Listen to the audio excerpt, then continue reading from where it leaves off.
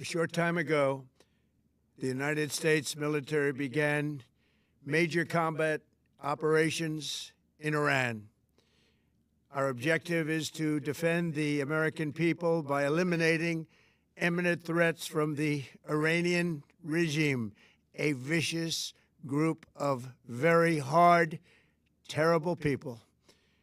Its menacing activities directly endanger the United States, our troops, our bases overseas, and our allies throughout the world. For 47 years, the Iranian regime has chanted death to America and waged an unending campaign of bloodshed and mass murder, targeting the United States, our troops, and the innocent people in many, many countries. Among the regime's very first acts was to back a violent takeover of the U.S. Embassy in Tehran, holding dozens of American hostages for 444 days. In 1983, Iran's proxies carried out the Marine barracks bombing in Beirut that killed 241 American military personnel. In 2000, they knew and were probably involved with the attack on the USS Cole. Many died. Iranian forces killed and maimed hundreds of American service members in Iraq. The regime's proxies have continued to launch countless attacks against American forces stationed in the Middle East in recent years, as well as U.S. naval and commercial vessels in international shipping lanes. It's been mass terror, and we're not going to put up with it any longer. From Lebanon to Yemen and Syria to Iraq, the regime has armed, trained, and funded terrorist militias that have soaked the earth with blood and guts. And it was Iran's proxy, Hamas, that launched the monstrous October 7th attacks on Israel, slaughtering more than 1,000 innocent people, including 46 Americans, while taking 12 of our citizens hostage. It was brutal, something like the world has never seen before. Iran is the world's #1 state sponsor of terror and just recently killed tens of thousands of its own citizens on the street as they protested. It has always been the policy of the United States, in particular my administration, that this terrorist regime can never have a nuclear weapon. I'll say it again, they can never have a nuclear weapon. That is why in Operation Midnight Hammer last June, we obliterated the regime's nuclear program at Fordow, Natanz, and Isfahan. After that attack, we warned them never to resume their malicious pursuit of nuclear weapons, and we sought repeatedly to make a deal. We tried. They wanted to do it. They didn't want to do it. Again, they wanted to do it. They didn't want to do it. They didn't know what was happening. They just wanted to practice evil. But Iran refused, just as it has for decades and decades. They've rejected every opportunity to renounce their nuclear ambitions, and we can't take it anymore. Instead, they attempted to rebuild their nuclear program and to continue developing long-range missiles that can now threaten our very good friends and allies in Europe, our troops stationed overseas, and could soon reach the American homeland. Just imagine how emboldened this regime would be if they ever had and actually were armed with nuclear weapons as a means to deliver their message. For these reasons, the United States military is undertaking a massive and ongoing operation to prevent this very wicked, radical dictatorship from threatening America and our core national security interests. We are going to destroy their missiles and raise their missile industry to the ground. It will be totally, again, obliterated. We're going to annihilate their Navy. We're going to ensure that the region's terrorist proxies can no longer destabilize the region or the world and attack our forces and no longer use their IEDs or roadside bombs, as they are sometimes called, to so gravely wound and kill thousands and thousands of people, including many Americans. and we will ensure that Iran does not obtain a nuclear weapon. It's a very simple message. They will never have a nuclear weapon. This regime will soon learn that no one should challenge the strength and might of the United States Armed Forces. I built and rebuilt our military in my first administration, and there is no military on earth even close to its power, strength, or sophistication. My administration has taken every possible step to minimize the risk to U.S. personnel in the region. Even so, and I do not make this statement lightly, the Iranian regime seeks to kill. The lives of courageous American heroes may be lost, and we may have casualties. That often happens in war. But we're doing this not for now. We're doing this for the future, and it is a noble mission. We pray for every service member as they selflessly risk their lives to ensure that Americans and our children will never be threatened by a nuclear-armed Iran. We ask God to protect all of our heroes in harm's way, and we trust that, with his help, the men and women of the armed forces will prevail. We have the greatest in the world, and they will prevail. To the members of the Islamic Revolutionary Guard, the armed forces, and all of the police, I say tonight that you must lay down your weapons and have complete immunity, or, in the alternative, face certain death. So, lay down your arms. You will be treated fairly with total immunity, or you will face certain death. Finally, to the great, proud people of Iran, I say tonight that the hour of your freedom is at hand. Stay sheltered. Don't leave your home. It's very dangerous outside. Bombs will be dropping everywhere. When we are finished, take over your government. It will be yours to take. This will be probably your only chance for generations. For many years, you have asked for America's help, but you never got it. No president was willing to do what I am willing to do tonight. Now you have a president who is giving you what you want. So let's see how you respond. America is backing you with overwhelming strength and devastating force. Now is the time to seize control of your destiny and to unleash the prosperous and glorious future that is close within your reach. This is the moment for action. Do not let it pass. May God bless the brave men and women of America's armed forces. May God bless the United States of America. May God bless you all. Thank you.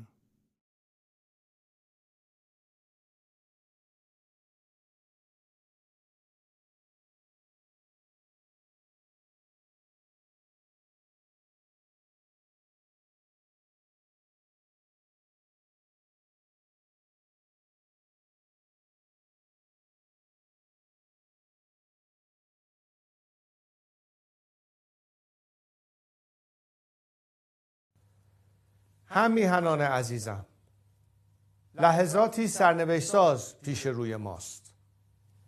کمکی که رئیس جمهور ایالات متحده به مردم شجاع ایران وعده داده بود اکنون رسیده است.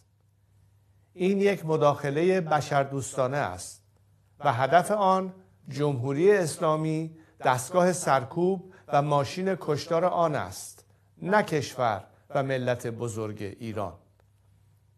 اما با وجود رسیدن این کمک، پیروزی نهایی همچنان به دست ما رقم خواهد خورد. این ما ملت ایران هستیم که در این آخرین نبرد کار را تمام خواهیم کرد. زمان بازگشت به خیابانها نزدیک است. اکنون که جمهوری اسلامی در حال فروپاشی است، پیام من به نیروهای نظامی، انتظامی و امنیتی کشور روشن است. شما سوگند خورده اید حافظ ایران و ملت ایران باشید، نه حافظ جمهوری اسلامی و سرکردگانش. وظیفه شما دفاع از مردم است، نه دفاع از رژیمی که با سرکوب و جنایت میهن ما را به گروگان گرفته است. به ملت بپیوندید و به یک گذار باثبات و امن کمک کنید. در غیر این صورت با کشتی در هم شکسته خامنه‌ای و رژیمش غرق خواهید شد. و پیام من به رئیس جمهور ایالات متحده پرزیدنت ترامپ این است: ملت شریف ایران با وجود سرکوب و کشتار وحشیانه این رژیم نزدیک به 2 ماه با دلاوری ایستادگی کرد. اینک از شما می‌خواهم بیشترین احتیاط ممکن را برای حفظ جان غیر نظامیان و هممیهنانم به کار ببرید.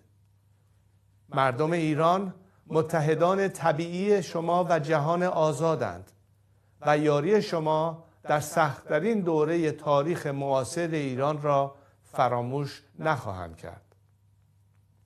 و به شما هممیهنان عزیزم در ایران، در این ساعتها و روزهای حساس بیش از هر زمان دیگر باید بر هدف نهایی خود متمرکز بمانیم: باز پس گرفتن ایران.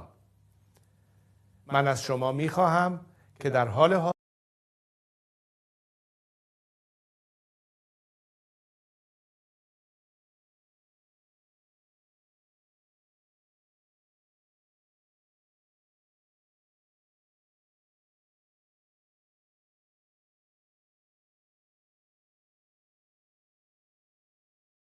دیدی به دست ما رسیده از تجاوز هوایی آمریکا و رژیم صهیونیستی به تهران و چند شهر کشور که در قاب شبکه خبر این تصاویر رو مشاهده می‌کنید. بر اساس اعلام منابع خبری علاوه بر تهران، ساعتی قبل صدای چند انفجار در برخی شهرها از جمله اصفهان، قم، برخی مناطق استان لرستان، کرمانشاه، کرج و تبریز هم شنیده شده. شما آخرین تصاویری که به دست ما رسیده رو از قاب شبکه خبر مشاهده می‌کنید.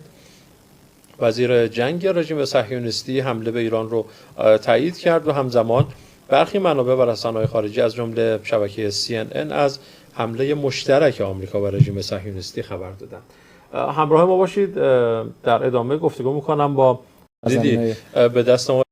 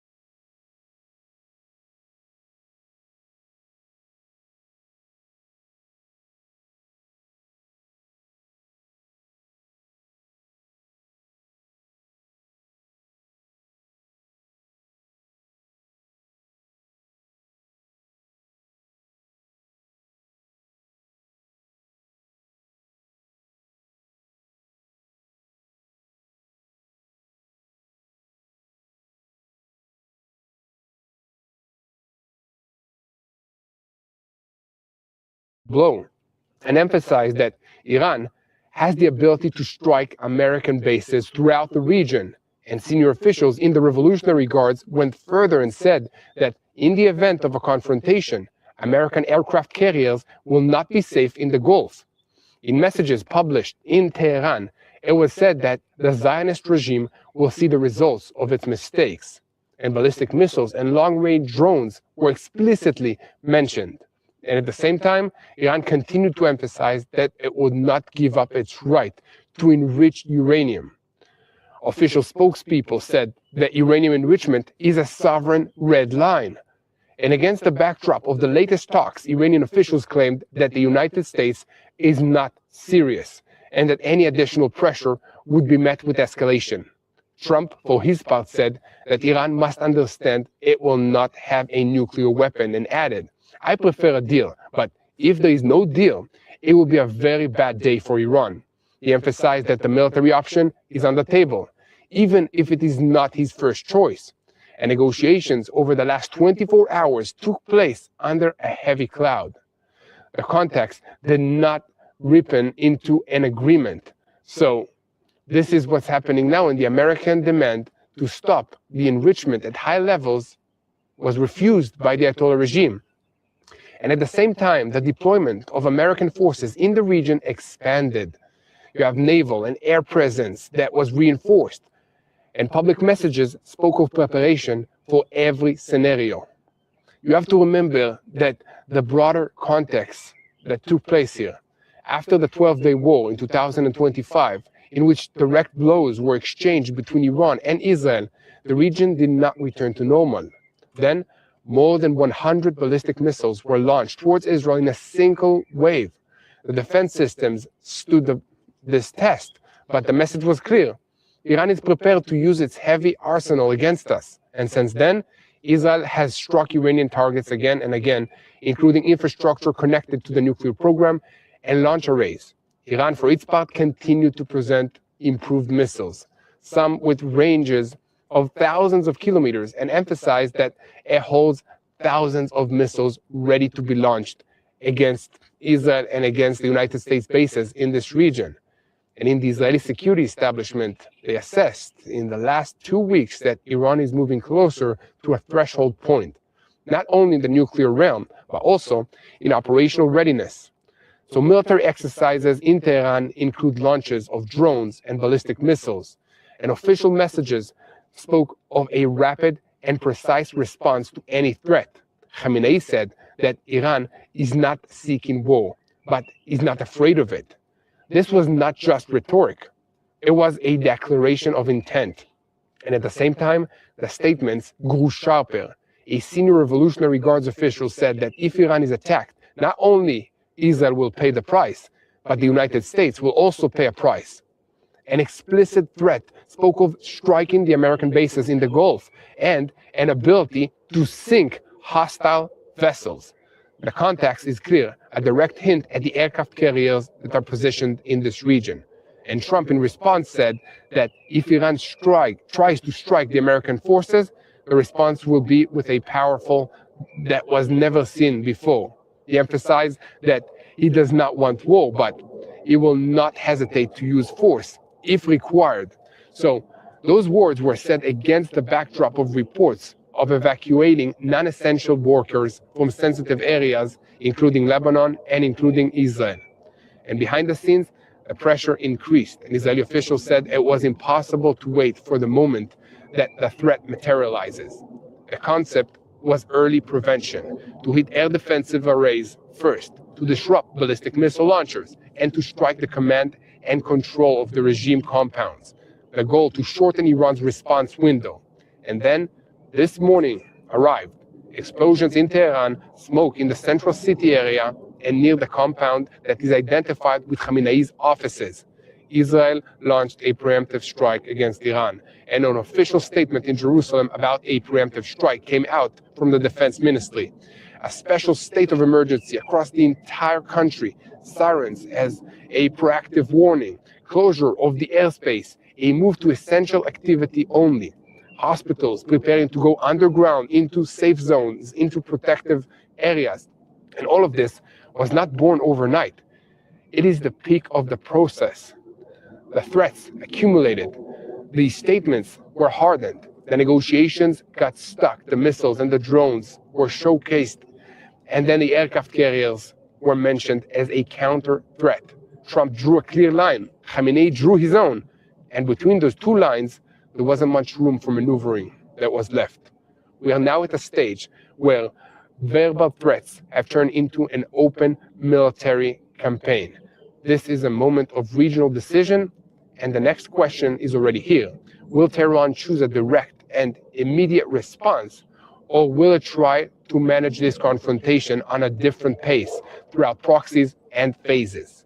Let me know what you think about this in the comments. Do you think this is going to be a long war, or is this like a one strike and done? We will continue to bring you the whole truth about what's happening in Israel from the ground, boots on the ground. Yair Pinto and Mati Shoshani are here to report, to tell you everything, to encourage you to pray for us, for the situation, for the United States forces that are deployed here, and for all our allies. And of course, we are praying for the Iranian people. Yes, we are praying for the Iranian people to have a better leadership, not this tyrannical regime. This is what we are praying for. and we are with you live here to let you know what's happening so that you'll be involved. This war is about all of us and not just Israel and Iran. It affects all of us. The Iranian regime is already striking in multiple locations in this region, not Israel, in other US bases all across the Middle East. And I'm hearing reports. Tomer, if you can tell me the names of the bases again, I can inform our viewers. You said, which bases, Tomer? I'll continue, Yair. We have information on several different bases that have been attacked. One was Bahrain. There's a U.S. base that was attacked there. There's already images coming out of that. But at the same time, you have the UAE who's closed their airspace, and we have several other images. There's reports even of explosions in Abu Dhabi, but they're not confirmed yet. That's the UAE. So it's multiple Gulf states that are reporting explosions. One verified one, which is a Bahrain U.S. base that was evacuated actually quite a while ago, anticipating this attack or this response by the Iranians. But multiple Gulf states are reporting explosions. And I want to explain the backdrop here is Israel has eliminated the Iranian chief of staff. We've eliminated, in this round, we've eliminated multiple heads of their armed mechanism, IRGC and otherwise. And they're retaliating with full force, not just against Israeli targets, but also against targets that they identify as related to Israel or related to the United States or allying with Israel or the United States, such as the UAE or Kuwait, etc. And that's what we're seeing right now. We're seeing attacks and missiles hitting targets outside of Israel in different Gulf states by Iranian missiles. They warned us this would happen, and this is exactly where we're going. By the way, I'm going to say goodbye to our viewers right now.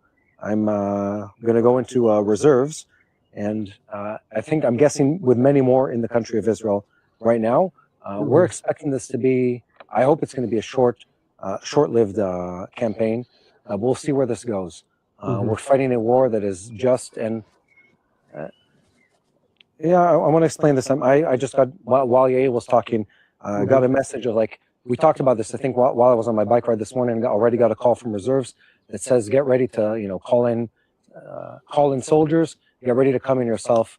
And I'm just texting in the background over here, and I'm going to pack my bag and head in, as I am doing, many more are doing in Israel, because we're expecting a prolonged series of retaliatory attacks by the Iranians against Israel. And one of the ways they try to do that, by the way, is by carrying terrorist attacks against Israeli civilians throughout this country.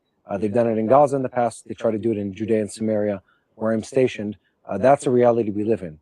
The Iranians that we're fighting, they try to carry out terrorist attacks through proxies, including within the state of Israel. And myself and many more are getting called back into reserves now to prevent that from happening, to keep this country safe. And I want to ask our viewers, as I part, to continue praying for everyone who's we can hear in reserves. Sirens now. Yeah, I'm not hearing them yet. To continue praying for everyone who's in reserves in Israel, for our families specifically, and for the hearts of the children as we enter this difficult phase.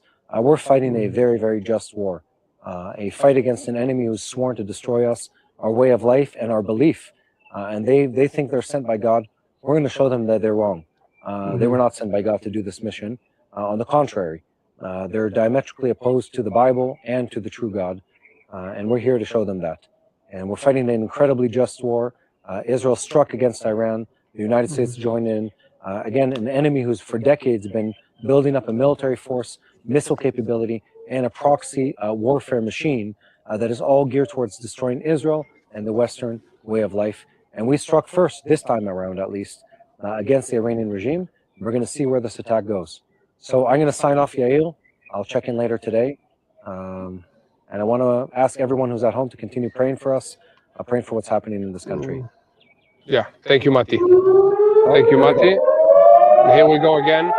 As you can see, there is siren alarms now here in our areas all over the place. I want to show you the skies to see if we're receiving any interceptions above us.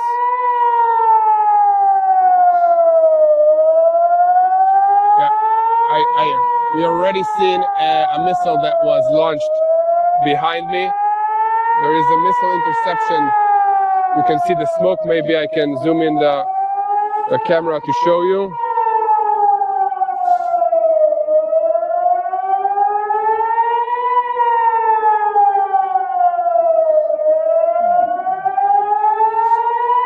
There was an interception just above this location there.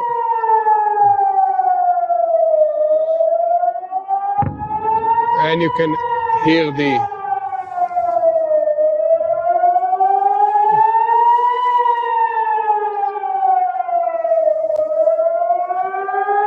So for those of you that are joining us now, we are live from Israel, reporting after a war was launched officially, a preemptive war between Israel, the United States, and Iran. This war was prepared for multiple weeks and also months now. I just saw an interception not far from where I'm standing of one of the debris, and the entire nation of Israel is preparing for the response from the Iranians. And this is a regime that planned and threatened to launch attacks against Israel. May I remind all of you that this is not just a war between Israel and the United States of America. This is a war between good and evil, and the Islamic Republic of Iran has been again and again threatening Israel, but also the United States of America. Remember, they are chanting death to America and are chanting death to Israel, death to the United States of America. And that's why the US is here, because the regime does not want to give up their ballistic missile program, which can reach thousands of kilometers, thousands of miles.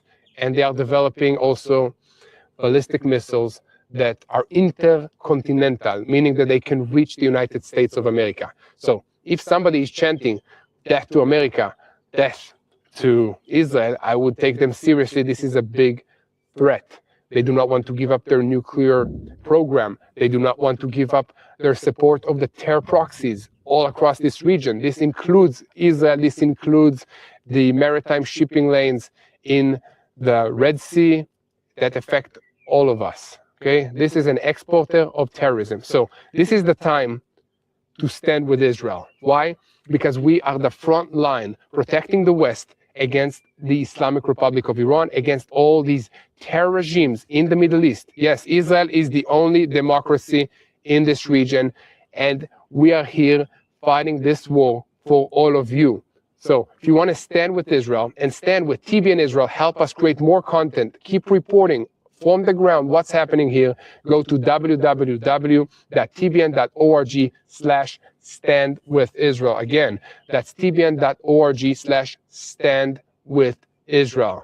We are here to report, to update, to share what is happening from the ground with you all around the world, and we need your help.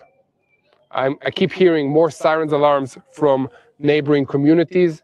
So the barrage that came in response from Iran to the Israeli retaliation, or to the Israeli first blow against Iran, is here, and the entire nation of Israel is in bomb shelters, including my family, my friends.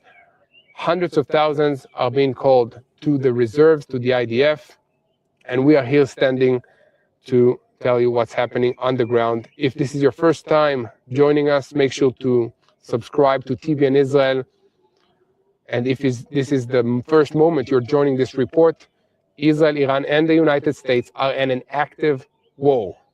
Yes, planes are traveling back and forth from Israel on the ground into the Islamic Republic of Iran, striking multiple capabilities.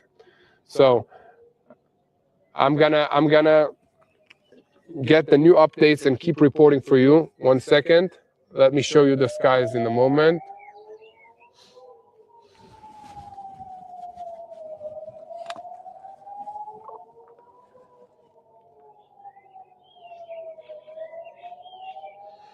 You can put in the meantime B-roll of the attacks against Iran. If Tomer and Frank, can you show them as I'm Okay, more sirens alarms are sounding. Let me show you the sky. See, maybe you can see some interception.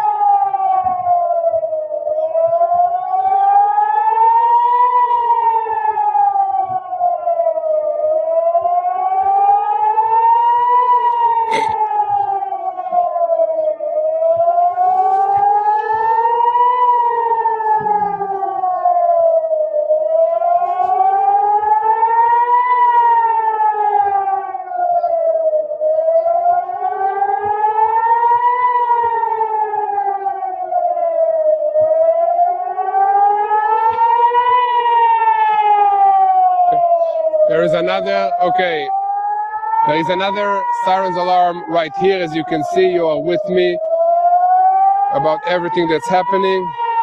I'm just receiving more updates from Tomer about what's going on. And I need to charge all my devices because they're about to run out of juice. Okay. Again, okay. Those of you who are just joining us now, let me set this camera correctly because everything moved aside. Okay, Israel and the United States have launched a combined preemptive strike against the Islamic Republic of Iran, an operation that is called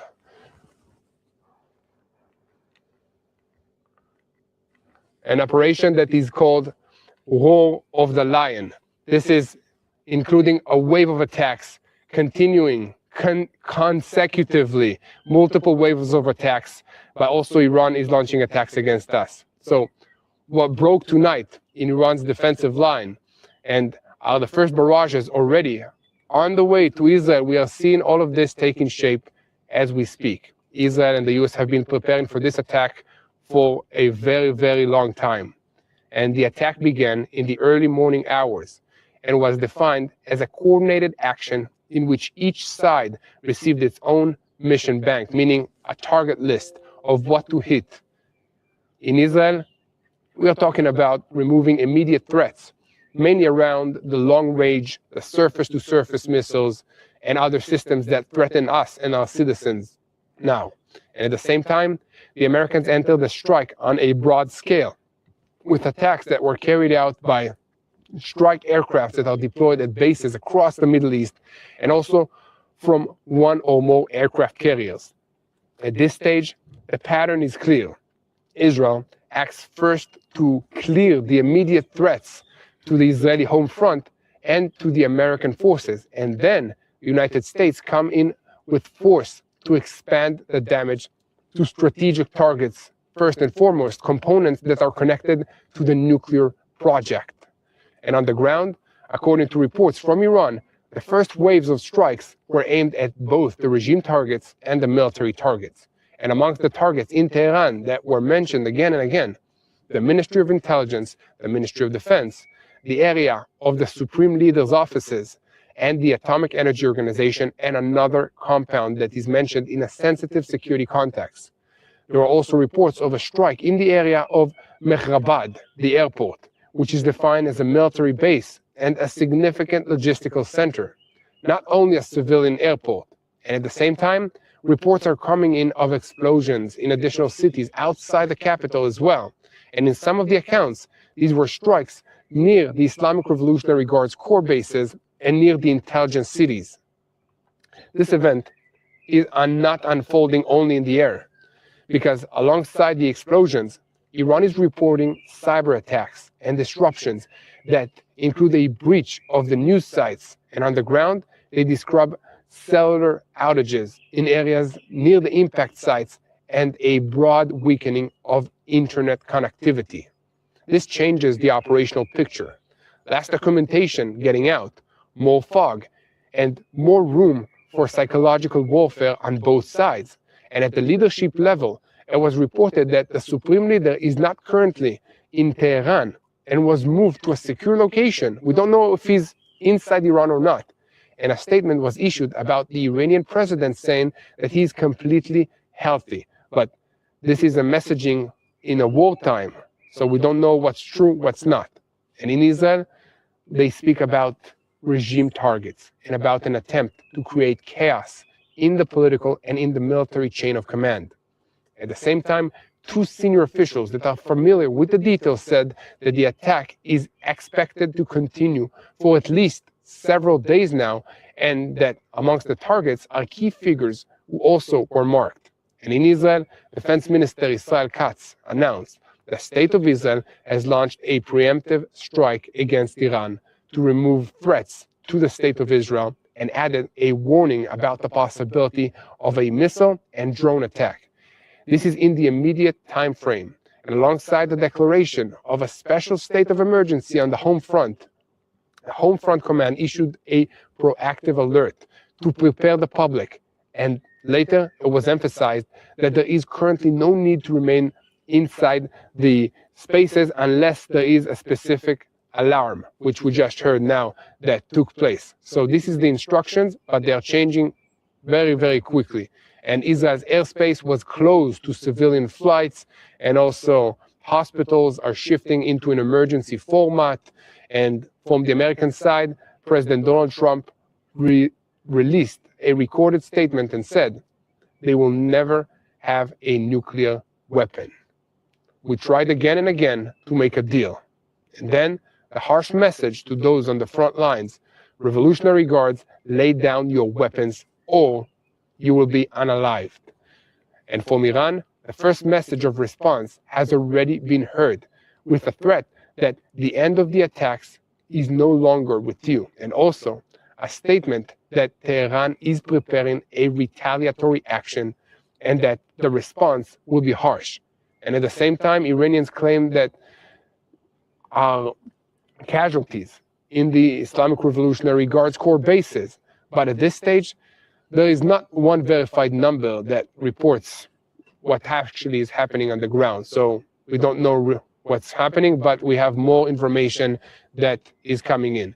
And this is an operation that is built over months under a veil of secrecy, compartmentalization, briefings, and timing that chose to surprise and disrupt the response of the Iranians against Israel and against the United States.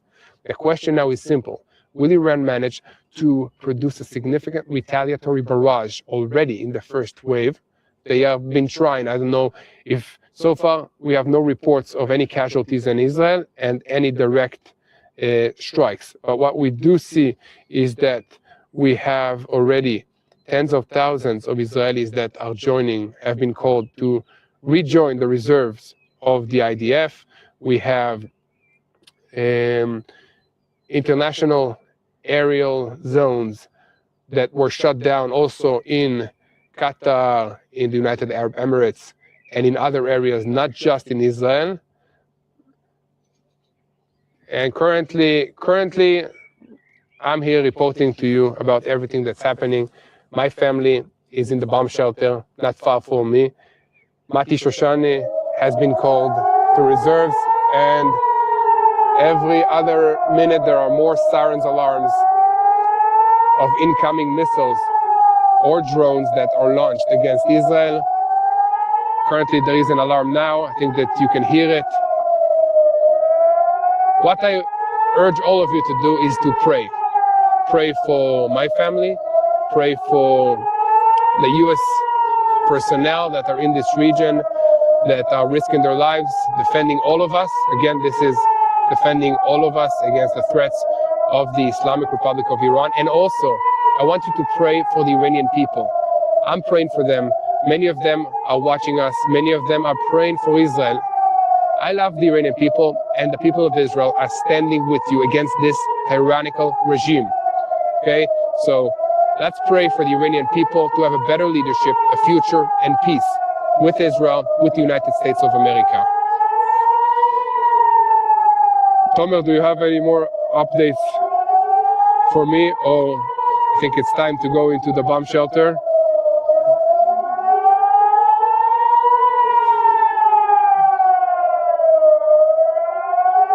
Okay, so again, thank you for joining us for this live update. I'm Yair Pinto. With me is Mati Shoshani. This is Boots on the Ground live report from Israel as the war between Israel and Iran has begun.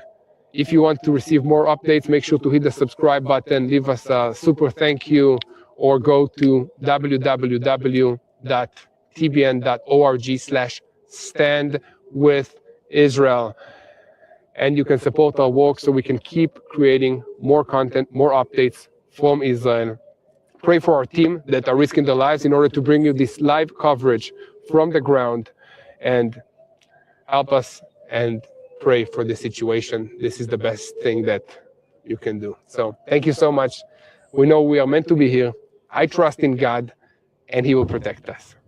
Keep praying for the peace of Jerusalem. I'm going to go into the bomb shelter with my family now. Thank you so much.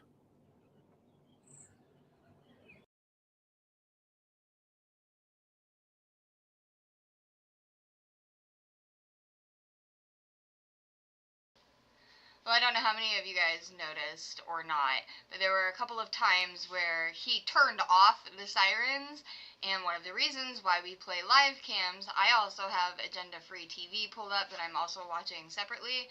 There aren't sirens or bombs going off right this second, and that pattern of sirens was also not happening. So I put a propaganda label on that because he was clearly jacking around with some of the audio there, at least for that segment. So something to be aware of. One of the reasons why we watch the live cams, so we can get confirmation on what all of these different quote-unquote reporters are saying.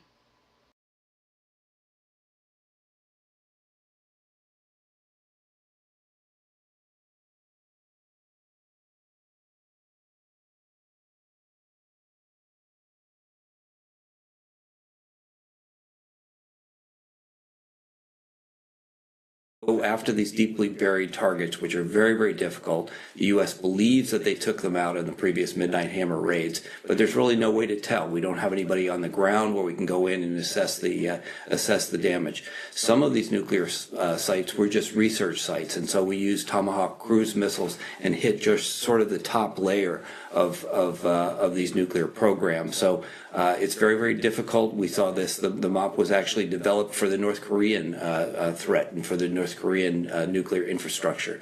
But it's very difficult to take these things out when they're buried deeply underground. It's very difficult to assess how well you did. And so what we're seeing now is that the U.S. is going back and going after these to make sure that they are taken out. Remember that there is highly enriched uranium, which the International Atomic Energy Commission doesn't know where they are. The U.S. doesn't know. So we've heard Steve Witkoff, the U.S. negotiator, talk about his concerns that the Iranians have the ability to make a bomb just with the highly enriched uranium that they have right now. So his concern there is what everybody has had. That concern is that there's already highly enriched uranium that could be made quickly into a bomb. Doesn't mean they would have the delivery, but they would quickly make it into a bomb and allow it to give Iran a nuclear weapon. The U.S. doesn't know where that highly enriched uranium is. The IAEA doesn't know where it is. And so part of the challenge here is to find out where is that material that could lead to a quickly put together Iranian bomb. And we want to look back at some of those images after the bombing last summer in June of what those facilities looked like after the bombing in that area, the before and the after in that area. And you can see where those strikes took effect. It's hard to know the full extent of the damage. At the time, President Trump saying that they obliterated parts of those nuclear facilities. Again, reiterating that in his speech from Mar-a-Lago tonight. But certainly the U.S. uncomfortable during these talks with Iran and possibly having information that Iran was, again, ramping up on its program. Yeah, you remember in the State of the Union, Michelle, the president said the Iranians have not said the magic word, and the magic words are, we will not have a nuclear weapon, we will not pursue a nuclear weapon capability. And so this is the real challenge for the U.S. is to figure out how are they if in fact that they are doing this this research would get them to the bomb. We know that they're rehardening the sites we've already hit, but just the very fact that they refuse to say that they are not going to pursue a nuclear weapon gave the president enough impetus, enough rationale to conduct these strikes jointly with the Israelis today. ABC's Steve Ganyard, stay with us. We want to go to Washington, D.C., to ABC's congressional correspondent, Jay O'Brien, getting up to speed again. The U.S. and Israel carrying out joint strikes in areas of Tehran in what could be a long operation coming up. Jay, we want to get some response from Congress and as well as lawmakers in that area. Of course, there was a bipartisan push that Democrats are going to force a vote in this next week that would have limited the president's powers. Yeah, that's right, Michelle. And we are still expecting that vote to occur. The question this morning is to what extent were congressional leaders briefed on this operation prior to it rolling out? We do know that there was a Gang of Eight briefing just a few days ago on the exact same day as the president's State of the Union on Tuesday. The Gang of Eight is the top congressional leaders in both the House and the Senate, and the top Republicans and Democrats on both the Senate and House Intelligence Committees, and they were briefed in a classified setting behind closed doors by Secretary of State Marco Rubio. We don't know what the topic of that briefing was. We assume that Iran was going to come up if it wasn't the exact subject of the briefing. All that we know is that Chuck Schumer, the top Democrat in the Senate, emerged from that briefing just a few days ago, and he said, quote, "This is serious, and the administration has to make the case to the American people." And then just hours later, the president held the State of the Union in which he drew a hard line with Iran, but he didn't necessarily delve into the why of a strike and why a strike would be necessary, despite, as you noted over the course of this broadcast, saying just months ago over the summer that Iran's nuclear capabilities had been obliterated, is the word that he and other administration officials continued to repeat. And so we don't know to what extent they were briefed. We are getting a little bit of congressional reaction, not from leadership, but from Senator Lindsey Graham, who's a close ally of the president's and who's obviously been very hawkish on Iran. And I just want to read you a little bit of how Lindsey Graham is framing this. Obviously, again, Lindsey Graham is someone who's hawkish on Iran and who has long called for regime change in Iran, but he's framing these strikes as the beginning of the dominoes falling of regime change. He says, quote, "The end of the largest state sponsor of terrorism is upon us. God bless President Trump, our military, our allies in Israel, freedom for the long-suffering Iranian people. This operation is necessary and long justified." Again, that is just Lindsey Graham's framing, and he has long called for regime change in Iran. But right now, it's the only reaction we're seeing tonight, and he's framing this in stark terms. And you think that this bipartisan resolution vote that the Democrats will force on the House floor could still take place? Very much so. And frankly, it gets more urgency now, right?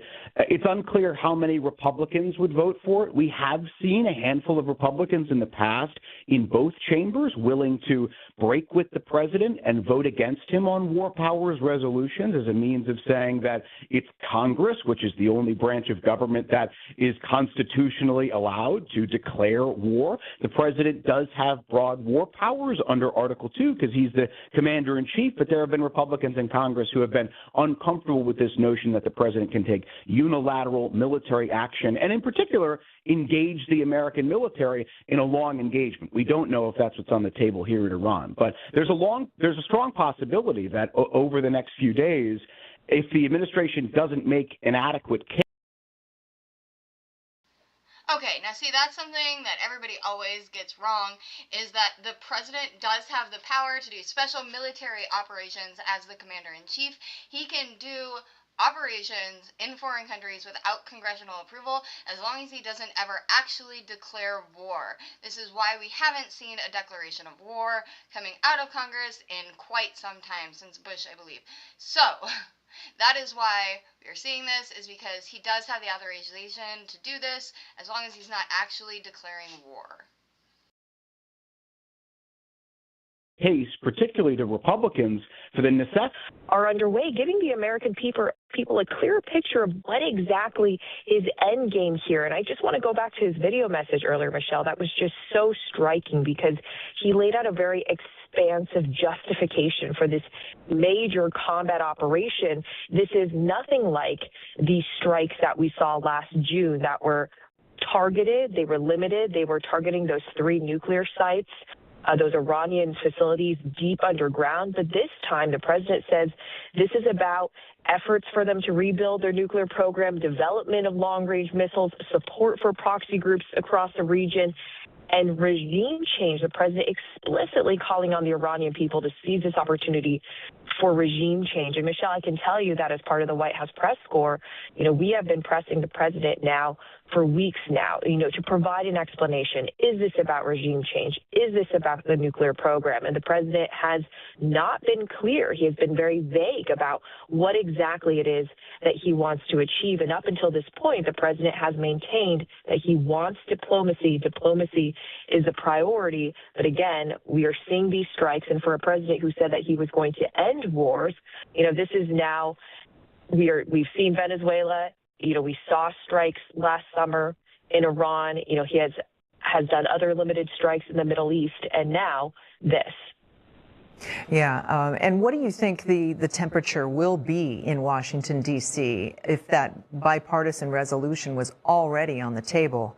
What do you think where do you think that's going to go in this coming week, given the circumstances and what's playing out in Tehran? Right. Well, the question is, can Democrats get enough Republicans on board? And not surprisingly, we have seen a reaction from some of the president's allies, including Republican Senator Lindsey Graham of South Carolina. He is posting online that, freedom for the long-suffering Iranian people is coming, that this is the end of the largest state sponsor of terrorism, saying this operation is necessary and justified. But we know that leading up to this, there were Republicans who were also trying to remind the president that, look, the Constitution grants Congress alone the power to formally declare war. There were a lot of concerns leading up to this. Senator Jack Reed of the Armed Services Committee, he warned Friday, a day before the attack began, that Congress has received no real briefings, no intelligence. He expressed concerns shared among many Democrats that while Iran, of course, poses a serious threat to the United States, the administration had presented no strategic justification for preemptive strikes.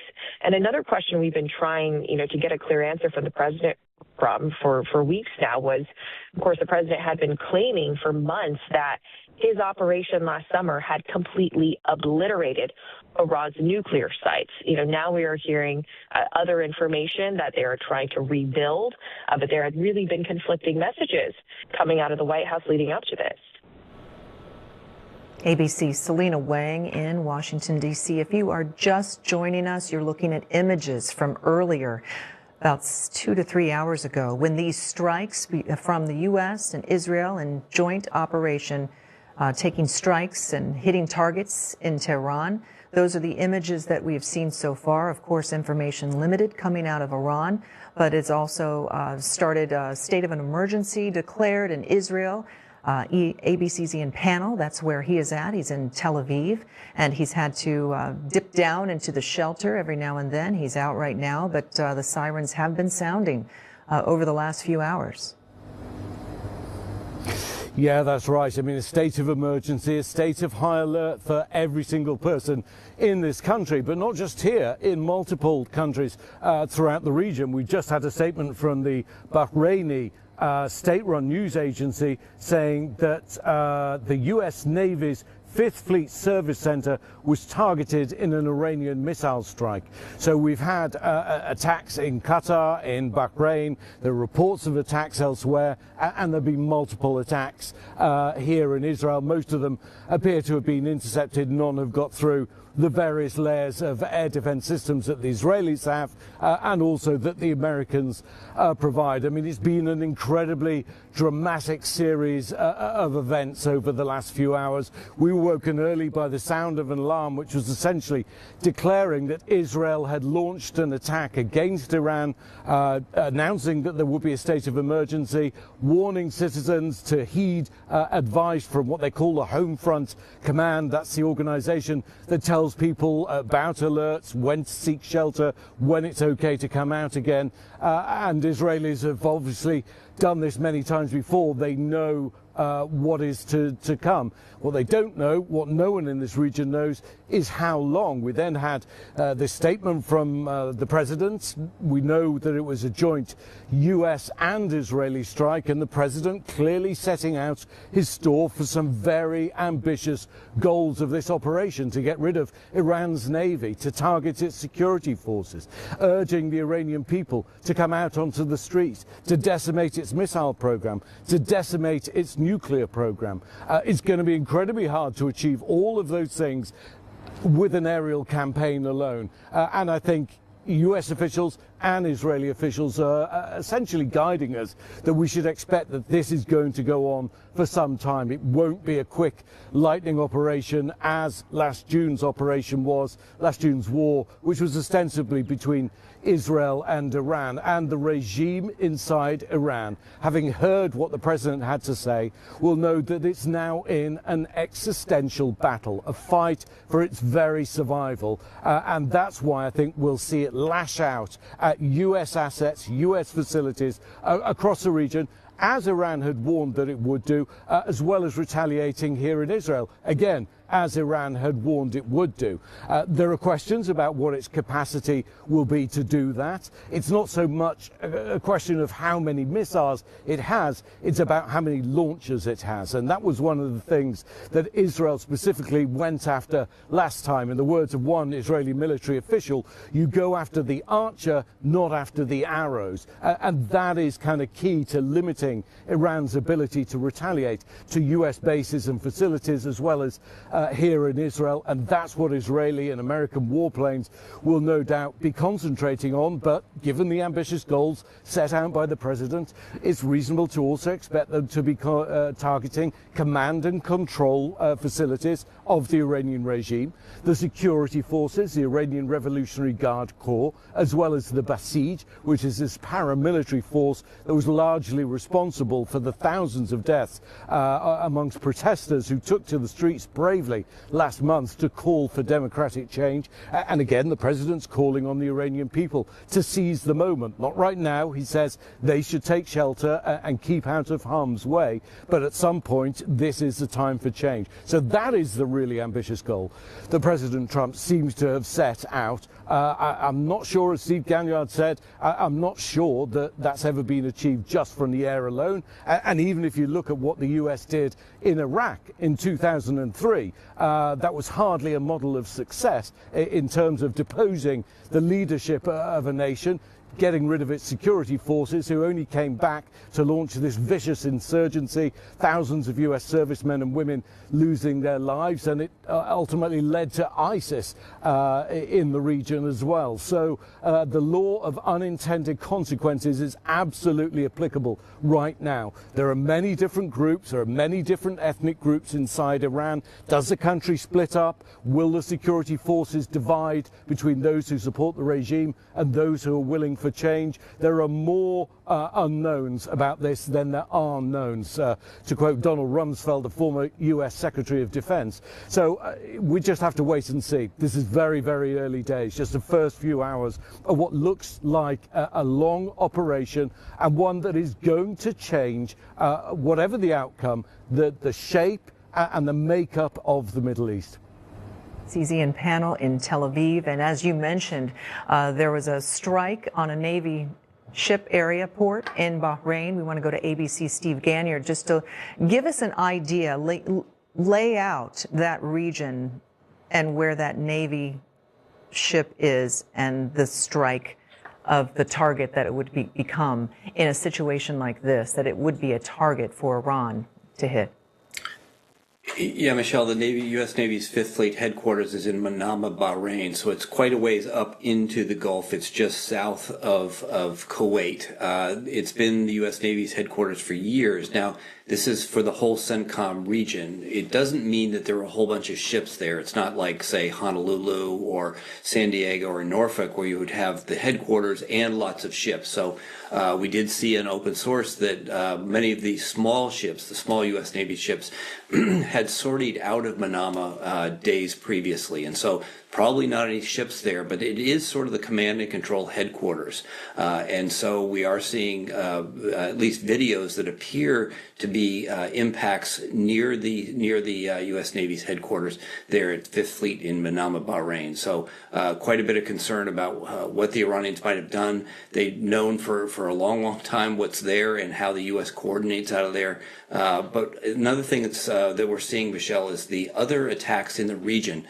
So apparently there's reports that the U.S. has hit sites in southern Baghdad, which is where the Kataib Hezbollah headquarters is, very closely aligned Hezbollah arm of the Iranian regime. There are reports of explosions in Damascus and Syria. And so the U.S. and the Israelis obviously have said, if we're going to do this, we're going to take out all of the Iranian proxies in the region. We're going to go after all of the ways that they would have to come back at us, all of the ways that the Iranians have been able to maintain at least a presence, if not power, in the region. And so we're seeing a diversity of targets that was never before done by either the U.S. or Israel. And that's, frankly, what it's going to take if the president wants to create regime change. He's going to have to bring down the military, bring down the IRGC, the besieged forces, all the paramilitary forces, take out the intelligence capability, take out the nuclear capability, take out the Iranian Navy. All those things are going to take time, and that's why the president has warned the U.S. people that this is going to be a multi-day event. ABC's Stephen Ganyard, thank you very much for your expertise on that. We do want to go back to talk with ABC's Jay O'Brien. Give us an idea of what's next on Capitol Hill, given the situation that's unfolding in the Middle East with these strikes inside Tehran, a joint operation between the U.S. and Israel.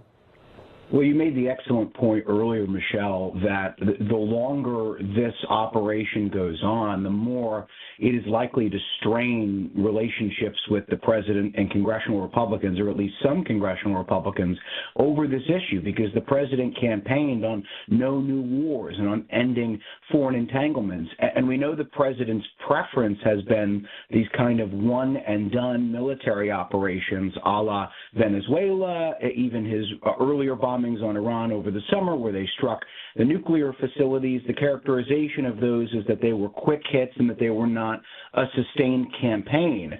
And the reality here is if this transitions into something that lasts days, weeks, or even months, and we don't know if it will, but if it does, that is likely to create some unease amongst congressional Republicans who have already, in certain numbers, shown a little bit of a concern as it relates to the president's war powers. There were war powers votes on Venezuela, for example, where we saw a handful of Republicans in the House and the Senate break with President Trump and vote to curtail his war powers. They were not enough, ultimately, to get those resolutions passed. Leadership in both chambers, Republican leadership, was able to kind of beat that concern off and say that, we will, or the president saying he's not going to commit troops, et cetera, et cetera. And so that eased the concerns amongst Republicans. But if you have a long, drawn-out military campaign in Iran, that is likely to create an issue. And we're already going to get a test of that next week, as you mentioned previously, because Democrats have vowed in both the House and the Senate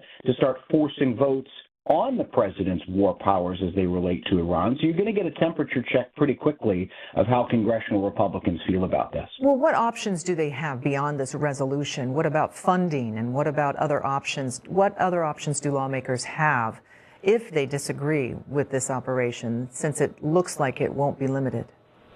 I mean, the reality is it's largely going to be a war powers resolution, because curtailing funding, to the military, et cetera, is going to be a step that most likely lawmakers would not be willing to take. Also, the Pentagon's funding is already cleared through.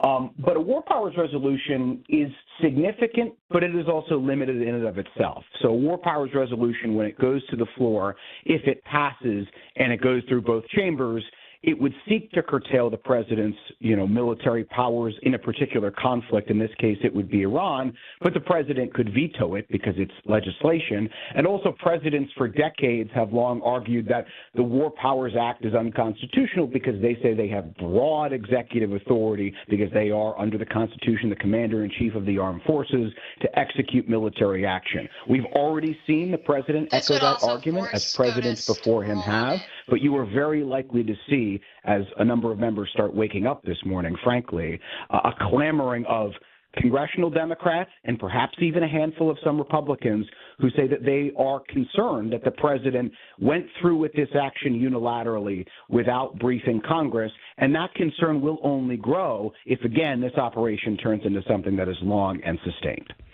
That the so-called Gang of Eight, the congressional leaders, were briefed earlier today. What did we learn from that briefing? So we're not quite sure when the Gang of Eight was briefed by last I checked. We know that the Gang of Eight was briefed on Tuesday, prior to the State of the Union.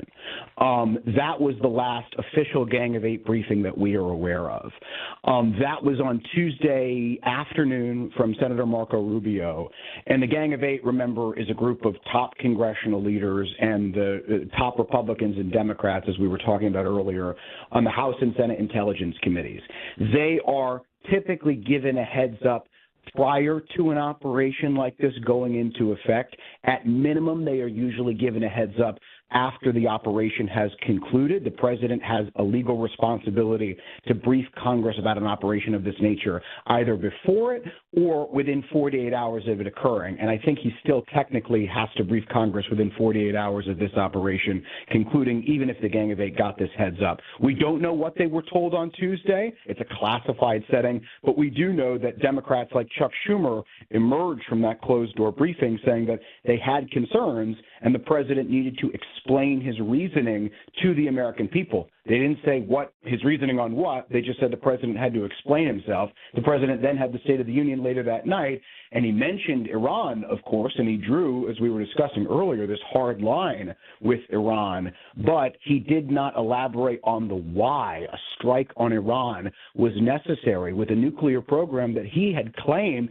had been completely cleaned out just months ago. And Jay, just recap for us that we had this buildup of military resources in the Middle East. At the same time, you had the backdrop of those negotiations on nuclear talks happening between the U.S. and Iran, which seemed to be progressing because they would lead to another round of talks. What was near unprecedented amount of firepower put into that region, the largest amount of firepower since the Iraq War. Obviously, it didn't compare to the sheer number of assets used in Iraq, but it was the largest since then. And it was clear that the president was deploying these military assets as a means of trying to have two options, right? Negotiations transpiring between the U.S. and Iran. And as those talks played out, the president had this alternate option. The question facing the president right now is, why did he decide to proceed with these strikes? Did he feel that the talks were not going anywhere, and therefore it was time to use the stick, if you will, rather than the carrot in these ongoing negotiations? Did he use these strikes as a means of trying to level set these negotiations, or, as mentioned earlier, is he now trying to pursue this strategy of regime change in Iran and use these strikes as the precipice for that moment? Just to get everyone caught up again, those images that you're seeing are plumes of smoke out of Tehran after strikes conducted by the U.S. and Israel in those strikes. And Jay, if you could walk us back a little bit on these talks of how they came about and when they started. They were sort of unprecedented in and of themselves, too, taking place in both Qatar and Oman, rather, and also in Geneva in recent weeks. Well, there are a couple of things that were unprecedented about these talks. First and foremost, they occurred after that bombing campaign over the summer, that strike on those 3 Iran nuclear facilities, and the administration had claimed that Iran's capability to build a nuclear weapon had been, again, to use the word they used, obliterated. So the question was, why were these talks necessary if Iran did not have that capability? And then secondly, they were also rare, if you will, because the president had long been critical of the Iran nuclear deal that President Obama struck in his second term, that Obama officials argued meaningfully set back Iran's path to a nuclear weapon and put in safeguards and inspectors, et cetera, and the president had long adopted the view that that was a bad deal. And so the question was why was he engaging in talks with Iran if he didn't view them as productive and he didn't view the deal that President Obama struck as something to build off of? But those talks did progress, and we even heard just as recently as Friday from the Iranians who said, in their view, that they had made good progress. The Iranians said that it was their demand, if you will, that they could continue to enrich uranium for nuclear energy. It was notable, though, that after the conclusion of the talks for the week, we did not hear that same level of optimism out of the American delegation, and that obviously set the stage for this morning. So, Jay, we've talked about, the appetite for getting the U.S. and dragging the U.S. into another conflict, as some have said and Democrats have said, or that we needed to take care of this in the region, as some of Republicans say. And you mentioned Lindsey Graham was very hawkish and came out right away with a statement as these strikes occurred. Yeah, and so far what we've seen over the course of the morning are statements of support. To be completely frank with you, we're getting a lot of members of Congress who are just now waking up to this news. That's not uncommon. Members of Congress, unless they're in leadership, are not usually briefed in advance of an operation like this. And again, the question that we keep coming back to is, what does this look like in the coming days and weeks and months? What does the level of support look like in Congress? And then also, what does the level of support look like amongst the American people, 70 million of which voted for President Trump and his repeated campaign promise to have the U.S. avoid foreign entanglements? There is one notable Democrat who is coming out this morning and supporting this operation. It's Senator John Fetterman, who's long had a very aligned stance with Israel. And I just want to read to you what he says.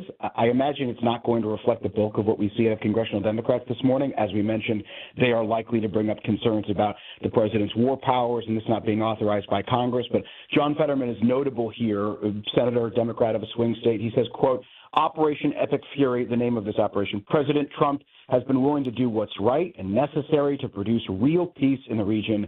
God bless the United States, our great military, and Israel. That again from Senator John Fetterman.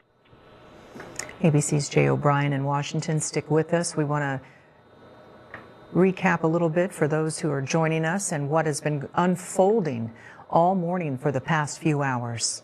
Israel and the U.S. taking coordinated strikes in the Tehran area. You see plumes of smoke coming out of Tehran in what is going to be a protracted, possibly, operation, as President Trump has put it, and he made a very sobering message today, earlier from Mar-a-Lago, talking about how American lives could also be on the line, but also appealing to Iranians, saying this is your time to rise up. He said right now, take shelter, but this could be your time in decades of what he called decades of terror, from what he described as the largest funder of terrorism in the Middle East. We're going to take a quick break. Stay with us. We'll be back.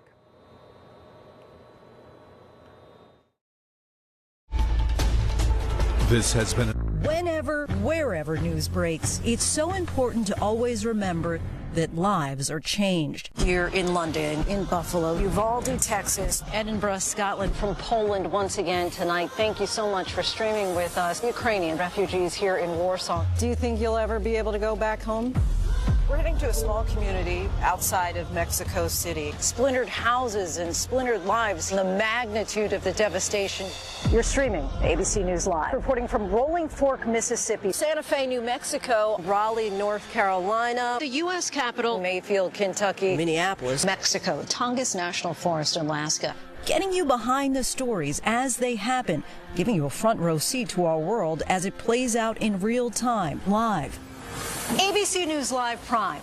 We'll take you there. Stream ABC News Live weeknights, America's most honored streaming news program, only on ABC News Live. Streaming free right now wherever you stream your news. I was sent to prison for 110 years. Pender was convicted in 2002 for the murder of her 2 roommates. I knew that I was going to die in prison. And then one day, I thought, I bet I can get out of here. Investigators say Sarah Pender is on the loose and dangerous. Run, Sarah, run. She has a Charles Manson-like ability to manipulate people. I'm real dangerous with my charming smile. I begged her to turn herself in because they had orders to shoot to kill. I feel like I'm on the scent. This could be it. This could be the one. I've never had to shoot anybody, but that first bullet had her name on it. Suddenly, there was a knock on the door. Holy this is it. Girl on the Run, the hunt for America's most wanted woman, only on Hulu and Hulu on Disney+. I've learned some really hard truths the hard way. I'm Amanda Knox. I'm a mom, I'm a writer, and I am the girl who was accused of murder. I got treatment from the media, but the media did not put me in prison.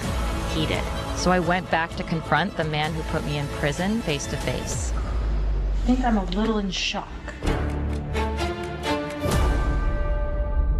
This is a global operation. Get your surveillance team in place. LAPD has agreed to help the FBI track down terrorist targets. There's nothing like a day in the job to remind you how quickly life can change. Get out of there.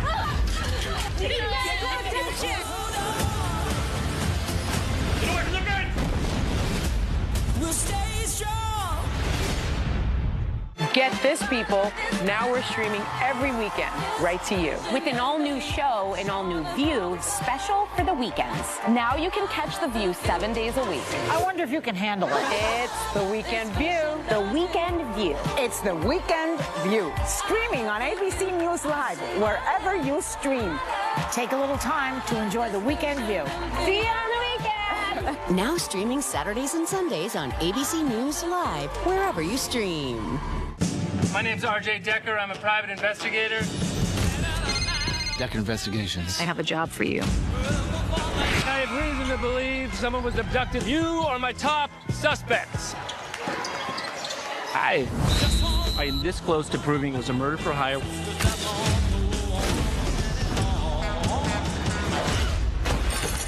This cannot go well.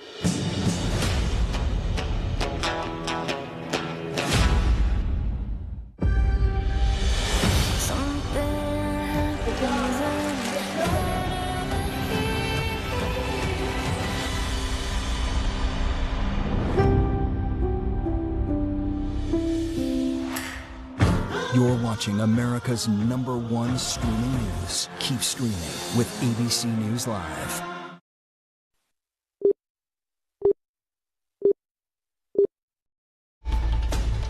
This is an ABC News special report.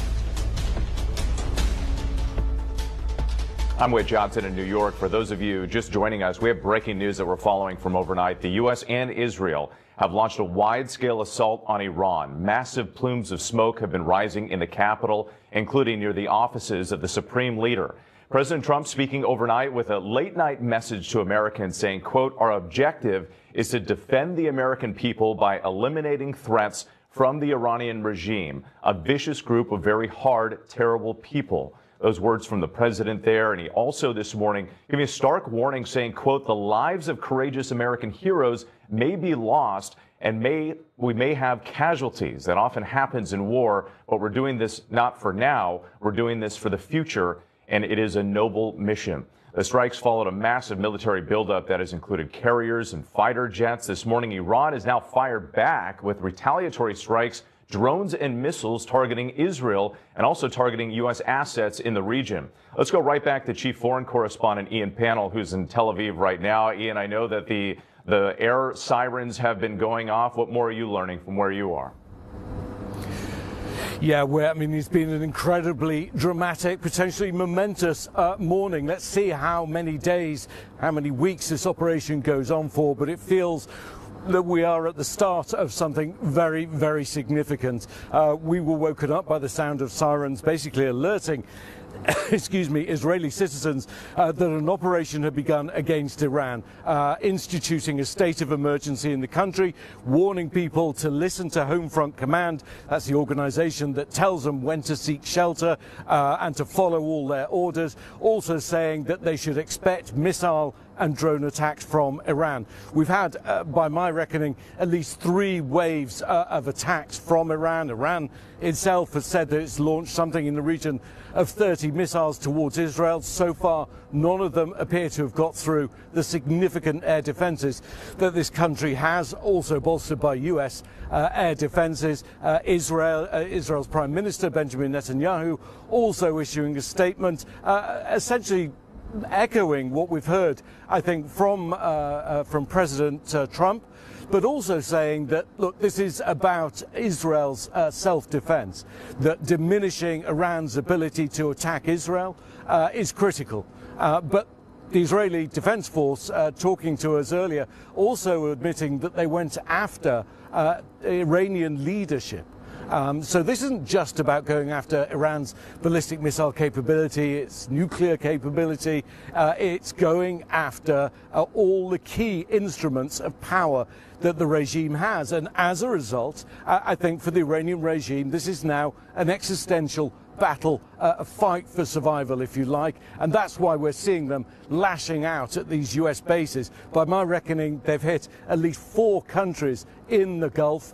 We know that they've hit, or certainly targeted, I should say, rather than actually hit Bahrain, which is home to the US Navy's 5th Fleet, to the UAE, the United Arab Emirates, again, home to US military facilities, Qatar, more US military facilities there, and Kuwait. But this is a rapidly developing situation. We know Iran has these short-range missiles that it's capable of using to attack those. The Iranian Revolutionary Guard Corps issuing a statement saying that it has attacked those and that there will be more attacks to come. And I think in some senses we should think about it like this. If the Iranian regime feels cornered, as it probably does right now, it almost has nothing to lose than attacking with all the strength that it has against US facilities. Even Israeli officials were telling me in recent days that they didn't expect that Israel would be targeted in the same way that it was targeted in June last year.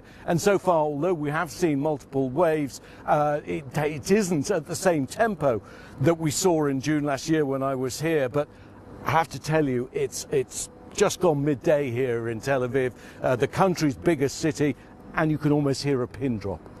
I can't see any cars out there. There are no people walking. People are hunkered down at home, near shelters, waiting, watching to try and find out what's going on. And as for the Iranians, the Iranian citizens who President Trump appealed to, saying, this is your time.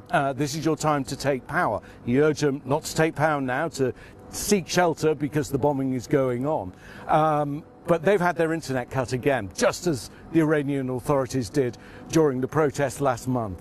So they are in an information vacuum. The Israelis and the Americans are urging Iranian civilians who live near military sites to move away. Well, they won't be getting that message right now because they're not getting any information. And so it will be a truly terrifying few days, I think, for ordinary civilians inside Iran. There'll be lots of questions about what happened. But it seems to me that we are at the beginning of something very, very important. And it's hard to imagine that the regime that has been in power in Iran since the revolution almost 50 years ago survives intact, that this will fundamentally change the entire makeup of the Middle East. Whit? Ian, panel for us, and as you pointed out, a rapidly developing situation. Sources telling ABC News that this is expected to potentially last for several days. The U.S. targeting military sites, government buildings, Iranian intelligence assets, and defense installations, as well as cyber. Now, in the days leading up to this, the White House sending signals that perhaps limited strikes could be in order, but this obviously looking much more significant at this point. Let's bring in Colonel Steve Ganyard, our ABC News analyst, to talk more about the assets in the region. And Steve, we know that there is an extraordinary buildup happening there. 2 aircraft carriers, plenty of aircraft, upwards of 30,000 troops, and more on the way. Talk to us about the assets in the region and what you're seeing so far in terms of what's being deployed. Yeah, with an extraordinary buildup of U.S. air power over the past few weeks and even months, to include the 2 aircraft carriers in the region, lots of Air Force jets, tactical jets, F-35s, F-22s, F-15s, F-16s. So almost half of all of the deployable air power of the United States military is now in the region. That said, what's interesting about what happened today and what's starting today is the element of surprise was most important. And so the U.S. did not move any bombers into the Diego Garcia base in the Indian Ocean or into the UK that might have tipped off the regime that something was about to happen. So lots of cruise missiles have been used already in the attacks that the U.S. and the Israelis have conducted. Those cruise missiles are able to pinpoint and hit very specific target areas. The president has said that they want to conduct regime change, and so most of the efforts in these early moments of the attacks on Iran have been focused on going after regime leadership.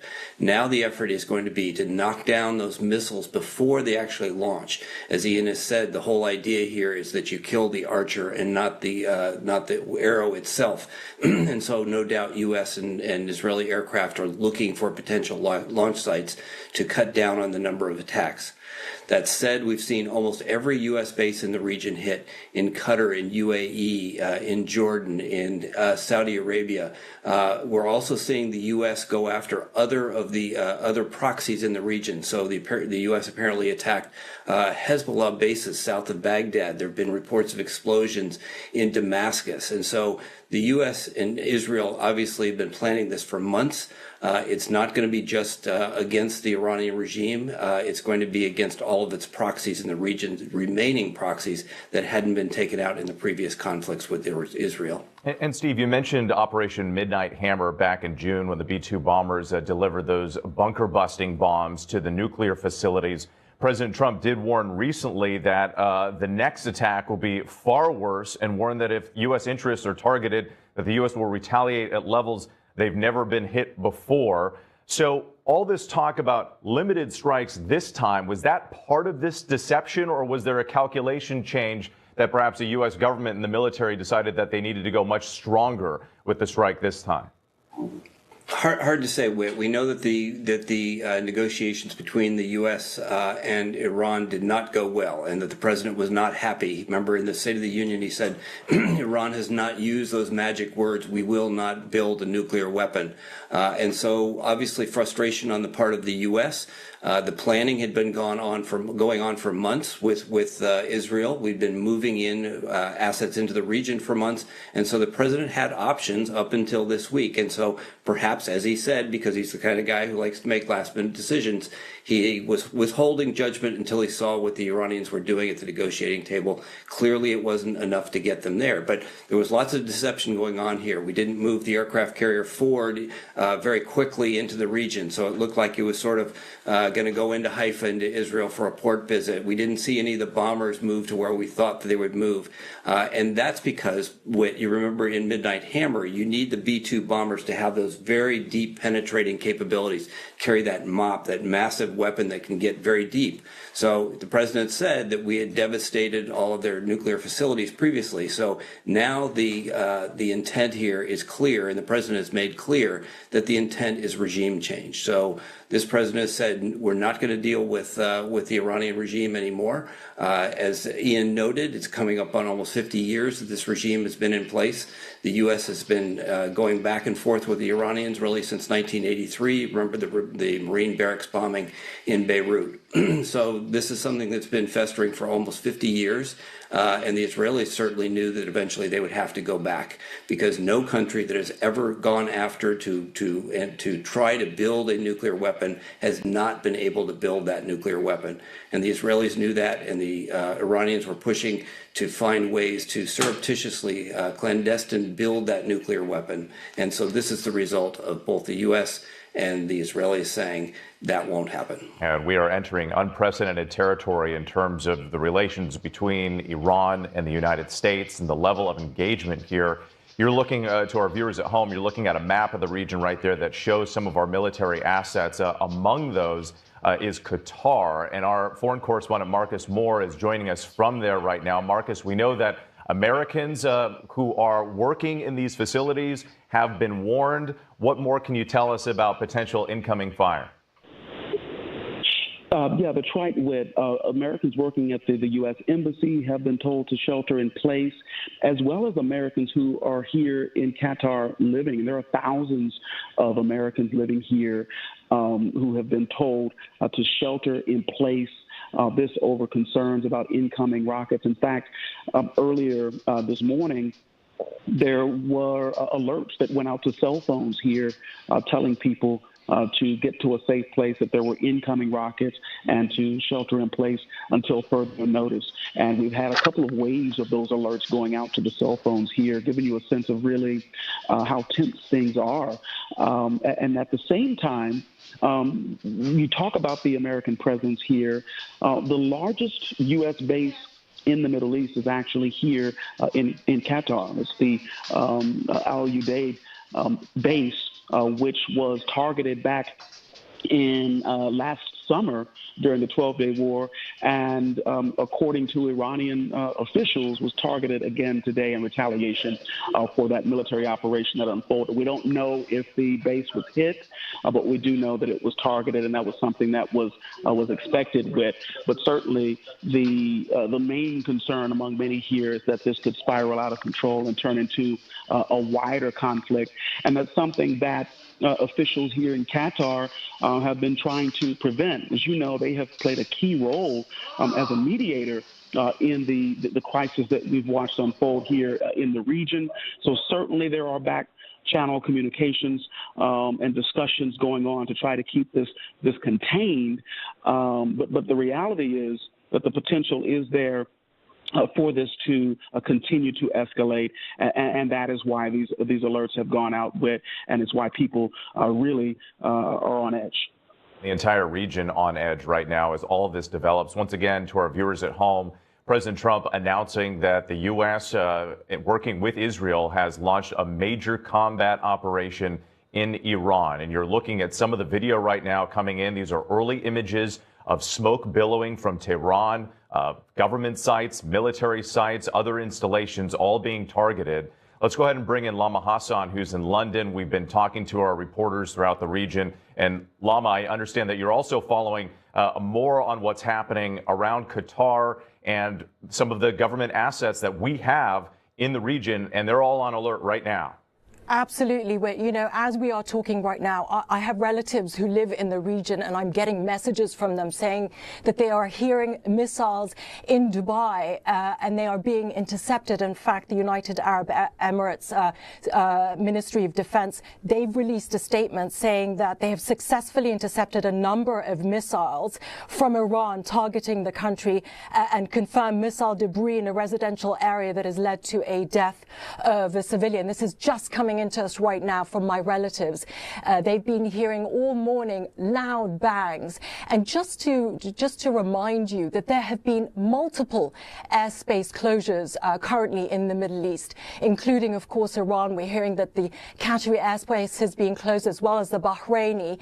And just to give you an idea of what happened earlier, and just reiterating what Marcus just reported, that early this morning, the U.S. Embassy issued a shelter in place for all U.S. citizens in Qatar, telling all embassy personnel to shelter in place, as well as all the Americans living there.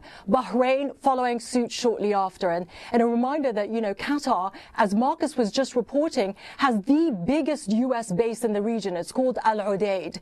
Remember, Iran launched a barrage of attacks there last summer in June during the 12-day war.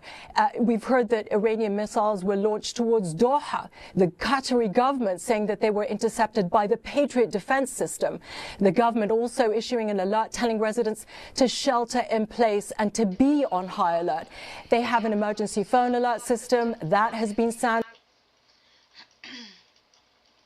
So it looks like we have Iran targeting a U.S. base in Bahrain, explosions heard in UAE's capital Abu Dhabi, and explosions heard in Kuwait.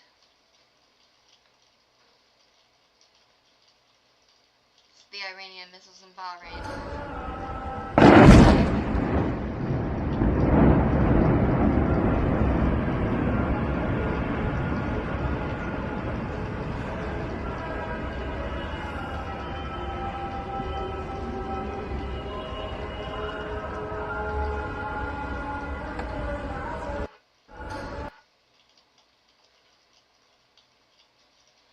IDF. The Israeli Air Force is currently conducting a broad strike on a number of military targets belonging to the Iranian regime in western Iran. I do not see anything on the Iranian live cams. There are, however, 4 Iranian live cams down in Tehran.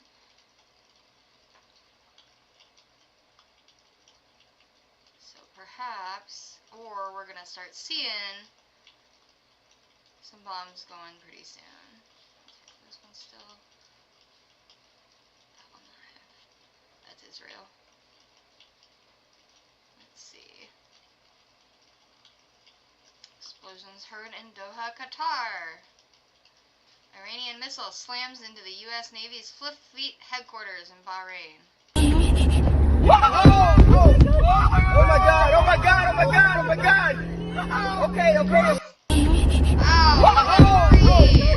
Oh my God! Oh my God! Oh my God! Okay, okay. That's nuts. Oh my God! Oh my God! Looks like a tornado.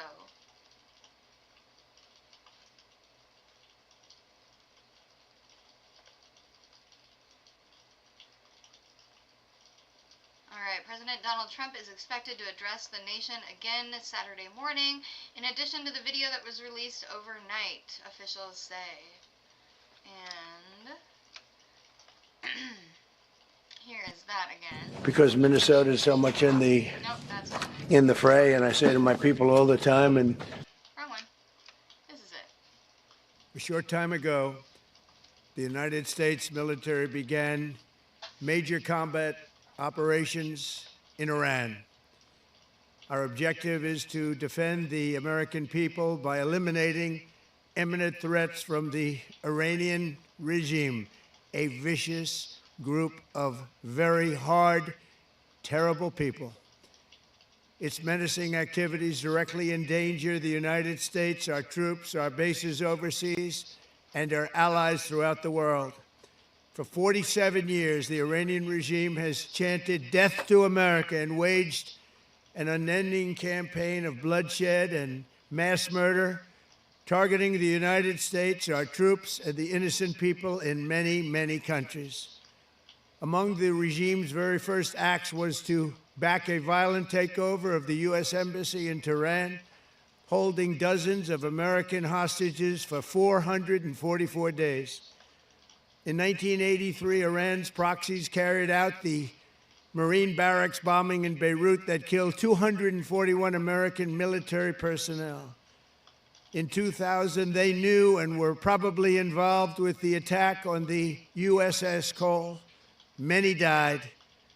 Iranian forces killed and maimed hundreds of American service members in Iraq. The regime's proxies have continued to launch countless attacks against American forces stationed in the Middle East in recent years, as well as U.S. naval and commercial vessels in international shipping lanes. It's been mass terror, and we're not going to put up with it any longer. From Lebanon to Yemen and Syria to Iraq, the regime has armed, trained, and funded terrorist militias that have soaked the earth with blood and guts. And it was Iran's proxy, Hamas, that launched the monstrous October 7th attacks on Israel, slaughtering more than 1,000 innocent people, including 46 Americans, while taking 12 of our citizens hostage. It was brutal, something like the world has never seen before. Iran is the world's #1 state sponsor of terror, and just recently killed tens of thousands of its own citizens on the street as they protested. It has always been the policy of the United States, in particular my administration, that this terrorist regime can never have a nuclear weapon. I'll say it again, they can never have a nuclear weapon. That is why in Operation Midnight Hammer last June, we obliterated the regime's nuclear program at Fordow, Natanz, and Isfahan.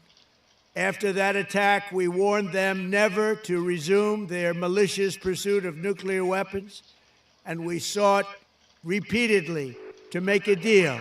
We tried, They wanted to do it. They didn't want to do it. Again, they wanted to do it. They didn't want to do it. They didn't know what was happening. They just wanted to practice evil. But Iran refused, just as it has for decades and decades. They've rejected every opportunity to renounce their nuclear ambitions, and we can't take it anymore. Instead, they attempted to rebuild their nuclear program and to continue developing long-range missiles that can now threaten our very good friends and allies in Europe, our troops stationed overseas, and could soon reach the American homeland. Just imagine how emboldened this regime would be if they ever had and actually were armed with nuclear weapons as a means to deliver their message.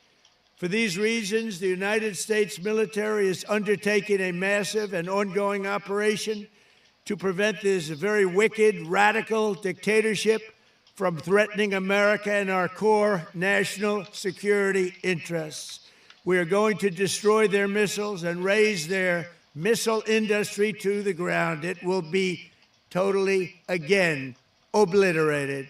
We're going to annihilate their Navy. We're going to ensure that the region's terrorist proxies can no longer destabilize the region or the world and attack our forces and no longer use their IEDs or roadside bombs, as they are sometimes called, to so gravely wound and kill thousands and thousands of people, including many Americans.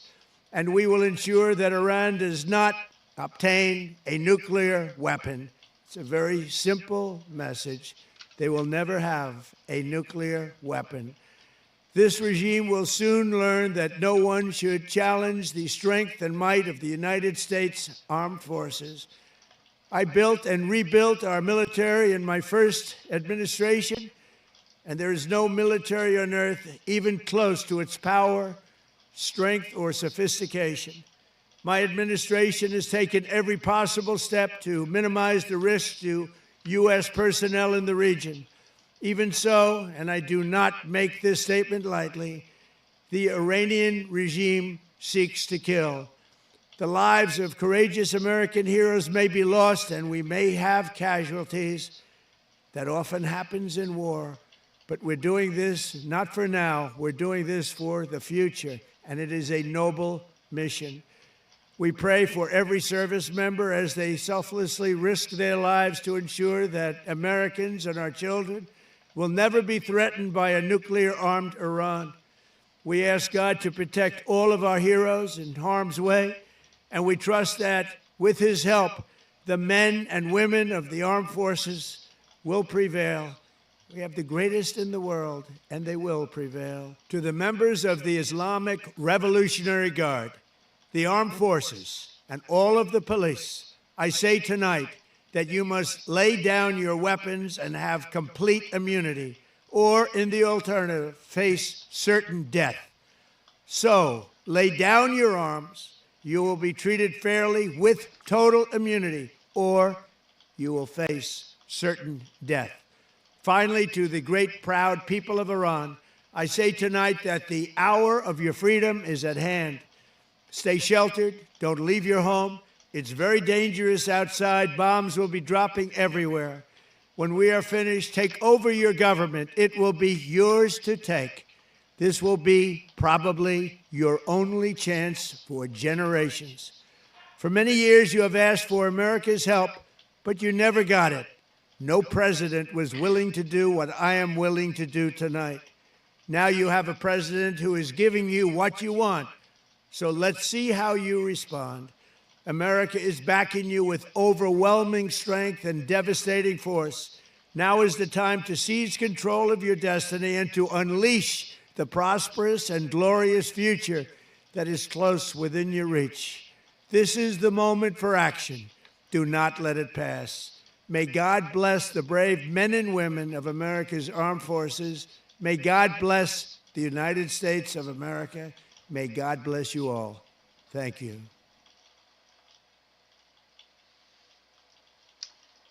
And there we have it. Let's see here. Ooh, Israeli fighter jets reportedly struck a military facility in Tabriz, hitting missile and defense infrastructure. Ola nemneli ola hardaydı pedafen. Ola gobelet türledi köyümüzde. Ola başlayayım bilmirəm kim baxacaq bu filmə. Biədəblik olmasın. Ola sikizə səribsiz gobelek türleyib orada baxı. Ola nem There was another video too over here. Let's see where to go.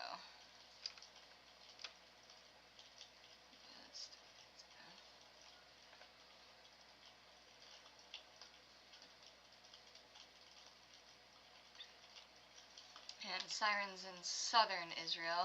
I do have the live UA map up for Israel and for Iran. This is where the bomb alert, the air raids alerts are going off.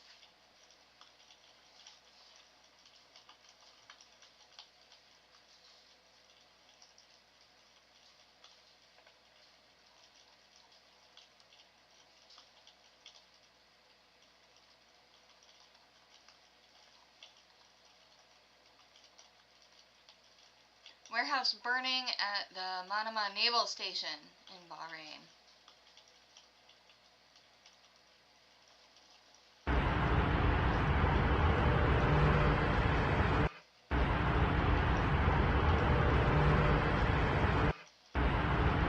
Dang, that's some black smoke.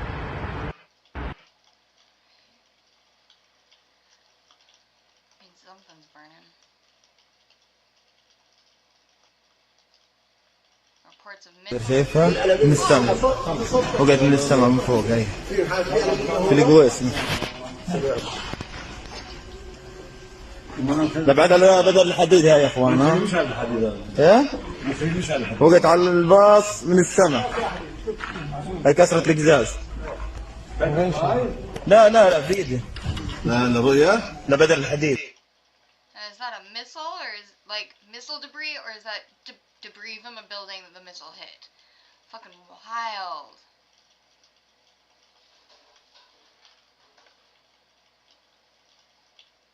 The USS Abraham Lincoln was attacked. Source Channel 9. I don't have Channel 9. Or photos of bombs.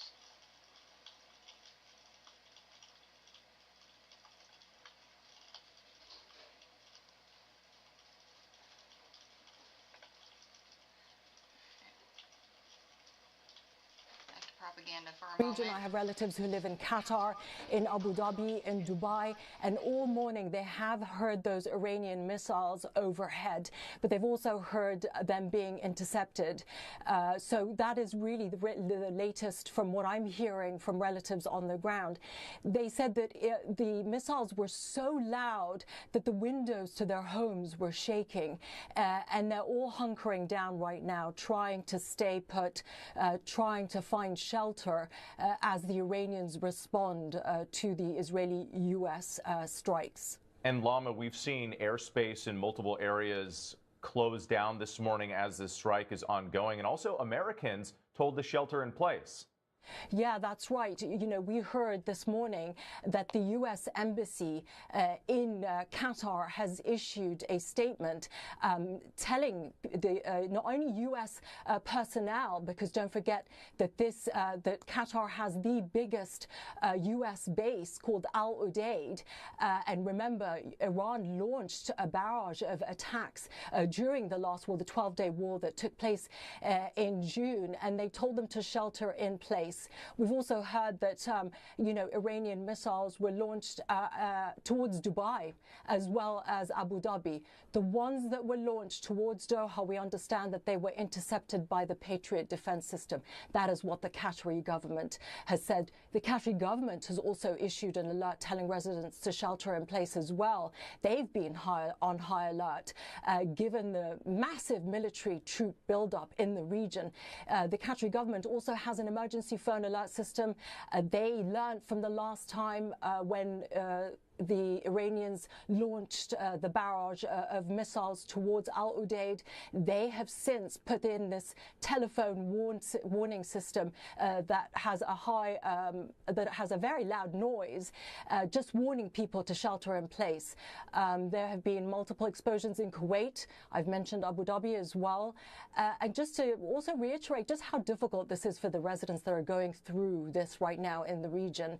My relatives in Doha, they said that they are scared. There are no bomb shelters, for example. So they are trying to hunker down. They are trying to stay at home. One relative said that they heard at least 4 or 5 missiles and that they were so loud.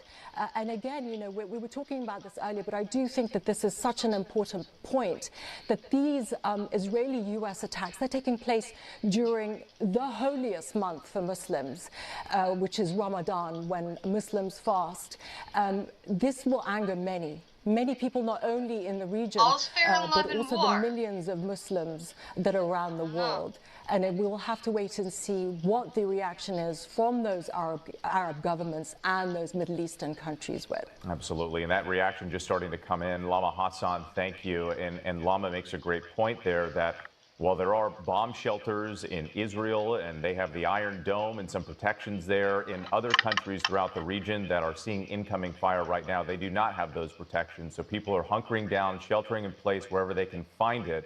We're also getting word from Iran, this according to some Iranian news sources, matching some of the other reporting that we have here, that they have targeted the U.S. Navy's 5th Fleet in Bahrain and other U.S. military bases in Qatar and the United Arab Emirates, as well as military and security centers in the heart of what they call the occupied territory. So once again, we are seeing this response, the retaliation from Iran right now, and just some of these images coming in as we speak, as people are seeing some of these explosions and the smoke billowing right now.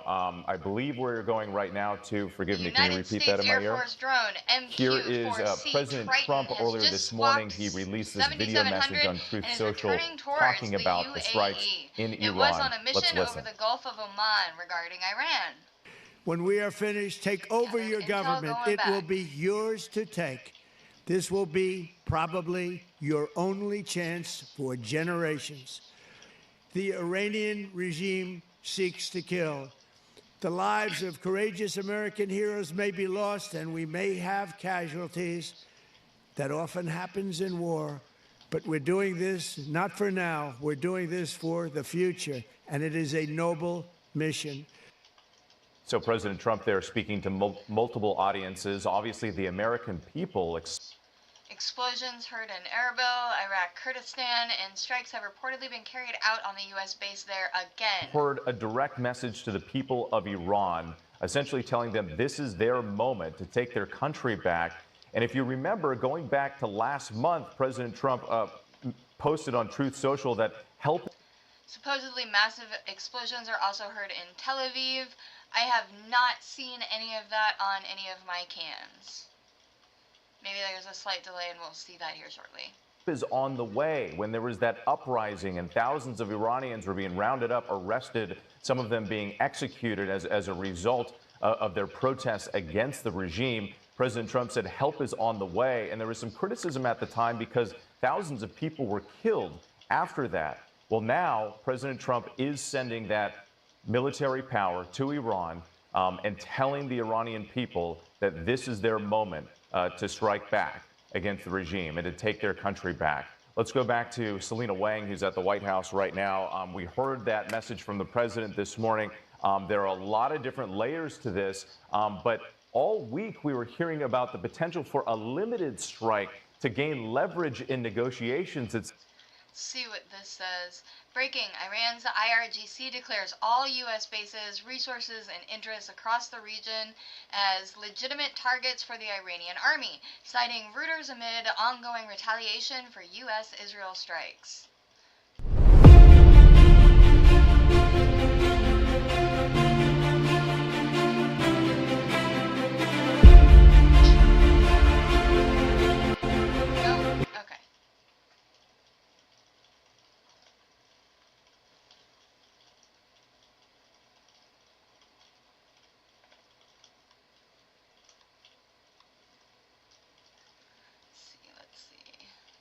president's video remarks, making it very clear that this is an expansive reasoning and also directly sending a message to the Iranian people, urging them to seize this moment for regime change. So that is a clear indication that this is not a one and done strike, as we know the president likes to do. That is what we saw last summer when it came to targeting those nuclear facilities. But this is something that could be longer and more protracted. What we have learned from U.S. officials so far is that this operation is expected to last for a few days. Now, there are still many questions that we are going to continue to hear from members of Congress as they wake up, as well as from the American public. We heard from the leader of the Senate Armed Services Committee.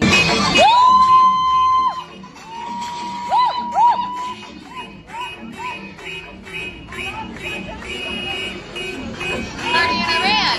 People are happy.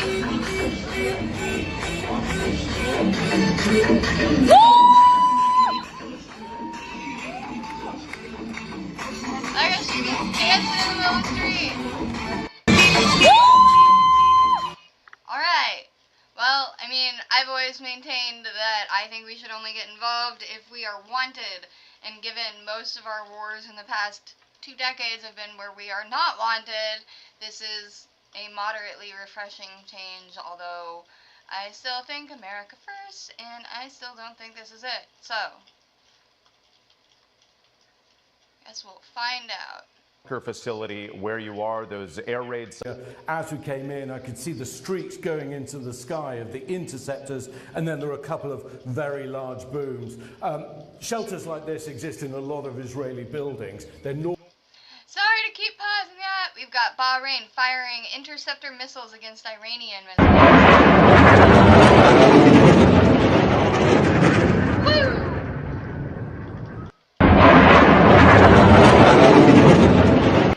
Those things are loud. They can hear the sound of explosions, they can hear the sound of fighter jets, and they're not getting information because the regime has turned the internet.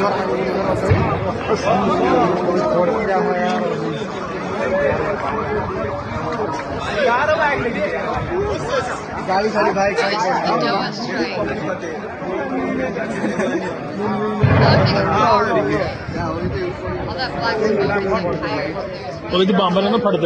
like tires. Could be.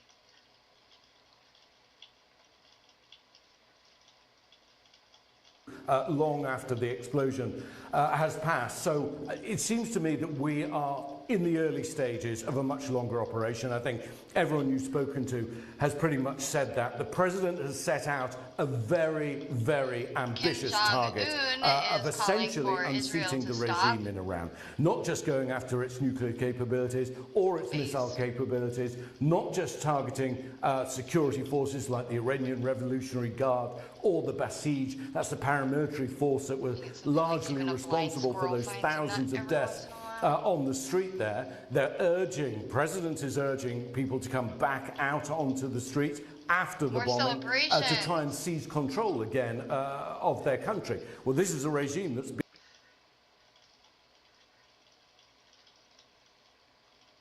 It's going to be really difficult to be separating real videos from real people and AI. ضربت يا علي يا علي سامي ده تحمل مسؤولية أنت تحمل مسؤولية الحين روحهم مساعة نقول لك احنا لو صادنا شي احنا داخل احنا لو صادنا شي داخل من هو المسؤول نقول لك كلمهم خلنا نمشي روح جيب السيارة يا علي.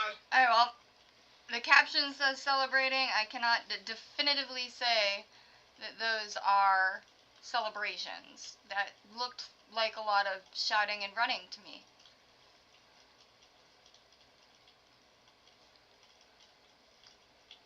There's no way that they can emerge from this unscathed if they emerge from this intact at all. And that is going to feed into so much of what happens in the Middle East. It's going to start to change the shape of the Middle East.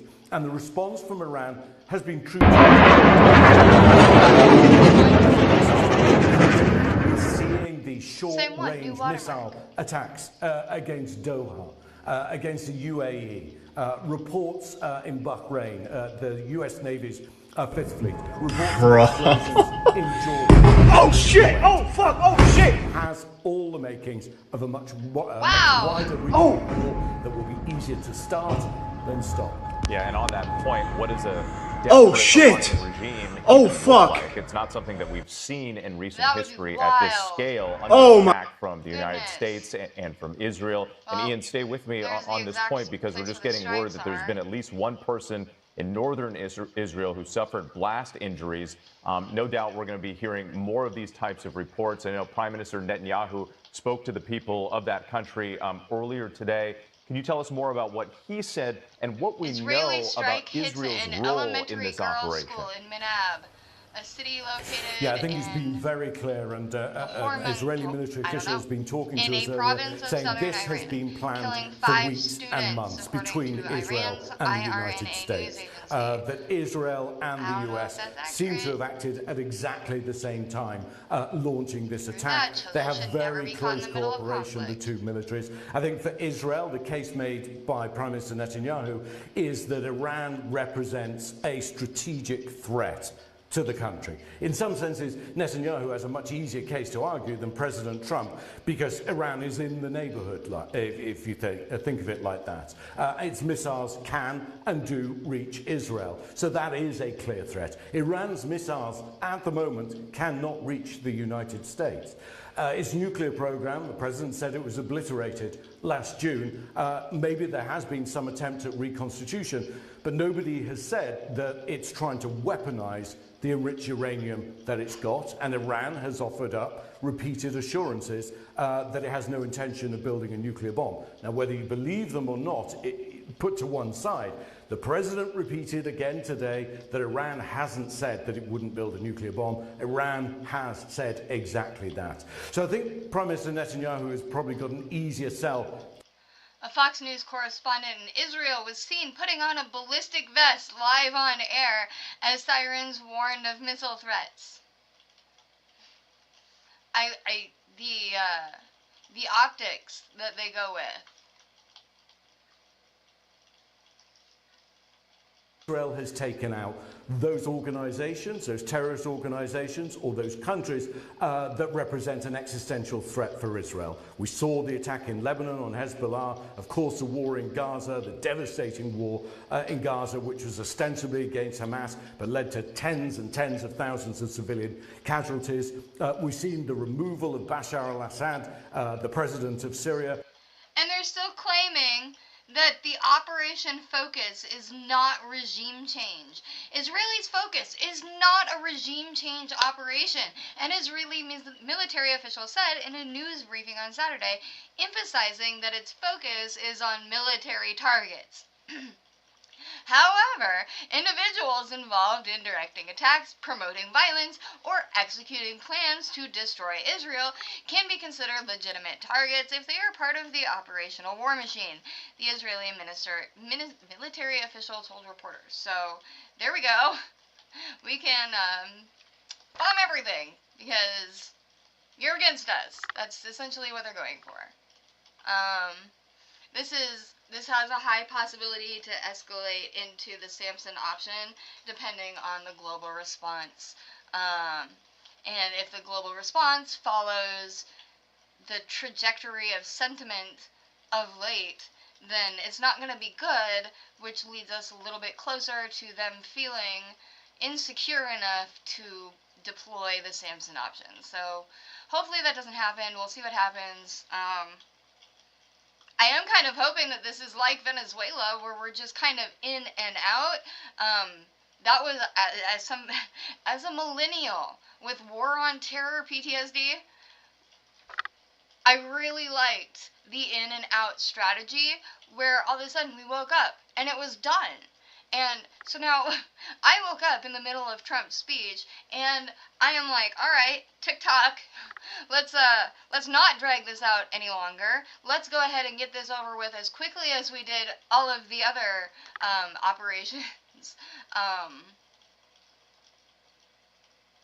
And let's continue to be impressive with Operation Epic Fury, which is almost as irritating of a name as Shock and Awe. Just saying. All right, Jay O'Brien for us on Capitol Hill. We appreciate it. Once again, you're watching continuing coverage right now of the ongoing military operation in Iran, a major combat operation as described by President Trump. Sources telling ABC News that it's expected to potentially last for several days, with the U.S. targeting military sites, government buildings, Iranian intelligence assets, defense installations, as well as cyber. We've already seen some of the images coming through with smoke billowing from parts of Tehran. We're going to return you in just a moment to regular programming. For some of you, that's your local news up next. We'll have a full wrap-up coming up on Good Morning America. For now, I'm with That's probably going to be all of that from ABC Propaganda Channel. Let's look over here. Whoa, hello. It just disappeared on me. Where'd it go? Part of the problem with having it on. There it is. Alright, footage from earlier shows that Iran's missiles made impact in Holon, Israel. אתה חושב שעד שמסיים כולם הוא לא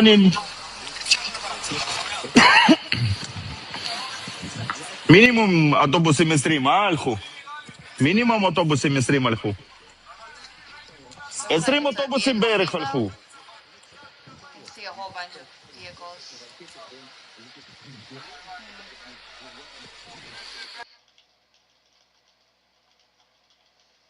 Iranian missiles hit off of the Israeli coast. In the water. Kind of an impressive splash. Alright, I'm going to find another cam over here. Whoops.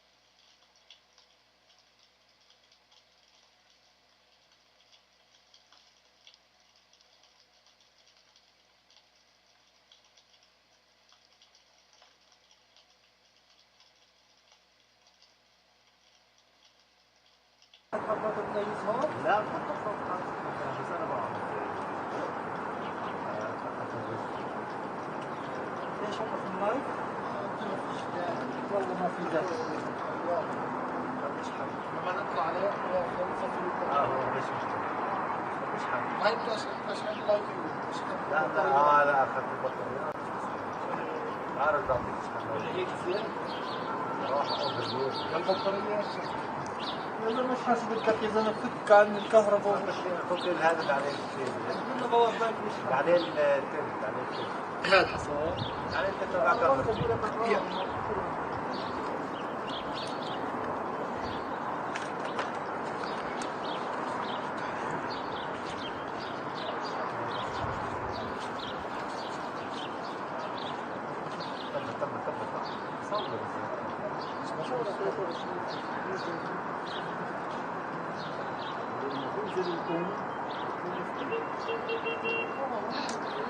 that sort of thing.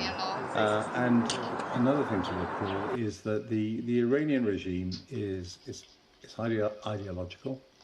The Shah was overthrown, a long time ago now, 1979, and they've been there, and they do have followers. It's not like the whole country is against them. They have supporters who believe in what they're doing and believe in the Islamic regime, and most important of all, they have security forces who, it has been proven time after time, are prepared to go into the streets to shoot their fellow citizens, to kill them for protesting against the regime.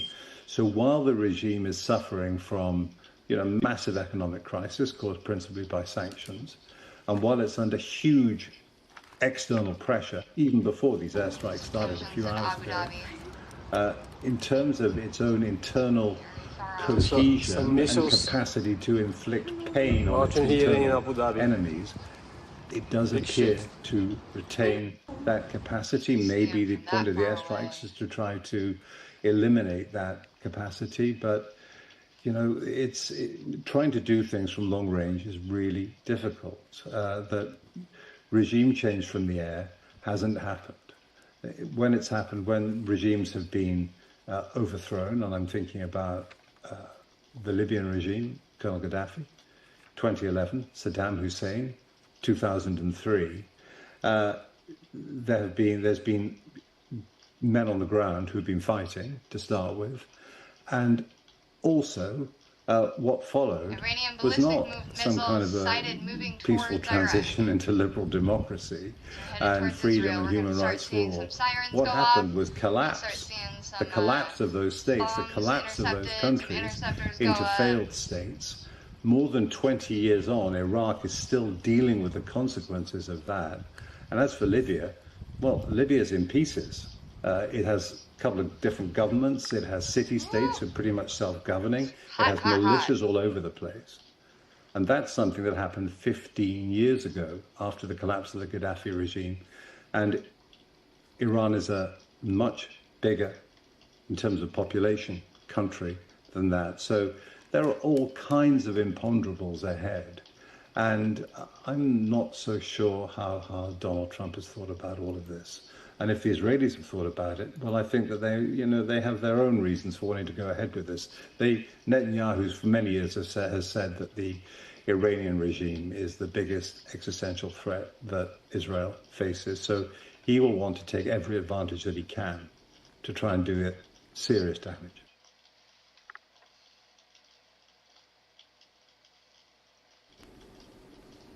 Live from London, this is BBC News.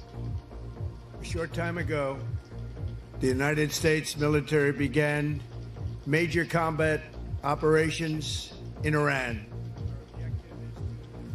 The US and Israel launched strikes from air and sea in what they say will be a multi-day operation dubbed by the Pentagon Epic Fury. Smoke can be seen in Tehran with reports of people running in panic. There have been strikes right across the country. Iran has already been retaliating with attacks on American air bases in Bahrain. Explosions have been heard in Saudi Arabia, Kuwait, Qatar, Jordan, Iraq, and the United Arab Emirates. Sirens and explosions across Israel. A state of emergency is declared and Iranian missiles are intercepted over the country. In a statement, the Israeli Prime Minister Benjamin Netanyahu says there is an existential threat against his country. The UK Foreign Office and many countries around the world are warning their nationals to shelter in place, and airspace is closed across the Middle East. We'll have the very latest from our correspondents in Washington, Jerusalem, and in Doha.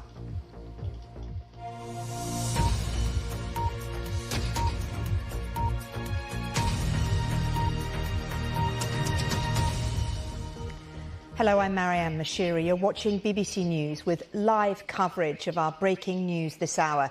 The United States and Israel are launching airstrikes across Iran. President Trump says the US and Israel have launched major combat operations.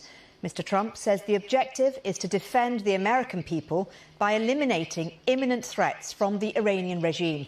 He says Iran can never have a nuclear weapon, and he accused the Republic of trying to rebuild its nuclear program. The president has also said there may be American casualties as a result of the operation dubbed Epic Fury by the Pentagon. Well, the retaliation has already started from Iran. Bahrain says the US base there has come under attack.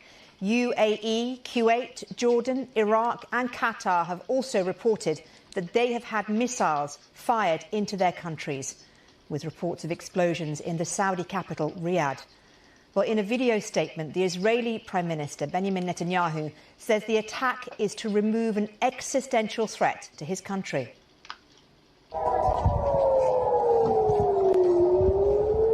We've been hearing air raid sirens across Israeli cities.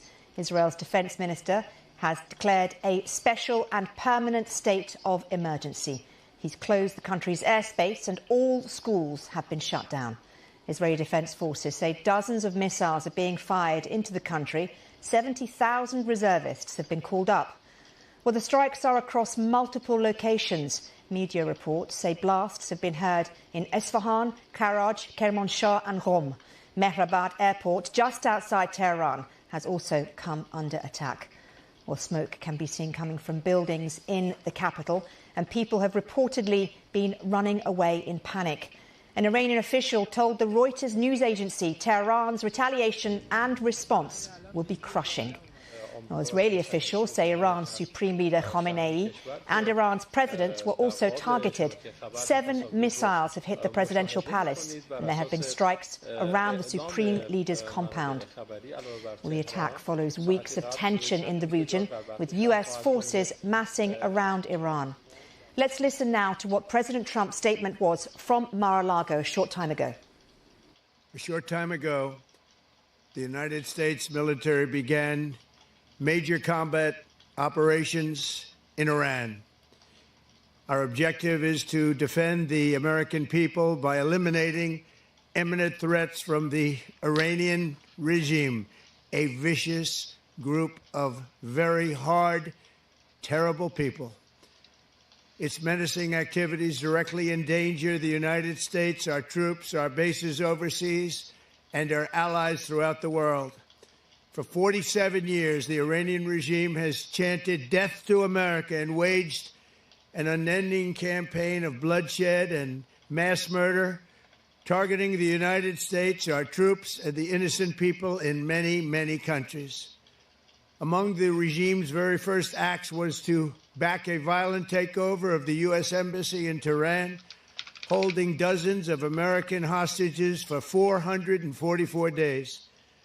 In 1983, Iran's proxies carried out the Marine barracks bombing in Beirut that killed 241 American military personnel. In 2000, they knew and were probably involved with the attack on the USS Cole. Many died. Iranian forces killed and maimed hundreds of American service members in Iraq. The regime's proxies have continued to launch countless attacks against American forces stationed in the Middle East in recent years, as well as U.S. naval and commercial vessels in international shipping lanes. It's been mass terror, and we're not going to put up with it any longer.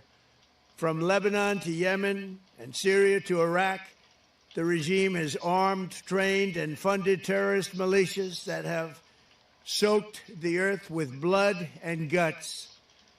And it was Iran's proxy, Hamas, that launched the monstrous October 7th attacks on Israel, slaughtering more than 1,000 innocent people, including 46 Americans, while taking 12 of our citizens hostage. It was brutal, something like the world has never seen before. Iran is the world's #1 state sponsor of terror and just recently killed tens of thousands of its own citizens on the street as they protested. It has always been the policy of the United States, in particular my administration, that this terrorist regime can never have a nuclear weapon. I'll say it again, they can never have a nuclear weapon. That is why in Operation Midnight Hammer last June, we obliterated the regime's nuclear program at Fordow, Natanz, and Isfahan.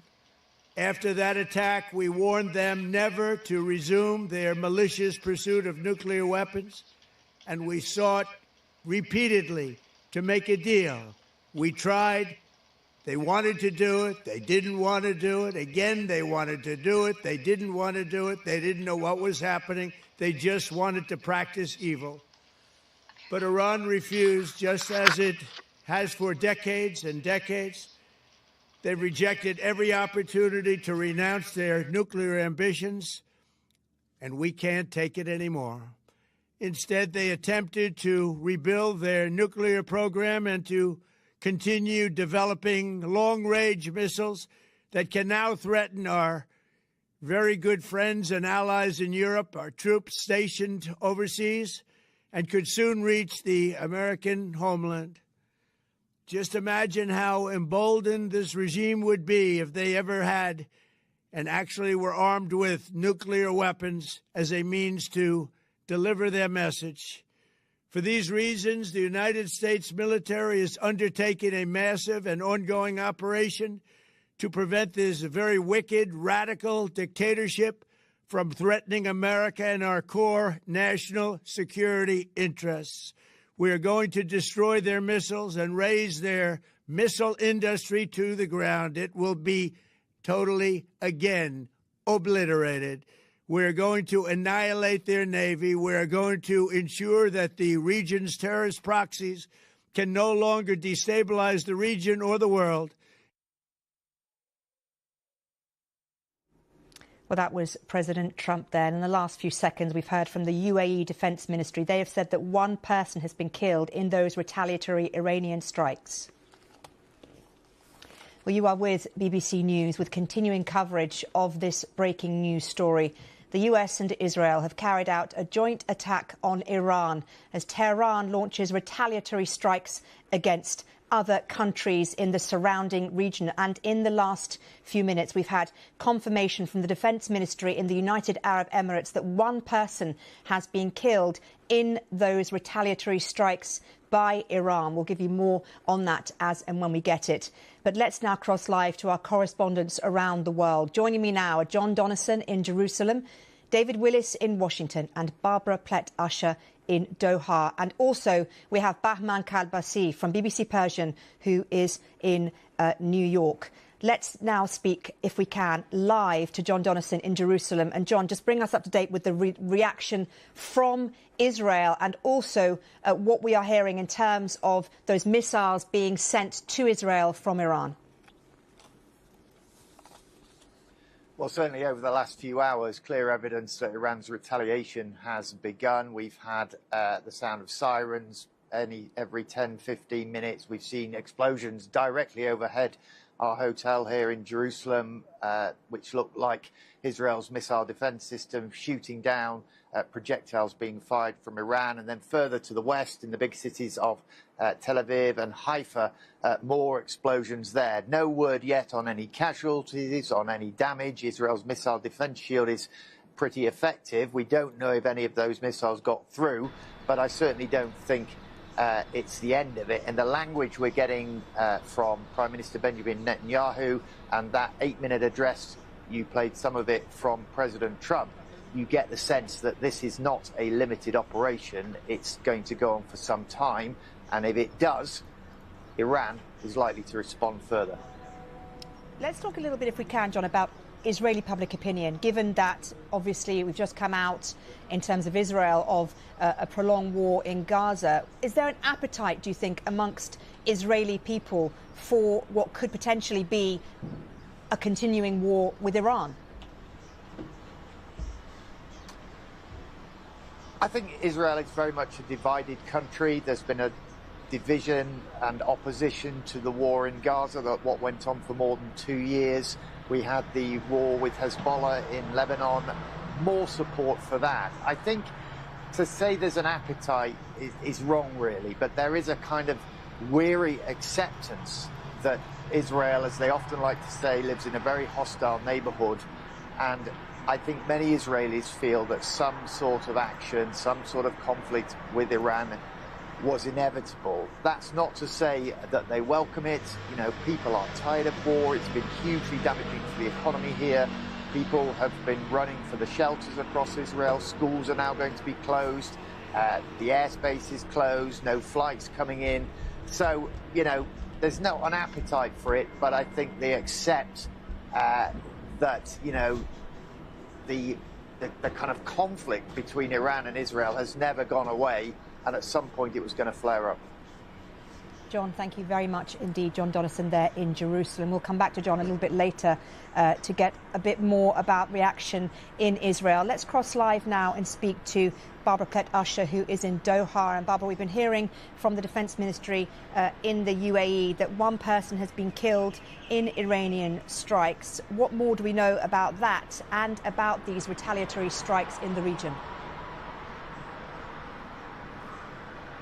Well, this is the exact outcome that the regional leaders have worked very hard to try to prevent. Over the last 2 months, they have put all of their efforts into trying to mediate a diplomatic outcome, a diplomatic channel for negotiations.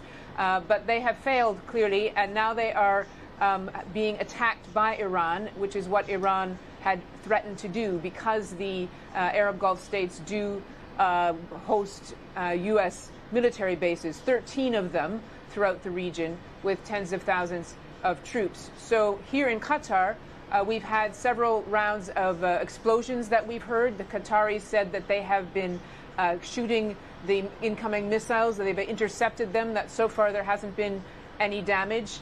And the target clearly is the Al Udeid air base. This is the biggest military base that the U.S. has in the region. It's the headquarters for Central Command. Also, as you mentioned, in the United Arab Emirates, they have been shooting the missiles coming in, again saying that they're intercepting them. But we have heard this announcement, first from the state news agency, now from the defense minister, that one person has been killed. We don't have the details about the circumstances, but that's the first casualty that we have heard. There had been some reports that there were also casualties in Iraq, which has again received Iranian missiles because there are U.S. bases there. And in Bahrain, which is the headquarters of the U.S. Fifth Fleet, it's a naval base. The Bahrainis have said that Iranian missiles have struck the base. Again, we don't have details yet on the damage, but what we're seeing is that the Iranians are making good on the threats that they were issuing before the attacks of Israel and the United States started. They have, in the past, been fairly calibrated, quite calibrated in their response to any kind of attack. It's trying not to escalate, but they had been signaling very strongly this time that they wouldn't do that, that they would respond not only by attacking Israel, but by attacking the U.S. military bases in the region, and thereby attacking their neighbors.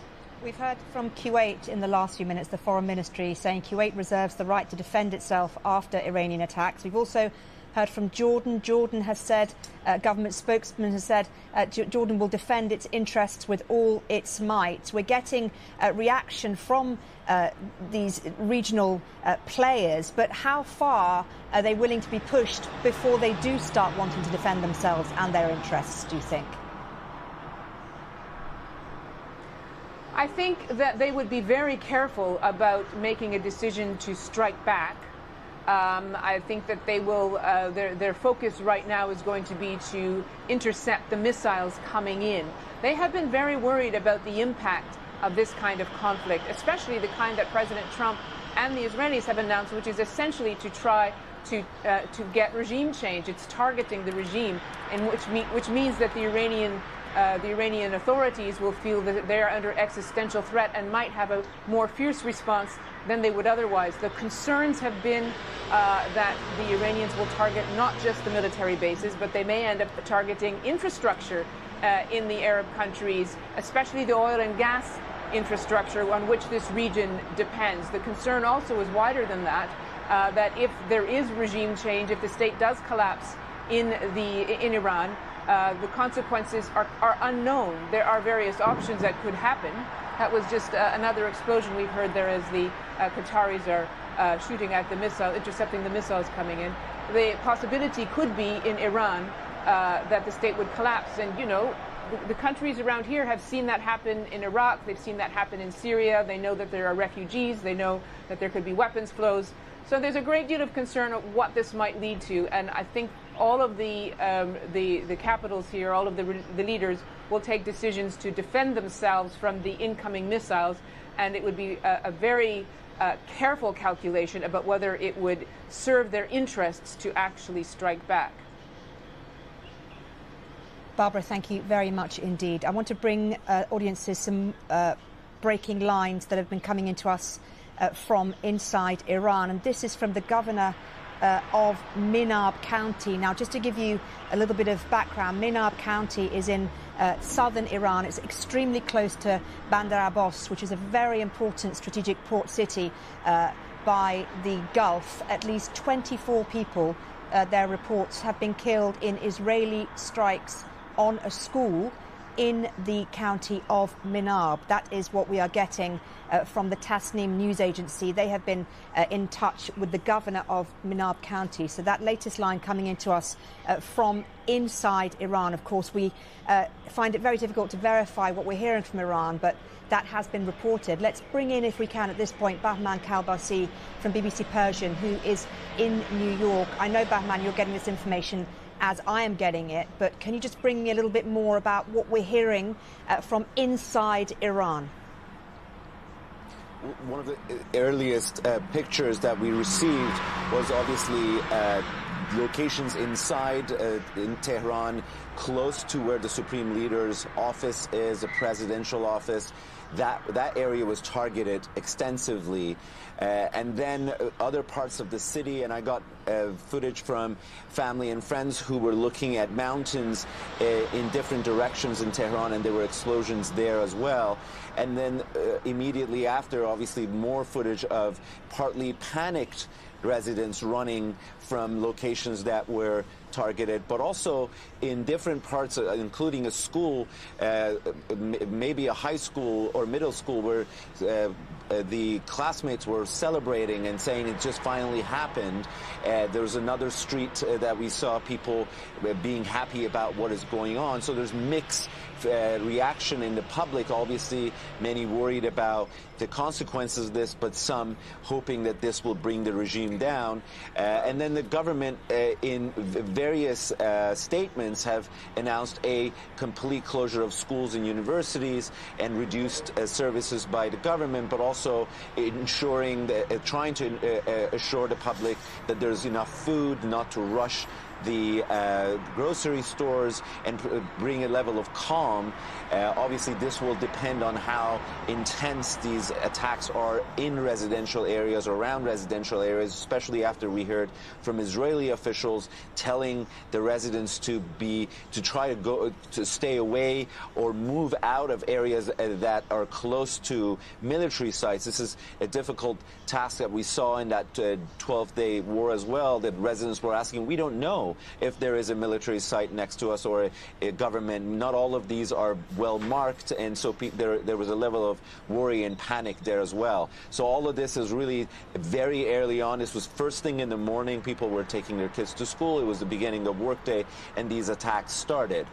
So obviously now a lot of people staying in and not going out. We heard from President Trump telling Iranian people not to shelter in, not to venture out, because this will go on for some time. And he said bombs will be dropping everywhere. So that is obviously a source of worry for a lot of residents, and not wanting to be caught in the crossfire. Bahman, let me just interrupt you briefly there, because we're seeing now pictures of smoke in Tehran, in the capital, rising from behind buildings. Clearly, we're hearing that targets have been military and political targets, but there, as often is the case with these types of events, will be collateral damage. There'll be potentially people who are hurt. You mentioned earlier about fear within Iran, the balance of fear versus a desire to see the end of the regime. Where do you think that balance lies? It lies in, as you said, in the number of people who are caught and the casualties that we're seeing. And if that increases, the balance goes towards fear and worry that this is going to make life even more difficult for Iranians who just experienced the biggest massacre in their modern history. So this is really what we've seen on the 12-day war as well. As it went on and more people were impacted by it, the public opinion started shifting towards wanting it to end. And in these footage, we see people even sort of watching not far away from they are. There are some videos that people are asking, where was hit? And then somebody answers, the Supreme Leader office was hit, and they kind of carry on. this could change as it intensifies. We got early voice from Tehran, just the first hour, somebody saying there was a number of people who were injured brought into one of the hospitals, and they're kind of overwhelmed. So given the internet is already limited and the access to a lot of pictures is going to be limited as well, it's going to take some time to get a sense of the impact of these attacks on ordinary Iranians and their daily life. Bahman, thank you very much indeed. Bahman Kabasi from BBC Persian in New York. Well, let's just cross back live, if we can, to Barbara Plett-Usher, who is in Doha. And Barbara, I just wanted to come back to you. We heard those explosions behind you. We're now getting witnesses telling Reuters that there have been a new wave of bombs heard in Doha. What more can you tell us?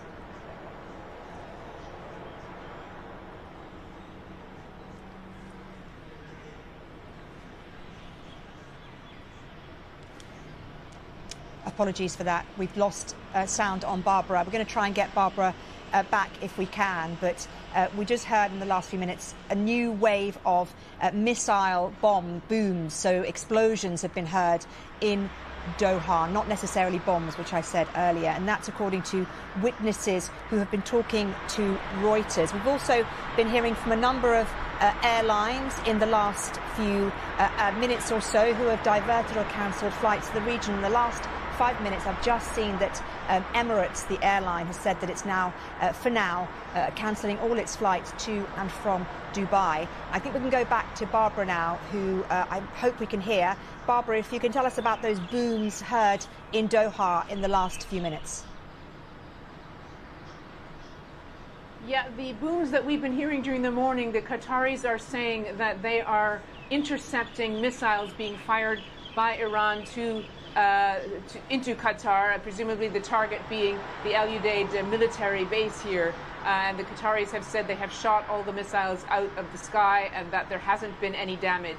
We haven't heard any reports of casualties here either, unlike in the United Arab Emirates, where they're saying one person has been killed so far. So it seems as if the Iranian missile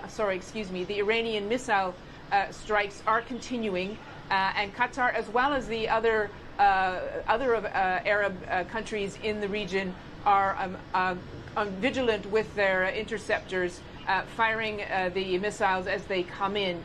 Again, we're going to have to wait and see throughout the day what sort of damage has been created and whether there are further casualties. But at the moment, the Qataris and others are taking defensive action. OK, Barbara, thank you very much indeed. Let's cross live now to David Willis, who is in Washington. And David, what's the reaction been so far from the US? Well, as you can see behind me, Mariam, the sun has yet to rise here in Washington, D.C., but Americans waking up to the news of those strikes on Iran and to Operation Epic Fury, carried out at the command of a president who basically had campaigned on a pledge to get America out of so-called forever wars. Indeed, this president was critical of one of his Republican presidential predecessors, George W. Bush, for his involvement in the quagmire that became the Iraq conflict. Well, now he has launched a massive and ongoing operation, as he put it, in the early hours of this morning in Iran, and he has done so without any word of approval from Congress, without running this by Congress. And we've already heard from Republican Congressman Thomas Massie. He is a critic of Donald Trump's, it's fair to say, but he characterized this on social media as acts of war unauthorized by Congress. There are others. The Republican Senator Lindsey Graham, a close ally of Donald Trump, who have praised the action of the last few hours, saying that it will make America safer in the long run. But there are a lot of Republicans who want not to see the United States get drawn into a prolonged conflict in the Middle East. David, thank you very much indeed for that. And thank you to all of our correspondents who have been updating us from around the world. We will bring everyone back shortly for more. But now let's cross live and speak to Sebastian Usher, who joins us now. Sebastian, talk me through, first of all, the implications of what has happened today. I know it's difficult because the implications could potentially be huge and it's difficult to predict. But we're hearing now in the last few minutes that blasts have been heard in Riyadh, Doha, Abu Dhabi, across the region. This is going to have serious repercussions, isn't it? Yes, I mean, I think it's clear that this is a conflict, an attack by the US and Israel with a more open time limit on it. Essentially, the goals that President Trump laid out are different from what we heard during the 12-day war in June when it was about Iran's nuclear capabilities. This involves its ballistic missiles. He says it's going to obliterate its navy, so essentially to destroy Iran's military capabilities, but also his call for the people of Iran essentially to rise up. So though he didn't say it, and the Israelis haven't said it in so many words, regime change. The response we've seen from Iran is therefore to be seen in that context. What we didn't see, again, last June was any concerted effort to attack these other regional countries. I mean, these essentially at the moment seem to be attacks trying to target US military bases in the region, but that brings those Gulf countries far more directly into the arena of conflict here. So we have to wait and see how they will respond beyond this. We'll have to wait and see, as we've been hearing, whether Iran is actually able to inflict any serious damage on US. All right, so what I have here is I have made a little propaganda bingo. So as we are watching the news, we can go ahead and check some of these off. We've got Iron Dome 4K in slow-mo, de-escalation via bombing, which I think we've actually probably already hit, freedom exported, existential threat, which I think we have also seen, terrorist versus freedom fighter, a spokesperson refuses to commit, surgical precision, block, self-defense, preemptive, which actually I'm just going to go ahead and check that because that's the whole thing that we're doing. That's why we're doing this whole strike. Anonymous intel official, red line number 47, although we can input any number on this one, crossed, proxy war mentioned, peace process, sanctions round 99, which I might be a little past at this point, unverified OSINT tweet, which I have plenty of, proportional response, democratic values, a CGI map with red arrows. I think I'm guilty of that one. We'll just, that's a free space. Oil prices jumping, internationally recognized border, Raytheon stock goes up, escalation ladder, regime change vibes. Yeah, I'm gonna go ahead and check that one too because we've got big regime change vibes. Collateral damage, oopsie poopsie. Cyber attack on a smart fridge. Alright, so we're almost out of bingo already, but we'll go ahead and we will keep watching and keep playing, see if we can get a bingo. If we do get a bingo, I can go ahead and make a new board. So called on the Iranian people to rise up, but told them for now to stay in place, not to risk their lives. There'll be a hope, I'm sure, in Washington that there will be a start of defections within the regime, within its huge apparatus. That at the moment, there's no sign of that. I think it will be some time before we ever get a sense of that. I think many analysts will believe that that is a very, very difficult obstacle to get across. These are groups, the Revolutionary Guards in particular, that have a huge stake in the way that Iran has been run over the past decades. They will not give that up lightly, and they will not start, I think, any large-scale defections if they feel that their own existence will essentially be put at risk by doing so. Okay, Sebastian, thank you very much indeed. And we are going to just leave Sebastian there momentarily. We're showing you live shots from various parts of the Middle East. I want to bring you a line that has come into us in the last few minutes from the UK. The meeting of the UK's Government Emergency Cobra meeting has now concluded. That's a Cobra meeting which we said would happen in response to the attacks. The Prime Minister is now expected to have a series of calls with allies over the coming hours. We also have been hearing from new blasts, booms, blasts heard in places like Riyadh, in Doha, in Abu Dhabi, and we're also hearing in the last few minutes from Kuwait that there has been significant damage to a runway at the Kuwait base, which is hosting Italian troops. So significant damage to a runway at a Kuwait base hosting. Reports, denials, and sources and counterclaims. The fog of war around top Iranian commanders is thick right now. What updates are you seeing from reliable outlets? So here we have questionable ascent. All right, let's hear. Where'd that go? There we go. Well, let's cross live now to Cairo and speak to Dr. H.A. Hellier, a Senior Fellow in Geopolitics, International Security and Middle East Studies at the Royal United Services Institute. Thank you so much for joining us. And if I can ask you, first of all, for your reaction to what we've seen today. We pretty much expected this to happen at some point. Did you expect it to happen now? And did you expect it to happen in this way? Thank you very much for having me on the program. The Omani foreign minister went onto American television yesterday precisely to point out that negotiations had gotten to a place where it was possible to see a deal that would work when it came to nuclear enrichment, uranium enrichment, a nuclear weapon. So this is clearly not about that.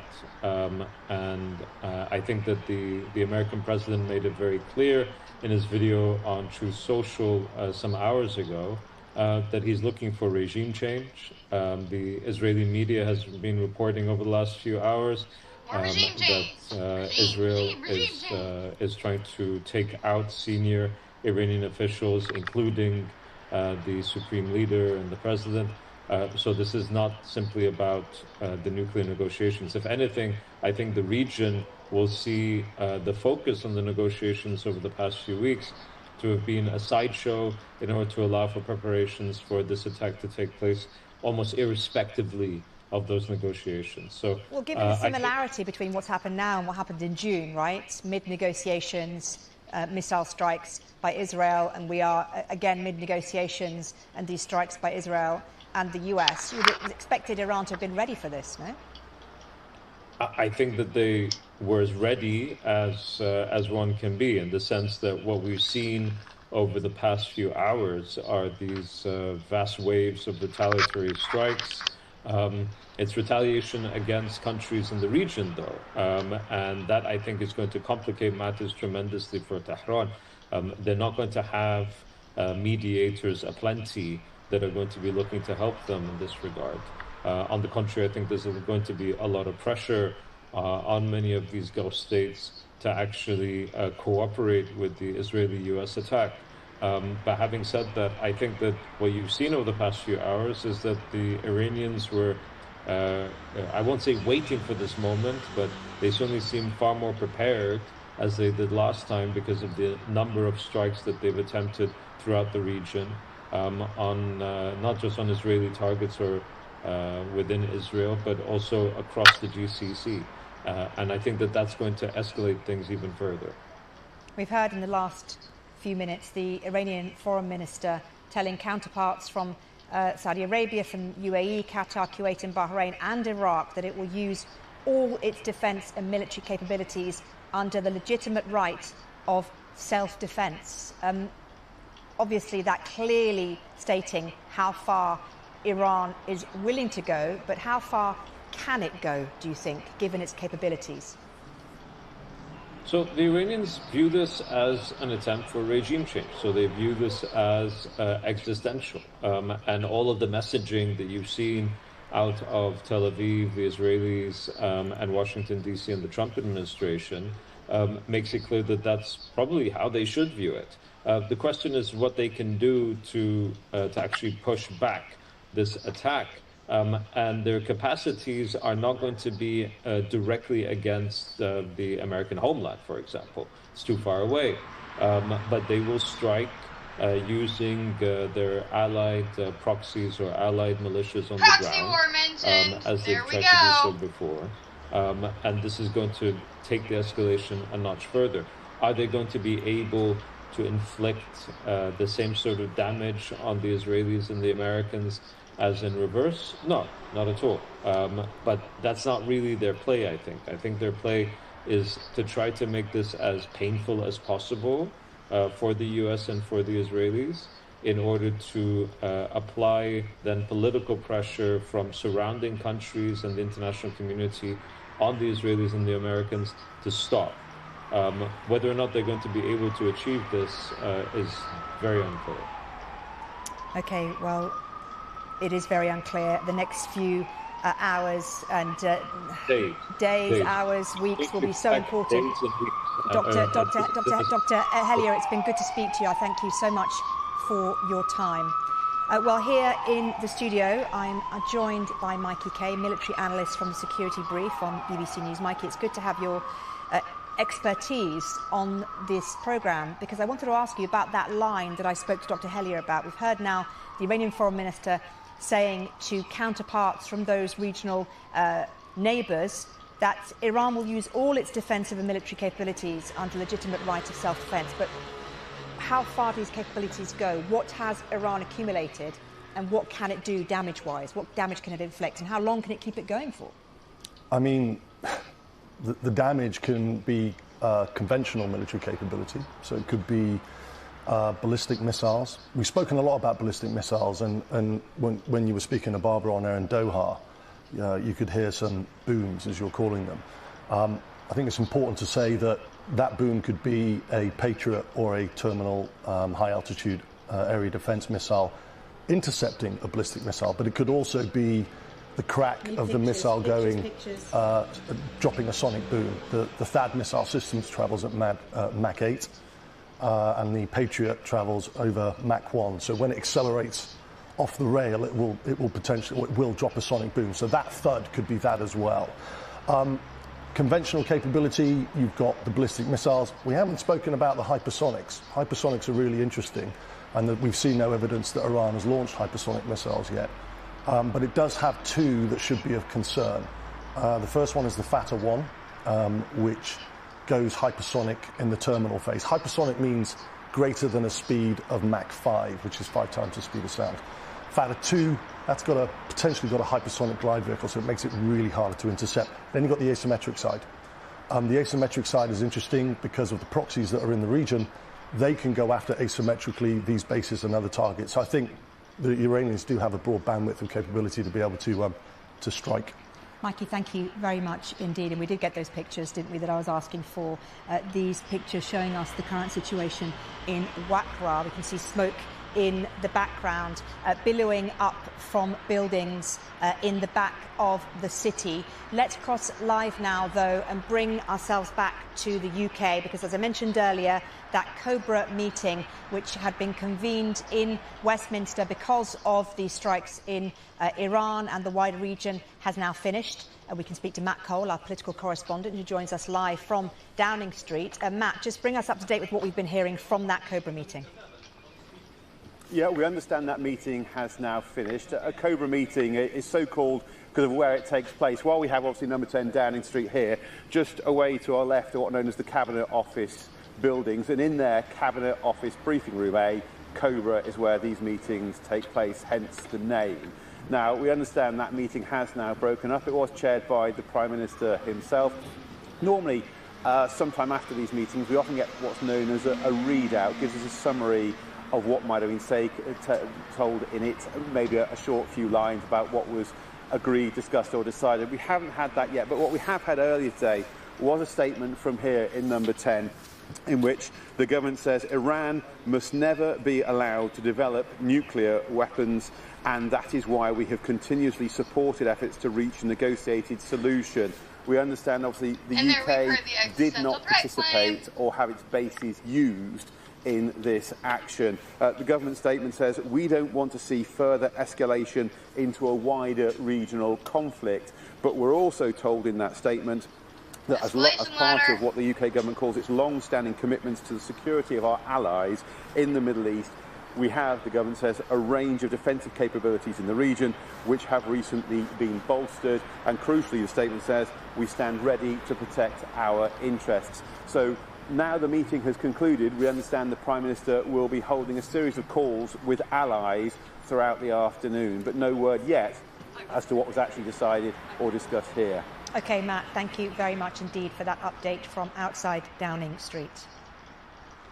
Well, let's speak now to Shashank Joshi, The Economist's defence editor. Shashank, so grateful for you to join us. Thank you so much. And clearly we are reacting moment by moment to what we've been hearing. But if I can just get your analysis of where you think we are so far, and more importantly, I guess, where we're going to be heading in the next few hours, days and potentially weeks. Yeah, good morning. I mean, there's three big differences here from last year's strikes by both America and Israel. The first one is the scope of this campaign. This is now very, very clearly a war of regime change. And regime change may not be an explicit aim of the strikes, but it is to create the conditions for regime change. That is what we heard from Trump. That's what we heard from Benjamin Netanyahu. That's very, very clear. And there are risks associated with that in terms of the tension between a short war that Trump seeks and the fact that regime change can take a long time. The other differences, I think, are also that Iran's retaliation has been much faster. I think they took about 18 hours to respond last year to the first Israeli strikes, and this time the response has come initially against Israel within hours.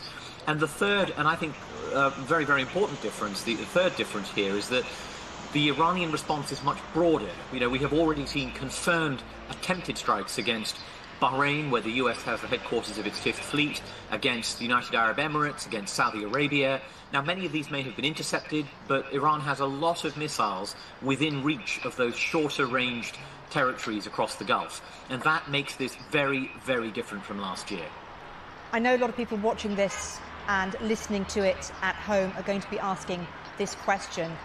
How serious is this? Where is the off-ramp here for all of those involved? We're getting retaliatory strikes from Iran. We'll get potentially more action from the US and Israel. Where is this going to end, and how bad will it get? First of all, there's no off-ramp. This is not a diplomatic process whereby America and Israel are striking Iran in the hope that it sees sense and does a deal. That ship has sailed. We're now going to be looking at multiple days of heavy, sustained American-Israeli bombing of Iran. Let's be very clear. They're not waiting for Iran to offer a deal anymore. I believe they have already tried to kill the supreme leader, Ayatollah Ali Khamenei, the Iranian president, senior IRGC leaders. I don't know if they're dead, but I believe on the basis of evidence we've seen so far that they have been targeted, and we could find in the coming hours that senior Iranian leadership have been assassinated, have been killed. And this will continue as Iran and America strike missile sites, nuclear sites, political leadership, bases, ports, all manner of things. Now, Iran will respond to the best of its ability because it knows there's very little to hold back now. There's very little to lose by trying to go after these targets. And Iran's aim here, I think, will be attempting to make sure they can kill Americans in some of these bases in the region. Because if you do that, you impose a political cost on Donald Trump. And while you can provoke him, you might also force him to think, hang on, I don't want this to last for weeks, with more Americans dying 6 weeks before midterm elections. So I think in the coming days, we will see more Iranian launches, more attempts to try to strike those.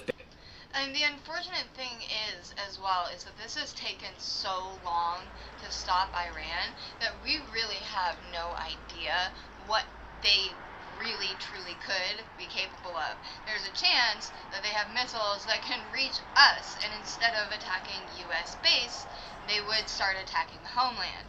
In addition, there's also the possibility that all of these quote-unquote Iranian sleeper cells that may or may not be here, those could also all activate. So there's a few options that they have and that he isn't mentioning, that this could, and here I'm going with the escalation ladder, this could escalate to broader global conflict. And that's one of the reasons why we have never wanted to go into a war with Iran, is because they're one of the major players that could escalate into that global conflict. So it's a dangerous situation, and as an expert, he's not really talking about all the areas, but, you know, BBC, I don't really expect him to know all of that. Also, propaganda channels, so. Have a hand in it. Yeah, I think there's an interesting tension, isn't there, in Trump's statement between saying he wants the Iranian people to topple the regime, saying you won't get this opportunity for another generation, and his message to the Islamic Revolutionary Guard Corps, who of course are the kind of Praetorian guard of the regime. They're a parallel military in effect, and he's saying to them, put down your arms and I give you immunity. So the question is, how can you offer the military immunity at the same time as encouraging the people to sweep away the regime, the IRGC, and all of this? There is a natural tension here, I think. But what I see in both the Trump and the Netanyahu statements is a sense that we want regime change, but the people who deliver it will have to be the Iranian people on the ground themselves. Yes. And perhaps, you know, I've heard some reports of American officials talking to Kurds in the border parts of Iran, in the periphery of Iran. I think you will see an Israeli and American effort to encourage the opposition to rise up in mass protests again and sweep away the regime once the bombs have stopped. But there is no guarantee that will succeed.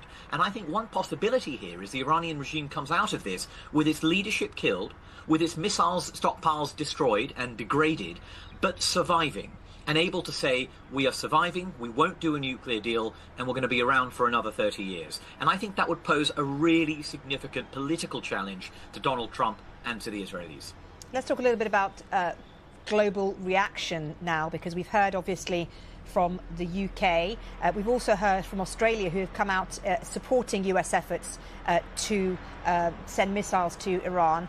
But it's been more muted from other areas. We haven't really had a huge number of global leaders coming out and supporting the military action per se. Supporting the Iranian people, yes. Supporting the potential for there to be some sort of regime change. And, of course, supporting the efforts to stop nuclear proliferation in Iran. But it's interesting, isn't it, how different countries and nations are reacting to this. And I'm not talking about Arab neighbours. I'm talking about, in particular, Western countries. I think that's right. I noticed Kaja Kallas' statement. She's, of course, the foreign policy chief of the European Union. And her statement, I read it as effectively being all but backing these strikes, saying we don't like the Iranian regime, we don't like what they've done on supporting armed proxies in the Middle East, on their nuclear program, on attempting to kill dissidents in Europe. Iran has made a lot of enemies in Europe. But nonetheless, there is also concern, I think, about the legality of these strikes. And I did notice with interest the Norwegian foreign minister saying very clearly he thought this was illegal, this was in violation of the UN Charter. So I think you will see splits in Europe, and countries which really don't want to take part in these strikes, both because they're concerned about the legality and because they just don't know the end goal here. They don't know how this ends. But they're not sad to see the Iranian regime humble, a regime that has tried to kill dissidents in Europe, that has tried to conduct assassinations in London, in Paris, elsewhere. I think in private, and some of them in public, will be fairly happy about this. And of course, here I recall the words of Chancellor Friedrich Merz of Germany, who said, I think last year, Israel is doing our dirty work for us. And that statement prompted quite a lot of outrage, you could say, in some quarters. But he was also saying what many people were thinking amongst Europe's leadership in private. And let's talk, if we can, about Russia and China. We've heard from the Russian Foreign Ministry describing the US and Israel's actions as reckless, saying they violate international law, calling for a return to political and diplomatic solutions. China hasn't said anything so far, but we do know that yesterday it's told its citizens to evacuate Iran as soon as possible. What role, potentially, could these two powers have in what's happening here? Well, they have a long-standing history of Actually, funding very little. Iran. I think that they, of course, have the capacity to do a lot if they want. They could send arms shipments to Iran, they could militarily intervene, but that won't happen. Russia, of course, is preoccupied in Ukraine. It doesn't have spare capacity to deal with this issue, although it is a partner of Iran. There's quite a lot of distrust between the two sides, and Iran is aware in the last 6 months Russia hasn't done a great deal to help rearm Iran after its losses last year. China, of course, a very important economic partner of Iran, has relied on Iranian oil, so the energy component is interesting there. But actually, again, China does not have a long history of really getting involved in the Middle East in a serious way. Yeah, you know, it's been involved in diplomacy, it's been sending statements, but I fully expect China to make these comments while sitting broadly on the sidelines, focusing on its main interest, which is how do we ensure there's continued supply of energy from the Middle East that we need to keep the Chinese economy running. I know it's difficult for you to answer this question, Shashank, but what do you predict will happen over the next few hours and days? I think we are going to see more waves of strikes. Don't forget, these come in waves. Israel sends planes. Those planes have to come back. They have to be refueled. They have to be rearmed, and then they go back. We'll see that. We'll see a higher tempo of US attacks because, of course, the US is launching attacks from this vast fleet it has around in the Middle East, including cruise missiles. But we will also begin to see, I suspect, US aircraft going near or above Iran, letting off some of their own air-to-ground missiles. And then we will see Iran continue to try to get through American and Israeli missile defenses by trying to saturate them, trying to keep the salvos coming, in the hope that they can, as I said, draw blood, extract a political price from the United States for this operation. That will continue, I think, throughout the rest of this day. I think it'll continue throughout the rest of this weekend. This is not going to be, as we saw with Operation Midnight Hammer, the US strike last year, an in and out, one day and done operation. This is going to be with us for a bit longer than that. Shashank Joshi, Economist Defence Editor. It's been so good to get your analysis. Thank you very much.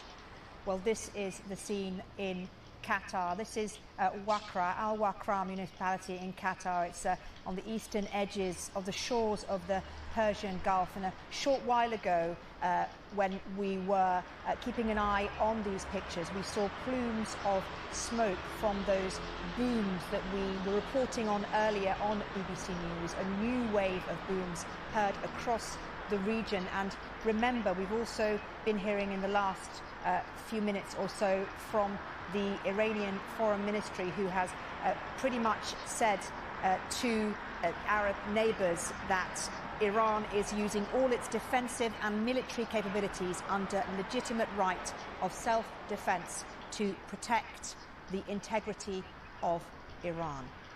Well, let's get a little bit more now on what is happening in the air, in particular what's happening with flights, because we've had a lot of information coming into us about airlines cancelling flights. Explosions blocked multiple cities across Iran, including its capital, Tehran. Videos from Tehran show smoke. You see it here billowing over the city. And now we're getting reports of explosions in Gulf Arab countries hosting U.S. military bases. Live look now at Abu Dhabi, where explosions were reported, in addition to Bahrain and Qatar.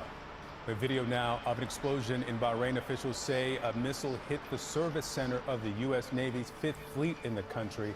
These strikes happen barely a day after the latest round of indirect nuclear talks between Iran and the U.S. And sources tell CNN the U.S. military is planning for these attacks to last for days. Israel said the same, and both President Donald Trump and Israeli Prime Minister Benjamin Netanyahu are now calling for regime change. Regime change! To the great, proud people of Iran, I say tonight that the hour of your freedom is at hand. Stay sheltered. Don't leave your home. It's very dangerous outside. Bombs will be dropping everywhere. When we are finished, take over your government. It will be yours to take. This will be probably your only chance for generations. Iran media reported just hours ago that Iran already launched dozens of ballistic missiles at Israel. And Qatari officials say that Qatar already intercepted 2 Iranian missiles, indicating Iran is carrying out that plan to retaliate. And our team is up and covering this breaking story from around the world. We'll get to Zach Cohen and Elena Treen in just a moment, but I want to start with CNN's Jeremy Diamond first. He's in Tel Aviv. Jeremy, have any of the Iron Dome intercepted any of those missiles? Is there a timing on when those might arrive?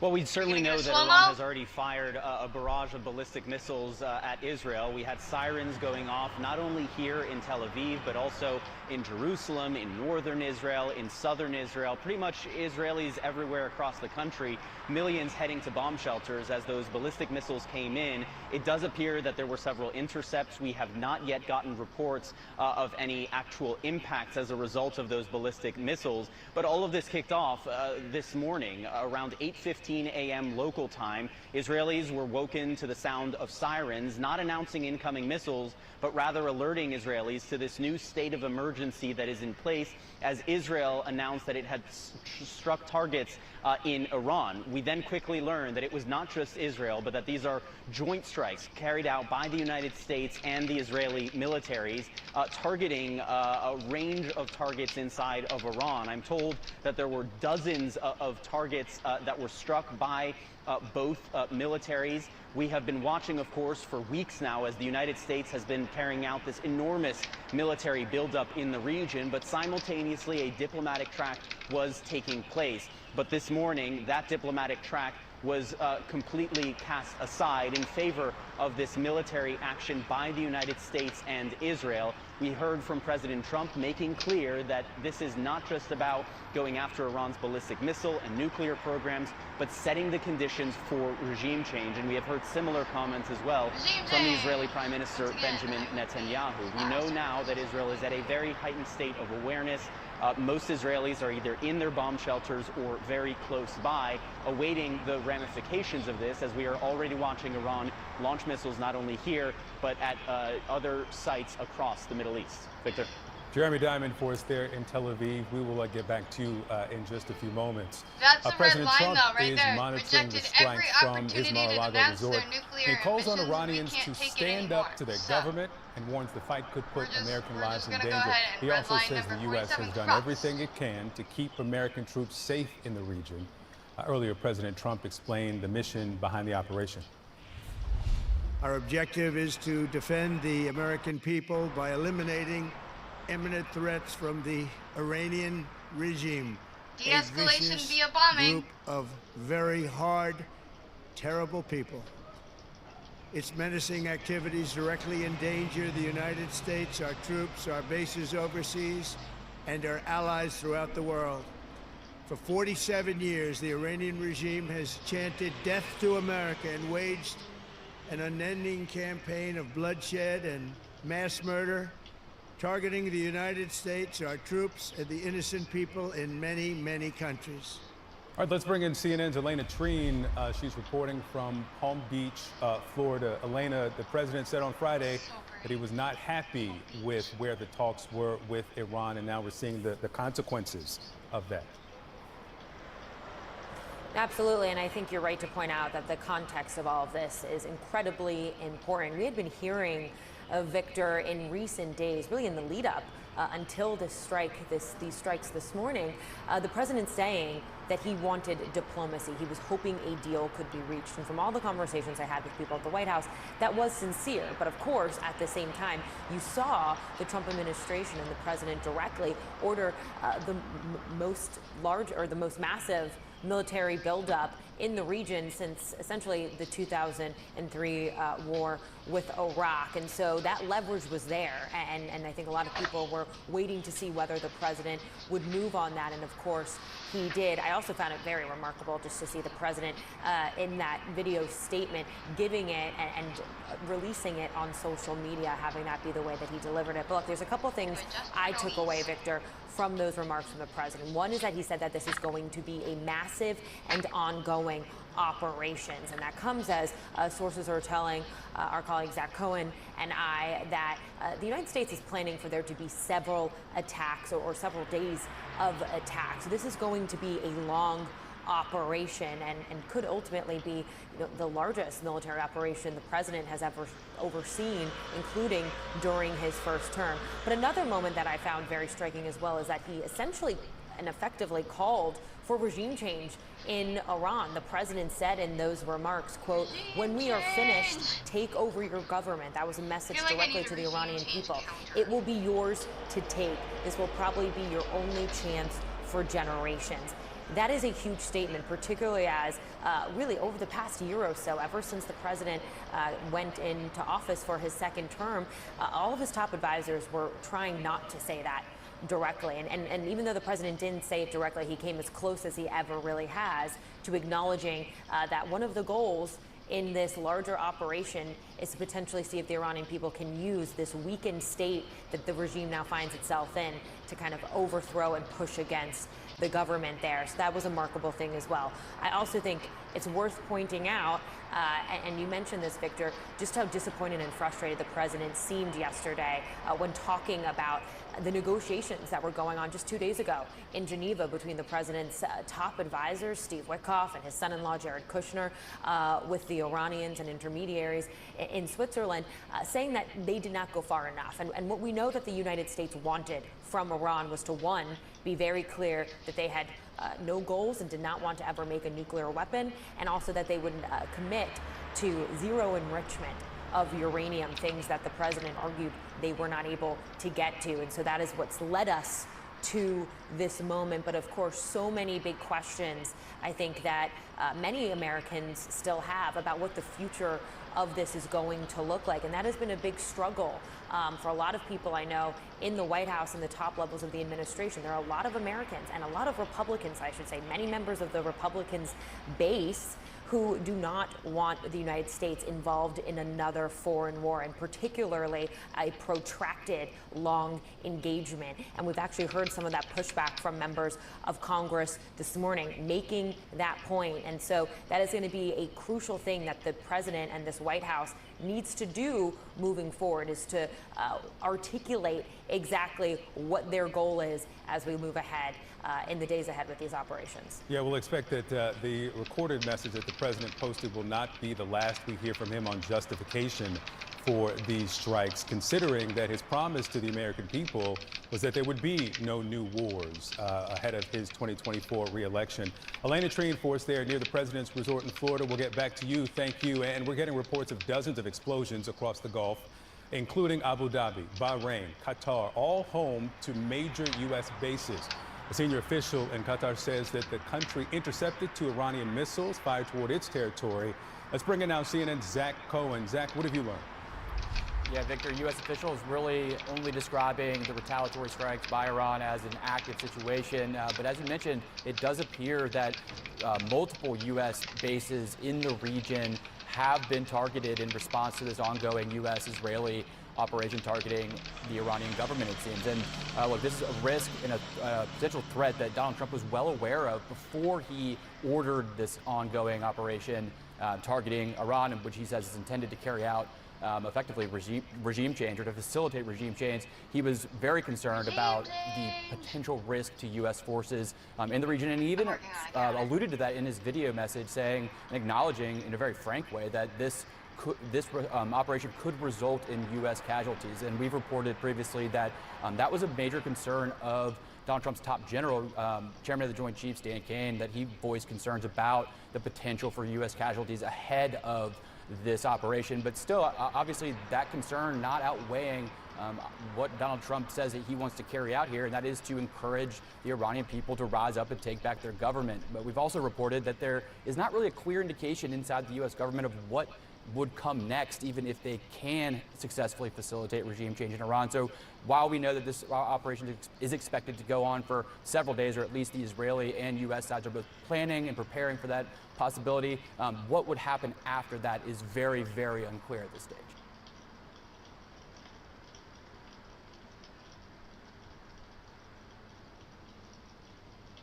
Fox News Chief National Security Correspondent Jennifer Griffin. Jennifer, good morning. The operation has began, and you have some insight on what may have been some of the initial targeting. That's right, Griff. But before I get to those initial targets, we can confirm that there were sirens not only in Bahrain but also Qatar.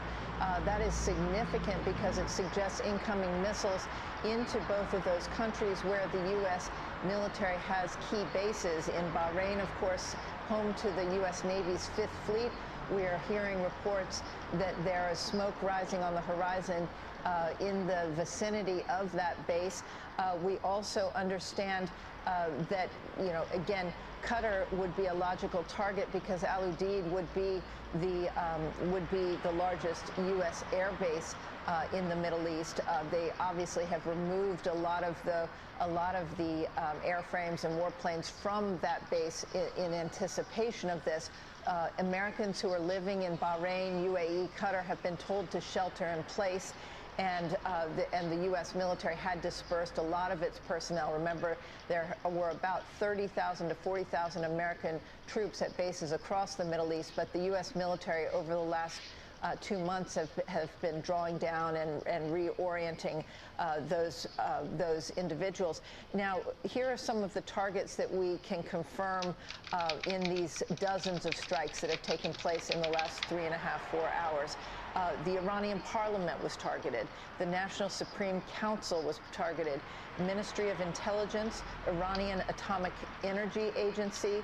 Cyber attacks have taken place on news agencies such as IRNA, which is the state-run news organization. The internet is out in Iran, as far as we know, so it's going to be very difficult for civilians in Iran to get the information about what's occurring right now. There are unconfirmed reports that Iran's defense minister was targeted, as well as the head of the judiciary. That would be significant because the head of the judiciary would have delivered many death sentences, thousands of death sentences to protesters over the years. So it would be logical that he would have been a target. But what's clear, Griff, from these initial strikes is that this is an attempt at regime change. We've talked in recent days about how broad would this mission be? Would it be only the nuclear sites? Would it be the nuclear sites plus the ballistic missile storage sites, which Israel was very concerned about and had pressed the U.S. to include as part of the targeting? Now it is extremely clear that this is a targeted, the strikes are targeting Iran's leadership, including the supreme leader, Ayatollah Ali Khamenei, who Lucas Tomlinson was reporting took power over 37 years ago. He took over in 1989. He's the longest serving leader in the Middle East. And his compound was targeted in the early hours, in maybe even the first strike that took place. That is symbolic and that is significant. And you heard the president appeal to the Iranian people, saying that this moment is a moment in history that you should seize. After the bombing stops, he appealed to them to rise up, and he said, the hour of your freedom is now. He said, stay in your house until we are finished, but this is the moment that you can take over your government and seize power. That is significant because we weren't sure that this was going to be a regime change operation, but it's very clear from the initial set of targets that that is exactly what it is, Griff. Jennifer, just as you were starting your reporting there, we're seeing on the wires that Bahrain is confirming the headquarters of the U.S. Navy's Fifth Fleet has been targeted by a missile attack, and the president adding in that video message that American casualties are a real possibility here as we wake up now and learn of this major joint combat operation between the U.S. and Israel is launched. This could pose a significant threat to Americans in this operation. I think what's significant, Griff, is that the American people and even the president himself have been used to carrying out some very significant military operations in which there were no U.S. casualties. The operation in Venezuela last summer, the days of striking during the 12-day war, targeting the nuclear sites. It's significant that the U.S. has not put ground troops in the Middle East. So that is a big difference from the 2003 Iraq War. There's been no large buildup of any sort of ground forces. That is not part of the planning or part of the calculation. This is going to be an air and Navy operation. But again, the Iranians, while they may have been stunned and surprised in the initial hours, and it took them about 3.5 to 4 hours before they launched their first missiles toward Israel and now toward the U.S. base in Bahrain and as well as in Qatar, they were likely, the command and control was likely disrupted in those initial hours. There was likely some electronic warfare that caused it so they couldn't figure out which way anything was coming and how to, and then it was difficult to fire those missiles. But now you can expect in the coming hours and days, the Iranians have a large store of missiles, and they have mobile missile launchers in the West. And at the narrowest point in the Strait of Hormuz, it's just 21 miles across. So those cruise missiles can be fired, and ballistic missiles, and it takes literally minutes before they reach their target. So that is very hard to defend against, even if you have Patriot missile defense systems and THAAD missile systems. And so the U.S. military had done a really good job of drawing down at those bases. I doubt there were more than a few dozen people at the Bahrain headquarters of the U.S. Navy's Fifth Fleet. So again, the president preparing the American people that there could be casualties, and that that's unfortunately a side effect of an outcome of war. But again, the American people have gotten used to having no casualties in these recent, very successful operations that the military has carried out. That may not be the case with this. This is a much different operation. Morthy is scared, so he's misleading you about. Commercial over here. Way to go, ABC.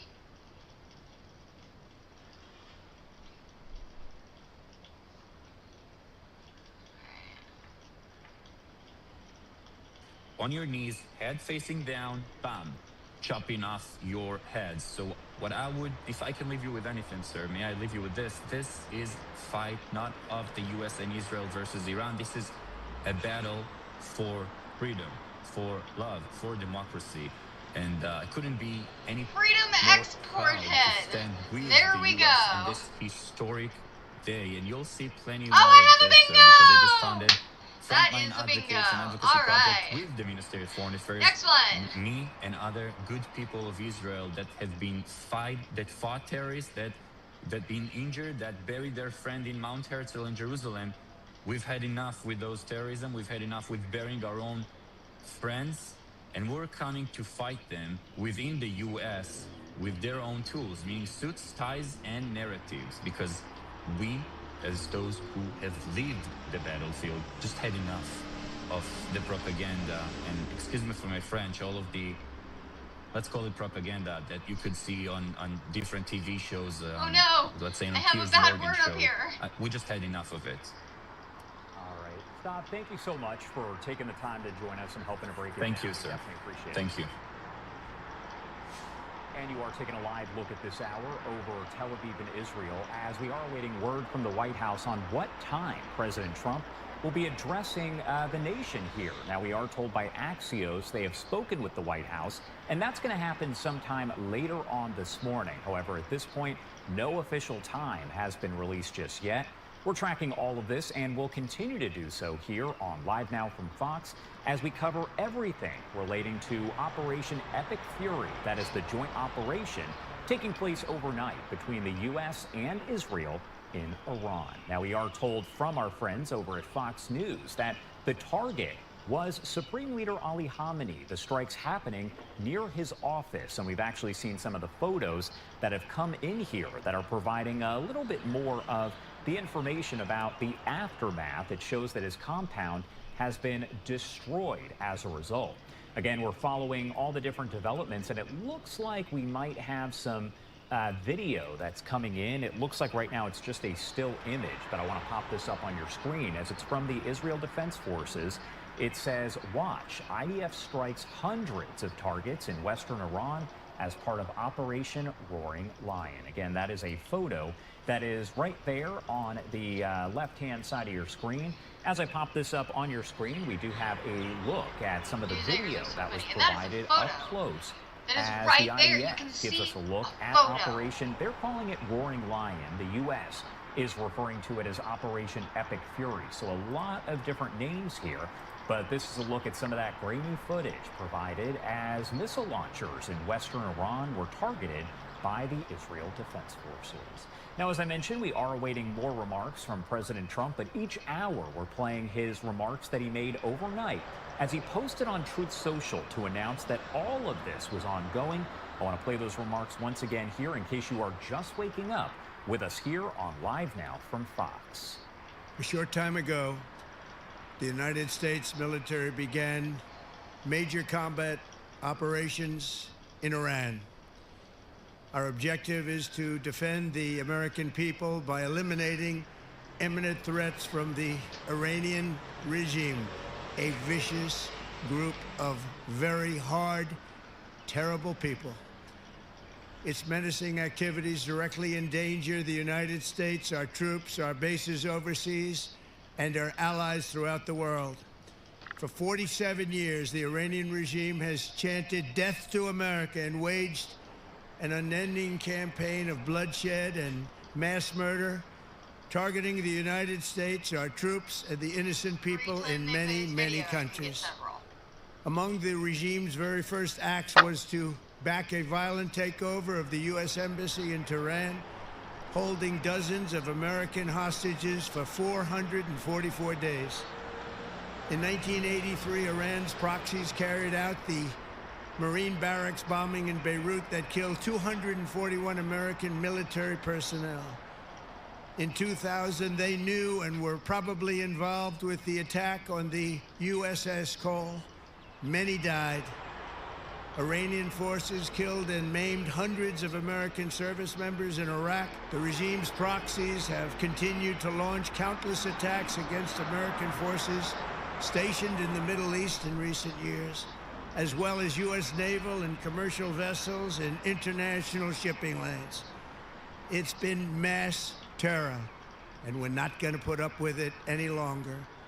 From Lebanon to Yemen and Syria to Iraq, the regime has armed, trained, and funded terrorist militias that have soaked the earth with blood and guts.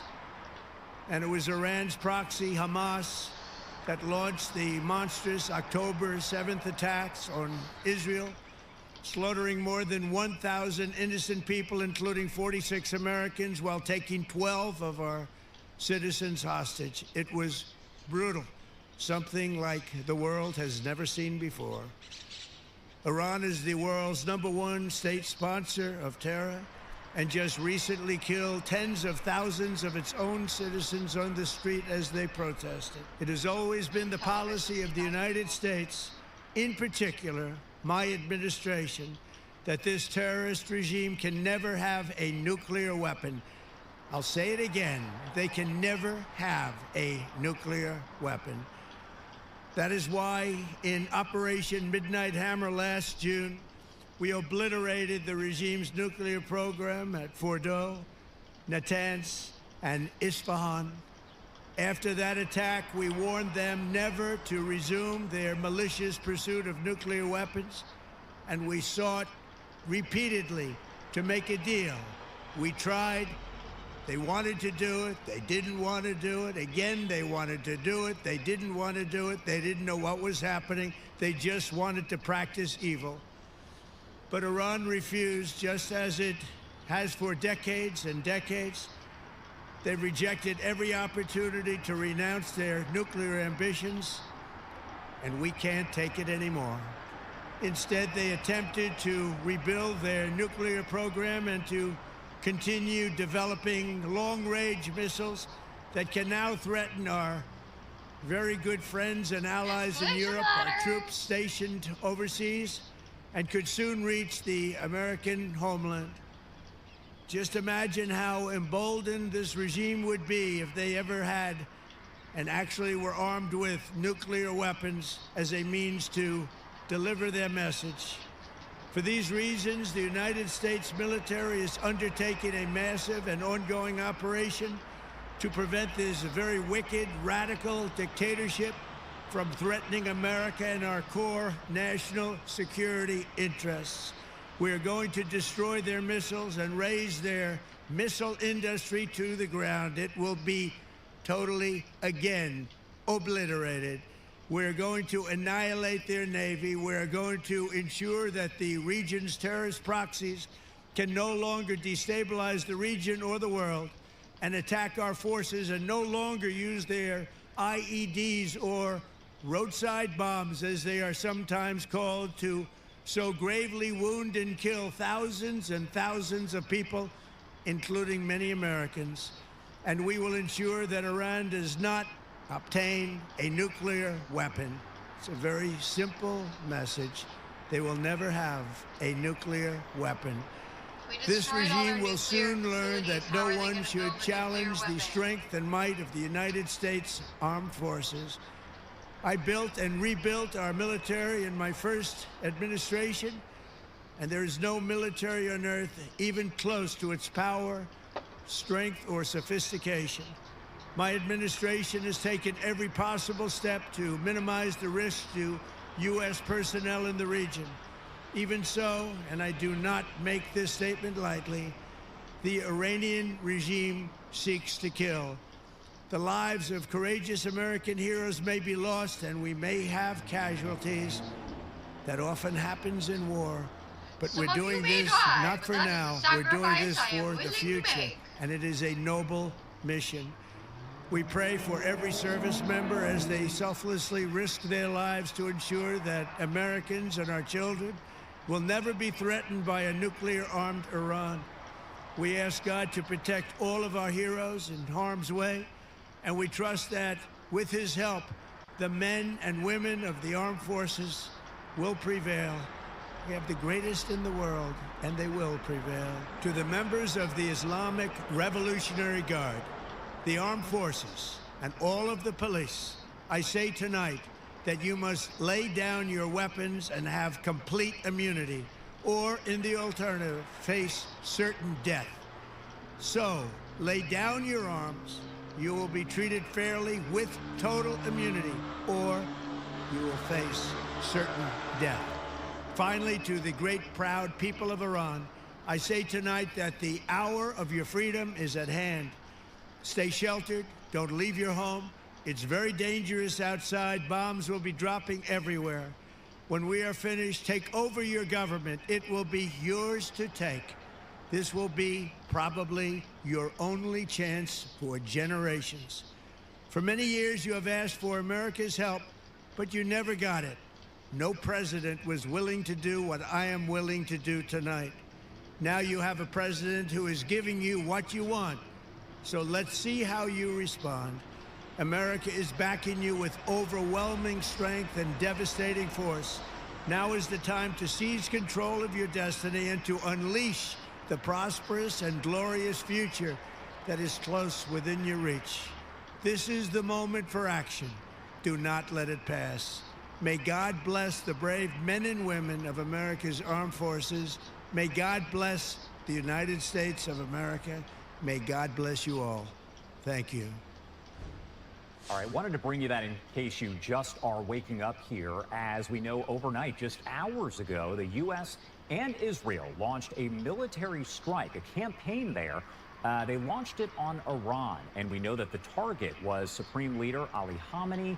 We are told by the IRGC as of right now that he is alive and well. He has been moved to another location. Again, a lot of questions about exactly how this played out, but we also know from Fox News that we expect that the strikes there are not just going to go on for several hours, but rather for several days. Again, there are a lot of questions about the condition of Ali Khamenei, and President Trump, of course, calling on civilians there to overthrow the government. Of course, we know many Iranians, most Iranians, are against the IRGC and, of course, the Supreme Leader and President.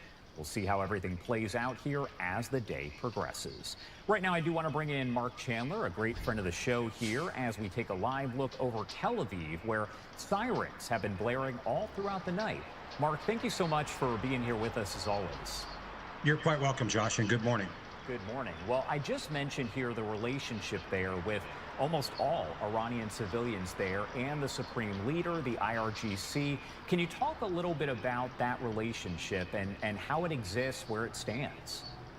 Well, right now, you know, you're looking at what these strikes represent is going after what we would call decapitation, taking out the Supreme Leader. But when you start to peel that back, you know, he is not the popular leader that he was early on in the revolution.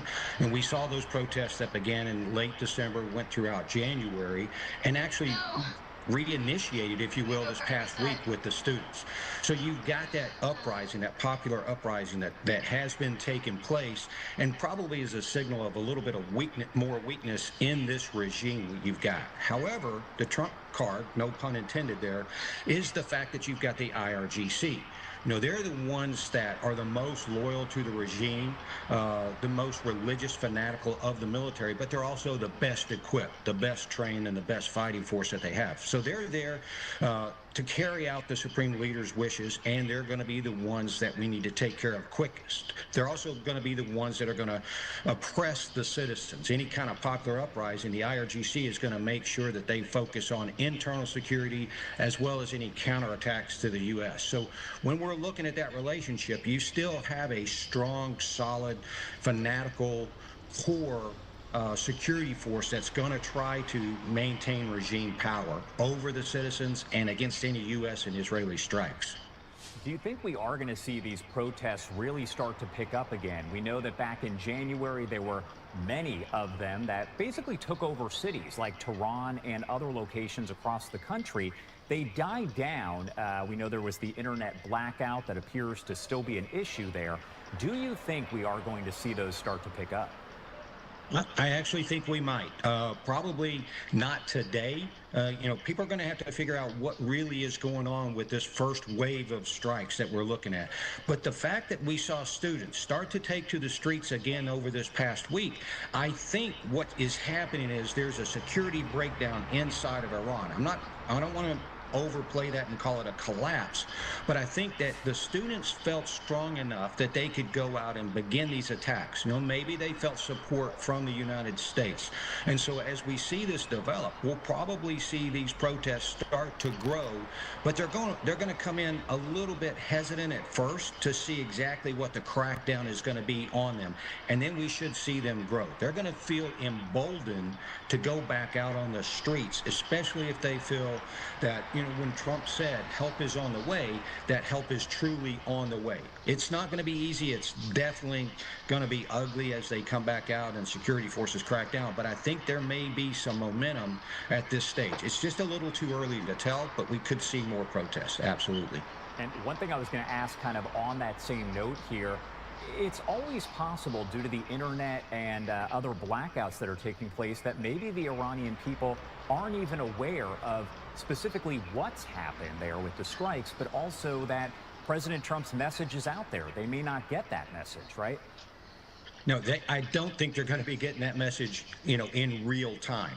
I do think that there is kind of a network that's set up. You know, we smuggled in some Starlink receivers to try to open back up that information flow. So there is an undercurrent that can move the information around, but definitely not as fast as it would have before the internet shutdown. You know, Iran has taken chapters right out of China and Russia internet control. So they're going to try to clamp that down. But I do think that you're going to start to see word of mouth and some localized information start to spread around.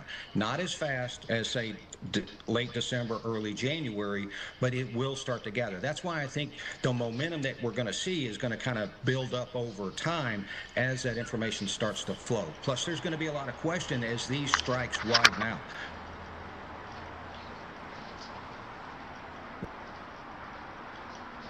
All right, and of course, it does look like we lost Mark right there, but we are going to work to get him back as we continue to follow all of the latest developments. They lost me. What you're looking at is actually the video that's coming in from Tehran a bit earlier, and we do have Mark back right now. Sorry about that, Mark. Looks like we lost our connection.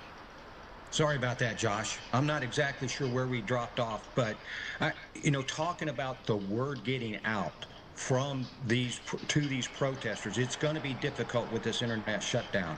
But as it starts to spread, word of mouth and the kind of undercurrent of information that can pass, I think we're going to see it spread, and that momentum will start to build over the next several days of speaking out against the regime. So it's going to take time. It won't be real time, but it will start to spread.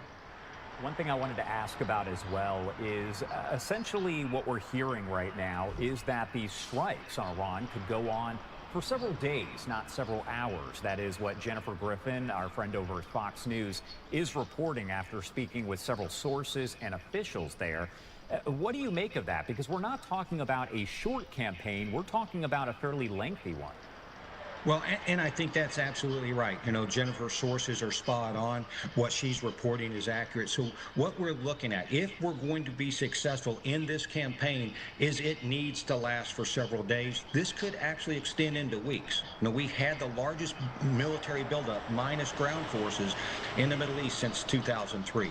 So when we look at that, I think what the president did is take the chairman's advice that if we're going to do something, we need to do it right, and we need to do it with overwhelming power. So that's going to take days at the minimum to carry this out. So they went in against these senior leadership targets. They still have to go against the IRGC Navy, the IRGC missile forces, which we did see some counterattacks this morning. So when we look at that, they've got a lot of other targets to take out that allow what we would call more freedom of maneuver for our air forces. And so that's what you're going to see, methodically taking out those steps. You might see a pause after today.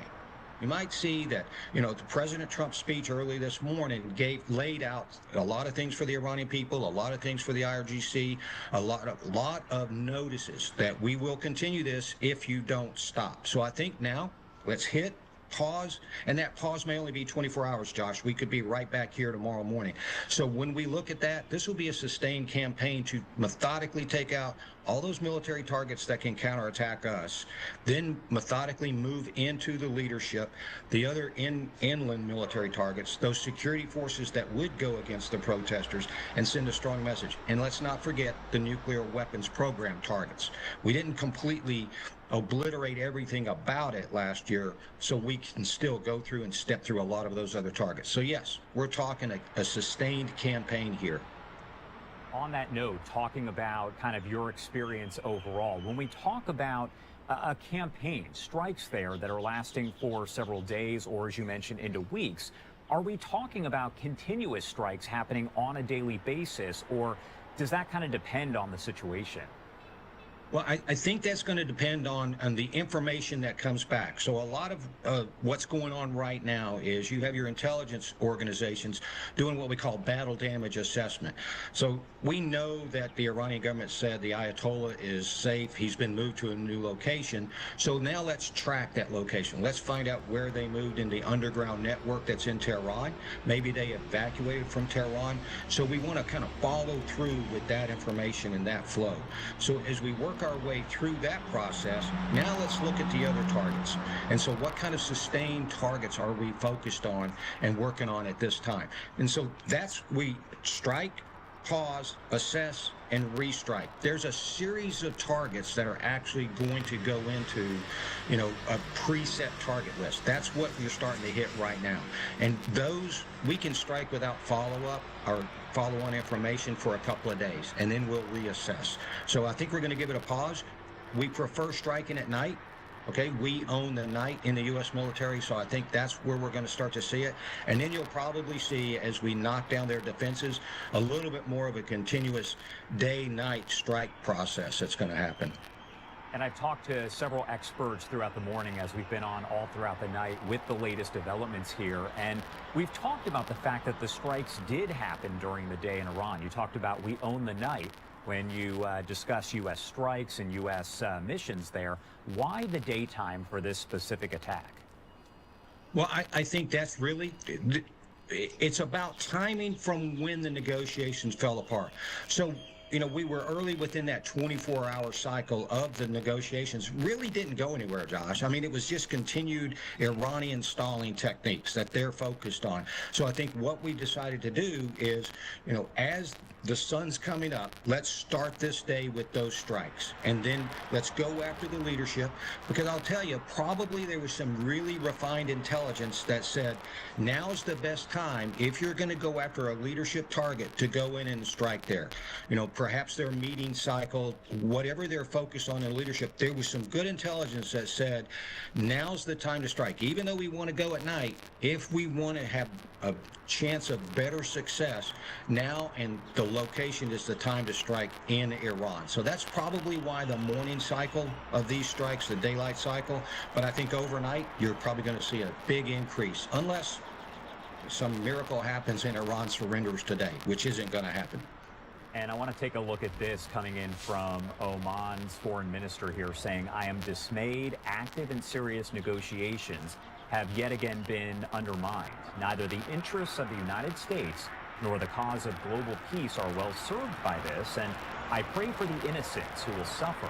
I urge the United States not to get sucked in further. This is not your war. So that leaves me to ask the question of any surprise there. They are the mediator in these talks, or at least one of them. Is that the message that you would have expected? I would absolutely expect this from Oman. They're more of an ally of Iran than they are a true neutral mediator. So I would expect this to happen.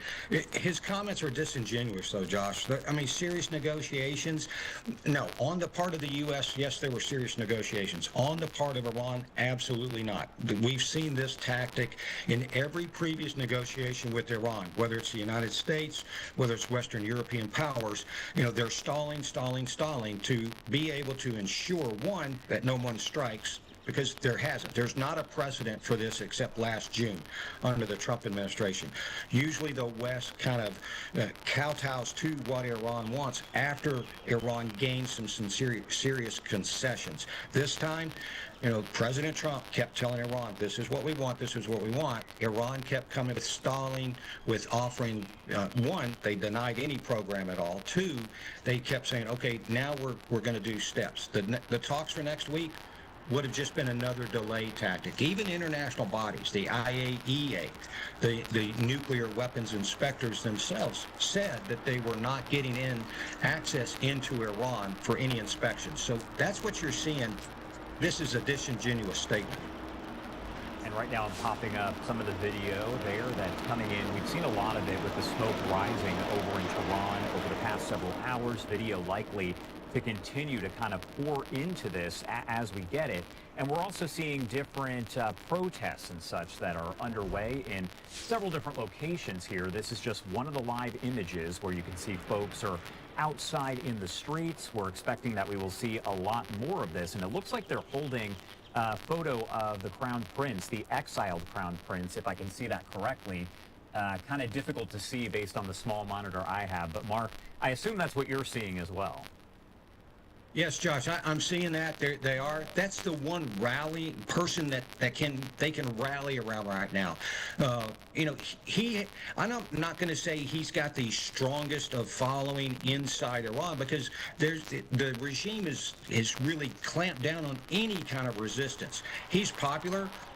This current radical Islamic group that kind of took over in 1979, overthrew the Shah, his family. So that's his heritage. It was a better time for Iran, more prosperous, more freedoms out there. While it's more of a monarchy, they still would represent, let's go back to that. Let's become more prosperous. Let's get more freedoms that are going on out there. So I think he is the rallying cry right now. He has spoken out several times in support of the protesters from December through January. So I think that's the one rallying point, because there's a lack of anybody else to really rally around. So you're going to see that. Plus, they're showing the old Iranian flag, not the current Iranian flag. So you can kind of see where the momentum can start to pick up on this. Outside Iran, we need that to start to generate inside Iran. Exactly, because we're looking at an image from London. I wasn't sure exactly where it was, but that is definitely over in London. So you're going to see situations like this where folks are taking to the street a lot over the next several hours and likely days. But again, the message that President Trump is trying to send is to get that into Iran for the Iranian civilians. My last question for you here, Mark, before I let you go. Is this the end of the Iranian regime as far as you're concerned? Do we see kind of an end in sight? Well, Josh, I think there might be an opening for the end of this current Iranian regime. There's, as we talked about before, they're going to consolidate around power. This regime for 47 years has been only about this regime, and then spreading terrorism and spreading, their Shia religion across the entire Middle East under Iranian control. So they're not going to go easily if they go. They are at their weakest point militarily, and when I say weak militarily, I don't want anybody to think that they can't strike back. but they're weak militarily. We see their internal control has weakened with the latest round of protests, but the fact that the students could come out this week. So we could be on the precipice of the end of this regime, but it's going to take a sustained campaign and sustained pressure from U.S. and Israeli strikes to go out there and convince them that it's better for them to leave alive than to perhaps try to stay and fight. Now, we know that there's been money moved out, so while they might espouse this religious fanaticism and they might espouse, strong Iranian nationalism, it's really about self-preservation. So we're going to see how this plays out. We're going to have to watch the IRGC, because while the religious leaders may die, may leave the country, that IRGC is not going to give up power willingly or easily. So that's what we're going to have to look at. I would say it's going to take a few days before we can tell really if this regime's about to crumble. But they are at a weak point if we continue to press on. And you're, of course, used to me telling you this is my last question and then asking more questions. Wanted to ask you about President Trump. He's expected to address the nation here later on this morning. No specific time just yet. We're waiting to kind of piece that together from the White House. But what are you hoping to maybe hear from him? Well, Josh, I think, far be it for me to tell the president what to say, but I think what he did a little bit earlier this morning, I started to hear him laying out the history of what Iran has done. I've written on that a little bit, but Iran directly is responsible for thousands of U.S. military deaths and civilian deaths from 1979, from their birth of this fanatical regime all the way up until now, all the way up until last year. They've done bombings. They killed 241 U.S. service members in the Beirut bombing. They did that with Hezbollah. They were 100% behind that, and that was in 1983. So if we just go back to that time, we look at, I was on the invasion of Iraq in 2003. We defeated the Iraqi military really quickly, but what happened was Iran filled that vacuum, and they put in some special weapons training and some of their IRGC members to directly combat U.S. service members. We lost hundreds at the hands of the Iranians. So what he needs to do is build that case and show how Iran has been the cause of so much instability, not just in the Middle East. A lot of people think it's the Middle East, it's over there. Actually, what happens over there does affect us. We can go back to the times they've interfered with tankers. They've mined both the Red Sea. They've interfered with oil flow out of the Persian Gulf and the Straits of Hormuz. Those are things we're going to have to watch for now. Their history of instability, of what they've caused, and state-sponsored terrorism, he needs to build that case so the American people understand that.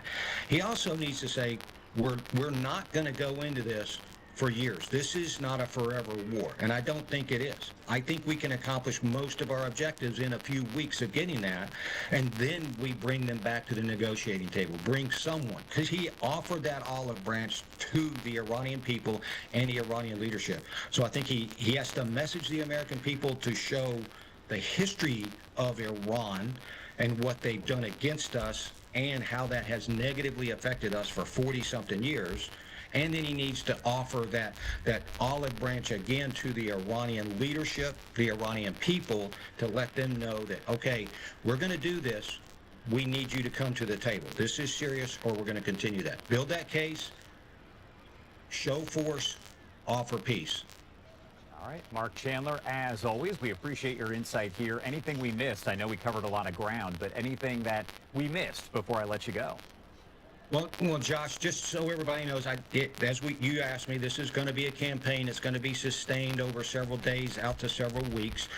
We need to understand that even though we're strong, we're going to hit a lot of targets. They are going to counterattack. So they did launch missiles, we believe some UAVs or drones this morning in a counterattack, against UAE. So our bases are going to be attacked, or they're going to attempt to attack. I would see counterattacks on Israel. So people need to be aware that what they're going to see happen from Iran is normal. And we're going to roll things back. I would call we're going to escalate up a ladder of military attacks by the U.S. And that's just going to be uncomfortable. There's going to be some unknown aspects to this as the news breaks. It's an evolving situation over the next several days until we get to a sustained campaign and kind of slow those Iranian counterattacks. So I would just tell people to kind of hang on for the long ride here and not overreact too quick when we start to see Iran doing something back. The U.S. military is more than capable. I'm proud to be a member of the U.S. military and how we're going to do things. So, hats off to them and Godspeed for all of our folks. All right, Mark, as always, thank you so much for taking the time to join us and helping to break it down. We definitely appreciate it. Josh, you're quite welcome and good luck with this. It's a moving target all day. It is going to be a moving target for sure. And we are taking a live look as we continue to get these live images coming in. This is actually from London over in the UK. You can see the folks there with the old Iranian flag as we're expecting that we're going to get live images just like this one coming in from locations all over the world as these protests are going to get underway. But again, President Trump expected to speak here later on this morning to once again address the nation, likely to take some questions from members of the media as well as he usually does when he addresses the country. We're going to bring you all the information as Caroline Leavitt with the White House does tell us what time that's going to be. As of right now, though, we just know from Axios that it is expected sometime this morning. We do not have a live image that's popped up to give us an indication that it's going to be anytime soon. But again, when the White House puts that out, we're going to bring it to you here, as we always do, on Live Now from Fox. And what you're looking at on your screen is a live look over Tel Aviv at this hour as we follow all of the latest developments. We know that essentially at this point, the sirens have been going on and off there. We had Eylon Levy a bit earlier on this morning. He was the former Israeli government spokesperson who was in a shelter, then he left the shelter, and more sirens were blaring there. So a lot going on and a lot of questions about what is going to happen next. Now, we've been bringing in a lot of different experts to break this down from each and every angle with a lot of different questions that are coming in. What I want to do right now is bring in yet another guest here. We, of course, have, and he's a familiar face. You'll definitely recognize him. It is Jonathan Ruhi over at GINSA. Jonathan, thank you so much, as always, for taking the time to join us here. My pleasure, as always. Thank you for having me. Of course. And I want to kind of start off by getting your take on everything that we're seeing so far kind of develop there in the Middle East and specifically in Iran and Israel.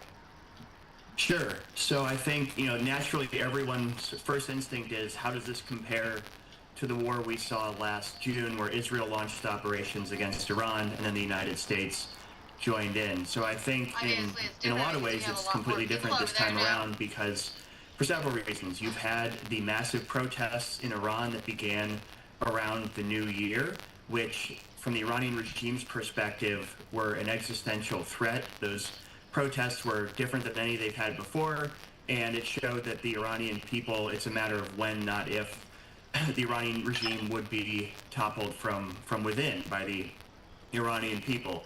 Now, what we're seeing operationally, I think, is different on a couple levels. One, this is a joint U.S.-Israeli operation from the start, targeting the depth and breadth of the Iranian regime's apparatus, both in terms of its ability to crack down internally, but also to project power and retaliate against the rest of the region. Trump has made very clear this time this is not just nuclear sites. He's going after Iran's missile capabilities, which are formidable, also going after their navy, which is also formidable, can cause a lot of chaos and havoc. And so I think what we're seeing, at least in the opening scenes, is another massive Iranian retaliation on the Israelis, which was expected, but also something different than what we saw last summer, which is an immediate and apparently all-out Iranian retaliation against U.S. bases in the Gulf, in Arab countries. And so unlike last year where we saw Iran launch a telegraphed and limited strike on Al Udeid Air Base on our forces in Qatar, this time for the Iranian regime, the gloves are indeed off. What does it tell us that we saw this being a joint operation? There were questions, of course, about President Trump's options. If we were talking about a limited strike, a larger campaign, and now, of course, we see that the U.S. and Israel work together in this joint campaign. What does that say about their relationship as well as the views on what's going on in Iran? So I think in terms of the bilateral relationship, this is the logical outcome in a lot of ways of the increasingly close U.S.-Israeli security cooperation on a whole range of issues, particularly relating to Iran, that really started or really came into full supercharged about 5 years ago when Israel was moved into U.S. Central Command, which oversees all our forces in the Middle East. It's really been a force multiplier for the U.S. forces in the region, but also for our cooperation. We saw that in Operation Midnight Hammer last year, where Israeli planes actually helped clear out targets to literally sort of clear the airspace, pave the way for the U.S. bombers to go in. But what we're seeing now is, I think, even a full step beyond that. We saw the deployment of U.S. combat aircraft to Israel for the first time, these F-22s at a southern airbase called Ofdah. We saw U.S. refueling tankers, KC-46s, deployed in Israel as well. And so it's that combination. All those capabilities help both our countries to do more. Israel puts no restrictions on our use of forces out of its bases, unlike some of our other neighbors in the region. So, I think really it's sort of a 1 + 1 = 3 situation here. And from the Iranian regime's perspective, this is their nightmare scenario where, as they say, the great Satan and the little Satan are on the same page. And for the Iranians, who always try to put daylight, as we say, between the United States and Israel, play one off the other. They were doing that with the talks. For that daylight to have closed, I think for the Iranian regime is the clearest signal they can get that this time is different than in the past. And that's what I was going to say, is it seems as though it is a very different situation than what we've seen in the past here. And again, there's still a lot of questions. We know a lot of information, but still questions. We know that President Trump says the U.S. and Israel launched that joint strike on Iran. That was earlier on this morning, and there's two different names for it. Of course, the U.S. calling it Operation Epic Fury, and the target appears to have been Iran's Supreme Leader Ali Khamenei, who the IRGC claims is still alive. I wanted to ask you about that. The word of Iran, if something had happened to Ali Khamenei, would they actually tell anyone? I think at this point, even the Iranians don't have a good idea of what's going on. Certainly they wouldn't want to admit that the Supreme Leader has been taken out. I mean, it's right there in his name. He is supreme over Iran's security and political and other ministries. So he's both symbolically important, but also in a lot of ways is a motivating force for the diehards in the regime, the IRGC, the Basij, who have in some ways been gritting for this fight and even welcoming it for decades. That's sort of baked into the Iranian regime's worldview and its calculus. But I would say similar to actually what we saw in the 12-day war when the Israelis took out a lot of Iran's military command and control in the opening hours of the strike to sort of paralyze and confuse Iran's ability to respond. We're seeing something similar now. And I would point out for our audience that Israel's opening strikes last June were operationally very impressive, particularly considering that Israel's Air Force is not that big. It's very capable, pound for pound, but it's not that big. And for Israeli standards, operating at very long distances, the United States military can bring an order of magnitude greater amount of force to bear on Iran. And so I think that chaos, confusion, and attempt to sort of paralyze Iran's response, we're seeing that play out on a different degree now. And I would just note one final thing. The enemy always gets a vote. The Iranians certainly seem to have learned that what happened last June when Israel paralyzed their command and control was partly a reflection of the fact that the Iranians over-concentrated their command decision-making at the very top. So they seem to have pushed that decision-making down the chain of command, pre-delegated authorities, as we say, so they can get off a lot of this retaliation much more quickly, even if the Supreme Leader and his associates are taken out. And I want to pop this up on your screen because this is some of the video coming in from the Israel Defense Forces now of the operation itself. And you can see it. It's kind of blurry video, but it shows some of the strikes that were taking place. And we also saw a photo coming in from the New York Times that showed a little bit more of what we can see of the Supreme Leader's compound, and it's essentially destroyed. It is gone. We also have actually this photo right here. That's it on the left-hand side of your screen. It says, we obtained the first known satellite image of Ayatollah Ali Khamenei's compound in Tehran. There are several destroyed buildings. While the current whereabouts of Iran's Supreme Leader are unknown, the compound is generally used as his official residence. Does this send a statement to essentially destroy his compound? That's his office, his home, all of that.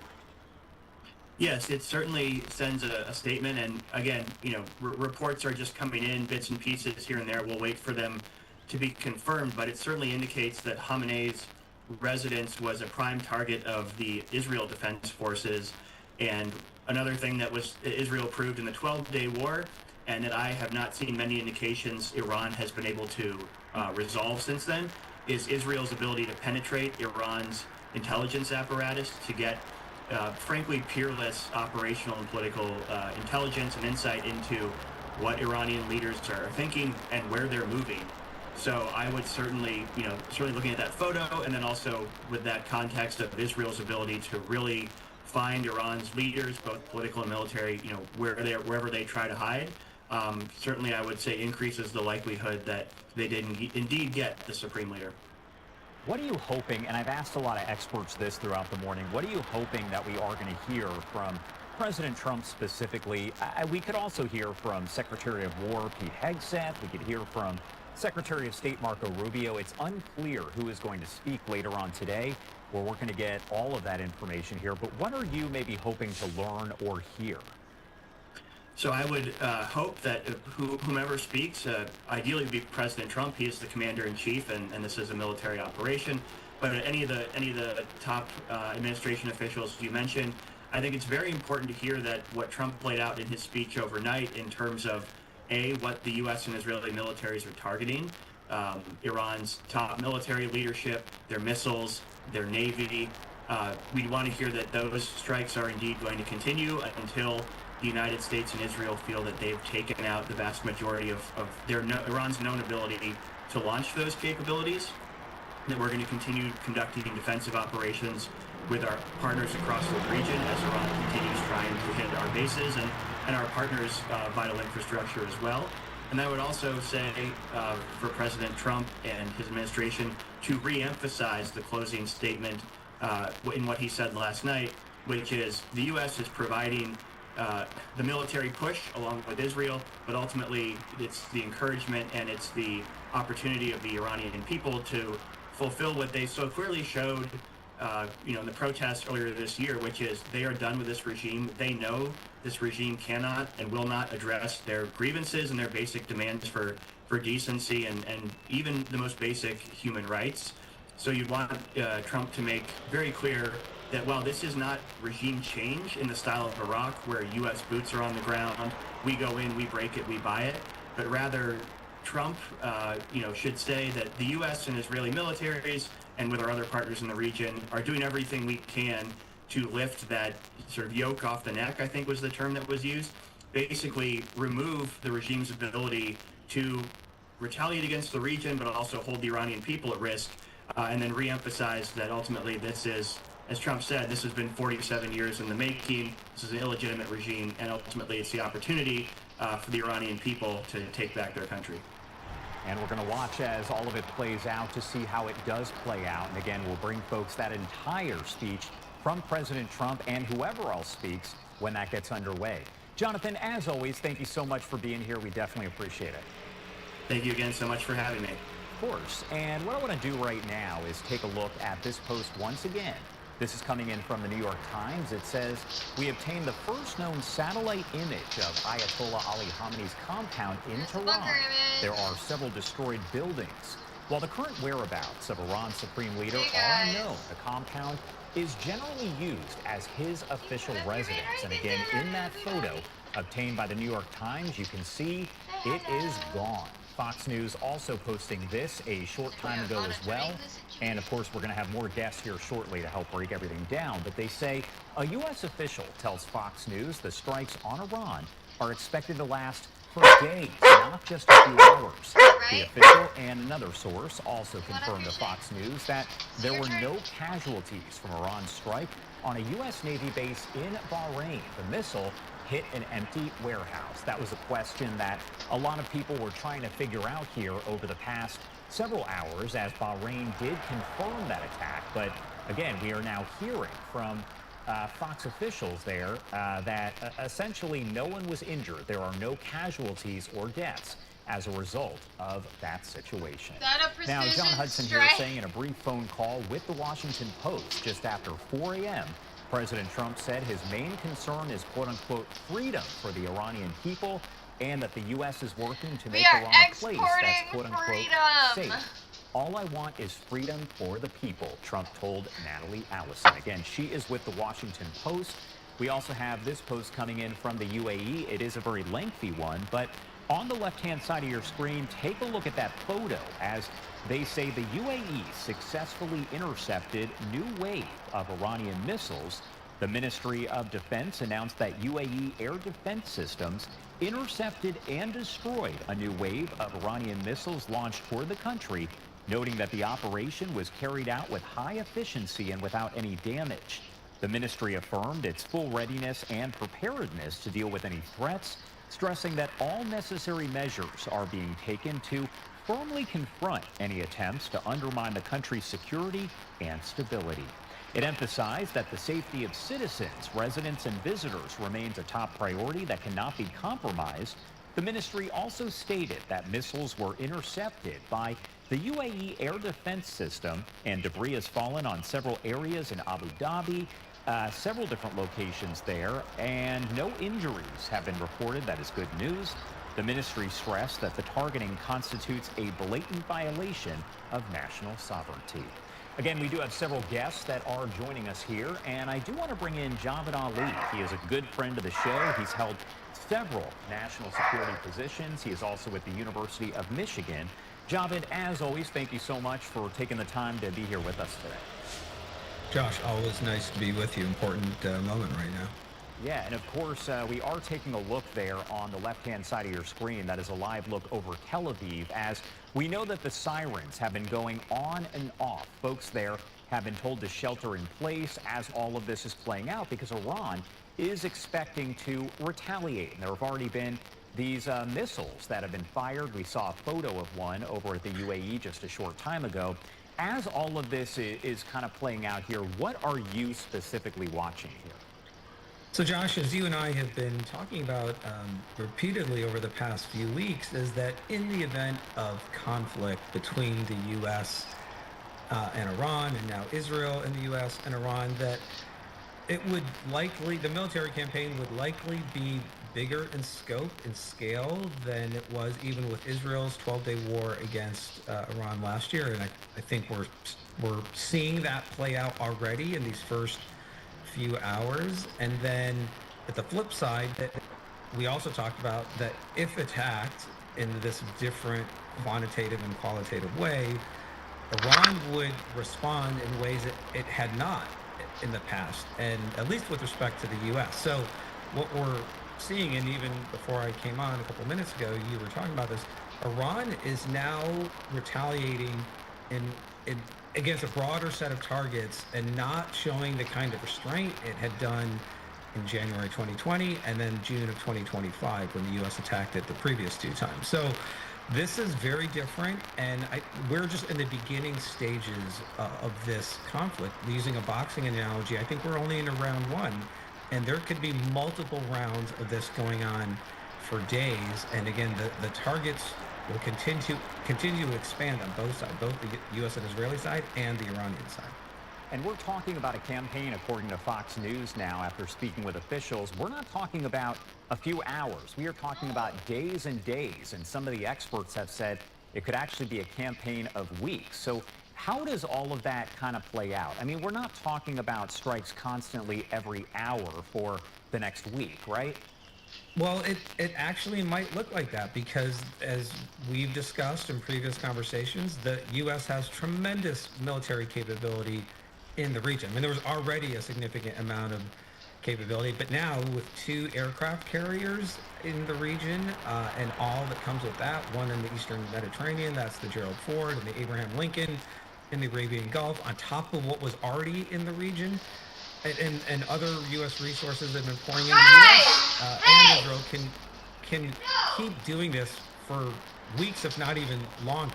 Now, on the flip side, Iran is also going to continue to try and fight, but their resources are more limited, and while they are trying to fire their ballistic missiles and cruise missiles and drones, the U.S. and Israel are probably trying to hunt for those launch capabilities, whether they're fixed, whether they're mobile, whether they're delivered by rail, the production sites, the storage sites. So every time Iran uses a weapon, that weapon is gone and it leaves a signature about where you could potentially attack it next. So this is something the Iranians are going to have to figure out. But again, both sides can continue this for a while, and then Iran also has unconventional capabilities it could use. It hasn't used terrorism as in the way that I thought it would in the past, but maybe now that's on the table. The Axis of Resistance partners have not, for the most part, responded to Iran being attacked the last couple of years, but maybe now this is the moment where they really try to do things even in their own backyard. So this has the potential to get far worse than even what we're seeing right now. You and I have discussed a lot over the past several weeks and months these potential talks, the nuclear talks, and we know from Iran that there was expected to be another round on Monday over in Vienna. Is this the end, from what we're seeing kind of take place now, is this the end of those talks, or do they still kind of continue? Yeah, based on President Trump's statement this morning, one would think that diplomacy is all, for the most part, over. Now, perhaps that's a misread of the situation, but at least again, based on the scale and scope of how things are unfolding for both sides, doesn't look like there's going to be another round of negotiations. And something must have changed over the past week, where even after the third round of talks in Geneva on Thursday, that perhaps from the White House side that they thought that the Iranians still weren't negotiating in good faith, or it was still going to take months and months to get a deal in place under the conditions that President Trump had announced a few weeks ago. And as you and I had talked about, eventually President Trump's patience was going to wear out. So maybe those dynamics all came into play over the past 48 hours or so. I would be surprised if the Iranians now come to the table and try to make a deal, and that might be because part of the Iranian leadership that was involved in those negotiations, or even directing those negotiations, they're probably being targeted right now, or have been targeted. So I just don't see the potential for diplomacy to lead to any kind of deal in the short term. That might be different in the future, but at least for right now, I don't see that happening. And of course, we continue to follow all of the latest developments. You're looking at a live image there coming in out of Tel Aviv. Again, the sirens have been blaring on and off over the past several hours as Iran says that it will retaliate. Now, President Trump saying, of course, that the U.S. and Israel launched this joint strike campaign that he's calling Operation Epic Fury. It was on Iran. It happened just hours ago, and they say the target was Iran's Supreme Leader Ali Khamenei, and the IRGC claims that he is alive and has been taken to another location. Now, Trump calling on the Iranian civilians there to overtake the government, and a question that has come up time and time again: will the people of Iran get that message? Because essentially, there's this blackout of internet and other ways, other means for communication to even happen.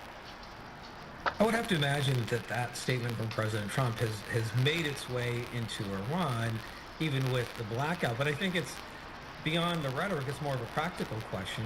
Even in these early stages of the campaign against the regime, will the population, or elements of the population that were involved in the protests going back a month ago, are they now willing to come back and not only demonstrate against the regime, but take some kind of steps to help facilitate its collapse, remove it from power? Because the IRGC and the Basiji and other elements of Iran's internal security apparatus, they're still in control of the country, and they haven't been eliminated, because there's hundreds of thousands of these personnel in the countries. And given the ferocity of the regime's crackdown going back a month, is that element of the Iranian population willing to put their lives on the line again, even in the early stages of this campaign? So I don't know how that's going to play out. And at the flip side, there is no, at least right now, there's not going to be a way externally to lead to this kind of regime change, because there isn't a large military buildup on the ground in the surrounding countries the way there was in Iraq in 2002 and in 2003, in places like Saudi Arabia and Kuwait that eventually went into Baghdad. So there's no corresponding element like that now, there's no authorization for President Trump to do that either from Congress. So I don't see an externally directed effort to topple the regime. If it's going to happen, it's going to have to come from within. But I think it's too early for those conditions to be there on the ground, even inside Iran. And of course, all of this still developing here. This just happened several hours ago. We've been showing some of the video of the smoke that's been rising over Tehran as all of this was unfolding. Of course, very limited video coming out right now, but we expect that we are going to get more as the day progresses. But again, we're talking about the capital there as the smoke is kind of pouring out. One thing I wanted to ask you, and I'm not sure if you're able to help kind of elaborate on it, how does Iran's military compare to the U.S., especially when you factor in Israel's military as well? So Iran has two different elements within its military structure. There's the sort of conventional Iranian military called the Artesh, and that has been around even before the Islamic Republic when the Shah was in power. But that part of the Iranian military was actually bigger than the Islamic Revolutionary Guard Corps.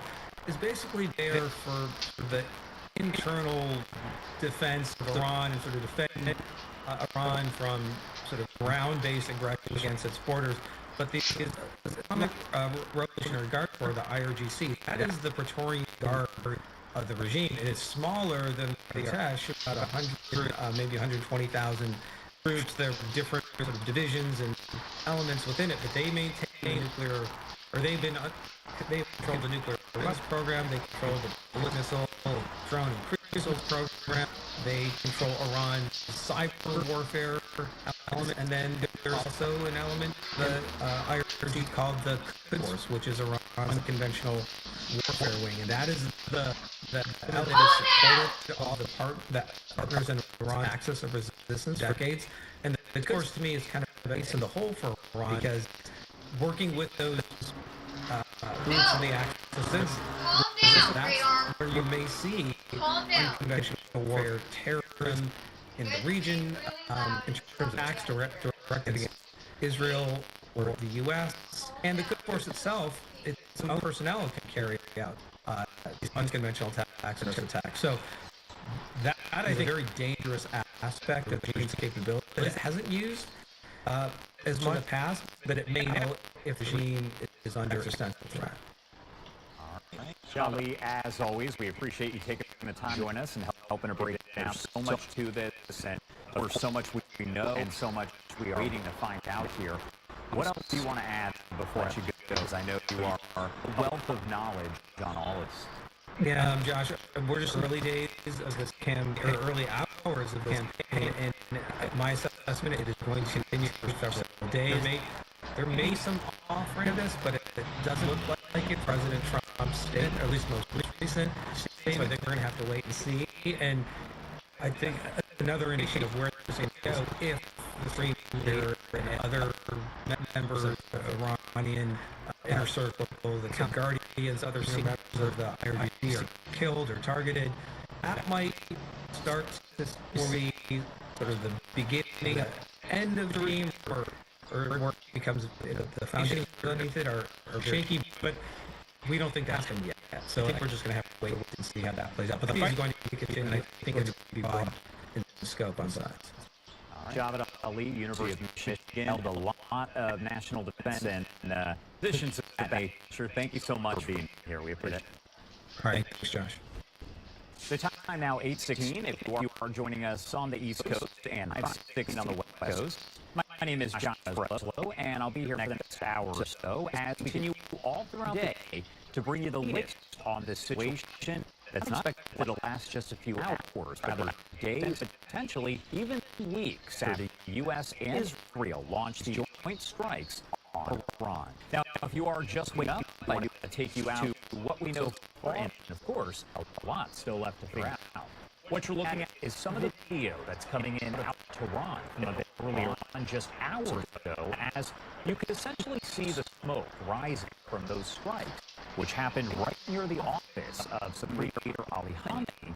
Now, the IRGC claims that he is just fine. However, it appears at this point that We are essentially waiting to get kind of an update from those Iranian officials. And again, you can see the information there showing up on the left-hand side of your screen. President Trump confirming that the U.S. and Israel launched that joint strike on Iran early this morning. The target was Iran's Supreme Leader Ali Khamenei, the IRGC saying that he is alive. And of course, that is their claim here at this hour. Now, President Trump has also called on those Iranian civilians to stand up to the regime and overtake them. That's a question as to whether or not they are getting that message, because, of course, they are dealing with a blackout. Now, we heard in that 8-minute statement from President Trump about the mission itself. He posted that message on Truth Social overnight, and Axios now reporting that President Trump is expected to address the nation again this morning. Not quite clear what time that is going to happen. It could potentially be moved to the afternoon. There are a lot of unknowns as this is a fluid situation. So we'll keep you posted here on Live Now from Fox. And as we take a live look over Tel Aviv and Israel at this hour, we also know that there have been sirens that have been sounding across Israel as the country prepares for that retaliation. We've seen some of that already happening, and it's a question of people having to go into their shelters, then leave their shelters. There is just a lot going on here.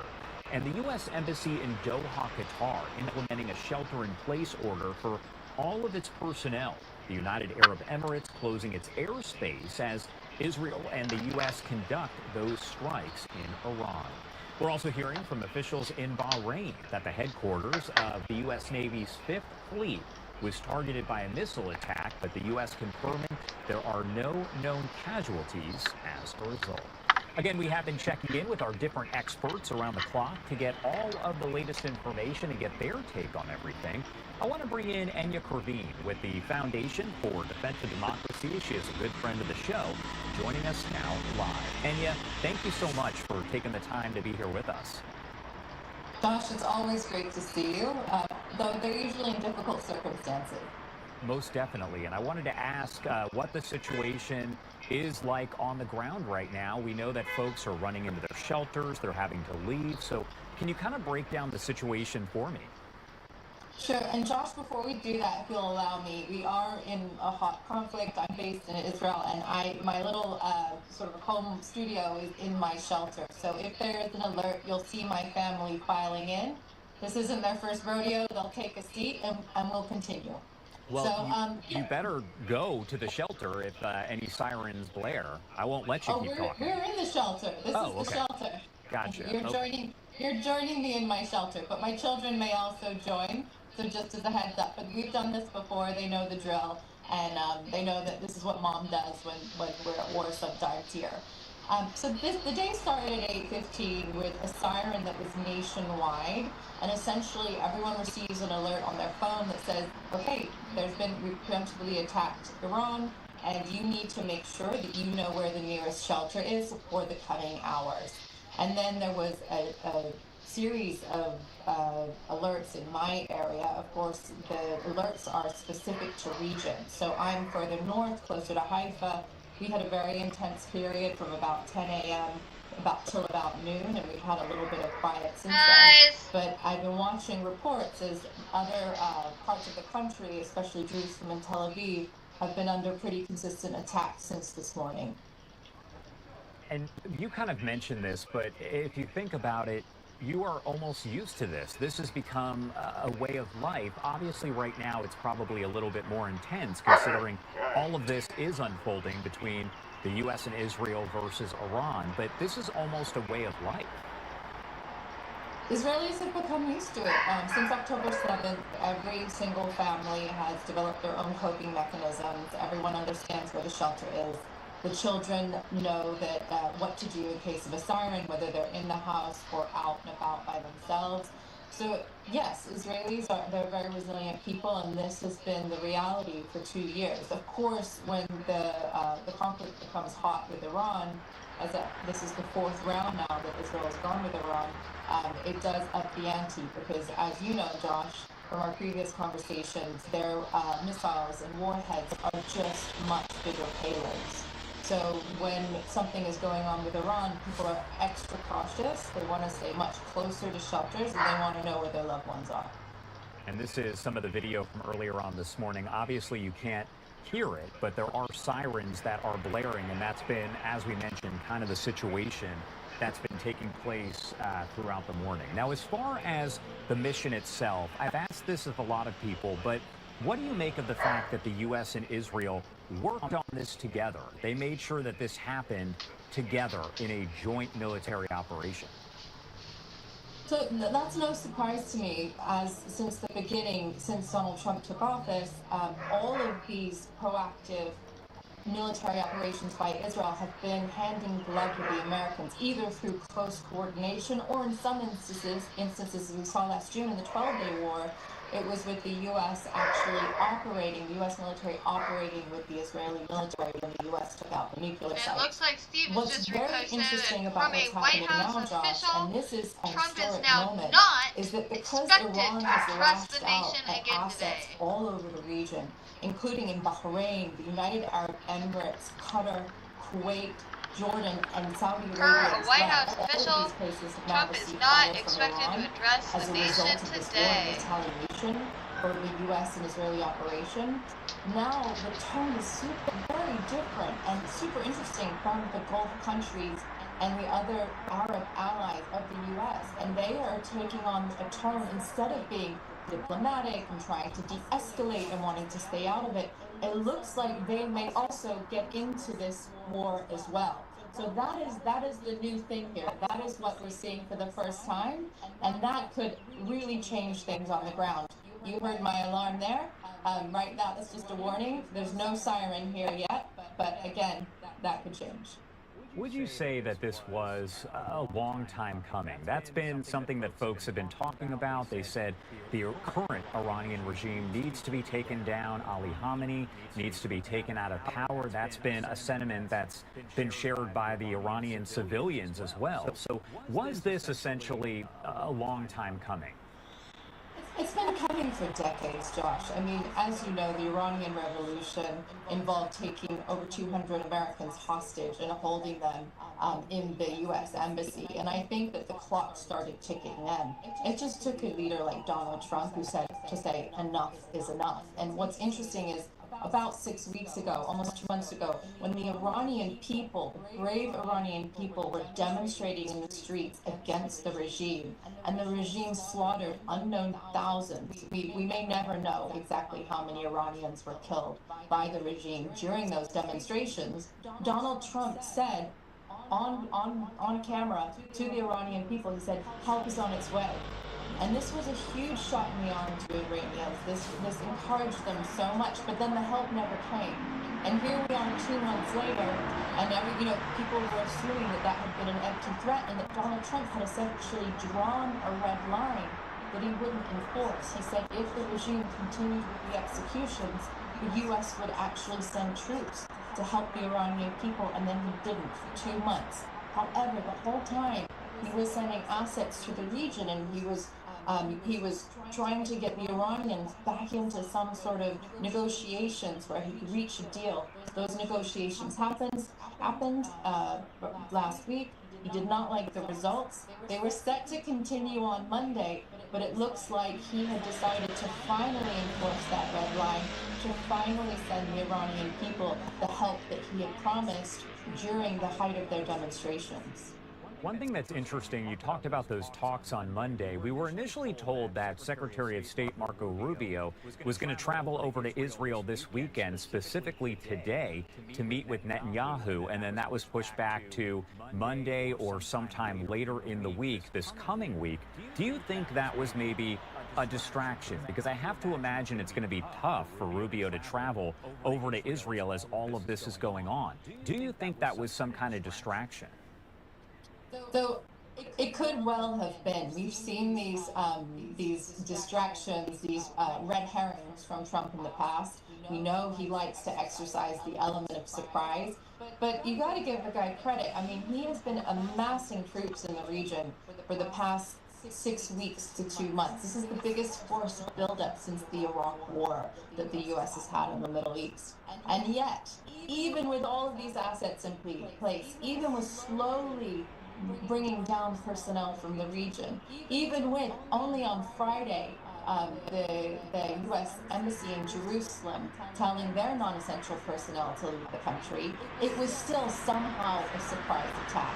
I mean, you gotta give it to this guy who really knows how to play his cards, and he really knows how to enforce his red lines. And Praveen, I appreciate it as always. Of course, you know, there's so much going on here and we're piecing it together. We have some limited information. There's stuff that we don't know just yet. I want to pop this up on your screen. This is coming in from the Is that an alert? That's another alert. Do you need to go? No, I'm in my bomb shelter. I am safe, and I just heard my children go to our neighbor's house. Their dad is home, so it looks like they're scooting over there. We can continue. You know I'm going to keep asking you that because I want to make sure that you stay safe. You're so kind.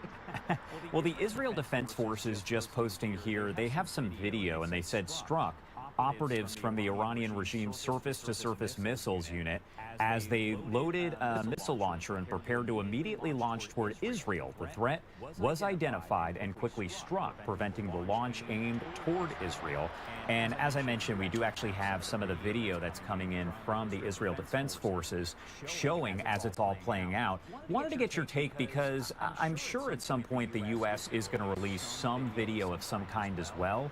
The fact that this video is released and allows people to kind of get a taste of what happened there and a look at kind of how it played out. What does that say to you overall? What do you take away from this video here?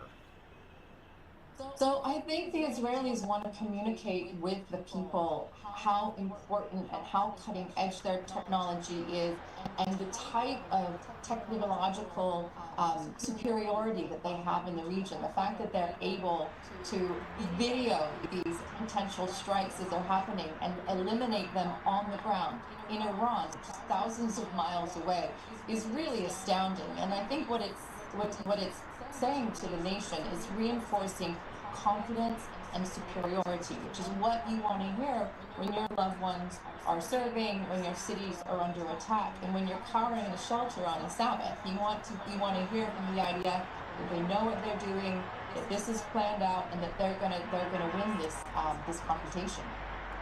And of course, we're waiting to see what the next step is. This could last, we're told, hours. It could last days. It's unclear. All of that kind of up in the air. Enya Craveen, as always, thank you so much for taking the time to join us, helping to break down all of the latest information here. Anything that we missed or anything that you want to make sure we mention here before I let you go? Well, one of the things that I've been thinking about is what's going on in Donald Trump's mind. You know, you have him making statements like, we want to see a surrender. And it would be truly an astounding thing to see this regime surrender. This is a regime that has been firmly in place since 1979. This is a regime that has wreaked just untold havoc. There was a new report just recently that said that the number of U.S. soldiers who were killed in Iraq and Afghanistan, that a large percent of them, larger than we even thought. Checking in really quick on Miss Jackie. Miss Jackie has laid a second egg. Yay, Jackie!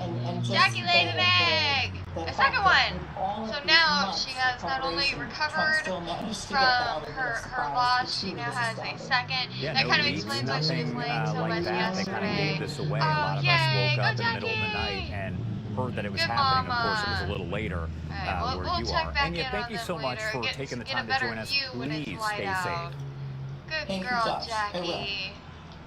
And of course, it is now 8:31 on the East Coast and 5:31 on the West Coast. My name is Josh Breslow, and I've been here for the past several hours as we break down the big story of the day. And of course, that is the latest here on the U.S. and Israel military strike on Iran. All of this happening early on this morning, which was daylight there in Iran. You can see this video coming in from Tehran, the capital there, as all of this was kind of playing out. We know that essentially, we were waiting to get more information. The smoke was seen, the images started to circulate on social media, and then next thing you know, the information came in and President Trump posted a video there on Truth Social explaining what was going on.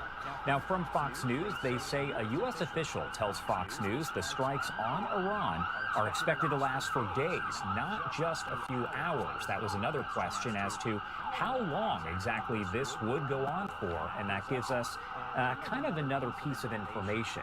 Now, the official and another source also confirming to Fox News that there were no casualties from Iran's strike on a U.S. Navy base in Bahrain. The missile hit an empty warehouse. Again, we have been bringing in experts around the clock to break down all of the latest information. And right now, I actually want to bring in a good friend of the show. We have Benjamin Anthony with the Miriam Institute joining us now live to discuss everything that we know and what's still left to figure out. Thank you so much, Benjamin, as always, for being here with us today. Thanks for having me, Josh. Of course. And first off, the question that I've asked a lot of people, I want to start from the beginning. As all of this information starts to pour in and we get that reaction, what is your reaction finding out that the U.S. and Israel work together and that they performed these strikes on Iran and also basically destroyed the compound, it looks like, of the Supreme Leader? Well, I'm actually very pleased about it for a number of reasons. The first one is this. There are so many people who have tried to drive a wedge between Israel and the United States, including on the right side of the political aisle over there in the US. And I'm pleased to see that this is a real smack in the eye to that isolationist, dare I say, anti-Israel and sometimes anti-Semitic ideology from some of the commentariat. Of course, that's in addition to what we've seen from the left for many, many years.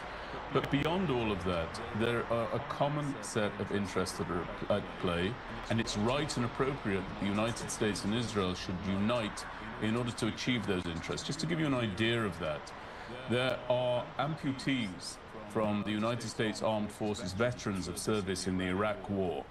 And those amputees are there because the Iranians were sending IEDs, improvised explosive devices, and the know-how of how to draw those together to blow apart the legs, the limbs, and dare I say the lives of American service personnel. It's high time that a regime that was behind that was tackled. In addition to that, there were American citizens who were killed and murdered in cold blood on October 7th here by Hamas. Hamas is obviously a proxy of this Iranian regime. And there were American citizens who were kidnapped and taken hostage into the Gaza Strip on that same day. Beyond the common suffering that we've had at the hands of this regime, there's also a common threat. And that is that Iran is clearly seeking to bring about nuclear weapons capabilities. It has hegemonic aims at the base of its ideology. It calls for the death of Israel and the death of America regularly and often. And quite frankly, Josh, we have hit the Iranians severely during the 12-day war, both Israel and the United States. But they haven't yet come to heel. They haven't abandoned their ballistic missile program. They have not abandoned their building up of their terror proxy array throughout the Middle East. And they also have not abandoned their nuclear weapons pursuit. And so in light of that, given that they took such a heavy hit last time and remain absolutely sedulously focused on those three goals, the only real relevant aim is for us to take out the regime and to topple that regime. And I'm pleased to see that according to all of the reporting, the leaders of that regime are currently being targeted. I'm hopeful those targets will end with success. What happens if the regime, the current regime there in Iran, as we know they're being targeted, if they are pushed out, if they are killed, if they step down, however it happens, what could be the outcome there, especially when you talk about the Iranian relationship with the U.S. and with Israel? Well, I wouldn't want to predict as to who might take the place of the current regime, but I would draw everybody's focus to the fact that you've seen the Iranian people out in the streets recently on pain of death. These are individuals, people, groups, campaigners, all of whom had to deal with live fire at the hands of the besieged, at the hands of this regime that was gunning them down by their thousands. Now, that speaks to a people who want their freedom. I think it's very instructive that President Trump and Prime Minister Benjamin Netanyahu, President Trump in English and Prime Minister Netanyahu in Hebrew, have found a common thread in their declaration of the fact that this war has now begun. And that common thread, beyond the strategic goals, beyond the military goals, is that Iran will be the purview and there for the taking and there for the leadership of the Iranian people, who both President Trump, Prime Minister Netanyahu spoke to the heroism of in their respective addresses. So I think that it's very, very clear that there is an expectation that the Iranian people lay ready, willing and able to stand up, walk forward and actually take their country towards a better direction in the event that there's a successful toppling of the regime. And we were speaking with Enya Kurdin over at the Foundation for Defense of Democracies just moments ago as she was in her shelter. It sounded as though you could hear another alert coming in, and Trey Yingst over at Fox News, who was in there, said more incoming missiles, sirens in northern Israel. How is Israel able to protect its citizens? We know about the Iron Dome. We've heard a lot about that. Can you explain that for folks out there, how they're able to take down those incoming missiles? Yeah, well, Josh, I'm recording this interview with you from my own shelter here in my apartment in central Israel. I'm able to do this because the state of Israel, unlike the Iranians, who risked the safety of their own civilians, the Iranian people, in order to terrorize Israel and the region, the state of Israel has done the very opposite. The state of Israel has invested massively over the years in what's called passive defense. So passive defense is the shelters that many an Israeli home are built having. It's by law that new apartments, new buildings contain a reinforced room, such as the one I'm recording from now. Many of our best shelters have been converted into bomb shelters. There are very clear directives that come from the home front. And to your question, between the 12-day war and today, Israel has made enormous investments in our air defenses to improve those, to make sure there's higher accuracy. We did see some damage being done by the Iranians last time, but it's expected that we're much better positioned on this occasion to take down the threats before they hit us. One thing that I will say, it's a sad indictment on many a oftentimes thought of as allied country, that many of the countries who engaged in previous rounds against Iran, side by side with Israel, have elected not to do so on this occasion. And they should be named and they should be shamed. And the record of history should very clearly draw a black circle around the names of those states. But America and Israel, as one would hope, are standing side by side and acting together for a common cause.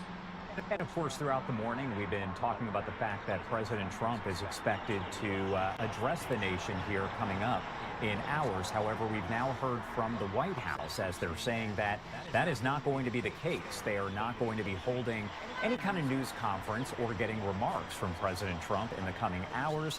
That, of course, could change. We know that we'll get an alert there from Caroline Leavitt with the White House. She'll break down times and things of that nature. So when we find out more, we will make sure to bring that to you here on Live Now from Fox.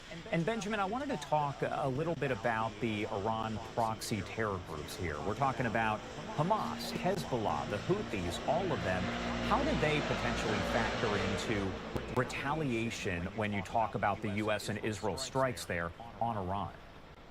So there are a couple of points that I'd make with regard to those terror proxies. The first one is I believe that the people of Lebanon are desperately hoping that Hezbollah, which is under the direct command of the Iranians at this very moment, that Hezbollah will not launch any type of strike against the state of Israel, because I'm absolutely convinced that were they to do so, there would be hellfire rain down on Lebanon against the target bank that we have there, which is very rich and very extensive and very well practiced for.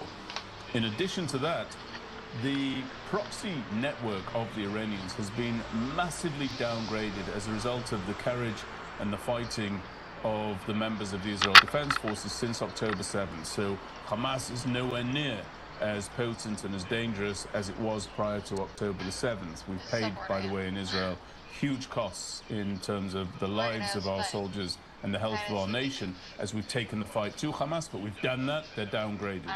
Same can be said about Hezbollah. severely downgraded as a result of the actions of the Israel Defense Forces. The Houthis continue to be a menace, but it's in the context of that, an enfeebled terror network that Iran has at its disposal, that I'm very bullish about the virtues of us taking this fight to this regime and bringing about an end to this decades-deep menace. And I just want to finalize that point by saying we face a very simple choice. Do we want to tackle this regime while it's limited to conventional weapons, dangerous as they are, or do we want to tackle this regime when perhaps they are in possession of nuclear weapons capabilities? I think the answer is very clear to everybody. Are we closer than ever before to the end of the regime? Does it appear that that is the end result here? Well, I think that the regime understands and knows that it's being pursued. There have been various reports, and I don't want to jump the gun at all, that Khamenei has been shuttled out of Tehran. He's been in hiding, but there are other reports saying that he's been targeted, and the battle assessment that will follow that targeting, which is reported to have been undertaken, that's going to take a little bit of time, but certainly the leadership of the regime is being targeted. The command and control structure of the regime is being targeted, and that's in addition, Josh, to the ballistic missile capabilities as well. So it seems that there's everything for Israel to play for, and incidentally, we are seeing that the Iranians understand that they are in a situation of all or nothing, and that's evinced by the fact that they are targeting other countries in the region, the American assets in the UAE, in Qatar, in Bahrain, and elsewhere. All of that seems to show that the Iranians well recognize that their back really is up against the wall, and I'm hopeful that their days are numbered now in terms of the regime. As far as protesters there, we know that President Trump called on those Iranian civilians to go out and essentially topple the government. He wants them to take part in those protests, and that's what Iran's supreme leader had initially said, is that President Trump was pushing them to do that. It didn't appear that was the case then. It's clearly the case right now, because President Trump made that statement and said it's up to the Iranian civilians to make this happen and to... You'll forgive me, that's my alarm going off, Josh. I do apologize. Let me just silence it. Do you need to go? I know you're in your shelter. I'm in the safe room, but that's an alarm warning that there's incoming at this time. Sorry about that. Please repeat your question. No, you're totally fine. And if you need to go, please let me know, because your safety is more important than the interview. So, thank you. I can continue. Of course. And first off here, as we continue talking about all of this, what question or questions do you still have about this operation and what happens next? Well, this operation is obviously something that I'm supportive of. I think I've conveyed it during the course of this conversation. But to me, it's also of vital importance that Israel takes care of the proxies that Iran has as they remain around our borders. I want to see the complete and total destruction of Hamas as a terror force inside the Gaza Strip. We still haven't realized and recognized that war aim. Remember, there were 2 war aims after October 7th to bring back all of our hostages.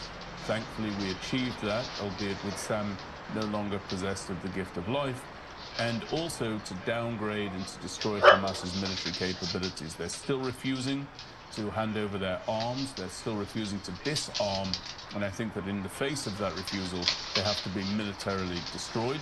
And I would say the very same for Hezbollah. There's been a lot of false hope, in my opinion, unfounded hope behind the idea that the Lebanese armed forces and the president of Lebanon would be able to bring Hezbollah to a position where they would hand over their arms and disarm. That simply isn't the reality. We're dealing with jihadist, terrorist, fanatical organizations. And so the fights need to be taken to these people until such time as they surrender and lay down the abilities that they have to bring us harm. And I think something that would induce that in the context of those proxies would definitely be to wipe out the regime that is their patron, namely the regime inside Iran. And I think that we're on target to do that. I don't think it's easy. I don't think the outcome can be presumed, but I do think it is an appropriate, proper, and correct military aim. We have complete air superiority over the skies of Iran. The regime was unable to protect itself during the 12-day war or its citizens during the very same time period. And I think that now is really the time to take this regime, which is battling on the ropes of its own survival, and really deliver a knockout blow. My last question here before I let you go. I know we've gotten in depth here. I wanted to ask you about the region itself. When you talk about the Middle East, are there concerns that there is going to be a regional situation that worsens before it gets better? Not just necessarily even in that region, worldwide, as you have so many different elements to this situation. Does this kind of spiral into something before it gets better? Well, I'm actually concerned. I see things a little bit differently to most. There were several accords, you'll remember the Abraham Accords, that brought about the normalization of relations between Israel and several of the regional powers here in the Middle East. Now, that normalization came about primarily because there was a common threat felt by all of the signatory countries, and that threat was the possibility of a nuclear-capable Iran. And so the UAE, for example, looked on and said, Israel is determined to block Iran from having nuclear capabilities. It's in our interests to normalize relations with them. But we look now to the Saudis, and we look at the fact that to this point, Israel, America, has really downgraded the threat that's coming from Iran by way of the sustained attack during the 12-day war. And what's happened as a result of that is, because the Saudis do not feel the level of threat that the Emiratis felt when it comes to Iran possessing nuclear weapons, they've actually slowed the process of potentially normalizing relations with Israel. And that's simply because they don't feel the same danger that once they did feel coming from the Iranian regime. So in a sense, Israel's become a bit of a victim of her own success on that front. There are other considerations as well, but I think that where Iran's concerned, we should be watching for whether or not the Saudis move back towards normalization. I don't think that the Russians will likely join this fray. I wouldn't rule it out, but I don't think so. I think they'll cause trouble around the margins, as they always do, and the Chinese will likely do the very same. But I think that this threat, this enemy inside Iran, is within the gift of Israel and the United States to deal with and to tackle, and I'm pleased that we are doing at this stage. And of course, we'll keep an eye on everything as it plays out. Benjamin Anthony, thank you so much for always taking the time to join us and breaking it down and providing your expertise. Anything else that we missed? Anything you want to add here about any of this before I let you go? Yeah, Josh, thank you very much. I think the most important thing that people should know and recognize is that they shouldn't fear for Israel during this time. The state of Israel is the state of the Jewish people. It embodies a people who are able to defend themselves and to protect themselves, as opposed to the history that we had before we had the one and only Jewish state. So it will be our soldiers, our pilots, our expertise that move forward together with the Americans in order to secure our future. We're doing it hand in hand with a great ally, and I would only conclude by saying that I wish Godspeed and protection to the members of the U.S. Armed Forces as they prosecute this war against this enemy, and of course to the members of the Israel Defense Forces as well. Benjamin Anthony over at the Miriam Institute, thank you so much, as always, for being here with us and helping to discuss it. We appreciate it. Thank you, Josh. And of course, we do have a lot of different live images that are coming into our newsroom as we've heard sirens and different alerts that have been sounding across Israel over the past several hours since all of this unfolded. Of course, questions about Iran's retaliatory strikes that could take place. Many missiles have been shot down by Israel, as well as other countries reporting that as well. All of this in flux, and we learned a bit earlier that President Trump, after posting that Truth Social video a bit earlier on this morning, is not going to be holding a news conference, or at least scheduled to do so later on this morning, as was originally thought. That could always change. The White House will, of course, keep us updated, and we'll keep you updated at home as we get all of that information. Now, the Prime Minister of Israel, Benjamin Netanyahu, posting this, saying, quote, My brothers and sisters, citizens of Israel, a short while ago, Israel and the United States embarked on an operation to remove the existential threat posed by the terrorist regime in Iran. He gave a speech. Now, it was in Hebrew. It was not in English, so this is just part of the translation that we are getting there into our newsroom. And Oman's, I believe, foreign minister there posted, "I am dismayed. Active and serious negotiations have yet again been undermined. Neither the interests of the United States nor the cause of global peace are well served by this, and I pray for the innocents who will suffer. I urge the United States not to get sucked in further. This is not your war." Again, that was Oman's foreign minister. Important to note, of course, that Oman is one of the mediators in those talks between the U.S. and Iran, which have not yielded any kind of result. We also know that Monday, Iran had said they were scheduled to meet with the U.S. for a fourth round of indirect talks over in Vienna. Not quite clear if that is still going to happen. Again, that's part of the situation that is in flux here. Fox News also saying that a U.S. official is telling them the strikes on Iran expected to last for days, not just a few hours. The official and another source also confirming to Fox News that there were no casualties from Iran's strike on a U.S. Navy base in Bahrain. The missile hit an empty warehouse. What I want to do is pop this up on your screen right here to give you a look at some of the video from earlier on this morning. Again, we've been showing this to you as there is some limited video coming in out of Tehran. We expect much more will come in as the day progresses here, but that is what we have so far as we continue to follow the latest on Operation Epic Fury, the U.S. and Israel launching that joint military campaign against Iran with the strikes happening overnight. Now, we heard in that 8-minute statement from President Trump about the mission itself and the reasoning behind it. He posted that message on Truth Social, and we are waiting for forward from the White House on what is going to happen as far as maybe a potential news conference later today. As of right now, they do say nothing is officially planned. Now, Iran's foreign minister says they will not hesitate in their response to that renewed military aggression.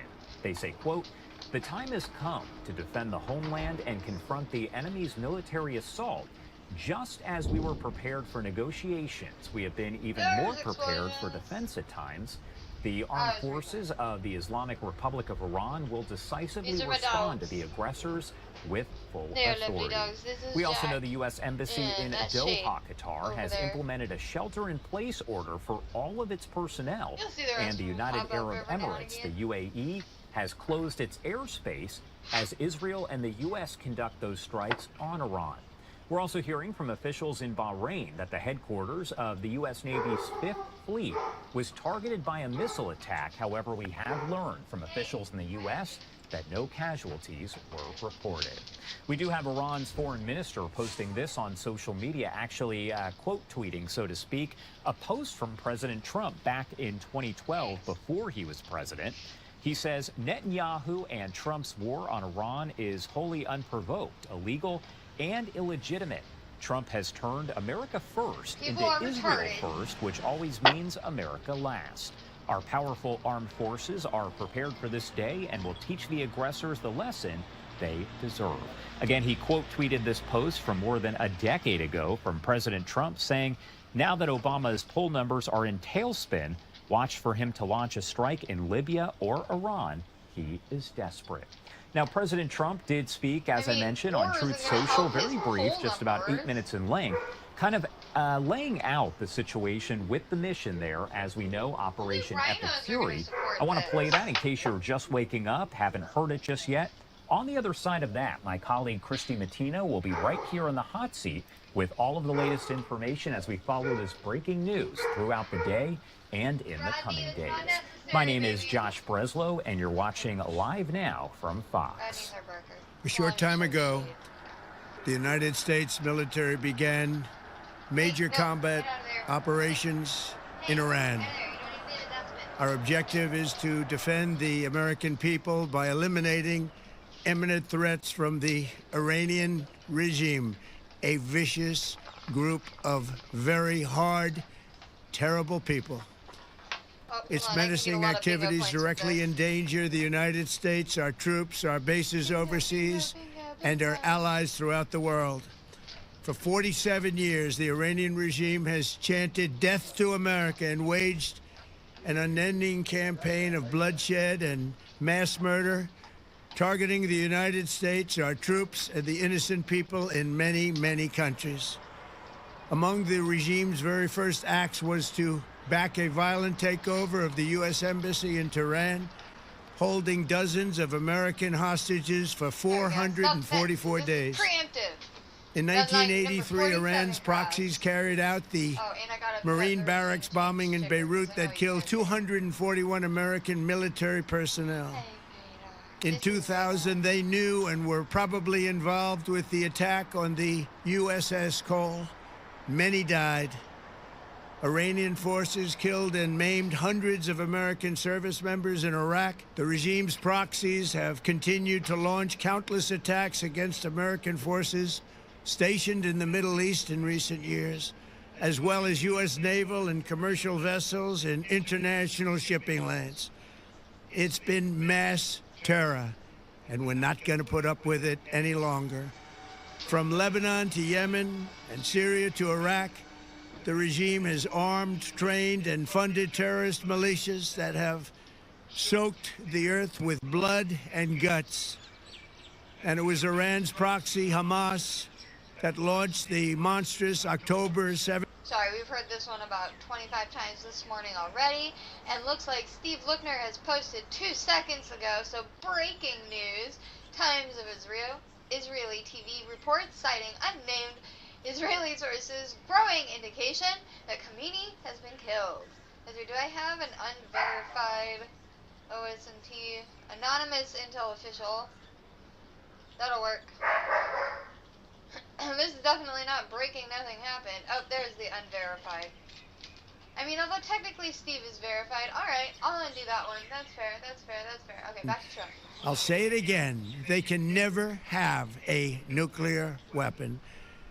That is why in Operation Midnight Hammer last June, we obliterated the regime's nuclear program at Fordow, Natanz, and Isfahan. After that attack, we warned them never to resume their malicious pursuit of nuclear weapons. So Matt Van Swoll here, he's one of these Twitter accounts, X accounts, I don't know, maybe he has a YouTube too, I don't know that well. But this is one of those talking points where he says, I can't believe what I'm seeing. Every leftist on X is crying about Iran's evil dictators being removed from the earth. And every single one of the Iranian people is celebrating and dancing like there's no tomorrow. This has been extremely eye-opening. And I mean, I can tell you why this is. Okay. Or for the most part, I can tell you why this is. It is because leftists, extreme leftists, are anti-capitalist. And so they want this chaos. They want the toppling of regimes that are oppressive. So they will always be on the side of the quote-unquote oppressor or whomever they deem as the oppressor in this situation. So in this case, it is the Iranian regime, and they want the regime to be toppled. Oh wait, did I read that wrong? Left, oh, wait. Now I don't even know where to go.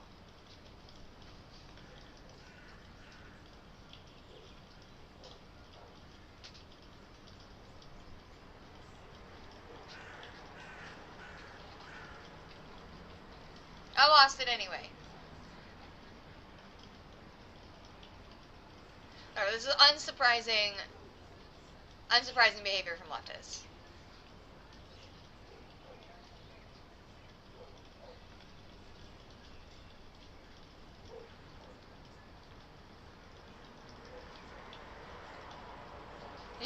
Breaking. They are offended when their own words about Israel are being read on public. That is accurate.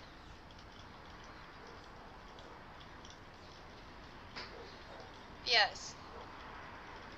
Where did that tweet go? It always disappears on me. Here? No. Oh.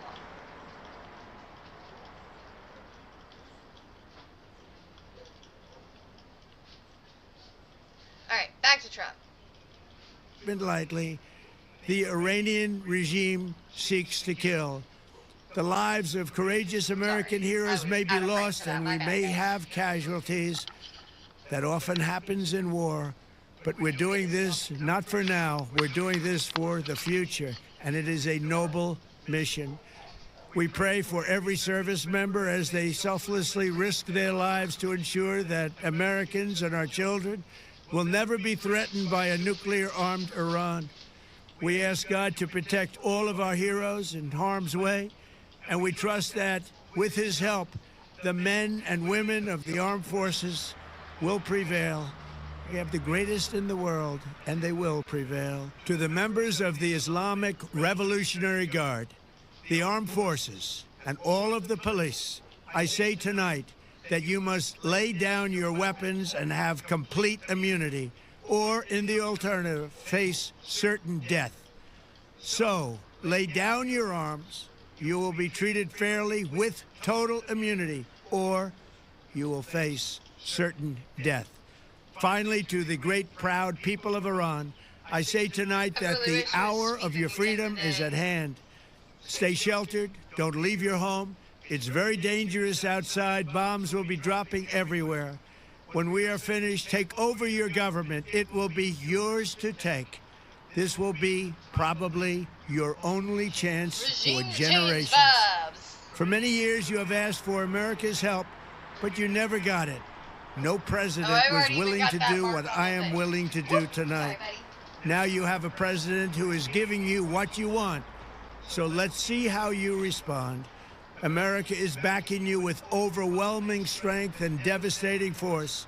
Now is the time to seize control of your destiny and to unleash the prosperous and glorious future that is close within your reach. This is the moment for action. Do not let it pass. May God bless the brave men and women of America's armed forces. May God bless the United States of America. May God bless you all. Thank you. And that was a statement posted to social media overnight there from President Trump. And that's the latest we have heard from the Trump administration. We had gotten word that there was going to be some sort of a press conference this morning. We do know now that is not going to happen here today. But either way, we're going to continue to monitor the White House, see if we're going to get any additional statements, as we have heard from several lawmakers reacting here this morning. Thank you so much for joining us for our coverage here. My name is Christy Matino. I want to take you to this live look here at Tel Aviv. If you are just waking up with us here on Live Now from Fox, President Trump confirming there in that video message that the U.S. is carrying out major combat operations in Iran. In that video he posted to Truth Social, Trump said the objective is to defend Americans by eliminating imminent threats from the Iranian regime, describing it as a vicious group of very hard, terrible people. Now, also in his message, Trump urged the Iranian regime to lay down its weapons or face certain death, calling it their only chance for generations, as President Trump urged the people of Iran to take over their government after the operation. The United States military attack against Iran is named Operation Epic Fury. Israel, which coordinated the daytime morning attack with the United States, announced the Jewish state's mission as Operation Roaring Lion. The joint military operation expected now to continue on for a few days. Officials telling Fox News that Israel is targeting Iranian leadership while the U.S. is targeting military targets and ballistic missile strikes that pose an imminent threat. I do want to continue the conversation here. We've been bringing in experts all morning here to answer your questions, and also in a matter of moments here, we are going to be putting up a megaphone poll so you can write in those questions. We can answer those for you here live. But for right now, I do want to bring in Eric Cole. He's a former CIA national security expert joining us here on Live Now from Fox. Thank you so much for taking the time, Eric. We appreciate it. My pleasure. Thank you. I want to get your initial reaction to these strikes because, of course, President Trump had given that 10 to 15-day window to Iran. He said, you guys have to make a deal. We saw those talks that really weren't going anywhere. What do you make of the timing of this, especially as we were anticipating these talks were going to continue?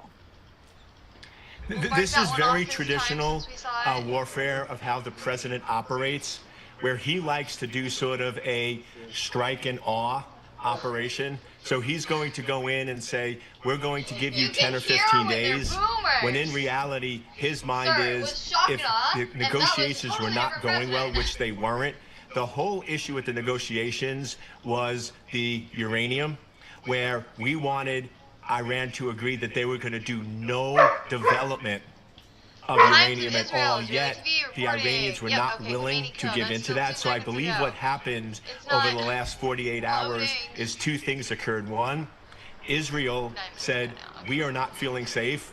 We are moving forward with an attack. Are you with us or not? And the president looked at the negotiations and said, we're not going to reach a suitable deal, so we might as well strike now when Iran is not ready instead of waiting 2 or 3 days or 2 or 3 weeks. So to me, this was very strategic and planned out, and you do want to catch the enemy by surprise, which I believe Iran was very surprised by the joint attack. And we are getting in these live feeds up to the minute here, and what we were just watching on the screen is we are learning Israel is working to intercept Iranian missiles. We also do know sirens have been going off all morning there. I need to ask you about this piece of information. We learned that a person briefed on the military plans is saying today's operation was planned by the U.S. and Israel for months, and this was also closely coordinated. And that person says the attacks were expected to continue for several days, as we shared here. Can you walk us through the behind-the-scenes coordination between the U.S. and Israel that led to today's operation?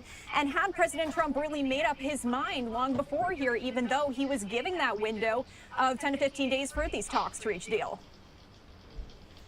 Yeah, Iran has always been a threat. It's always been a wild card. It's always been a country that is sort of very unstable, and you do not know what they're going to do. So these conversations with Israel has been going on for a long time. If you remember last year, we did a strike on Iran because we were concerned about the stability, and Iran did not retaliate then.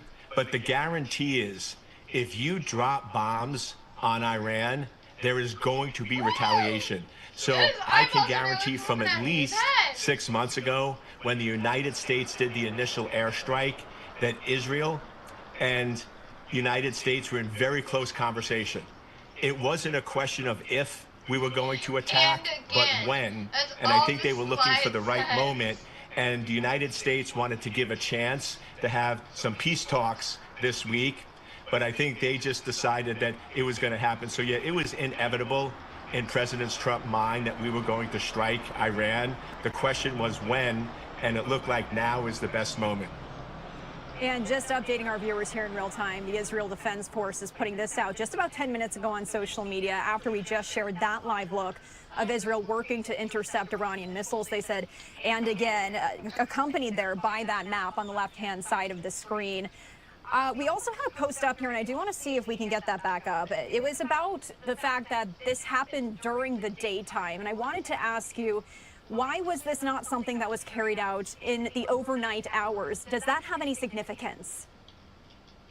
Yes, it does, and I believe it was actually for one big reason, from a safety perspective for Israel and the bases in the region, because if you're doing a daytime attack, you can actually have better control, like in Israel, of going in and warning your citizens and evacuating. Like, Israel is taking this very, very seriously. They've actually shut down major power grids because they're very concerned that there's going to be much more aggressive attacks.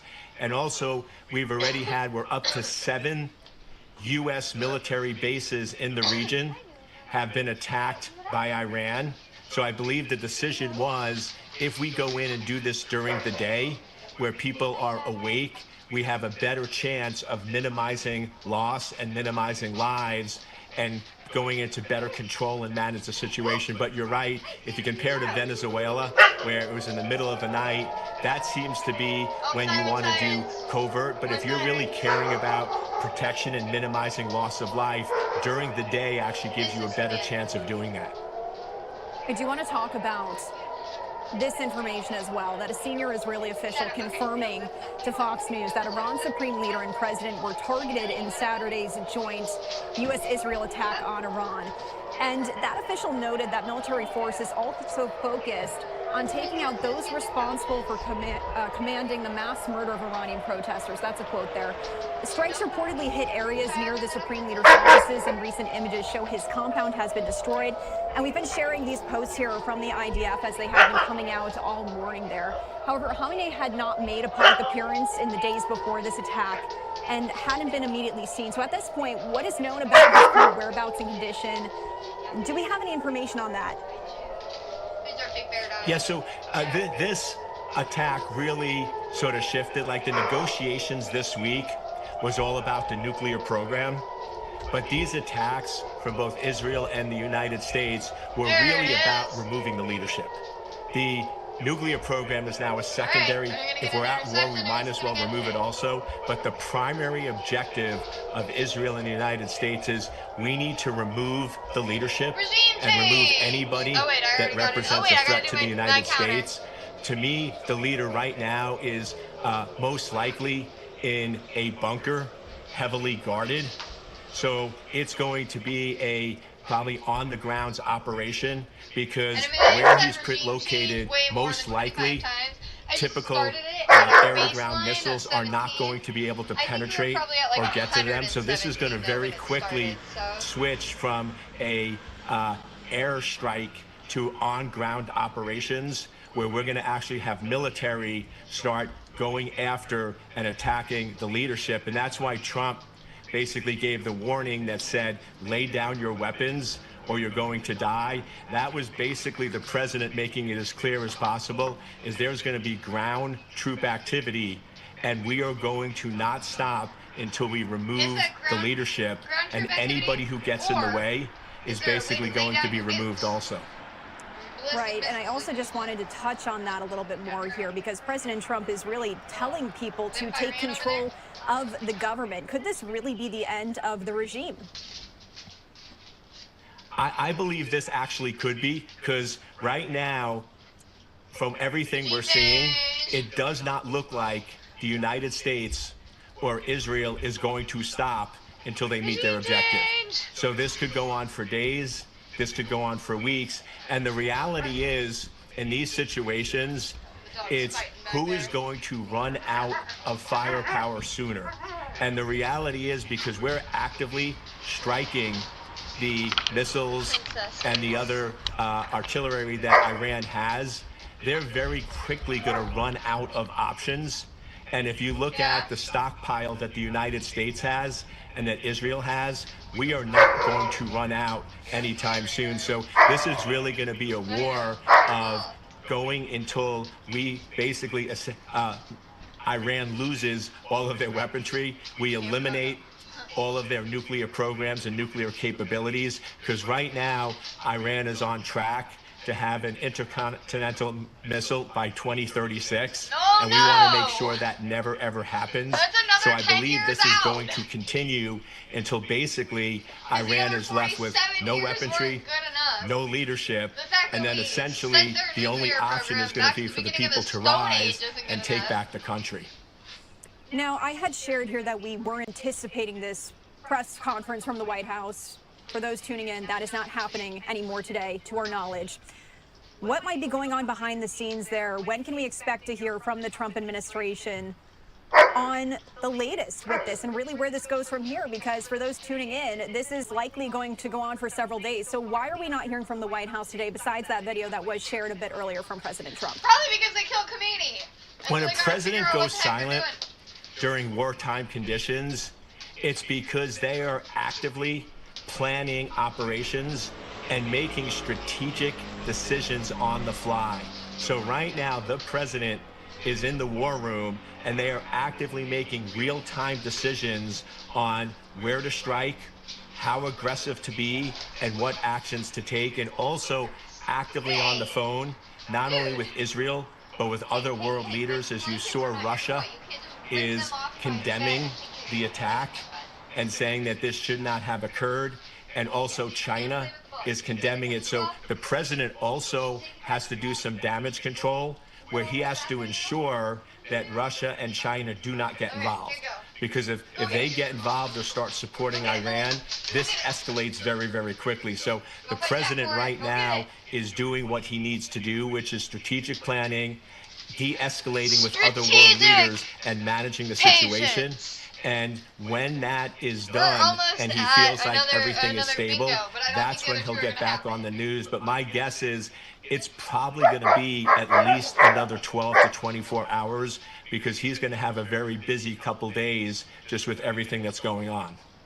Right, and before we just dive into the next question here, I was sharing with our viewers, we do like to hear from them. We do like to hear their questions, because our job as journalists is to help the viewers at home understand what exactly is happening as we're learning it. So I did just want to quickly share this on the screen. What questions do you have about the U.S. strikes on Iran? We are going to have guests throughout the coming hours here on Live Now from Fox. If you'd like to write in, you can scan that QR code in the top right-hand corner of your screen, or head to livenowfox.com/connect. Let's get those questions answered for you.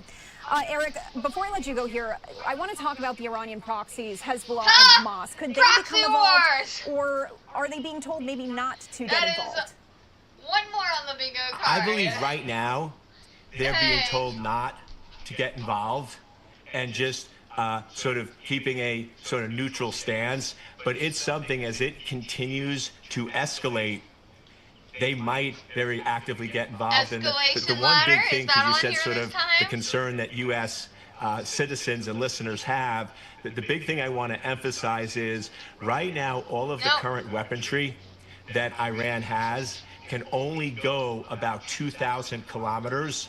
So it's basically going to be regional strikes, and that's why they're hitting regional bases. For them to have any threat against the United States, they would need to have missiles that could go 5,000 kilometers, and they have nothing that's capable of that. So any idea that Iran is going to do a direct strike on the United States is not feasible, which is the good news. But the fact that they can hit U.S. military bases and cause loss of life to our military, that's really the big concern.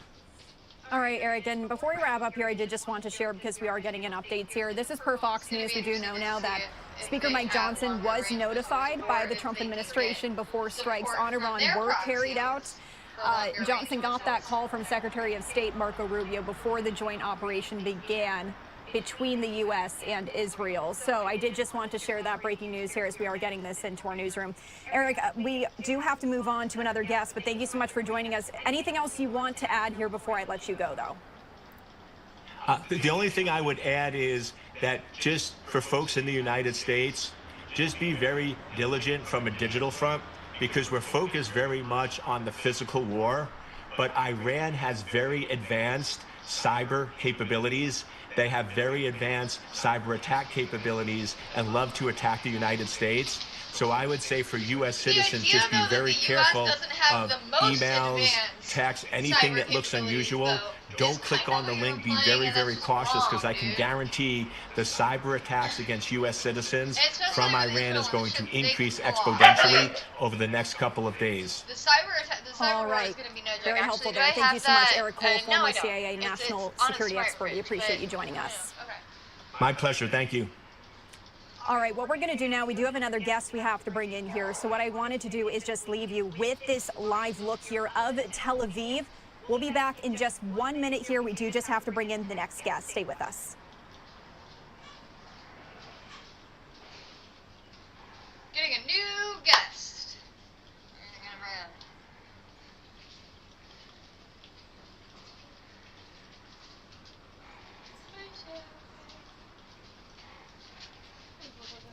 And as we do await the next guest, I also just wanted to leave this back up on your screen. Please write in those questions. We are going to have guests on throughout the day here. We want to get your questions answered about Iran. About what you want to know about these strikes on Iran. So I'm going to leave this up, scan that QR code. Let's bring in our next guest in just a moment here.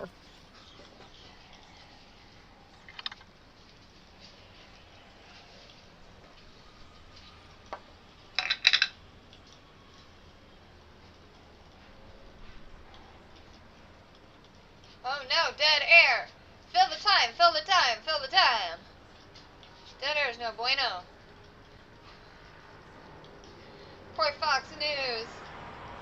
Report Fox News. Who's their guest? Where's he gonna be? Where's their guest? Has he not called in? Are they having technical difficulties? Is the internet in Iran not working? Come on, Fox. Give us your guest.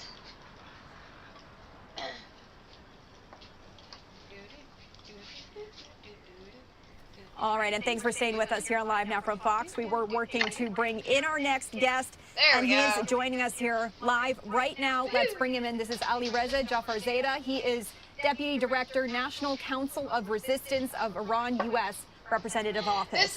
Thank you so much for taking the time to join us on Live Now from Fox for this breaking news. We do appreciate it. Thank you so much. Always a pleasure. I want to start with those talks that we had been seeing. Mustache Batman. Are these strikes we're seeing today a direct result of those talks that had not been progressing, even though we were expecting them to continue? People look so Well, you know, we first exposed these nuclear sites of Iran back over 3 decades ago. The nuclear site in Natanz, the uranium enrichment facility, the underground facility in Fordow, the sites in Isfahan, a whole host of over 130 cases of revelation of the nuclear project of the Iranian regime. But the Iranian regime has always rebuffed the international community, making it very clear that their goal, as we have always argued, is to build a bomb, and they're not going to abandon it. They're just playing with the world to buy time, to move the program forward, to gain concessions from the outside world and do exactly what they want to do. That's why I think now the world, especially in the past few months, have come to the realization that the Iran regime is the head of the state of war and terror. They're the world's leading state sponsor of terrorism, but they're intent on continuing their nuclear weapons program. And that's why you see that, you know, and I also must emphasize that the people of Iran have never endorsed the nuclear program of the Iranian regime because they see that as the guarantee for the survival of the Iranian regime. That's why we as the Iranian resistance expose these nuclear sites, and we are very proud of it. We see that a very patriotic responsibility for the nation of Iran, but also the whole world. Now, we've been hearing that these strikes are going to go on for several days at this point. And we've been getting in video here from the IDF. This is just one of those videos that we have seen here. And we also do know that Iran has already retaliated, right? Given their immediate retaliation against Israel and the U.S. bases in Bahrain, Kuwait, Qatar. Are we already in a regional war? And what should we really be watching for over the next coming days as these strikes are anticipated to continue? Well, you know, every time you had a regional conflict, you saw the hand of the Iran regime involved in it. The Iran regime is clearly the world's leading state sponsor of terrorism. They built an expansive network of proxies in the whole region. And every time that you saw instability and chaos in other parts of the world, the Iran regime was directly involved to it. So what we see now regarding Iran is a nation standing up to end the rule of the clerics, to end the rule of the head of the state of war and terror in the region. So once that threat is eliminated, once the regime is overthrown by the people of Iran, I think Iran will shift from the epicenter of terror and chaos and warmongering into a center of conciliation, cooperation, tranquility, and peace. So this is what's really at stake right now. And we do want to get to some viewer questions here. I do want to make sure I am quoting President Trump correctly, because this is going to lead into this question here that we're getting from Zachary. President Trump posted a video overnight, and for those who missed it, we'll share it here in just a bit on Live Now from Fox. But in that video, President Trump said, quote, "We may have casualties. That often happens in war." Here's this question we're getting in from Zachary saying, what is the U.S. and Israel doing to limit civilian casualties?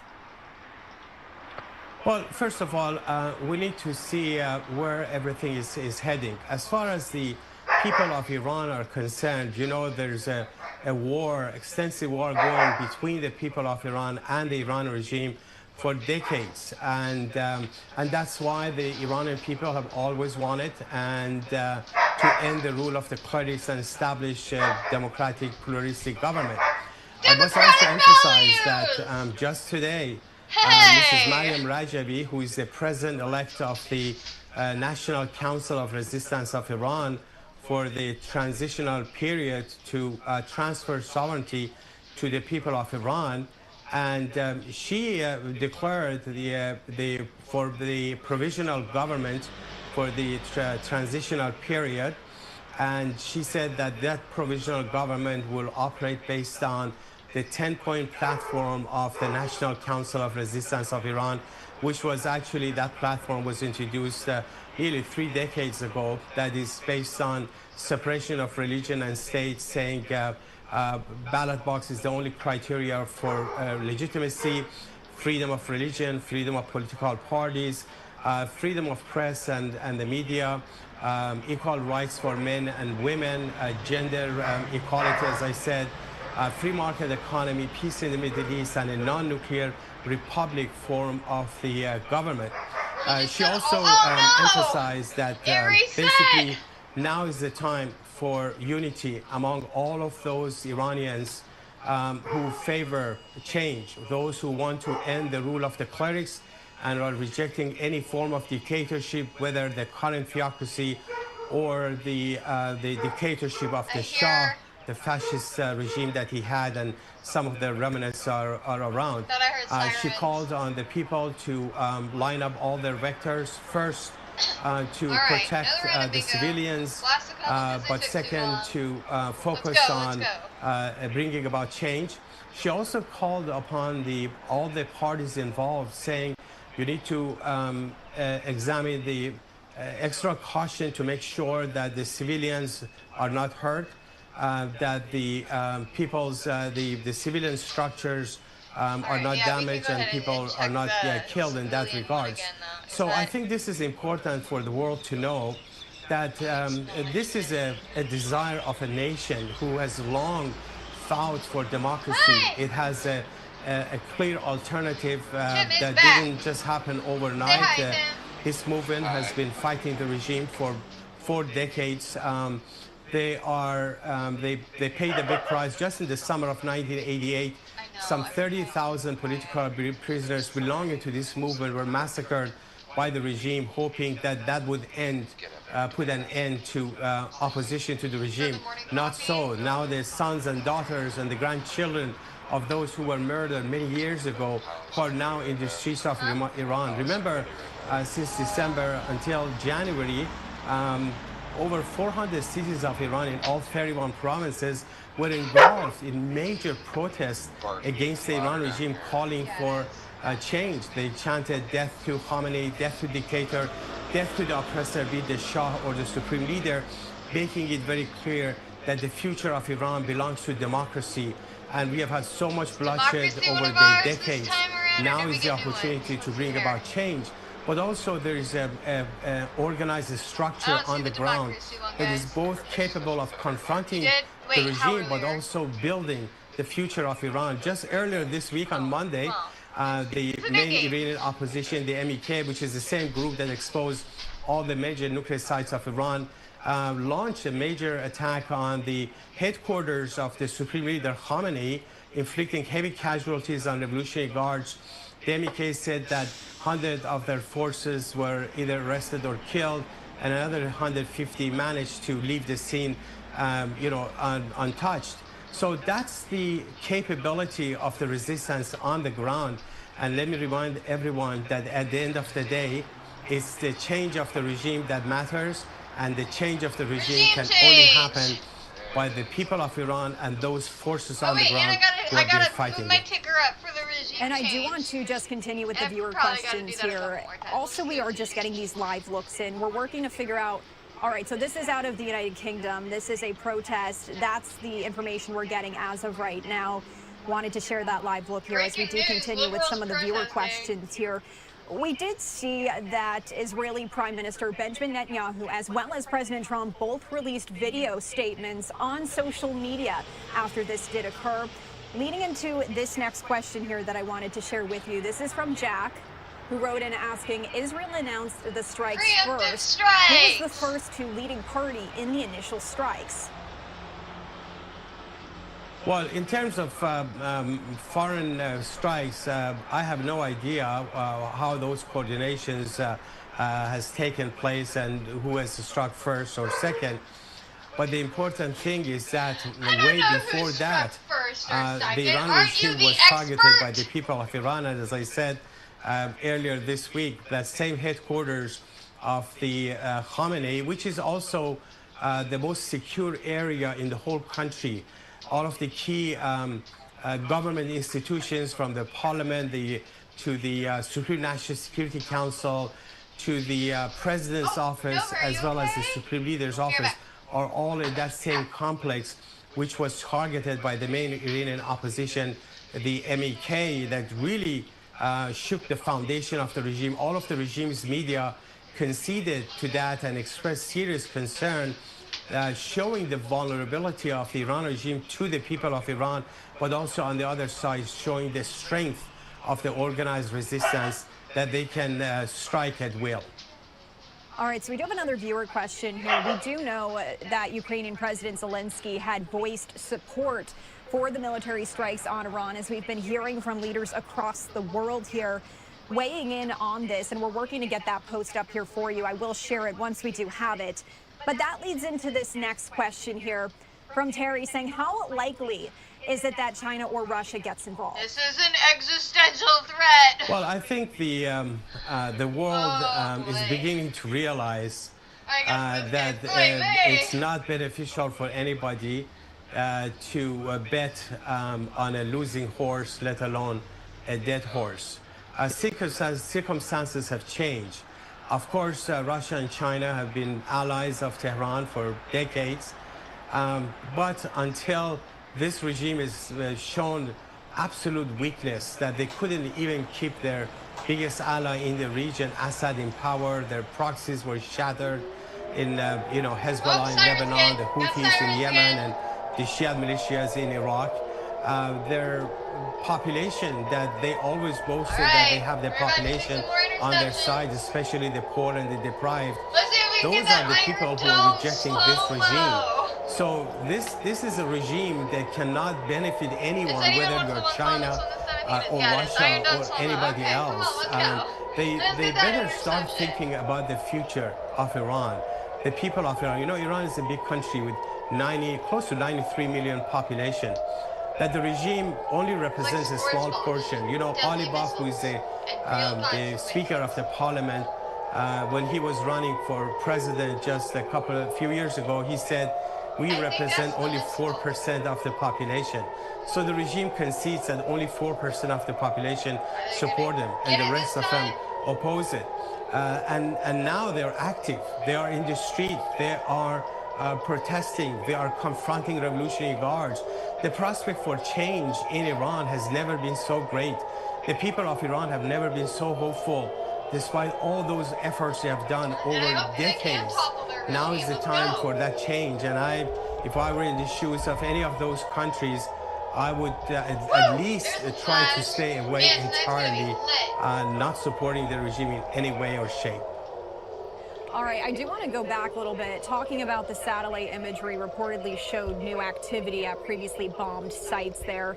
And the administration is claiming Iran continued developing its nuclear program, may have been pursuing missile capabilities of reaching the United States. Based on available intelligence, really how credible was that claim? Well, clearly the Iran regime hasn't never abandoned its nuclear weapons program, because, this is crucial. This is not about just showing muscle. This is tied to the survival of the regime. The nuclear weapons program of the regime has cost the Iranian nation $2 trillion. Now, $2 trillion is a lot of money for a country like Iran. If you add up all of the oil revenue of Iran, which is, the foundation of Iran's economy, in the past 47 years since the mullahs came to power, it doesn't add up to $2 trillion. And yet the regime has spent that much resource of a nation on a program that has no benefit for the people and is only meant to keep the regime in power. Why would the regime go through that route unless it's so crucial for them? That's why, despite major setbacks, they try to see if there is a way they can reconstruct their nuclear weapons program and also expand their missile program and their drone program. But again, I must say, no matter how much the regime emphasizes on those external leverage, when they don't have the population on their side, not only that, they have the population actively rejecting the regime, and they are facing an organized force, a very capable alternative. There's really no solution for them. And keep in mind, the leader of the movement for change in Iran is a woman, Mrs. Mariam Rajavi. And what a sharp contrast it is to the misogynist rulers of Tehran, that the Iran regime is misogynist to the core. There's not even a single female judge in the whole nation of Iran because they are barred from judging. They're barred from everything.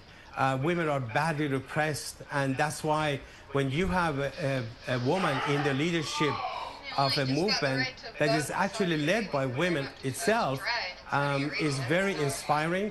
It sends a strong message to the Iranian regime that their days are numbered, but also it sends a strong message to the people around the world, nations around the world, that this is the time for them to side with the people of Iran. And Alireza, I know we've had you on for a bit. You let me know if you do have to go, but we love having you on because you're a wealth of knowledge on this. So I did want to just continue with some viewer questions here when we talk about U.S. and safety concerns. This is coming in from Mikey saying, how worried should we be about sleeper cells in the U.S.? Really, can we just expand on this topic here about safety concerns when it comes to America now? Strikes on soil, that's for Yes, sure. and this will be the last question because I have to run to another interview. Okay. Certainly, you know, the Iran regime, as I said, they have been the world's leading state sponsor of terrorism. They have sent agents and hired agents, even sending their own diplomats with bomb to target the sites. You know, back in 2018, they targeted Mrs. Rajavi in Paris when she was speaking before 100,000 people. A top diplomat of the regime arrested. He brought a bomb, powerful bomb, on a diplomatic pouch from Tehran, and he was sentenced to 20 years imprisonment. And even here in the United States, our office, including myself, we were targets of the Iran regime's espionage, and the FBI arrested agents of Tehran in what they called capture and kill operation that they had. So unless, you know, we see an end to the rule of the clerics, I wouldn't feel comfortable that the Iran regime's terrorism has been abandoned either in the United States or anywhere else. All right. Thank you so much, Alireza, for taking the time to join us here on Live Now from Fox. We do appreciate it, as always. This is going to escalate Thank you so much. Always a pleasure. This is true. I wanted to share this breaking news that we actually touched on a little bit in this interview, but this is coming in here from Trey Yingst. He's saying that Secretary of State Marco Rubio did lay out the situation and was consulted in an hour-long briefing, and overnight Rubio made calls. There it is. Oh man. Allah, I Allah, can't tell Allah. if that's a plane or a missile. I mean, I don't know why a missile would look like that coming down, but I assume that's a plane. I also don't know if that's an F-22, right? Wow. Allah. Big if true. Big if true. Hey, but that is unverified tweet. Which it also did when the U.S. engaged in an operation to capture Venezuelan President Nicolas Maduro weeks earlier. Now, the speaker has not yet made any comments on the Iran operation, but is likely to do so sometime this morning. However, we keep getting some mixed messages on that. We were told there was going to be a White House briefing. Now we're told there is not. Now we're hearing again that the speaker may make some comments here this morning. So in terms of when we're going to hear from the Trump administration again on this, that is still up in the air, but we're monitoring it here. The only member of congressional leadership to have released a statement so far is House Majority Whip Tom Emmer, who praised this as a bold and decisive act of strength. Now, as you can see on your screen there, the White House had shared this post here overnight. This from President Donald Trump speaking on Operation Epic Fury as he released this video message. And we're going to play it here for you in a short amount of time in case you are just tuning in case you did miss it. But to recap for those who are just tuning in here to Live Now from Fox, I do want to just go back to the beginning, share with you what we know now. Of course, this is all rapidly developing here. And we are getting this information in by the minute, really. I mean, we have these feeds. And I just want to show you a behind-the-scenes look here quickly. We do have several live feeds over here coming from the Associated Press and Fox News as we are getting this in real time. But for those who are just tuning in, I do want to go back to the beginning and share with you what we do know right now. The U.S. and Israel launched a major attack on Iran this morning, with President Trump calling on the Iranian public to seize control of your destiny and rise up against the Islamic leadership that has ruled the nation since 1979. Some of the first strikes appeared to hit areas around the offices of Iran's Supreme Leader Khamenei, and Iranian media reported strikes nationwide as well. A bit earlier today, smoke could be seen rising from the Capitol. And I did want to share this quote here with you from President Trump before we share that video. He says, "When we are finished, take over your government. It will be yours to take. This will be probably your only chance for generations." Trump saying that in the video, announcing the major combat operations that are currently underway. And he goes on to say, "For many years, you have asked for America's help, but you never got it." Now, if you remember, President Trump had said weeks ago at this point, during those nationwide protests, that help was coming for the people of Iran.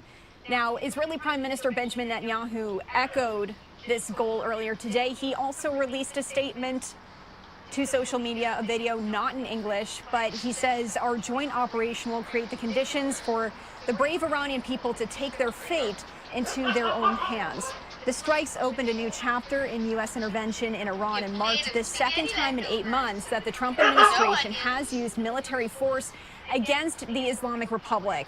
They came after tensions increased in recent weeks as American warships moved into the region, and Trump said he wanted a deal to constrain Iran's nuclear program at a moment when the country is struggling at home with growing dissent following those nationwide protests that I just mentioned. Iran responded to the attacks as it had been threatening to do for months, first launching a wave of missiles and drones targeting Israel. That followed with strikes targeting U.S. military installations in Bahrain, Kuwait, and Qatar. Now, we also do know that shrapnel from an Iranian missile attack on the capital of the United Arab Emirates killed one person, and the UAE and Iraq is shut down their airspace. And my producer, Martine, as I'm reading this, she's just switching through here some of the social media posts on this here for you that we have been getting in overnight as well as this morning. I do want to continue reading here, though, because Iran's foreign ministry issued a defiant statement saying that the country will not hesitate in its response. In a statement also posted to X, the ministry said, quote, "The time has come to defend the homeland and confront the enemy's military assault." President Trump, in justifying this military action, claimed that Iran had continued to develop its nuclear program and plans to develop missiles to reach the United States. He also acknowledged that there could be American casualties, saying, quote, "That often happens in war." President Trump's statement indicated the U.S. was striking for reasons far beyond the nuclear program, listing grievances stretching back to the beginning of the Islamic Republic following a revolution in 1979 that turned Iran from one of America's closest allies in the Middle East into a foe. The U.S. President Trump, said he was aiming to annihilate the Iranian Navy and destroy regional proxies supported by Tehran.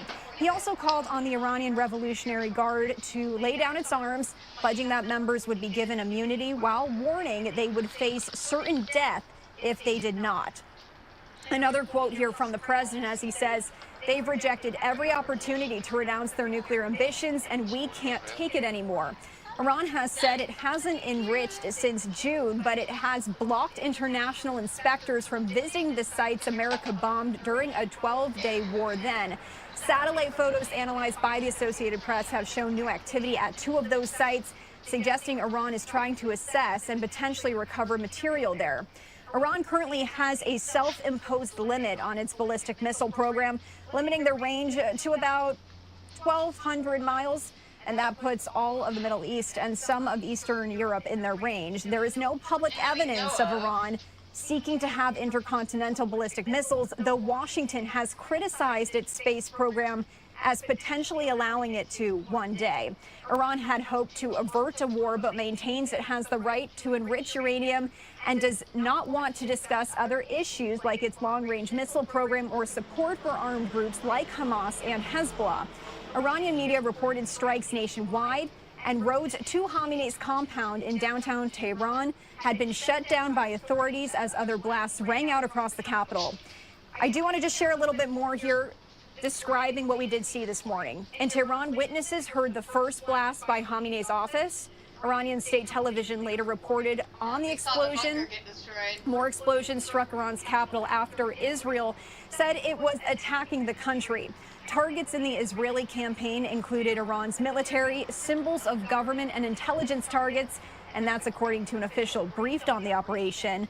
Hours after the strikes, Iran's paramilitary Revolutionary Guard said it launched a first wave of drones and missiles targeting Israel, where a nationwide warning was issued as the military said it was working to intercept incoming Iranian missiles. And you can see just these updates that are on your screen. We also do know nonstop sirens in Tel Aviv. That's coming from Fox's own Trey Yingst, as he's been reporting on the ground there. Now, meanwhile, Bahrain said that a missile attack targeted the U.S. Navy's 5th Fleet headquarters in the island kingdom.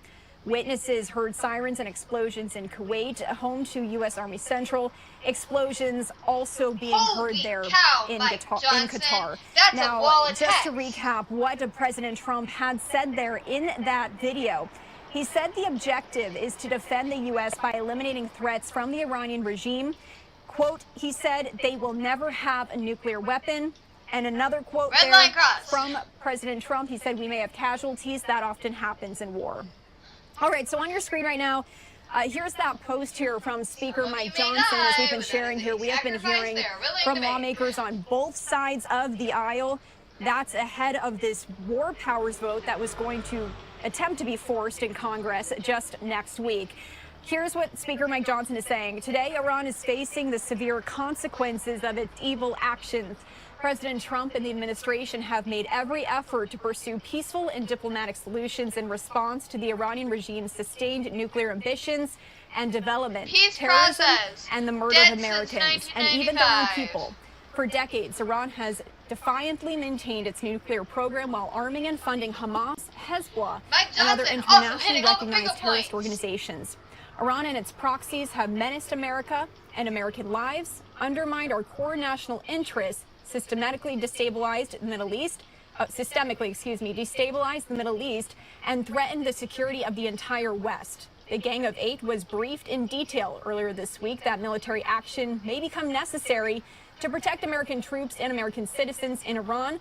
I received updates from Secretary Rubio thereafter, and I will remain in close contact with the President and the Department of War as this operation proceeds. We pray for the safety of our brave service members and our allies involved in Operation Epic Fury. May God bless them. And may God bless America. Thank you, sir. Once again, that is just one of the posts we've been getting here. It does appear we're hearing from Keir Starmer, though. I am getting this live feed in. Let's head over there and listen in.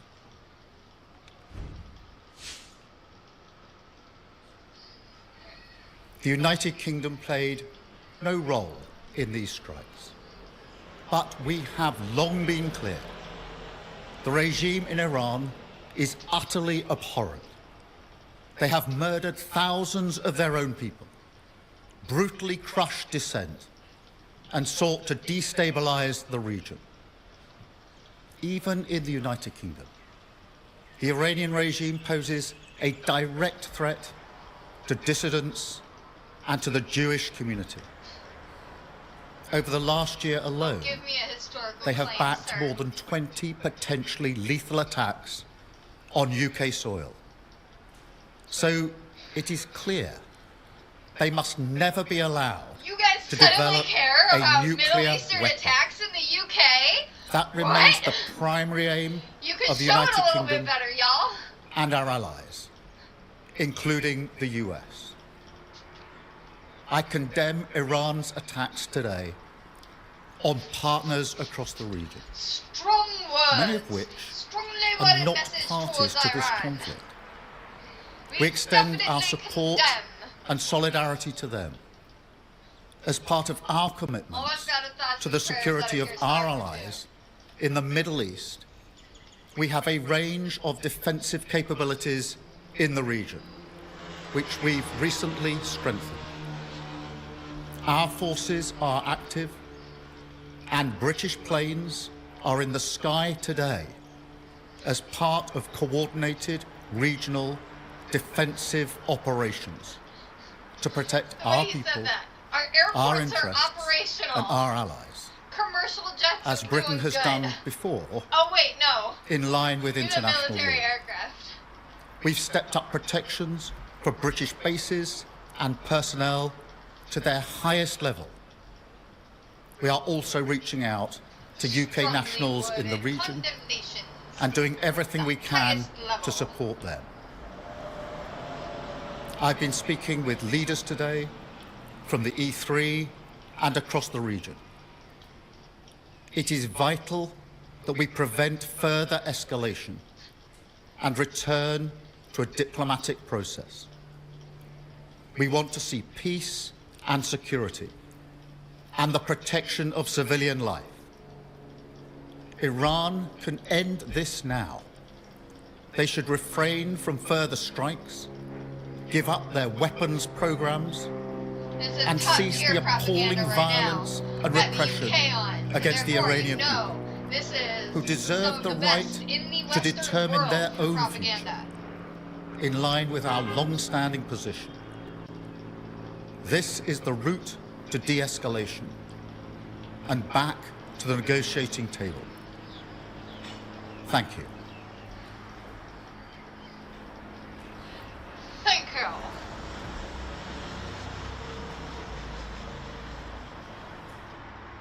All right, so we did just see that pop up, and just for clarification, we thought that was live. That was not. That was just moments ago.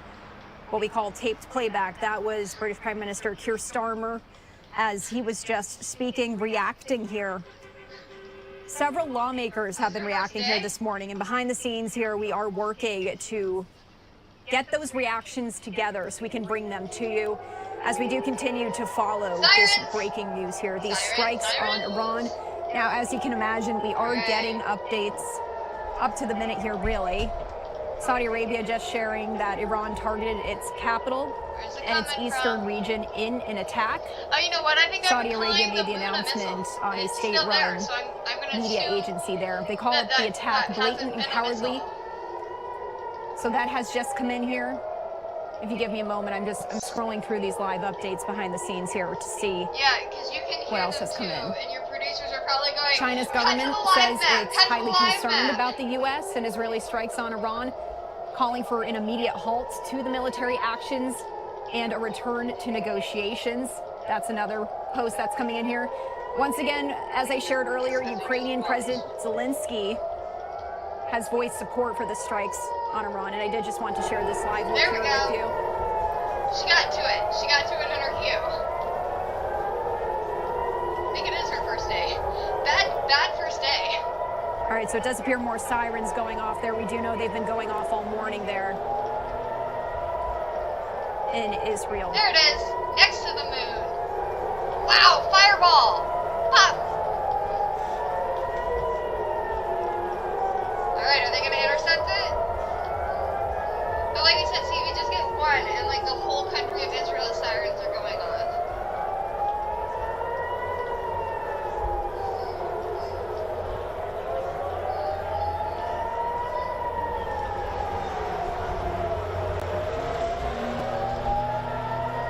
And to show the interception.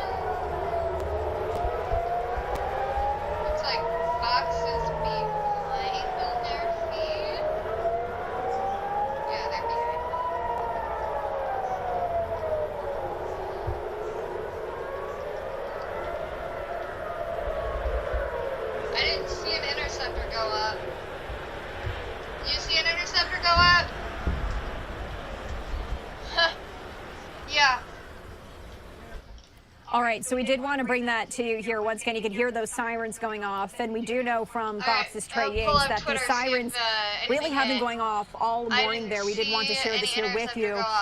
We shared this live look maybe about 20 minutes or so ago at this point as Israel was working to intercept Iranian missiles. We got Tomahawks heading towards... So we are going to just leave this up for a moment here. What I also wanted to do... Woo! Did you see that thing fly by? Look at that! Hold on, one more time. Watch him fly by. Shoo!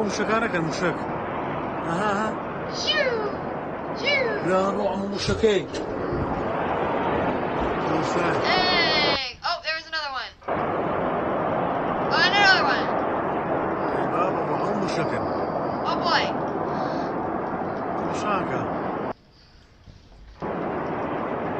Now things are getting fast.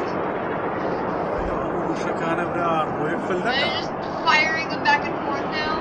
They're not waiting anymore. They just go for it. Might turn into a real war, boys and girls.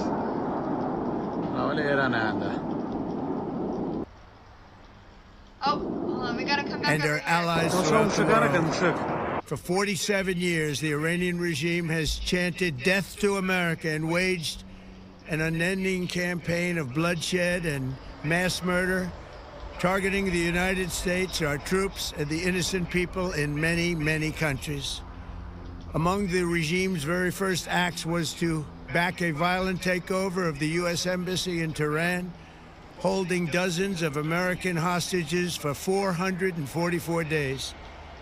In 1983, Iran's proxies carried out the Marine barracks bombing in Beirut that killed 241 American military personnel. Just for good measure, I gotta check Raytheon In 2000, stock they today. knew Hold and on. were probably involved with the attack on the USS Cole.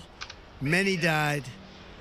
Iranian forces killed and maimed hundreds of American service members in Iraq. The regime's proxies have continued to launch countless attacks against American forces stationed in the Middle East in recent years, as well as U.S. naval and commercial vessels and international shipping lanes.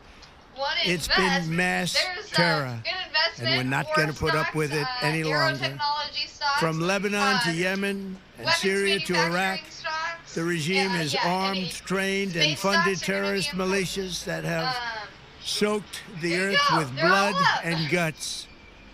And it was Iran's proxy, Hamas, that launched the monstrous October 7th attacks on Israel, slaughtering more than 1,000 innocent people, including 46 Americans, while taking 12 of our citizens hostage. It was brutal, something like the world has never seen before.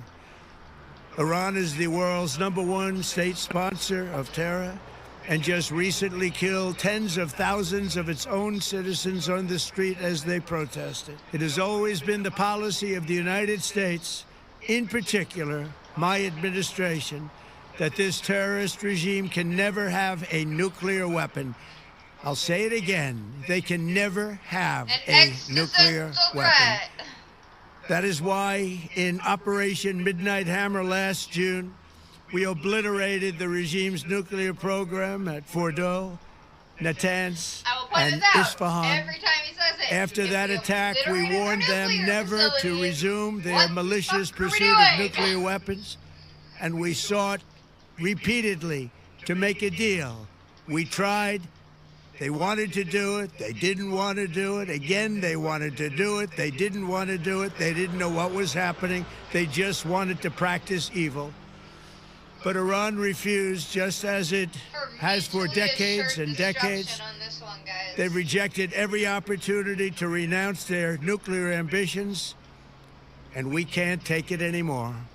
Instead, they attempted to rebuild their nuclear program and to continue developing long-range missiles that can now threaten our very good friends and allies in Europe, our troops stationed overseas, and could soon reach the American homeland. It's not surprising. Just imagine how emboldened this regime would be if they ever had and actually were armed with nuclear weapons as a means to deliver their message. For these reasons, the United States military is undertaking a massive and ongoing operation to prevent this very wicked, radical dictatorship from threatening America and our core national security interests. We are going to destroy their missiles and raise their missile industry to the ground. It will be totally, again, obliterated.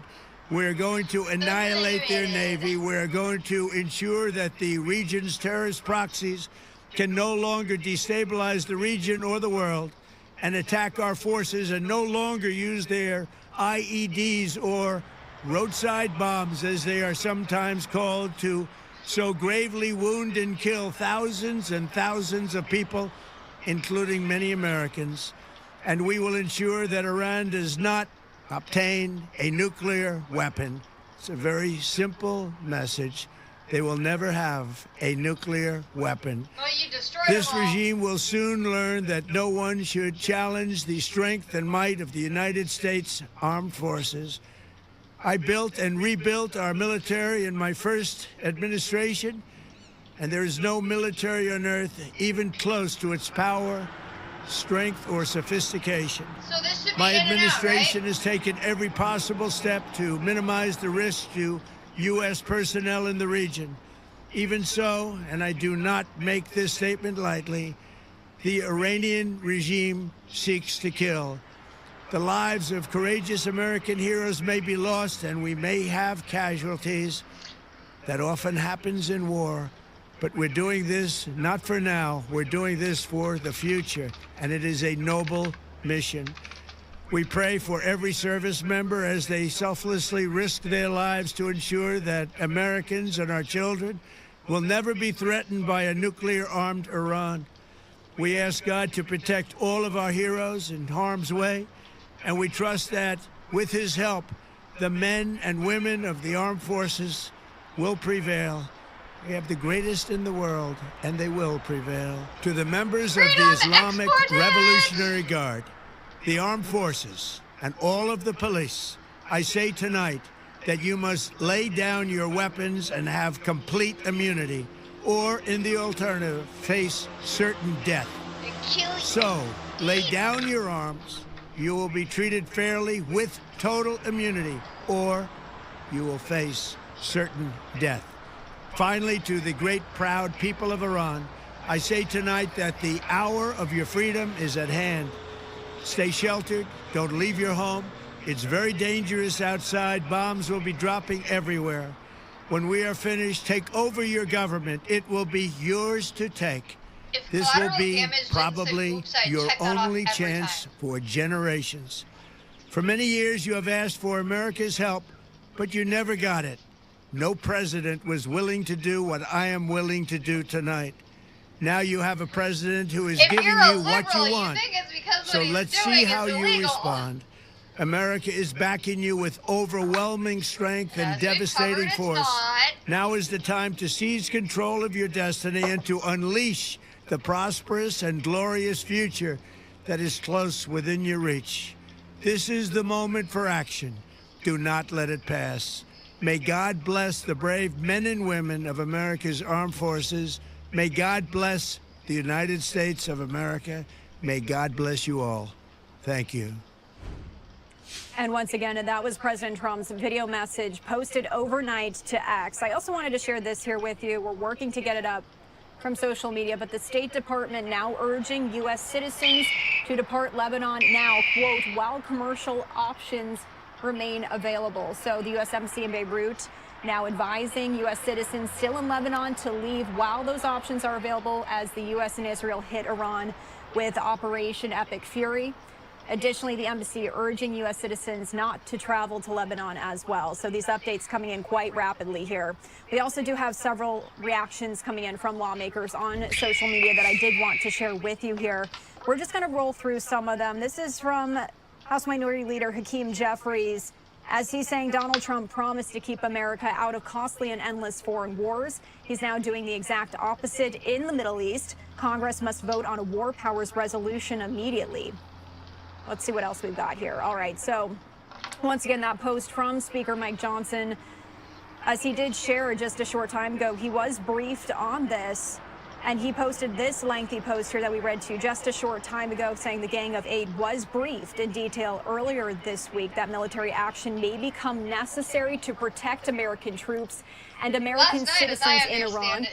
He also goes on to say he received updates from Secretary Rubio thereafter, and he's going to remain in close contact with the president and the Department of War, Pete Hegseth, as this operation proceeds. We've been sharing here that this is likely going to go on for a few days at this point. And this is Majority Whip Tom Emmer. He said this is a bold, decisive act of strength by President Trump. The Ayatollah is responsible for killing hundreds of U.S. service members and slaughtering its own people.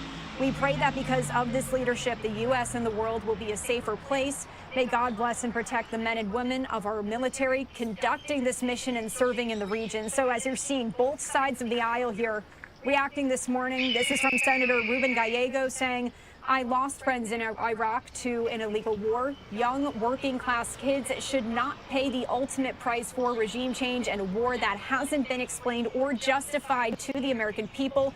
We can support the democracy movement and the Iranian people without sending our troops to die. Here at Live Now from Fox, we're going to continue to monitor social media. My name is Christy Matino. Thank you so much for tuning in. I'll be here with you for the next several hours. We are going to start resuming commercial breaks. We'll be back in just 2 short minutes. The coverage continues. Commercials. Okay, all right. Time to find another propaganda channel. ABC7. Let's see what you got. Monitoring these strikes from his Mar-a-Lago resort in Florida, and he is vowing that this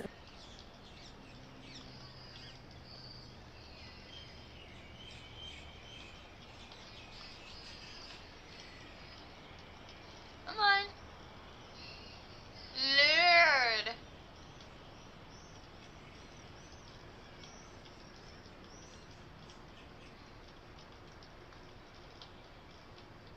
That's not what I clicked on. Oh yeah, it is. Come on. Oh wait, what? No.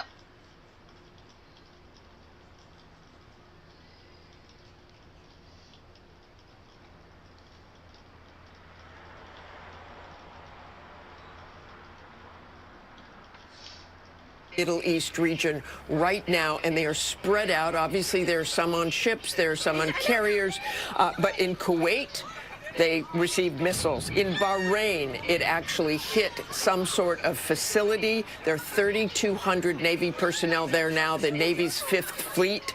Al Udeid Air Base in Qatar, 10,000 Americans are there. And in the UAE, we are told more than a dozen missiles were launched towards the UAE. Now, we have no reports of casualties at this time, but sometimes that takes a while. Back in 2020, when Iran launched retaliatory strikes against al-Assad Air Base in Iraq after Qasem Soleimani was killed by a U.S. drone, they did not know about the casualties for some time because most of them were concussive injuries or traumatic brain injuries. So this is something we're watching very carefully. But those Patriot missile batteries and other defense measures have seemed to work so far, Janae. And Martha, that's going to be a concern for so many Americans waking up to this news. President Trump warning that U.S. lives could be lost. What does that tell us about the scale of this operation? It is massive. We now have learned just how big this is and what they're targeting, and that the Iranians were clearly ready to retaliate and ready to retaliate fast. We also know that the president wants to see regime change. This is the most extreme option he really could have chosen. He had an option to do limited strikes. Clearly, he didn't want to do that. We have, as Ian mentioned, they have targeted the president of Iran and the supreme leader. Airbus imagery obtained by the New York Times, satellite imagery obtained by the New York Times through Airbus, shows what you're looking at right there is the compound of Iran's supreme leader. A lot of damage there, unknown whether he was there. It was daytime, so it might be more likely. I believe they have probably been moving around the president and the supreme leader. They did that back in June during the other operation. So we don't know whether he was in that compound at the time. There was also targeted strike on the president as well. But this is a very high-risk operation, Janae. All right, Martha Raddatz with those new images and details. Martha, thank you so much. And so coming up here on GMA, we'll have more on the attacks on Iran, including how law enforcement here at home is stepping up security efforts and police presence. What if there was a cruise that felt like no other? A cruise created by foodies for foodies. Bad commercial.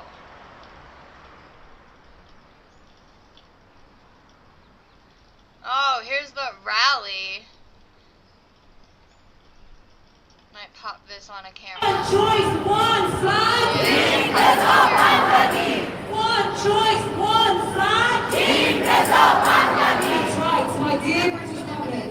For those of you who want I'm gonna turn the volume down just a little bit because Live in Yorkshire, hello. UK, UTK, Blue, hello, man. Sorry if I've missed anyone in chat. There we go. The US, Israel, and probably, hopefully, if our Prime Minister decides to do something, soon the UK are interfering in another country. They are not. The people of Iran inside Iran are welcoming this foreign intervention. There we go. They are already under occupation. So stand with us. Stand with humanity today. Help us bring peace and safety to your the Republic of Iran does not stay inside Iran. It does not stay within the Middle East. It comes right here on your doorstep. They use your tax to fund terror. That's what they do. Iran, yes. Allah's no. They are terrorists. They must fall. Iran, yes. Allah's no. They are terrorists. Alright. These guys are just gonna get muted. We can watch them. Futurecast to show you that we are going to have a little bit of some light snow again right at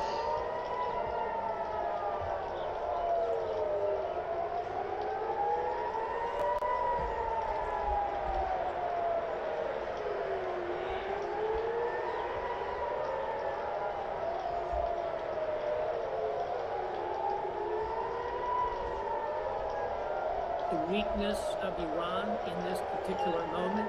And above all, you can really hear it, the emotion in his voice talking about the protesters. Good News Network. I think the president felt, and he clearly Second largest propaganda channel if we're out going there. to come Let's see what they got as we listen to the now sirens coming in. Iran immediately, very quickly retaliated. We should make an AI song with the With sirens. strikes on various U.S. military bases and U.S. troops across I can't the play Middle the East song and that I several wanna play. Arab countries. I'm talking about the UAE, Bahrain, Qatar, Jordan, Kuwait, and even now outside of Riyadh in Saudi Arabia. Are you concerned that what's happening right now could escalate into a much wider war? Of course, and I think Iran really has two options at this point. They had three. They could have come back to the administration with a serious offer indicating they would completely give up their nuclear program. Now they're down to two. One is they can launch about the level of strikes you're seeing now, which are significant, but I wouldn't call them the full extent of what they could do. And then they could try and hunker down. Option two, if they truly believe they're at the end of the string, they could go big. And that would mean closing the Strait of Hormuz, conducting terrorist attacks, maybe against American diplomats, businessmen, citizens in the region and elsewhere. They could unleash what's left of their proxies, notably the Houthis, who could try to shut down shipping again through the Suez Canal. So they have a lot of cards still to play. A final thought here, you know, the ancient Chinese strategist Sun Tzu, always, Wolf, as you know, talked about manipulating your enemy and trying to find a way out of the conflict without actually fighting. Sun Tzu Strategic also patience said, from Sun Tzu. when on death ground, fight. I think the Iranian leadership may feel they are on death ground. I'd look for them to go big. Admiral James Stavridis, as usual, thank you very much for joining us. You bet. And our live coverage will continue straight ahead with Israel's role in this major new military campaign that threatens to engulf the Middle East in war, much of the Middle East. But does Israel have the same goals as the U.S.? We're live in Tel Aviv, just ahead. I mean, that depends on who you're asking. And do Israeli they have the airspace same for that goals matter as the as well. United Let's bring in States CNN government? Global Yes. Affairs Do analyst they have Kim the same Dozier. goals as the United Kim, States the president has citizens? called for I know. Iranians to take charge right now and overthrow their government. What are the prospects of that? Regime change. Really hard to do when you're facing an organized, entrenched military that not only is heavily armed and very well trained, but also is knit into the... Iran retaliating on U.S. targets in countries across the Middle East. President Trump says the military campaign is, quote, massive and ongoing. And just minutes ago, we heard from Iran's foreign minister who said the country's leaders who were reportedly targeted by the U.S. and Israel are safe. Almost all officials are safe and sound and alive. We may have lost one or two commanders, but that is not a big problem. And you know, we are. So we may have lost one or two commanders. No big deal. And I explained for them that, you know, we have no intention to attack them, but we are actually attacking the American bases in the act of self-defense. CNN's chief national security analyst Jim Sciutto is joining us on the phone right now. Jim, I understand you have some new reporting about Israel's early assessment of the strikes. What can you tell us? That's right, Wolf, and it is quite different from what you just heard there from the Iranian side. This is new reporting along with my colleagues Tal Shalev and Jeremy Diamond, and that is that there is optimism growing in Israel about the opening salvo of strikes targeting Iranian leaders. To be clear, there's no confirmation yet as to whether those strikes killed leaders, including the country's supreme leader, Ali Khamenei. However, one of the sources we spoke to said the strikes were carried out during daylight hours because Israel believed that the Ayatollah would feel less vulnerable during those hours. Now, CNN previously reported that among the targets were not just Khamenei, but also the military chief of staff and Iran's president, Masoud Pezeshkian. This shows, Wolf, just the true ambitions, the scale and the ambitions of this strike with both Israeli forces and U.S. forces taking part. Again, no confirmation that those senior leaders were killed, but an early assessment is at least giving Israeli officials optimism that they have eliminated some of those senior leaders, and it's something that we'll continue to monitor very closely. But it also then gets Wolf to answer some of the broader questions as to what the strategic goals of this strike were. And it's perhaps possible that there's some daylight between Israel's strategic goals and the U.S. strategic goals, because President Trump has not said explicitly that regime change was the target or that eliminating senior leaders were the target, but you did hear him encourage the Iranian people to rise up against their government. I reported earlier that as far as the military scale of the strikes from the U.S. side, that the U.S. has forces in place and has plans in place for a multi-wave operation, a series of waves of strikes, each wave lasting for perhaps a day or two, 36 to 48 hours, with pauses in between to assess the targets that have been hit, battle damage assessment as they call it, and also provide at least the potential for off-ramps. But again, that speaks to just how big this is, because you and I and others have talked about going into this, the possibility that President Trump preferred a one-off operation, small series of strikes. But as you look at what Israeli goals were here and the scale of the U.S. war planning, that this is, we should prepare ourselves for a multi-day operation. Jim Sciutto, excellent reporting as usual. Thank you very, very much. Israel is on high alert right now, bracing for more retaliation from Iran, and as this joint U.S.-Israeli military operation was being carried out against Iran.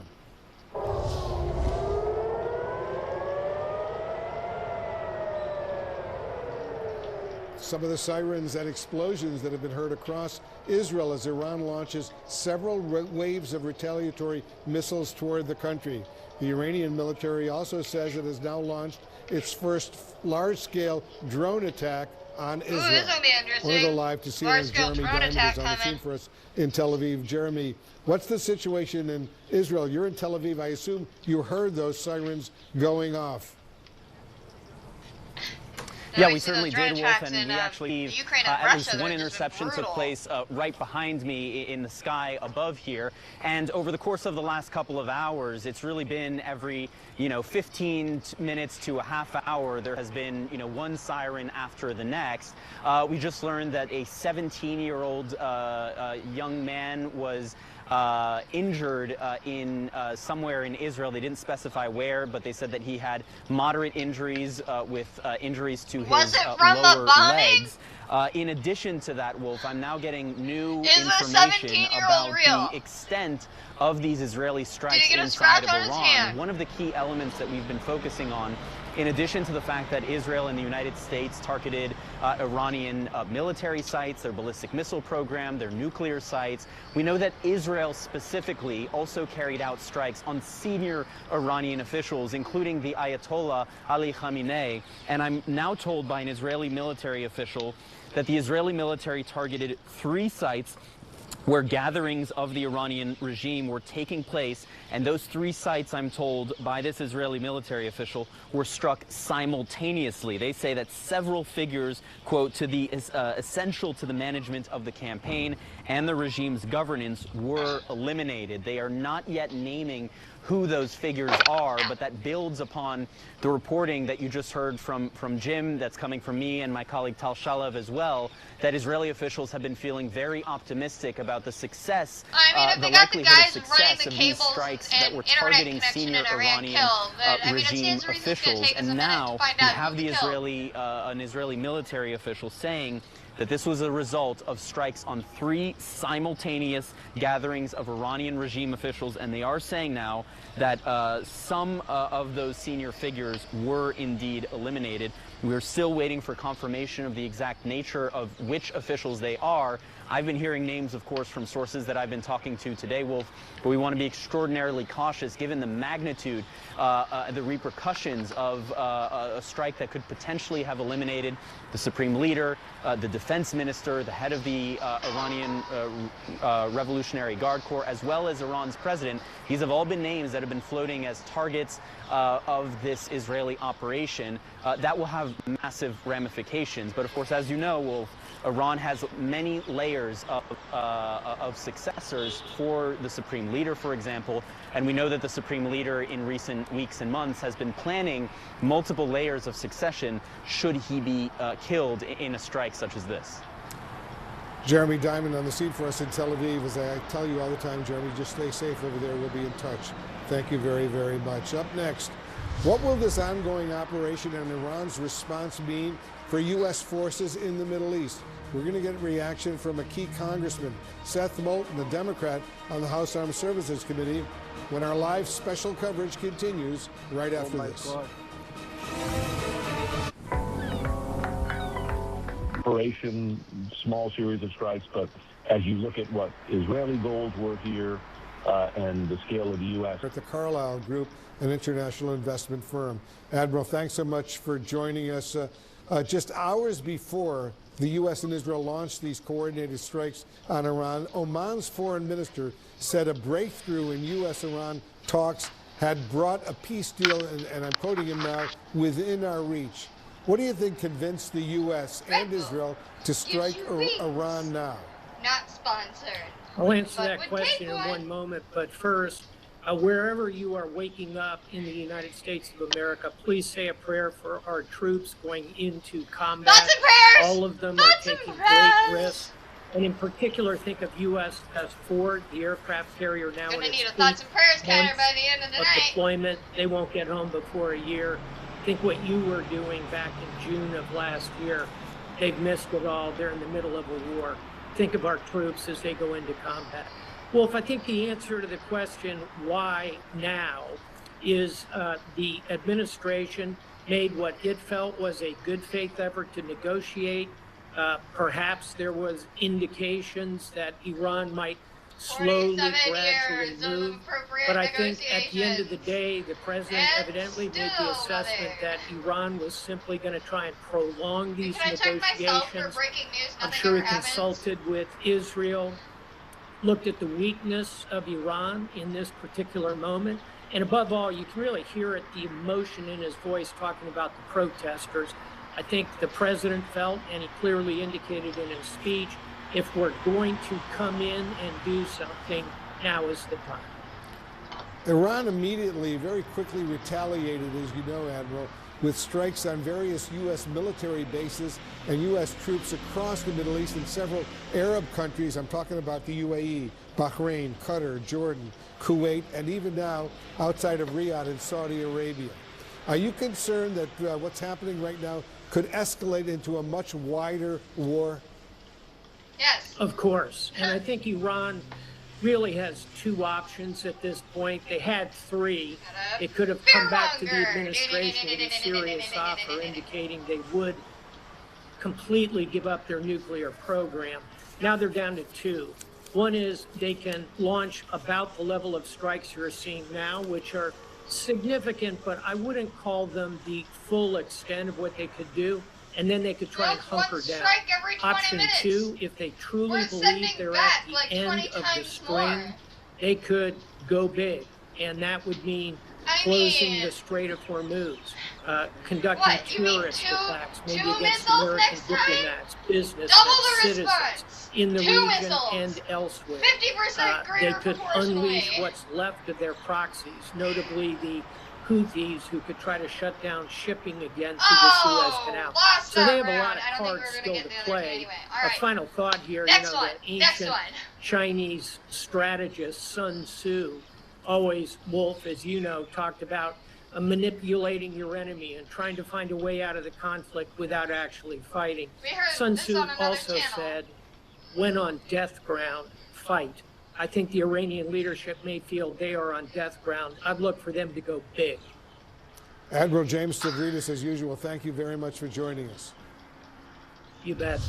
And our live coverage will continue straight ahead with Israel's role in this major new military campaign that threatens to engulf the Middle East in war, much of the Middle East. The Middle East has already have been the same engulfed goals in war. as the U.S. We're live in Tel Aviv, just ahead. And Israeli airspace for that matter as well. Let's bring in CNN global affairs analyst Kim Dozier. Kim, the president has called for Iranians to take charge right now and overthrow their government. What are the prospects of that? Really hard to do when you're facing an organized, entrenched military that not only is heavily armed and very well trained, but also is knit into the fabric of the country's industries, etc. Now, we saw a strike on Ayatollah Khomeini's compound. We've seen video of that. We're about to show you are disturbing.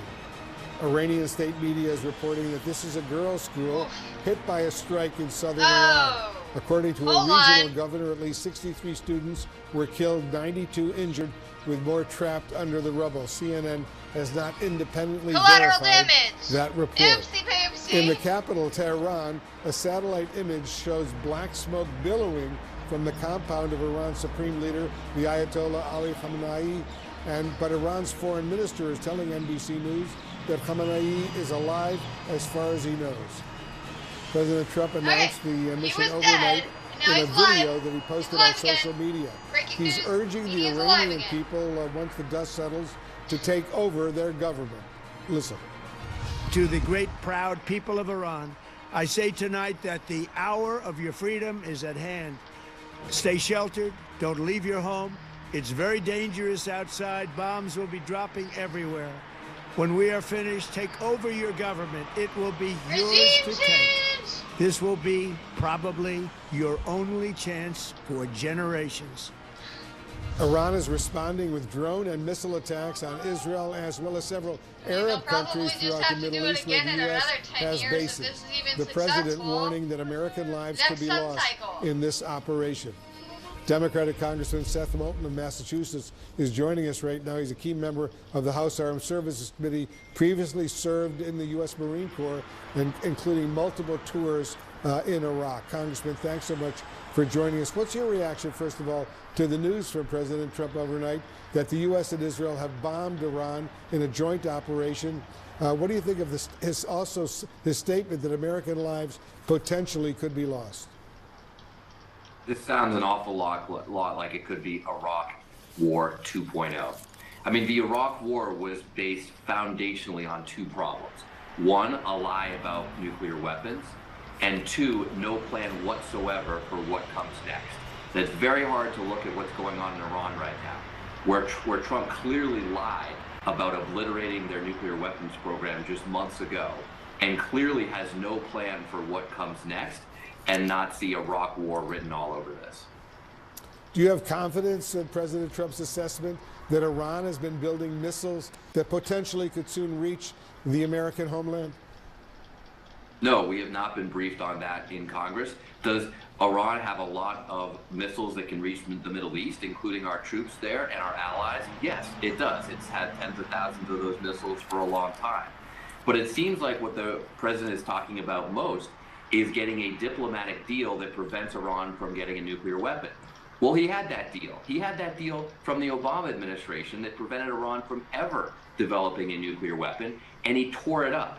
And not only did he tear up that diplomatic deal, he stopped all the inspections, the cameras, the inspectors who were keeping an eye on what Iran was doing, so that if they ever tried to break that promise, we would know. Well, none of that is there today because of Donald Trump's first term. And now he's putting American lives at risk to undo his diplomatic mistake. I know, Congressman, you believe that President Trump shouldn't have attacked Iran without formal official approval from Congress under the War Powers Act. Is there any talk right now from House leaders and others about Congress returning to take a vote on a War Powers resolution?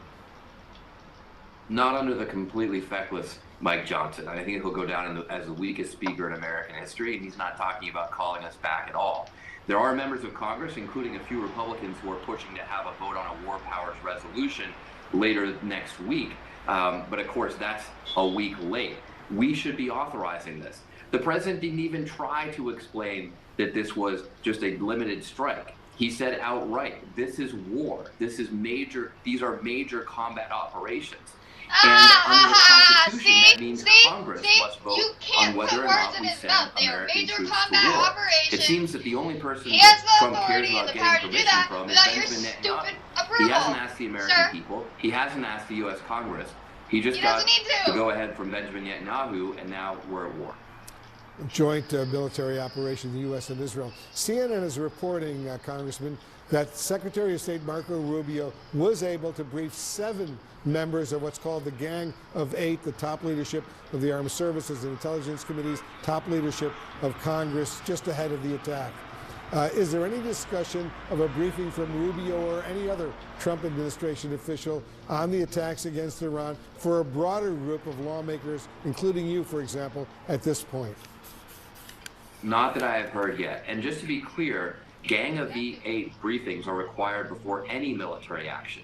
They refuse to do that before the more limited military action in Venezuela, for example.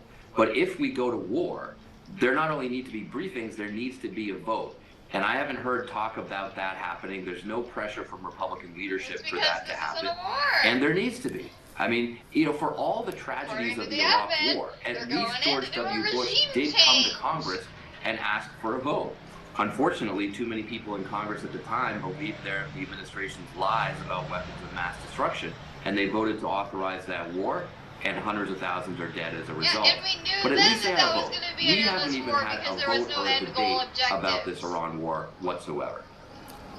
Before your time in Congress, as I pointed out, you served in the U.S. military and the Marine Corps. Do you have any concerns that President Trump could be repeating some of those very same mistakes that you saw that the U.S. made during the war in Iraq and later in Afghanistan? I mean, so many mistakes. There's no plan for the day after. There's no strategy underlying what we're doing. He can't even clearly articulate to the American people and therefore to our troops exactly what objective they're trying to achieve. I But think the he did most a pretty good fundamental job. mistake He wants is to that pave you the way have to for the believe the Iranian truth. If people you're to being take asked to control of risk their your life government. for your country, It's pretty the simple. one thing you absolutely need is to believe that your commanders are telling the truth. It's That's a very totally hard different point. to imagine being a soldier, sailor, airman, or Marine in the Middle East today and to actually believe that Trump is telling the truth. There have been so many lies leading up to this. Most of all, the idea that he obliterated the nuclear program just months ago. It was clearly a lie. And so the troops have to be asking today, can we trust our leaders? Can we trust our commander-in-chief? Do I really know what I might die for in the days ahead? When I was in the Air Congressman Force, Seth Moulton we of didn't get to Massachusetts. Thanks ask very much for ourselves joining whether us. or not we trusted the commander-in-chief. We were Just a part ahead, of the country, months of serving the moving assets, Constitution, high-stakes serving the talks, country, and threats and we from had to President trust Trump, that all that coming is to what a we head were right doing. now. The massive effort It has behind nothing to these do with the ongoing attacks commander-in-chief. on You're there Iran. for We have one new job. information. We'll be right One back. job. Stay safe over there. To follow Thank you your orders very, because very you're a much. part of And the joining U.S. us to talk a little military. bit more about these major developments is Barak Ravid. He's a CNN political and global affairs analyst and a global affairs analyst. What about for 20 Axios minutes? as So well. yeah, right on Barak, what cue. more, first of all, are you learning about the objectives for both the U.S. military and the Israeli military with these clearly very coordinated attacks against Iran? Well, I think the goals are more or less the same. There's one small but significant difference. The U.S. goals are degrading Iran's ballistic missile capabilities, taking out whatever is left of the Iranian nuclear program, taking out Iranian military capabilities. When it comes to Israel, it's more or less the same thing: ballistic missiles, nuclear sites, but there's also a bigger thing here. And the Israeli goal, one of the Israeli goals, is to create the conditions for the collapse of the regime. This is why the Israelis have been targeting for the last few hours dozens and dozens of What predictions in the Iranian comments officials, for how both high that political figure is going to get and in military, 24 from hours? the supreme leader down. And the Israelis There it hope is. that if Ooh, they in manage front to of the take out moon! enough leaders Create and some manage to degrade artistry! enough of Iran's military capability, that could create the conditions for another uprising in Iran. And I think we saw both in Prime Minister Netanyahu's comments and President Trump's comments that they are urging the Iranian people to come out and overthrow the regime once the military activity is over. I think President Oh Trump my even said it goodness. clearly. He said, we're taking military action. He called on Iranians to stay home, to take shelter, and he said, when we're done, it's your job now to overthrow the regime. What do you make, and I'm just curious about this, as somebody who's covered U.S.-Israeli relations for a long time, what do you make of the fact that the U.S. military is now labeling this Operation Epic Fury, while the Israeli military is calling it Operation Roaring Lion? Do they always have different names for these kinds of coordinated military attacks? What do you think? Well, I think, first, I really think what we saw in the last few hours is really unprecedented. That the U.S. and Israel would go together on a joint military operation against one of the biggest countries in the region. I think this is something that until a few months ago, if I told you this, you would think I'm crazy. Since last June, when we saw the first joint military action, but again, it wasn't in that big of a scope and size as we see now, it became more of a reality. But I think this is really an unprecedented moment in history. All right, Barak Ravid, as always, helping us appreciate what's going on. Thank you very, very much. And to our viewers, stay with us. We'll have much more on all the breaking news that's unfolding and around the world. I'm Wolf Blitzer. You're in the Situation Room.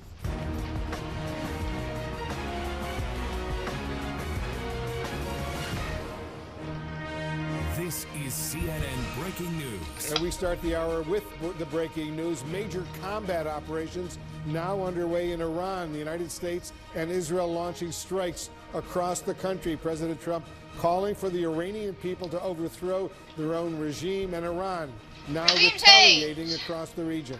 There's also new video that's coming in like from 10 the Israeli minutes. We've military, gotten another purportedly 10. showing a drone We're strike on another on fast missile streak here launchers with in western CNN. Iran. CNN is Just hitting some of the the hundreds of regime targets change real across hard. the country. Fox News And take a wasn't look at so the much scenes hitting of regime destruction change. in They Iran's were- capital, Tehran. they were assessing We're also other told shit. this is the square where the former Iranian President Mahmoud Ahmadinejad is known to live. Iran's state media reporting at least 57 students were killed in the strike that hit a girls' school in southern Iran. Collateral damage, CNN has not oopsies. independently verified that. Sources saying this is just the beginning of several days of planned attacks. This satellite image showing smoke billowing from the compound of Iran's supreme Ayatollah leader, Ali. The major breaking news we're following this morning, the United States and Israel launching a massive military campaign against Iran, waves of attacks all across the country, and Iran is right now retaliating with strikes of its own. The Israeli military says this is the result of months of, quote, close and joint planning by the U.S. and Israel, and we're getting new details about how this operation came together.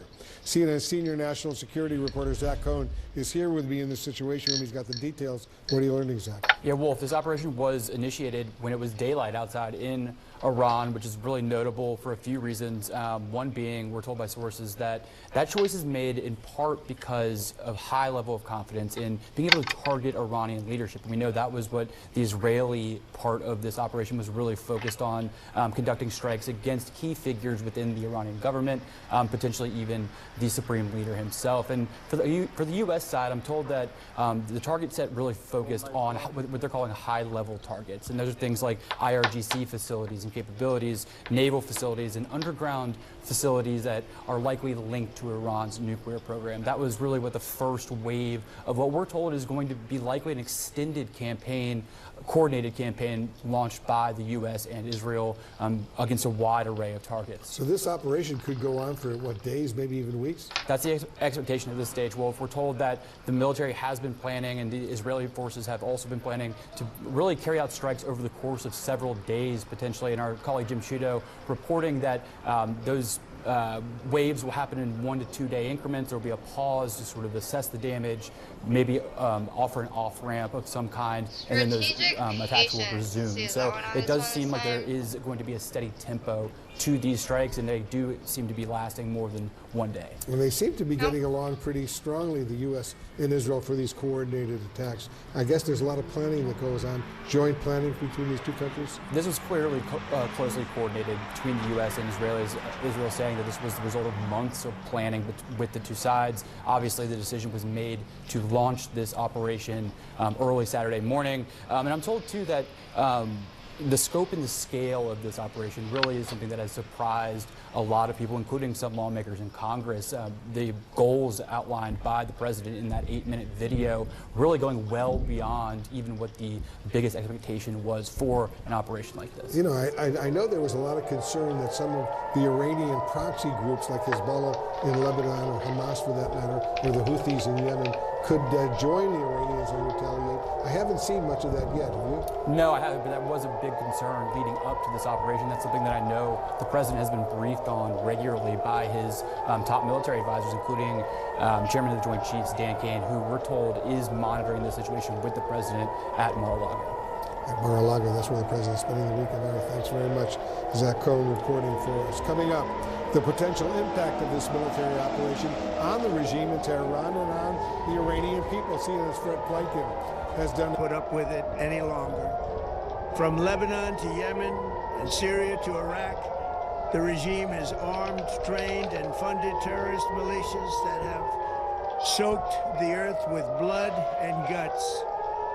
And it was Iran's proxy, Hamas, that following this morning, the United States and Israel launching a massive military campaign against Iran. Waves of attacks all across the country, and Iran is right now retaliating with strikes of its own.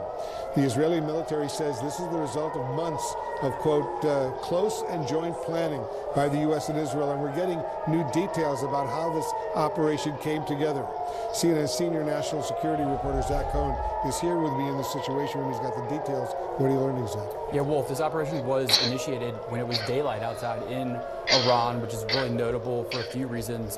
One being, we're told by sources that that choice is made in part because of high level of confidence in being able to target Iranian leadership. We know that was what the Israeli part of this operation was really focused on, conducting strikes against key figures within the Iranian government, potentially even the supreme leader himself. And for the U.S. side, I'm told that the target set really focused on what they're calling high-level targets. And those are things like IRGC facilities and capabilities, naval facilities, and underground facilities that are likely linked to Iran's nuclear program. That was really what the first wave of what we're told is going to be likely an extended campaign, coordinated campaign launched by the U.S. and Israel against a wide array of targets. So this operation could go on for, what, days, maybe even weeks? That's the expectation at this stage, Wolf. We're told that the military has been planning and the Israeli forces have also been planning to really carry out strikes over the course of several days, potentially. And our colleague Jim Sciutto reporting that those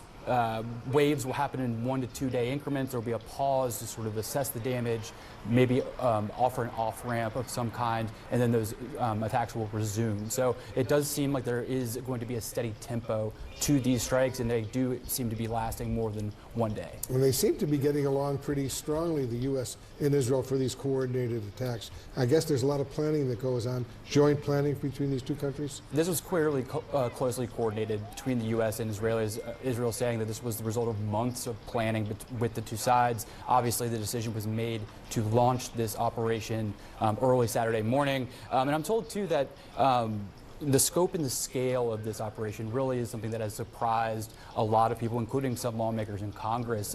The goals outlined by the president in that 8-minute video really going well beyond even what the biggest expectation was for an operation like this. You know, I know there was a lot of concern that some of the Iranian proxy groups like Hezbollah in Lebanon, or Hamas for that matter, or the Houthis in Yemen could join the Iranians and retaliate. I haven't seen much of that yet, have you? No, I haven't, but that was a big concern leading up to this operation. That's something that I know the president has been briefed on regularly by his top military advisors, including Chairman of the Joint Chiefs, Dan Kane, who we're told is monitoring the situation with the president at Mar-a-Lago.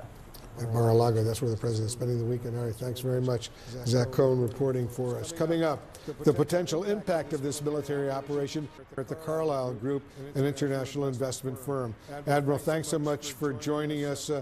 Just hours before the U.S. and Israel launched these coordinated strikes on Iran, Oman's foreign minister said a breakthrough in U.S.-Iran talks had brought a peace deal, and I'm quoting him now, within our reach. What do you think convinced the U.S. and Israel to strike Iran now?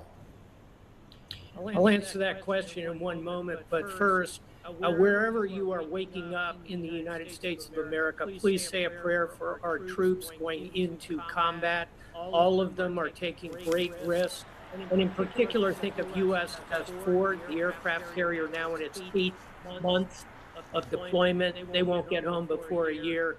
Think what you were doing back in June of last year. They've missed it all. They're in the middle of a war. Think of our troops as they go into combat. Well, if I think the answer to the question, why now, is the administration made what it felt was a good faith effort to negotiate. Perhaps there was indications that Iran might slowly, gradually move. But I think at the end of the day, the president evidently made the assessment that Iran was simply going to try and prolong these negotiations. I'm sure he consulted with Israel, looked at the weakness of Iran in this particular moment. And above all, you can really hear it, the emotion in his voice talking about the protesters. I think the president felt, and he clearly indicated in his speech, if we're going to come in and do something, now is the time. Iran immediately, very quickly retaliated, as you know, Admiral, with strikes on various U.S. military bases and U.S. troops across the Middle East and several Arab countries. I'm talking about the UAE, Bahrain, Qatar, Jordan, Kuwait, and even now outside of Riyadh in Saudi Arabia. Are you concerned that what's happening right now could escalate into a much wider war? Of course, and I think Iran really has two options at this point. They had three. They could have come back to the administration with a serious offer indicating they would completely give up their nuclear program. Now they're down to two. One is they can launch about the level of strikes you're seeing now, which are significant, but I wouldn't call them the full extent of what they could do. And then they could try and hunker down. Option two, if they truly believe they're at the end of the string, they could go big, and that would mean closing the Strait of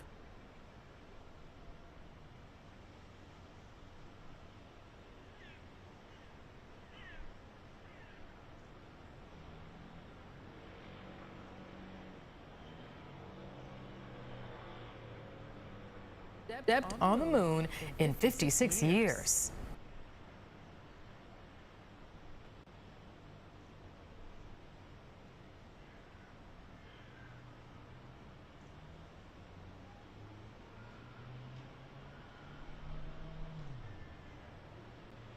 In Iran is, Gia. All right, so a lot of reaction there from Congress. Jay O'Brien, thank you so much. We're going to have continuing coverage here of the strikes on Iran straight ahead. Stay with us here on ABC News Live. I was sent to prison for 110 years. Pender was convicted in 2002 for the murder of her two roommates.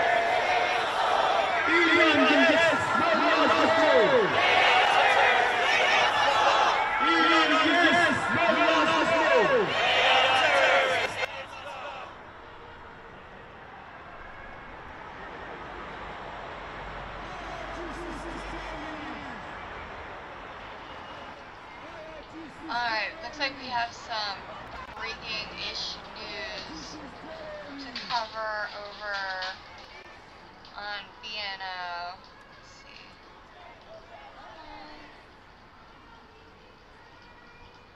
Here we go. AZ Intel has posted it as well. Let's go ahead and watch this. This is a resort in Dubai being hit. Collateral damage. Oopsie! Oopsie poopsie!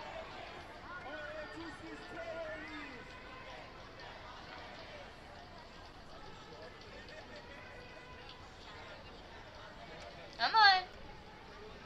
Play the video. I don't have that many things going on.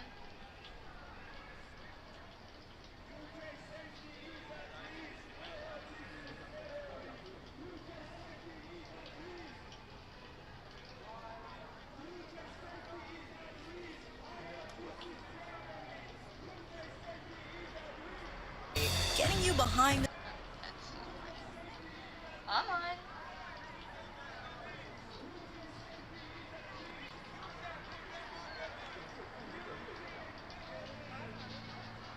It's everybody's watching it.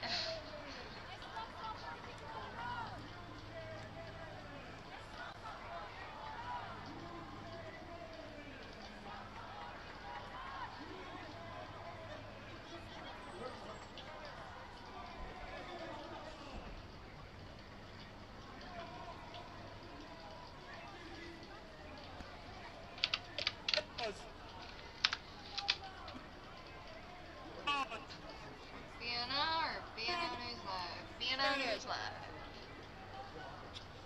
Yeah, that's again. There we go. See if this one will work. Ooh. Oh my god. It almost looks like a plane, not a missile. Crazy. Oh, maybe it's a drone. Oh yeah, it's a drone. Ah! Oh my god. So that's the second video of that. This is the first video. This is the one that I just saw on X. Oof. They were much closer. Wow. That doesn't look like it was supposed to hit. Just saying.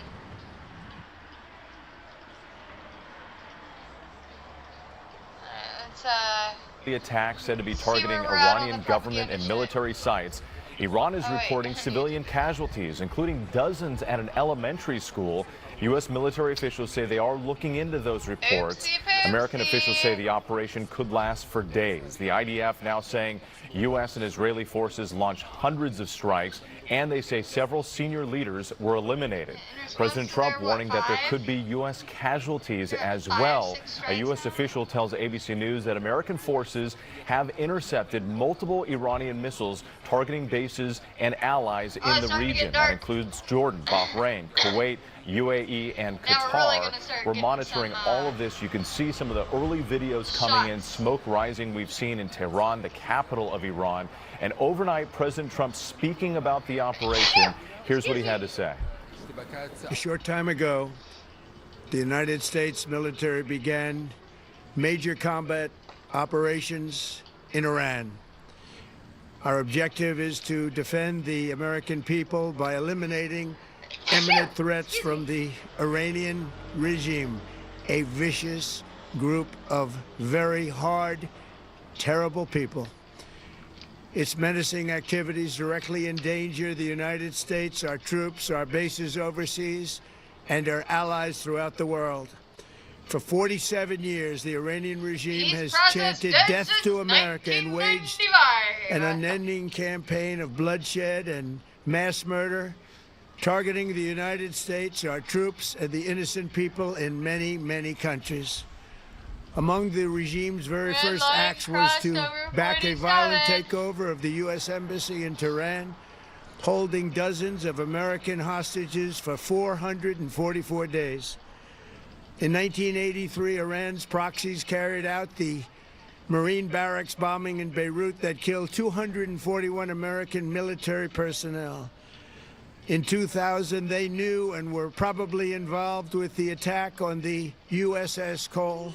Many died. Sirens! Iranian forces killed and maimed hundreds of American service members in Iraq. The regime's proxies have continued to launch countless attacks against American forces stationed in the Middle East in recent years, as well as U.S. naval and commercial vessels and international shipping lanes. It's been mass terror, and we're not going to put up with it any longer. From Lebanon to Yemen and Syria to Iraq, the regime has armed, trained, and funded terrorist militias that have soaked the earth with blood and guts.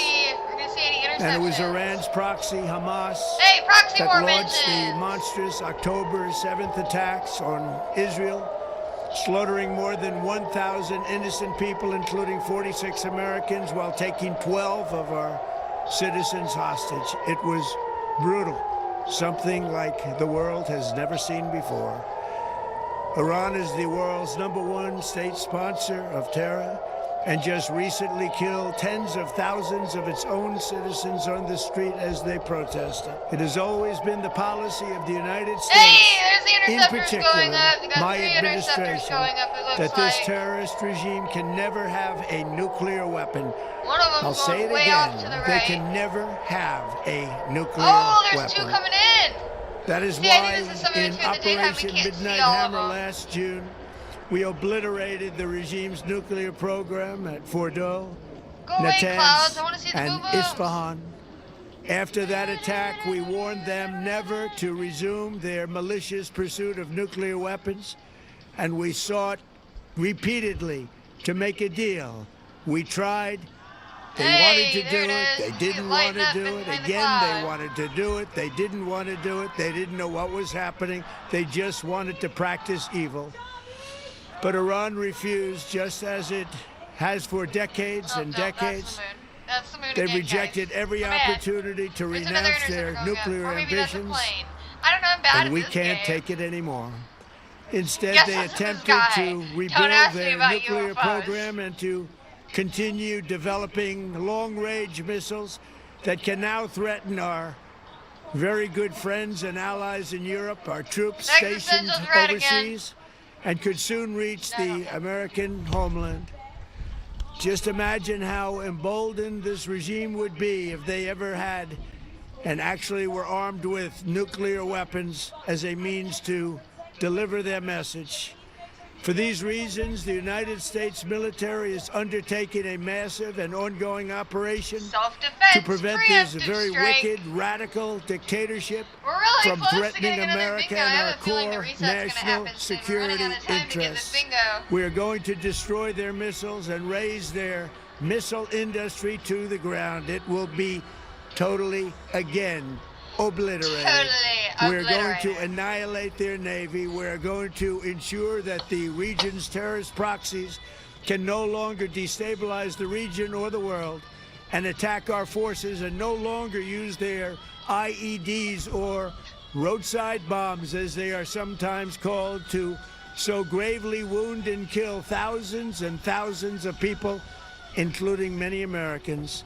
And we will ensure that Iran does not obtain a nuclear weapon. It's a very simple message. They will never have a nuclear weapon. This regime will soon learn that no one should challenge the strength and might of the United States Armed Forces. I built and rebuilt our military in my first administration. Here we go. And there is no military on earth even close to its power, strength, or sophistication. My administration has taken every possible step to minimize the risk to U.S. personnel in the region. Even so, and I do not make this statement lightly, the Iranian regime must be the seeks to drones, kill. so that's The kind lives of why of they're courageous hanging out American there. heroes may be lost, And and it don't we may seem like have they're coming down casualties. or getting intercepted. That often happens in war. But we're doing this not for now. We're doing this for the future, and it is a noble mission. We pray for every service member as they selflessly risk their lives to ensure that Americans and our children will never be threatened by a nuclear-armed Iran. We ask God to protect all of our heroes Those are in hits. harm's way, Whoa, and we interceptions. trust that with His help, Those are some the booms. men and women Bam! of the armed forces will prevail.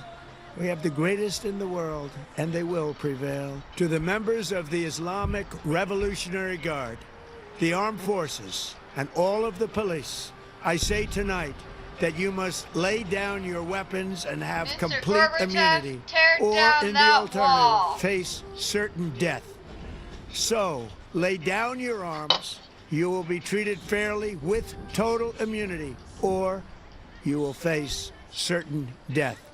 Finally, to the great, proud people of Iran, I say tonight that the hour of your freedom is at hand. Stay sheltered. Don't leave your home. It's very dangerous outside. Bombs will be dropping everywhere. When we are finished, take over your government. It will be yours to take. Same sort of thing. This will be probably your only chance I for gotta say, the drone generations. warfare in For many 2025, years, you have asked for 2026 America's help, definitely but you never something got interesting it. to behold. And No like I said, president some of was those, willing to do what I am willing to do drone attacks tonight. in the Ukraine Now Russia you have war a just president been who is giving you what absolutely you want. bonkers. So And let's some of see the how you creativity, too, of the respond. Ukrainians has America just is been nuts. backing you with overwhelming Very strength and creative with how they devastating use the force. drones. Now is the time to seize control of your destiny and to unleash the prosperous and glorious future that is close within your reach. This is the moment for action. Do not let it pass. May God bless the brave men and women of America's armed forces. May God bless the United States of America. So May we got God some bless live you all. aftermath Thank of you. the President Trump right there in the strikes. I don't early know morning if hours it's making the live case right to now. It's justify probably this going to go. military action in Iran, talking about the potential for U.S. casualties as a result of this, calling this a war, also calling on the Iranian people to rise up, saying when we are finished, take over your government, it will be yours to take. The president also talking about the reasons for going into this, calling it an imminent threat, although not presenting any specific evidence. We are getting some other reports from multiple sources who tell ABC News that the attacks also targeted Iran's leadership, including the president and supreme leader Ayatollah Khamenei. And these are some of the images that have been coming in, these early morning attacks that we're seeing after the sun came up in Iran, those plumes of smoke. Let's go ahead and bring in our chief foreign correspondent, Ian Pannell, who is now in Tel Aviv. And Ian, I know you've been tracking this with us all morning long. You are now in one of those bomb shelters there as those air sirens have been going off. What's the latest on the ground? What can you tell us? Yeah, I mean, the air raid siren is barely stopping. I mean, we're getting every few minutes now a new siren. That's why we've decided to come in here. Otherwise, it's just not safe to be outside, and that is the situation for everyone across the country at the moment. We were woken at 8 o'clock in the morning by one of those emergency alerts that you get on your phone. You have a similar system in the US, you know, where you get alerts for weather or if there's a missing child. Similar sounding alerts, but the message was very clear. Israel has launched an attack against Iran. A state of emergency has been put into place in the country. The people were instructed to listen to Home Front Command, which is the body here that tells people when there are alerts, where to take shelter, and keeps them updated on the latest information, and also to warn that they should expect Iranian retaliation in the form of missiles and drones. Now you have to pay more. And that retaliation has been going on all day long. Now, Israel has a very sophisticated air defense system. It's not just the Iron Dome. There's a whole layer upon layer of different systems calculated to intercept different kinds of munitions. Plus, you have the support of the US, which also has some very advanced air defense systems, and those have been put into place in the other countries around the region. The Israeli Prime Minister, Benjamin Netanyahu, also making a statement which not as long as President Trump's, but pretty much the same kind of sentiment that Israel couldn't continue to live with what they saw as the threat, the emerging threat from Iran, and they needed to act now before it was too late. It's not a new argument. It's an argument that's been used on previous occasions when we've seen previous military action against Iran, but nothing comes close to what it is we are now witnessing. This is certainly ambitious. What we're talking about here is regime change. When the president urges the Iranian people to rise up, when you go after the very top echelons of Iran's leadership, that's only designed to do one thing, and that is an incredibly ambitious thing to try and do from the air. Remember what the invasion of Iraq was like back in 2002, how difficult, how bloody, how protracted that operation was, and that's with boots on the ground. It's going to be very hard to achieve all of the aims that President Trump and Prime Minister Netanyahu have set for themselves just by bombing from the air, and I think people should be brave. As the President warned, it's not going to be easy, it's not going to be bloodless. We're getting reports that a girls' school in southern Iran was hit in US-Israeli action. The Pentagon say that they are now reviewing the incident with dozens and dozens of schoolgirls reportedly killed there. So we're already seeing in these early stages the formation of what's likely to be a protracted conflict. All right, Ian Panel for us. Please stay safe and stand by for us if you learn anything new. We're also getting more information about the attack itself. ABC News hearing that the strikes involve a mix of U.S. aircraft, Tomahawk, cruise missiles, fires. We know there's been a huge military buildup in the region with 2 aircraft carrier strike groups and hundreds of aircraft, more than 30,000 U.S. troops there, and more were on the way. And we are seeing the results of it right now. I want to bring in Mary Bruce, our chief White House correspondent, because, Mary, we know that there's been sort of this buildup throughout the week. We know President Trump was briefed at the White House earlier this week by top military officials, but the signals kept coming that perhaps there could be some kind of limited strike that would help and leverage in these negotiations. That is not what we're seeing here. The president calling this major military operations, Mary. Yeah, with the president saying that this is a massive and ongoing operation, and he is vowing that it is going to decimate Iran's military. It's going to raise, that's the word he said, raise Iran's nuclear program, and of course now calling for the Iranians to overthrow the government. Now, the president had been stressing in the run-up to this his preference for a diplomatic solution, but obviously tensions had also been escalating, and it's not clear exactly what in the last 24 hours ultimately led the president to make this decision, but it was increasingly clear that his patience with these ongoing nuclear talks was running thin. I mean, the president coming out here yesterday afternoon, speaking to reporters and saying that he was, quote, not happy with how negotiations were going. When it comes to the president's rationale for this huge campaign now, the president, as you noted, says that these are necessary strikes to defend Americans against an imminent threat. But he has not provided any clear evidence of that. And so the really big remaining question here is why now?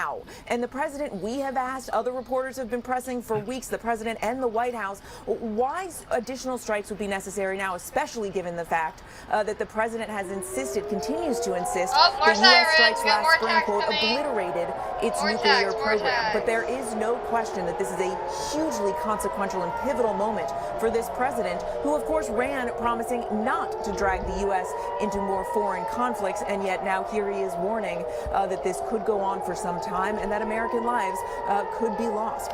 And Mary, on that same point, we know that President Trump has been disappointed with how the negotiations were going, but it was 9 days ago that he gave an ultimatum and gave Iran 15 days to come to a deal. So now it's 9 days, and yet this wide-scale attack. Yeah, that 15 days wouldn't have run out until this coming Friday, and I think there was a sense that this administration was going to give these talks a little bit more time. Obviously, there were signs that things were getting more serious. Marco Rubio, Secretary Rubio, had been briefing those critical Hill leaders on the potential of additional strikes.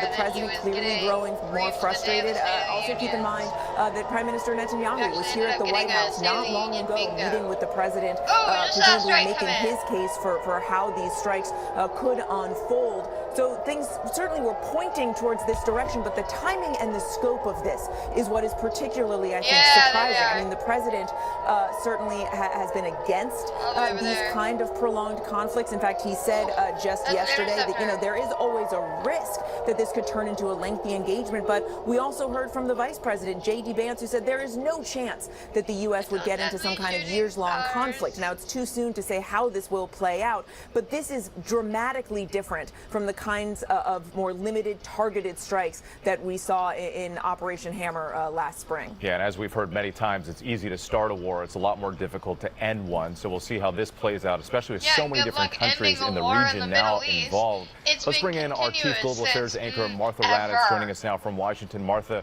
I know that you've been to Iran many times. The state of play has definitely changed in that country. They've been weakened dramatically. Their proxies as well throughout the region. But what do you make of their response right now? Because we are seeing some of these retaliatory strikes against other Arab countries in the Middle East. Well, those retaliatory strikes were almost immediate, Whit. They clearly knew that President Trump was probably very close to launching some kind of attack on Iran. His rhetoric over the past few weeks, and they have seen what he has done in the past, of course, last summer in June when he launched those strikes as well. But I think the retaliation so far compared to last June is lesser. It is a frightening response. We've got these missiles aimed at U.S. bases and these Arab countries. But last summer in June, they launched about 500 missiles and more than 1,000 drones into Israel. So I would not be surprised if their retaliation increases or lasts for several days themselves. We don't know exactly what they're doing. And of course, the supreme leader and the president there in Iran. Donald Trump said he wants regime change. We don't know the fate of the supreme leader or the president at this point. Iran seems to say they're fine, but we'll have to see about that. Iran has been deeply penetrated over the years by presumably Israel. I have seen on the ground over many years the actions that Israel has taken. Nuclear scientists have been blown up in their cars in these very exact operations, placing explosives on the side of their cars. So they've gone after the nuclear scientists. They've gone after the nuclear program. But despite what Donald Trump says about it being obliterated, there is still enriched uranium, and they do believe they're restarting this. We have seen no evidence of that. Just in the State of the Union, the president said they obliterated the nuclear program last summer. Clearly, he does not believe that is the case now or wouldn't have taken this action. Also, he was presented with numerous options by the chairman of the Joint Chiefs of Staff. That is the job of the chairman, to present the president with numerous actions. This seems to be the most extreme, looking for regime change. He could have done a limited strike. He could have done a limited strike while they were negotiated, and that is one of the options he had. A limited strike, it will bring the Iranians to the table. They'll know we need business. They'll be more likely to side with us in this. That did not happen. This is clearly the most extreme. Now, those missile launches towards U.S. bases and into those Arab countries, we are told by a U.S. official that in the Navy and in Bahrain, in UAE, in Qatar, that there are no serious injuries to U.S. personnel. But sometimes that takes time to find out. In 2020, when Iran launched missiles into al-Assad, Iraq, in retaliation for the drone strike on Qasem Soleimani, they had concussions there that they didn't know they had, and traumatic brain injuries for really some time. Donald Trump at the time said there were no casualties. There were, but it just took time to find out about those casualties. So that is something we'll have to watch. I happen to be on the ground in Tehran when they launched those strikes. I think they would have done much more in retaliation to the death of Soleimani, but they had shot down accidentally a commercial airliner, and the Iranians, of course, humiliated by that and horrified.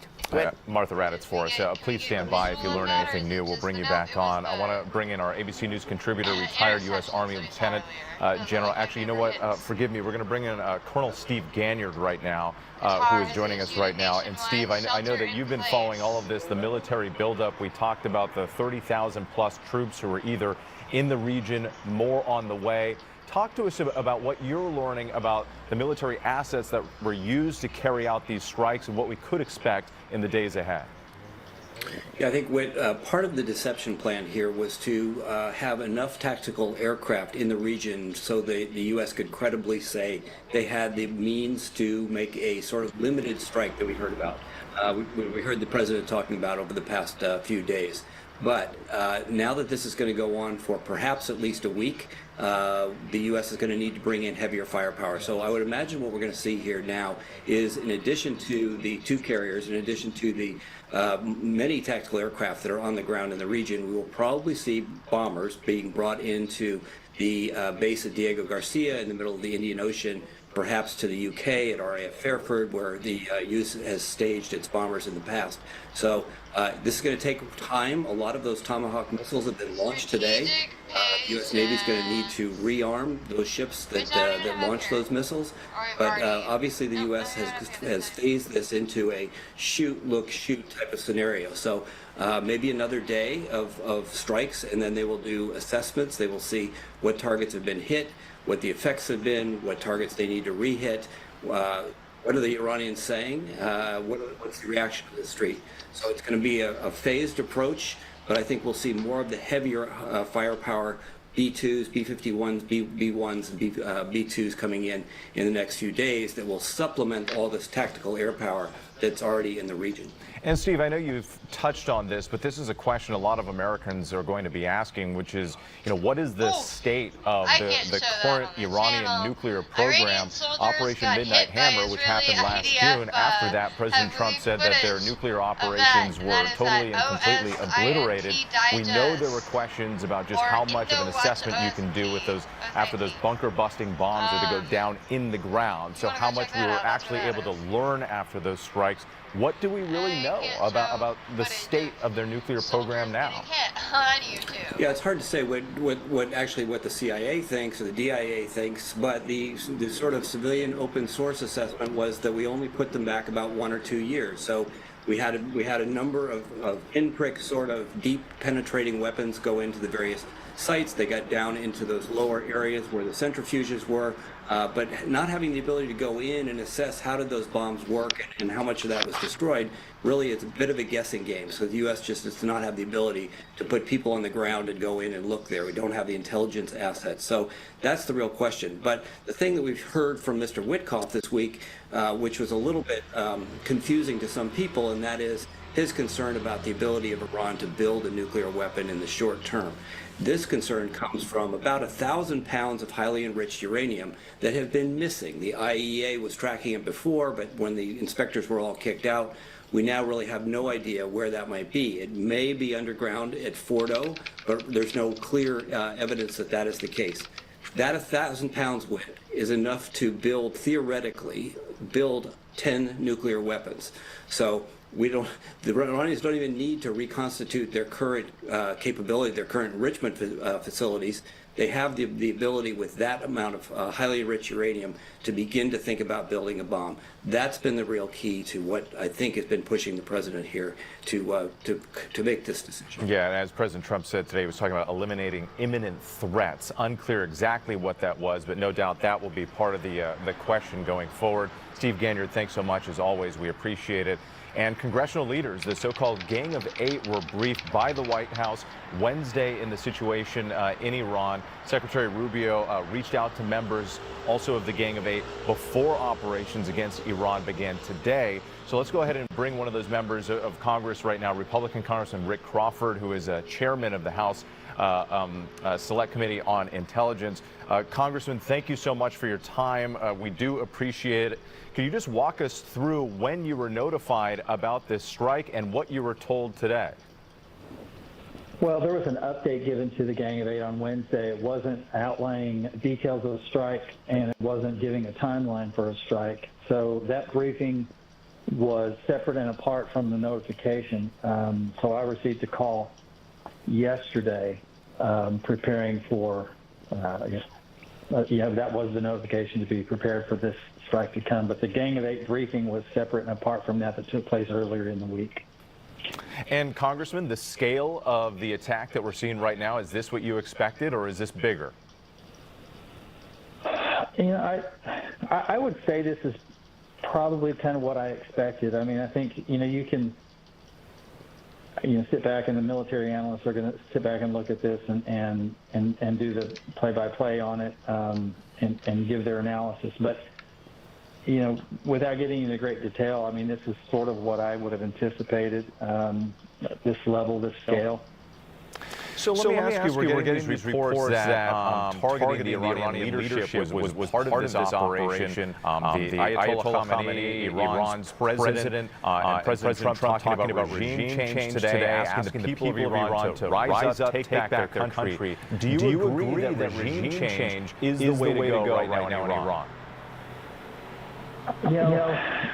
This regime since 1979 has been a regional hegemon and a thorn on our side in more ways than we can count. I mean, I've actually experienced this myself personally, and back in the 80s, going back to the attacks on the Marine barracks in Lebanon, the San Luis Roberts in 1988.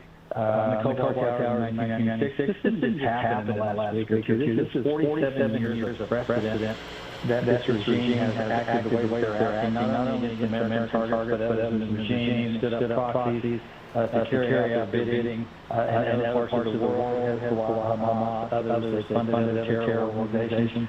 This didn't happen in a vacuum. It didn't happen last night.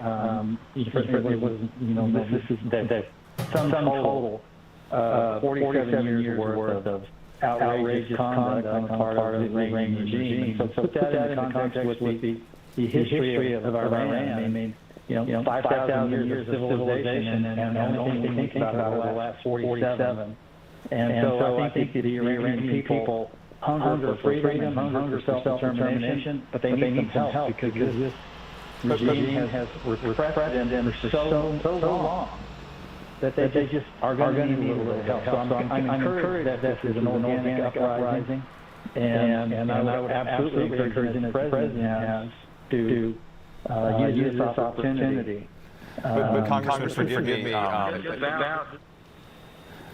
Forgive me. As you were talking about the oppressed people of Iran, you're a Republican, you're a supporter of President Donald Trump, and you know that he ran on a campaign of ending forever wars, not starting them. And that was very much a promise that many of his supporters adhered to, and they expected a promise that would be kept. But here we are in this situation, and we don't know what's going to play out in the days ahead. But are you worried that regime change, toppling the top leadership of Iran, could in fact lead to an extended conflict throughout the region, pulling in American troops? The president even warning us of potential American casualties.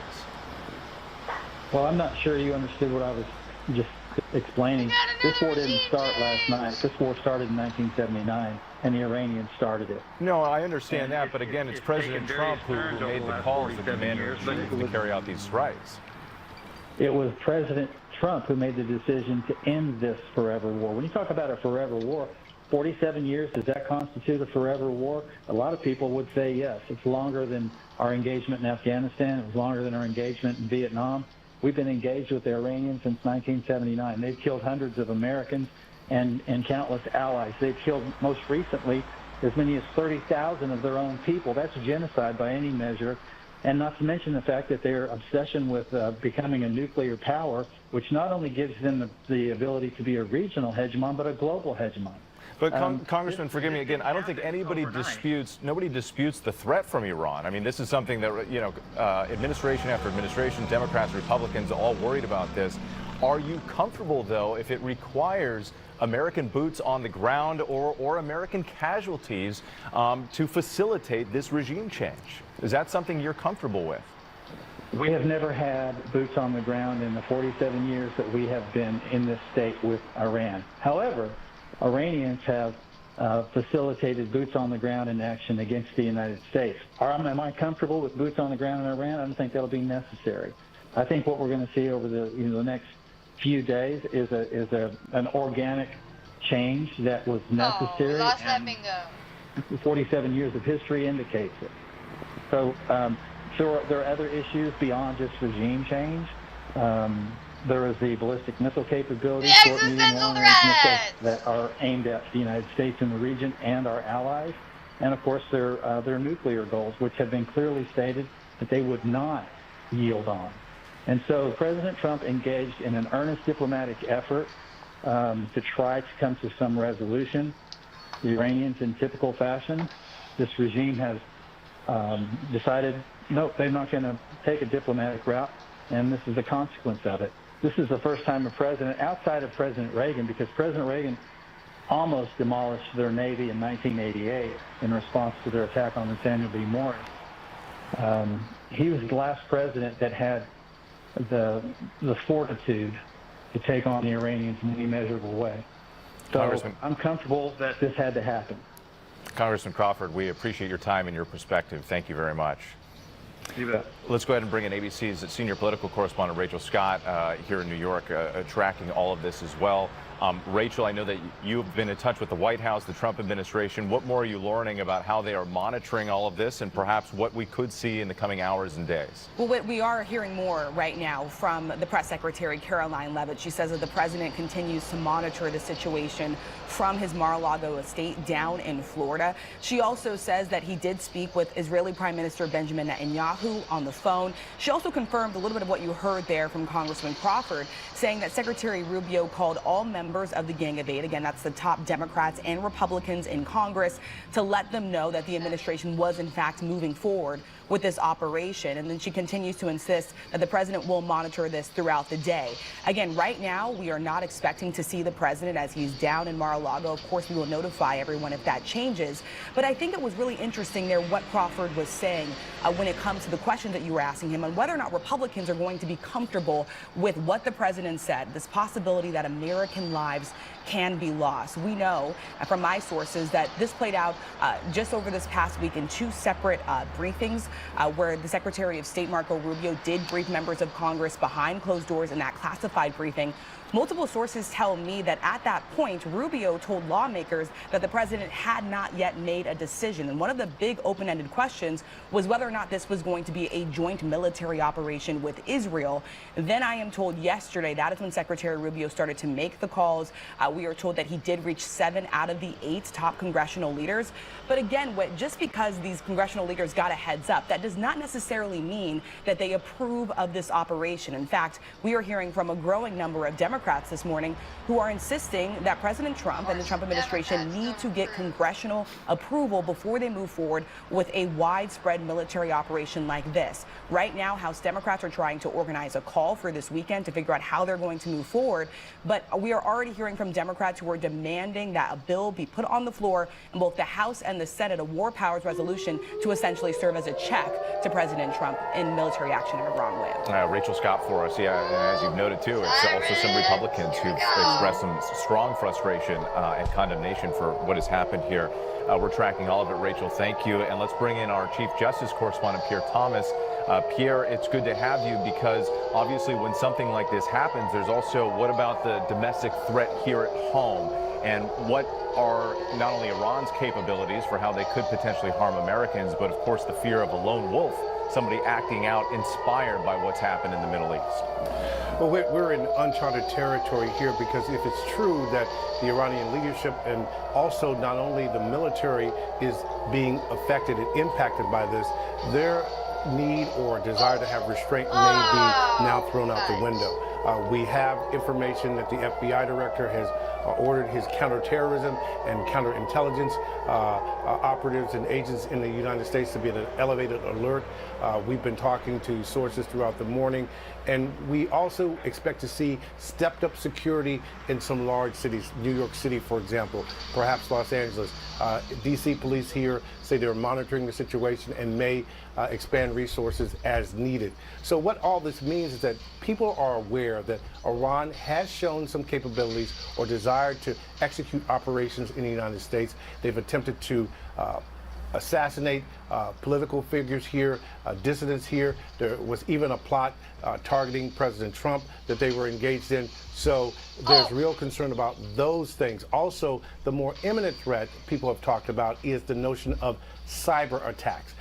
Iran trying to target United States infrastructure. And as you mentioned, Whit, lone wolves, people acting out in response to all the devastation and the tensions that they see overseas. That's a real potential here as well. Yeah, no doubt a time of heightened alert. Pierre Thomas Forrest, thank you. Let's go to ABC's Marcus Moore now, who's in Doha, Qatar. And Marcus, where you are, that's one of the countries that has been dealing with these retaliatory strikes. We were on the air earlier this morning, and you were hearing those sirens and what sounded like intercepting missiles, right, with incoming fire from Iran. Yeah, that's right, Whit. And this was something that went on for quite a while, well into the night here in Doha. The sounds of these loud booms echoing across the city here, giving you a sense of really how volatile the situation is and how the entire region is impacted. As I talk to you now, we are learning about reports of a drone that has struck the airport in Kuwait. I think we have some pictures from that scene where, according to a spokesperson with the Civil Aviation Ministry there, that there have been a number of injuries among workers at the airport and that there was some damage, some partial damage to a terminal there. We understand from officials in Kuwait that the situation is now under control, but Whit, that is just another country that has been in the midst of the retaliation, and many people worry that this could spiral out of control. And major U.S. military assets in Qatar and all throughout the region too. We've seen some half-dozen countries that have faced some retaliatory strikes. Marcus Moore for us, thank you. Please stand by. Let's go ahead and check back in with ABC's chief foreign correspondent, Ian Pannell, joining us from Tel Aviv. And Ian, I know you're still in that air raid shelter there. But I also just want to ask you about Iran, because I know you've covered this region for such a long time. This is a country that really doesn't have that many friends anymore. I mean, the Assad regime in Syria was one of their big allies. Their proxy groups in Hamas, Hezbollah, the Houthis, all weakened in recent months and years. But it raises the question of how they will respond if their backs are against the wall. Yes, if they think it's an existential crisis, and when you start talking about regime change, that's exactly what it is for Iran. I think that partly explains these kind of large-scale retaliatory strikes that we're seeing across the Gulf now. So many countries that Marcus was referring to there, which are U.S. allies, also home to U.S. troops and military bases. I think for the Iranians, this is fight or die moment. I think the regime knows its back is totally against the wall, and because the Iranian leadership is being targeted. You're right, it doesn't have many friends left in the region. If you go back to before October the 7th, 2023, we used to talk about the Shia crescents. These are countries with majority Shia Muslims who were supportive of or allied to Iran. And the crescents essentially ran from Iran through Iraq, through Syria, into Lebanon. Well, in Lebanon, you've had Hezbollah, which has been significantly weakened. Interestingly, they've released a statement about the attacks on Iran, which, while condemning what the US has done, doesn't seem to indicate that they're ready to come out and start attacking Israel in support, which has been one of the fears here. In Syria, you have Bashar al-Assad, who's been removed from power. You now have a new government that is friendly to the United States. In Iraq, you still have these popular mobilization units. These are militias, which many of whom are backed by Iran. They almost act as a paramilitary force, independent of the government. They have said an attack on Iran would lead to retaliation against US forces in the region, and we've seen those groups do that before. So that will be one particular danger to look out for. But otherwise, you know, the strength of this resistance movement that existed throughout this region has been substantially weakened.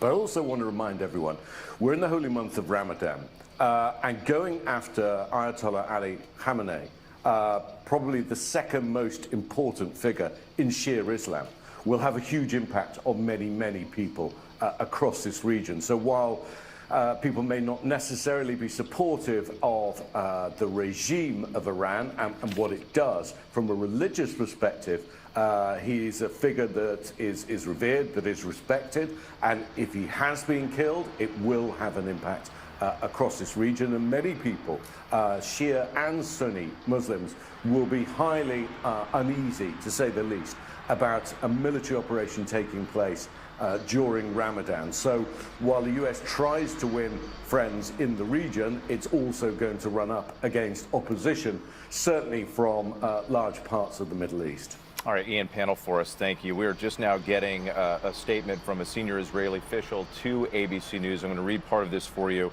saying 2 days after suffering the worst attack on Jews since the Holocaust, Prime Minister Netanyahu told the people of Israel that we need patience, but we will change the map of the Middle East. That is what we did by hitting our enemies on 7 fronts in Gaza, Lebanon, Syria, and he goes on there. But he also says today President Trump and Prime Minister Netanyahu began to change the world.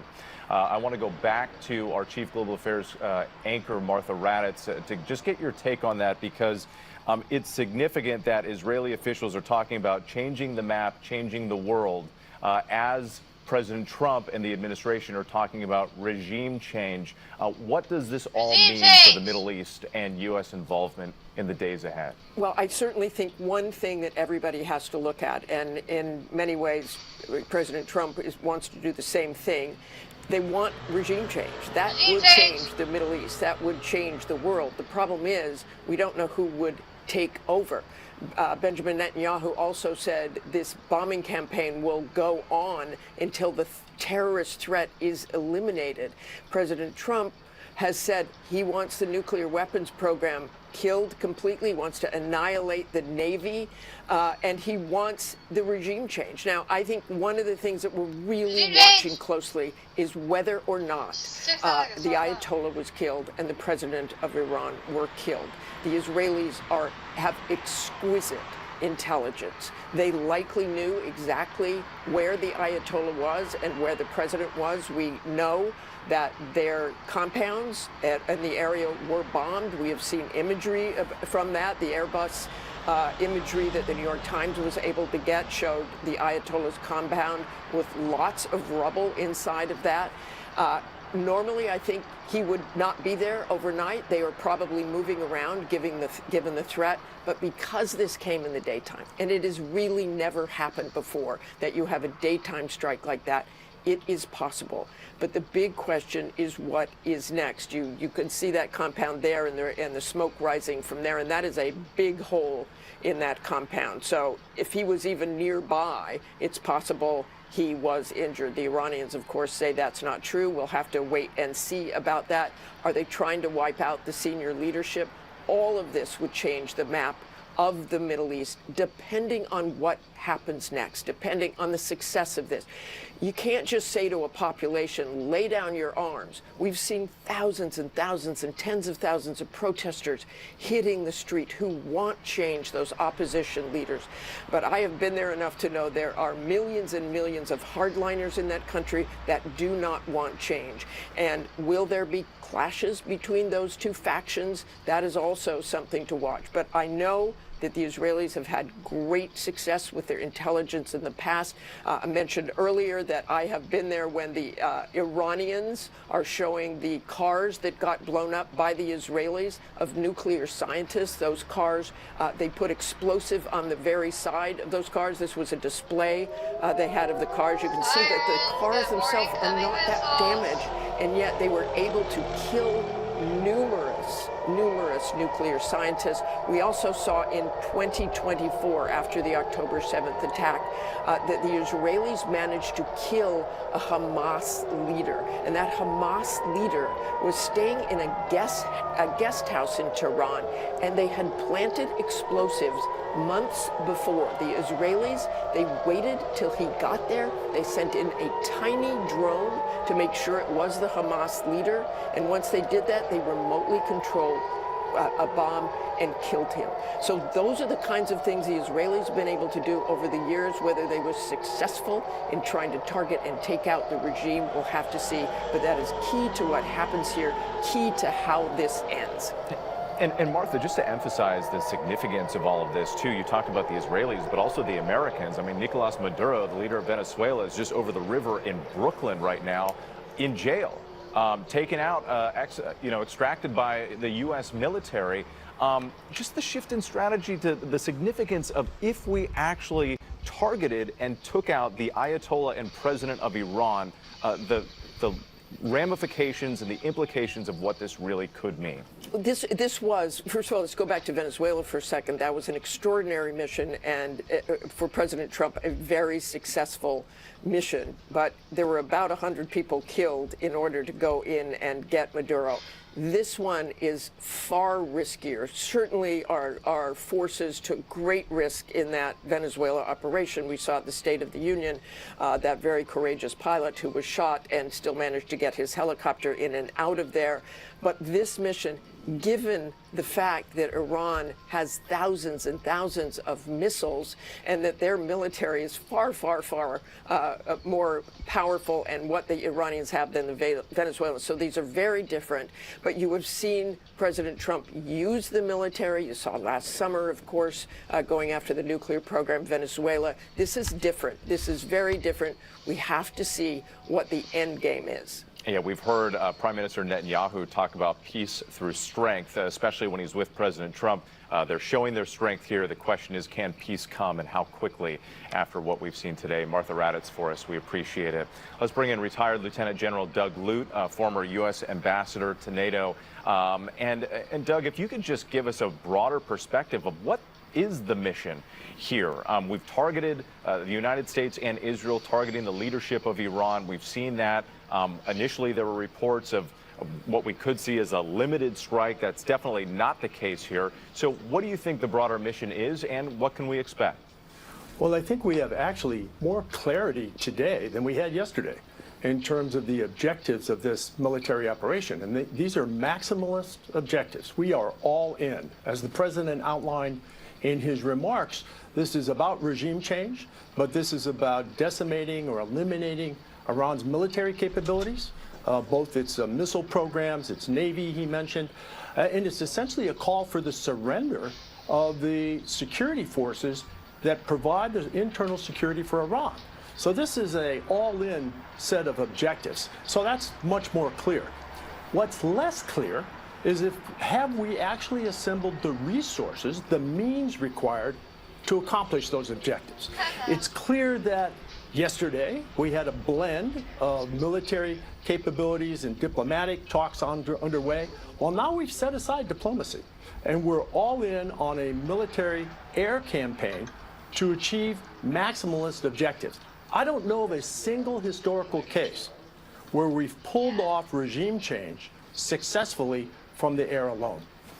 And Doug, if I could just follow up on that too, and I'm going back to Venezuela only because that was a recent military operation that we've seen, and there were lots of questions after Maduro was removed about regime change and who takes over and American boots on the ground, and essentially we just left. You know, we took him out and we left the rest of the regime in place, and then they're coordinating obviously in terms of like the economic and the energy piece of it, but is that something that we could see here, where even if the leadership is taken out, the leadership is toppled, that we could just walk away and leave it up to the people of Iran?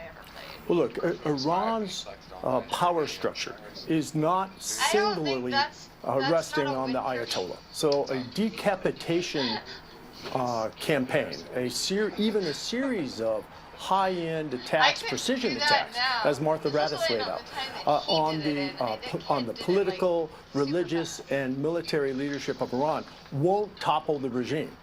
This is a deeply embedded security structure, both on the religious side, but also down into the IRGC. So I don't see a decapitation campaign being successful here. And by comparison, the raid into Caracas to seize Maduro was a single tactical event, very successful, but a single event over a number of hours to capture one man and his wife and evict them, to extract them from the capital. The Maduro regime, by and large, remains in place in Caracas. So this is a very different set of circumstances.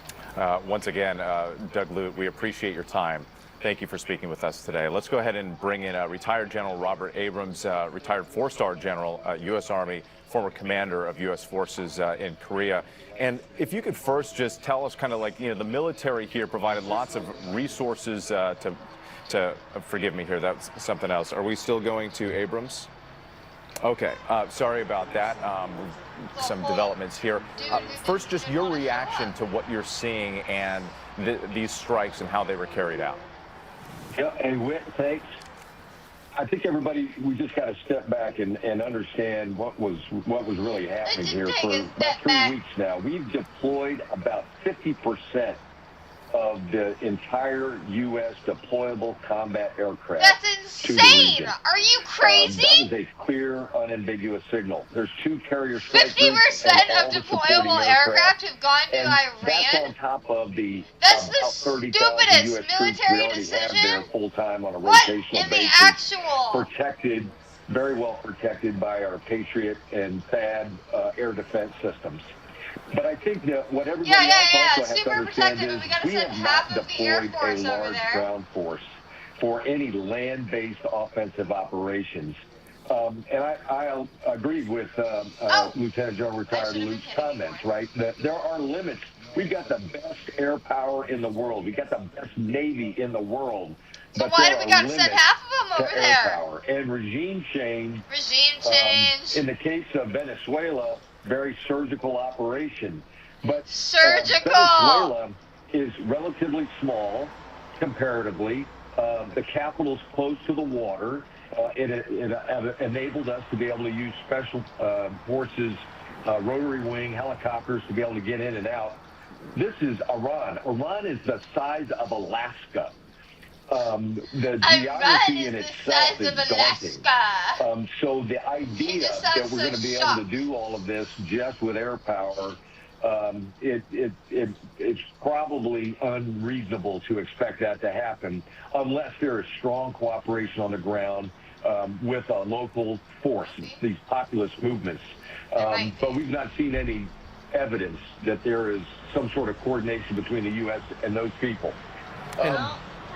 Yeah, go ahead. Oh, sorry, forgive me, General Abrams. I just wanted to ask you, because we've been talking about the ripple effect around the world and Iran's allies and how they've been weakened in recent months, given the previous conflicts and Operation Midnight Hammer that we saw in June. And I just wonder, what do you see in terms of how other countries could be reacting, including North Korea? Yeah, well, I've got that written right here on my card, Whit. The Iranians, they had been ostracized by the world except for 3 countries: Russia, China, and North Korea. I believe China and Russia have already issued statements condemning the U.S. and the Israelis' actions. Shocking. I have not seen a statement yet from North Korea. But statements only go so far, with right. No, one of the biggest differences between us and everyone else is our allies and partners. When we ask them to join us for operations, they actually step up and put their people in support. In this case, we're just getting rhetoric. General Abrams, once again, thank you for your time. We truly appreciate it and your expertise. We do want to go back to ABC's chief foreign correspondent, Ian Pannell. He is in that air raid shelter in Tel Aviv. Ian, I understand you're getting more information about some of the retaliation from Iran. Yeah, and I think it's quite instructive, Whit, since you've been on air. I've counted 4 air raid sirens that we've had here. In other words, every time you try and go out, there's another alert, there's another siren, and everyone has to come back in. And that's pretty much been the situation throughout the day here in Israel, but also in Gulf ally nations. So from Kuwait to Saudi Arabia, in Qatar, in Doha, Al Udeid Air Base is the largest U.S. base in the region there. The UAE also attacked multiple times with short-range missiles and also drones. Jordan also reporting multiple explosions. In other words, pretty much every nation throughout the Gulf, apart from Oman, which was acting as a mediator in these talks, has received some kind of retaliatory attack. I think the question now is, most of them have been intercepted. You've always got the danger of debris coming down. Drones clearly much harder to try and intercept successfully. The Iranian drones in particular, the Shahed model drones, are the ones that Russia's been using to such devastating effect inside Ukraine throughout the war there. So how much has Iran's capability to fire these projectiles being degraded? And I think you've heard some of your military analysts talk about this, that battle damage assessment is going to be absolutely critical. That's what we need to work out next. But intercepting drones is very hard, intercepting missiles easier, but it depends how many there are. Even during the 12-day war last June, towards the end of it, Israel was getting to a stage where it was starting to run perilously low on interceptors. It's a very expensive business, it's very time consuming, and it uses up resources. But I think it's reasonable to expect that Iran, now it's got its back against the wall, will continue to hit all of these countries, including here in Israel. Yeah, perhaps this is just the beginning, so we'll be watching it very closely. Ian, thanks again. Let's bring in ABC's chief investigative correspondent, Aaron Katersky. He's been tracking the possible response here at home. And Aaron, also local law enforcement agencies on high alert now. They are, Whit, especially in places with Jewish, Israeli, and Iranian populations, places like New York City, Los Angeles, Washington. What they're doing now, and I'm just off with a senior law enforcement official, is target hardening. That was the way it was described. They are sending additional patrols and personnel to synagogues and mosques, to cultural institutions and diplomatic centers, just to be a presence to deter any possible attacks. There is no known particular or credible threat to any of these places. This is merely an abundance of caution, knowing full well that what's happening in Iran and the strike may serve to inspire some kind of an attack here at home. So they are on alert in a lot of American cities right now. Another thing to watch in all of this. Aaron Katersky, thanks again. Once again, our breaking news right here. The U.S. in a joint operation with Israel launching what President Trump called major military operations in Iran, even targeting the leadership of Iran, the president, the Ayatollah Khamenei. Some of these images coming in, you can see some of the burning buildings, the smoke billowing. We've seen this across the region, not just in Iran. A lot out of Iran's capital, Tehran, but also some of the neighboring countries where Iran has fired retaliatory strikes. We've heard about incoming missile and drone strikes to U.S. military assets in the region, many of them shot down. But here we're seeing more of these images here. We have heard about some casualties and some injuries, especially within Iran. So all of this we're going to be monitoring. Stay with ABC News Live and abcnews.com throughout the day for continuous updates. We'll have a full wrap-up tonight on World News Tonight. For now, I'm Whit Johnson in New York. Have a good day.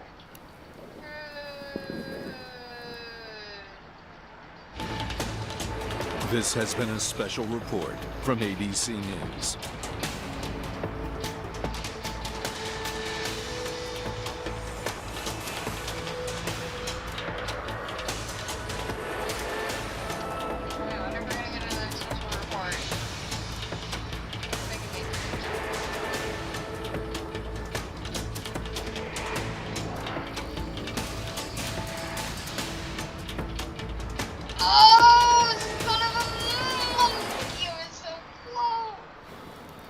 I'm Wade Johnson at ABC News headquarters in New York. We're continuing our coverage of the U.S. military strikes in the Middle East. Here is what we know at this hour.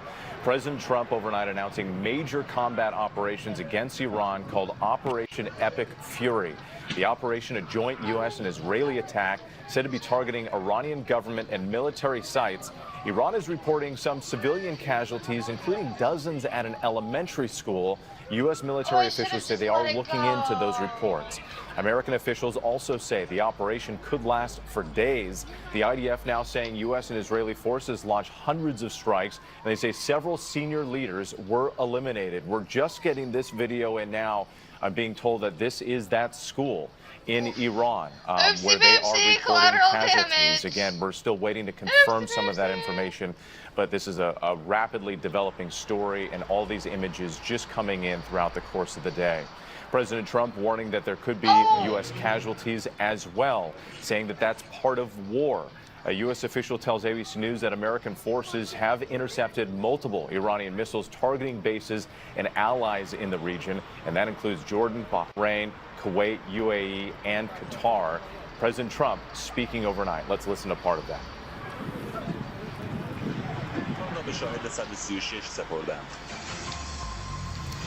We'll try to, forgive me, we'll try to play that clip in just a little bit. For now, let's go to our chief White House correspondent, Mary Bruce, who is at the White House right now tracking all of this. Mary, President Trump speaking in the early morning hours. He talked about preparing for American casualties. He talked about regime change and tried to justify his actions, saying that there is an imminent threat right now that Iran posed on the U.S. and our allies, but not making clear what that threat was exactly. Yeah, there are a lot of questions going forward. The president continues to monitor all of this from his Mar-a-Lago resort down in Florida, where he did speak briefly to cameras overnight. And the president is describing this as a massive and ongoing operation and saying that it is going to decimate Iran's military, that it's going to raise its nuclear program. And he is urging Iranians to overthrow the government, describing this as yours to take, saying this is your only chance for generations, essentially arguing that America is creating this opportunity for them to overthrow the government. The president himself describing this as war and arguing that these strikes are necessary to defend Americans against an imminent threat, but providing no clear evidence of that claim, of that imminent threat. Now, the president obviously we have seen the tension escalate over the last several weeks and months. There have been these ongoing nuclear talks. The president, though, clearly not happy. In fact, that was the exact phrase he used, that he was not happy with the way those talks were going. That was how he described the talks to reporters yesterday. And then overnight, I think, surprising everyone with the scope and scale of this attack. This is much broader, much more consequential than those targeted strikes that the U.S. took back in Operation Midnight Hammer last June. Now, the president has been pressed in recent weeks. Why now? Why would additional strikes be needed now, especially given that he has argued that those strikes in the spring, quote, obliterated Iran's nuclear program? But the president has not publicly made the case that Iran is any closer to producing a nuclear weapon now. And critically, he has not asked Congress for approval. Remember, of course, that Congress holds the power to declare war. Now, we do know that Marco Rubio, Secretary Rubio, did speak with the Gang of Eight, those critical congressional leaders of both parties, alerting them to the fact that the president was going to be taking this action. But congressional notification and approval are two very different things, Whit. Mary Bruce for us. We appreciate it as always. Let's go ahead and listen to President Trump's comments early this morning. A short time ago, the United States military began major combat operations in Iran. Our objective is to defend the American people by eliminating imminent threats from the Iranian regime, a vicious group of very hard, terrible people.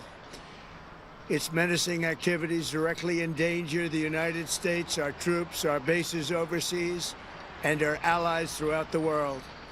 For 47 years, the Iranian regime has chanted death to America and waged an unending campaign of bloodshed and mass murder, targeting the United States, our troops, and the innocent people in many, many countries. Among the regime's very first acts was to back a violent takeover of the U.S. Embassy in Tehran, holding dozens of American hostages for 444 days. In 1983, Iran's proxies carried out the Marine barracks bombing in Beirut that killed 241 American military personnel. In 2000, they knew and were probably involved with the attack on the USS Cole. Many died. Iranian forces killed and maimed hundreds of American service members in Iraq. The regime's proxies have continued to launch countless attacks against American forces stationed in the Middle East in recent years, as well as U.S. naval and commercial vessels in international shipping lanes. It's been mass terror, and we're not going to put up with it any longer. From Lebanon to Yemen and Syria to Iraq, The regime has armed, trained, and funded terrorist militias that have soaked the earth with blood and guts. And it was Iran's proxy, Hamas, that launched the monstrous October 7th attacks on Israel, slaughtering more than 1,000 innocent people, including 46 Americans, while taking 12 of our citizens hostage. It was brutal, something like the world has never seen before. Iran is the world's #1 state sponsor of terror and just recently killed tens of thousands of its own citizens on the street as they protested. It has always been the policy of the United States, in particular my administration, that this terrorist regime can never have a nuclear weapon. I'll say it again, they can never have a nuclear weapon. That is why in Operation Midnight Hammer last June, we obliterated the regime's nuclear program at Fordow, Natanz, and Isfahan. After that attack, we warned them never to resume their malicious pursuit of nuclear weapons, and we sought repeatedly to make a deal. We tried. They wanted to do it. They didn't want to do it. Again, they wanted to do it. They didn't want to do it. They didn't know what was happening. They just wanted to practice evil. But Iran refused, just as it has for decades and decades. They've rejected every opportunity to renounce their nuclear ambitions, and we can't take it anymore.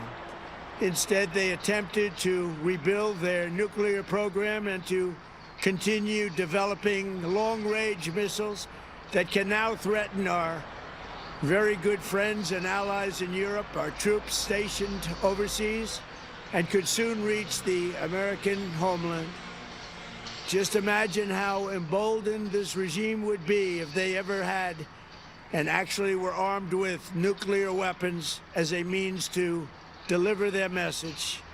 For these reasons, the United States military is undertaking a massive and ongoing operation to prevent this very wicked, radical dictatorship from threatening America and our core national security interests. We are going to destroy their missiles and raise their missile industry to the ground. It will be totally, again, obliterated. We're going to annihilate their Navy. We're going to ensure that the region's terrorist proxies can no longer destabilize the region or the world so many times, I know and almost attack our exactly forces when it's and no coming up, and longer I'm just use like, wait a their minute, I'm like IEDs twitching or at which roadside one it's bombs, as they are sometimes called, to so gravely wound and kill thousands and thousands of people, including many Americans. And we will ensure that Iran does not obtain a nuclear weapon. It's a very simple message. They will never have a nuclear weapon. This regime will soon learn that no one should challenge the strength and might of the United States Armed Forces. I built and rebuilt our military in my first administration, and there is no military on earth even close to its power, strength, or sophistication. My administration has taken every possible step to minimize the risk to U.S. personnel in the region. Even so, and I do not make this statement lightly, the Iranian regime seeks to kill.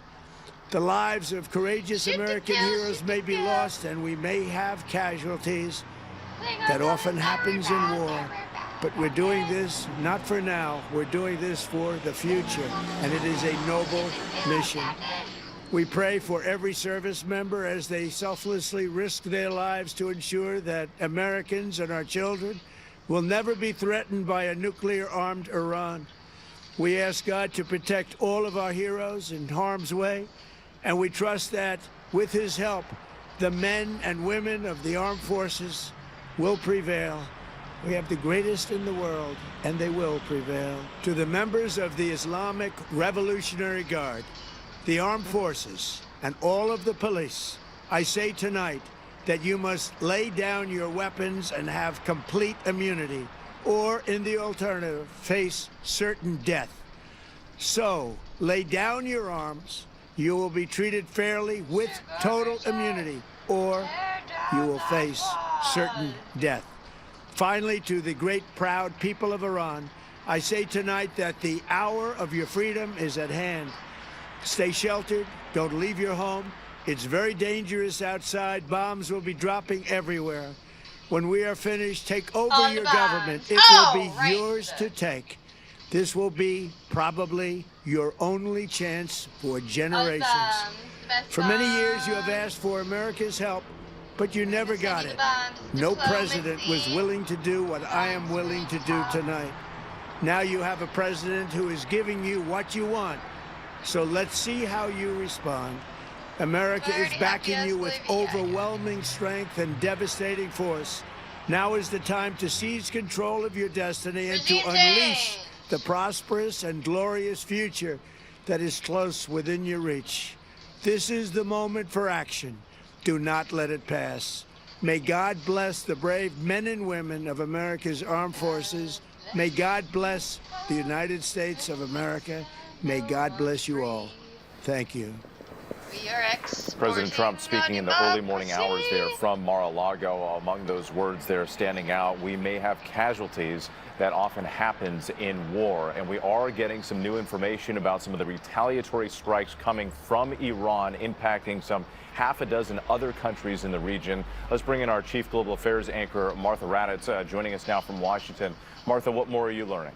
Well, missiles have been launched towards many U.S. bases and many countries in the region. We have about 35,000 forces in the region right now. You can see those bases scattered around there. There have been missiles launched towards Kuwait, Bahrain.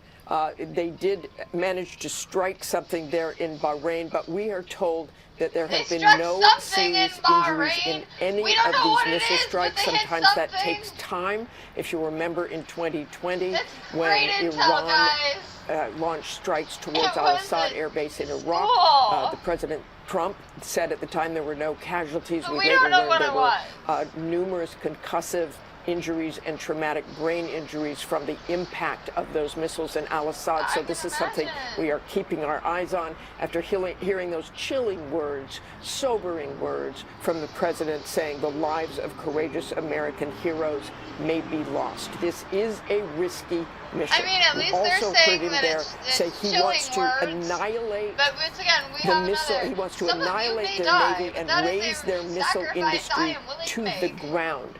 Iran has thousands and thousands of missiles and, of course, a fairly strong Navy there. So that is a very, very tall order. But what strikes me most is when he is telling the IRGC to lay down their weapons or they will face certain death. So we have made this very large strike today. If the IRGC does not lay down their weapons, does not, in effect, surrender, what kind of strikes will we see next? How much time will we actually give them? And of course, the Ayatollah as well. The regime change, they seem to be seeking and targeting the Ayatollah's compound. The Airbus imagery that the New York Times managed to get of that compound shows a lot of destruction at the Ayatollah's compound. The president of Iran, his compound, his home, was also targeted. We have no idea whether they were there at the time during these daytime strikes. But boy, these daytime strikes, that never happens. I'm sure that caught everybody by surprise, Whit. Yeah, absolutely. Just, one of the extraordinary things that we've been watching today. And Martha, stay with me for a moment, because there's another piece of video I just wanted to highlight that we just ran and wanted to explain it to our viewers. This is from Doha, Qatar. You can see that burning building right there. You mentioned Qatar as one of the countries dealing with these retaliatory strikes, Martha. And I think one thing that's important to keep in perspective, we've been going to Ian Pannell and others who've been in shelters, in Israel. And some of these other countries, they don't have those same facilities for people. This picture here that we're getting, this is from Bahrain. So a lot of the civilians don't have facilities like that to shelter in. So I just wonder, what this regional impact could be if we start seeing some of these casualties increase. Well, Iran does not have a whole lot of friends in the region. They really do not. And this could change things. You're exactly right, Whit. It could change things. Those images from Qatar, I actually think I know kind of where that was because I've been there many times as well. We have 10,000 forces in Qatar, but they have moved them out. You see that burning building? as much as we can defend ourselves and our allies in that region, these missiles, some of them, or drones, are bound to get through. And it looks like that's exactly what happened there. You can imagine the panic of the civilian population, the military population, the naval bases, and our troops in these allies over there. They had started to evacuate to a certain degree in what's called soft defense, get a lot of people out of there because we think there will be retaliation. But for the civilian population there, who don't have bomb shelters, it's scary enough when you're in a place and you can go to a bomb shelter. But if you are running on the street in broad daylight, that had to be truly chaotic and truly frightening. Yeah, and it's a reminder, our military actions today don't just impact Iran and the United States and Israel. You have all these other innocent people who could be caught up in this in the region. Martha, thank you once again. And speaking of shelters, let's go to our Ian Pannell, who's been in Tel Aviv. Ian, we've been reporting with you for hours throughout the morning here. Many of those hours you've spent right there in that shelter, and the air raids continue. And the air raids continue, the attacks continue. I calculate at least one air raid siren every 10 to 15 minutes. And that shows the level of Iranian response here in Israel. I mean, the first alert we got in the morning was around 8 a.m., which was a warning saying that Israel had attacked Iran. Expect retaliation in the form of missiles and drones. And just to pick up on what you were discussing there with Martha, you know, here in Israel, they've got an incredibly sophisticated, not just air defense system, multiple layers of air defense to deal with different kinds of projectiles, from ballistic missiles down to drones. But you also have this very advanced phone technology. Everyone in the country is able to see where the warnings are being issued, when the all clear is being given, where your nearest air raid shelter is. As you say, those kind of protections certainly don't exist across Gulf allied nations. And in Iran, they're in an information vacuum in many senses. The regime has cut off the internet. So their ability to talk to each other, their ability to get information from the outside world is now severely restricted, and it must be absolutely terrifying for the civilians there.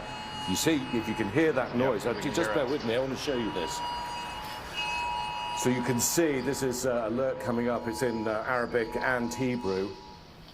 But you can hear, so first of all, you get that tone, and that's basically telling you that there's been a launch in Iran.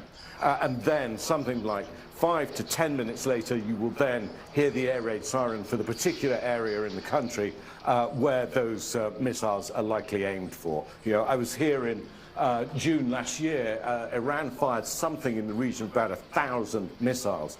Eventually, some of them did get through, and some of them caused devastation on the ground, especially when they hit high-rise apartment buildings. Again, we've seen some of those images from the Gulf countries, some of those drone strikes which are hitting residential buildings. This is the kind of thing we've been reporting on in Ukraine every single night.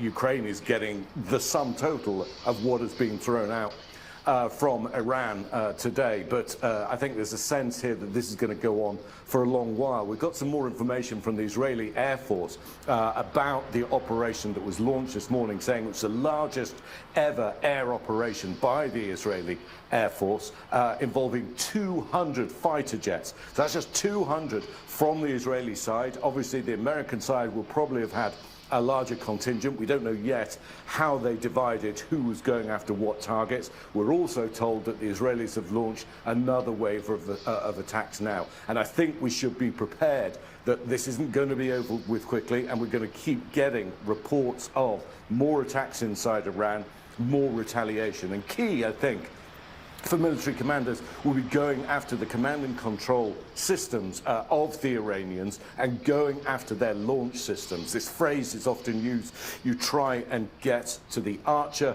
not to the arrows. In other words, it's those launch systems that matter more than the physical number of ballistic missiles or drones on the ground. But as we've seen with Ukraine, you know, they spent 4 years living with this, trying to intercept missiles and drones, and it is an incredibly difficult thing to do. Protecting US bases, US facilities is one thing, but protecting an entire civilian population across the Middle East, that's very difficult. Yeah, and Ian, as you noted there, the hundreds of aircraft, Israeli aircraft. We know that Americans have the 2 aircraft carriers, 30,000+ troops in the region, and also hundreds of aircraft as well that were part of this operation. And the scale of these strikes just beginning to come into focus. We still have a lot to learn today. Let's go to Marcus Moore, who's in Doha, Qatar. And Marcus, we were looking at some of those images there of the damage on the ground not far from where you are. What can you tell us about what you're seeing and hearing? Well, Whit, it has truly been a very tense day for so many people here in Doha who have found themselves essentially in the crosshairs of Iran's retaliation. And throughout the day today, we have heard the sounds of loud booms echoing throughout the city. And this has been going on for the entire day. And so this is something that people are enduring. And we have heard from Qatari officials who have condemned the Iranian retaliation, and they have been calling for calm, and have been calling for diplomacy. As you know, Qatar has been one of the key mediators in the region here in the midst of this crisis that has unfolded, and they put out a new statement condemning this again. Certainly, as Ian was pointing out, that there is the feeling or the belief that this could go on for several days. And what we saw today in terms of the response were the emergency alert messages that were going out to cell phones across the city here, and the alert messages telling people to shelter in place and to stay in their buildings and not to go out if they don't have to. And it is Ramadan, Whit, and so the streets were already fairly empty, but then you combine that with this volatile situation that's continuing to unfold and all of the uncertainty, it does give you a sense of really what the mindset is for people here at the airport. We know that the airspace was closed not only here in Qatar, but also in several other countries in the region. People at the airport, our producer was speaking to them, they were upset about this. So there is some frustration, particularly over concerns that this could spiral even more out of control. All right, Marcus Moore for us. Once again, we appreciate it. And of course, the idea of these strikes happening on Ramadan also having a psychological impact across the region. Let's bring in retired Colonel Steve Ganyard, former Deputy Assistant Secretary of State. And Steve, one question that's increasingly being raised here is that moment of desperation coming closer and closer for the Iranian regime as we get reports that the U.S. targeted its leadership, the president, the Ayatollah. If there is a decapitation of the Iranian leadership, what does that mean for this conflict? Yeah, decapitation is sort of a relative term. So, as Doug Luton noted earlier, taking out the Ayatollah Khomeini does not mean it's the end of the regime. The IRGC controls the country, and that's a broad network of folks who have a vested interest in not being held accountable for their crimes, particularly against their fellow citizens. But I've been monitoring the social media video coming out of the region, and I think there's a trend here that's interesting. The Iranians are getting desperate. They are now not targeting military sites. They're going directly after civilian and revenge attacks. So multiple videos, horrific videos of drones going into apartment buildings in Bahrain. It could be Kyiv. It's the same drone, and it's into a civilian area. The attack on the Palm in Dubai. And now we're seeing video that appears that they've attacked the area around the Burj Khalifa. They've hit the civilian airport in Kuwait. So this is all sort of the indications of a desperation, not knowing what to hit. It's just a reaction trying to get straight back at those countries that they believe are helping the U.S. and the Israelis. One other point here, with the other part of this desperation is that the Iranians have announced that the Strait of Hormuz is closed. Now, that doesn't mean they've done anything militarily to close it, like mine it. But think about what this might mean. So about 20% of the world's petroleum products, oil and other LNG, things like that, come through that strait on a daily basis. Most of that goes to Asia. But if you're going to take 20% of the world's oil market off the market, just stand by for the reaction in markets around the world on Monday, not only the price of oil, but how the price of just gasoline in general is going to change. But for the Iranians, they are cutting off their nose to spite their face, because their economy is fundamentally dependent dependent on the oil they export. So this puts them in a bind. It's sort of a, if you're going to play that hard, they're going to pay a price, because now the U.S. has the ability to squeeze them economically, to hit all of their storage tanks and their oil, and eventually bring that economy to its knees. Yeah, and it's interesting because it could also have the opposite effect, to your point, that now you could have other countries jumping in, trying to get involved to help on behalf of the United States and their allies to try to resolve this situation in the Strait of Hormuz, because it impacts so many different countries around the world. Steve Ganyard for us, once again, thank you. Let's go back to, forgive me where we're headed next here. Pierre Thomas, our Chief Justice correspondent, Pierre Thomas, who's been tracking some of the domestic potential threats. And Pierre, you're getting news about the Secret Service. We are indeed, Whit. We are going to see, according to a source that we trust, a very expanded visible presence expansion for the Secret Service at a number of key locations. You'll see it at the White House. You'll see it at the Vice President's residence, obviously at Mar-a-Lago, or wherever the President is at any given moment. You're also going to see expanded presence at the Israeli embassy here in Washington, D.C. I'm also told the Israeli consulate in New York City as well. Definitely gotta check also, this out. The former presidents, where all the former presidents actually live and reside, the Secret Service will expand a more visible presence near them. Again, no. Turn this on for a minute. We have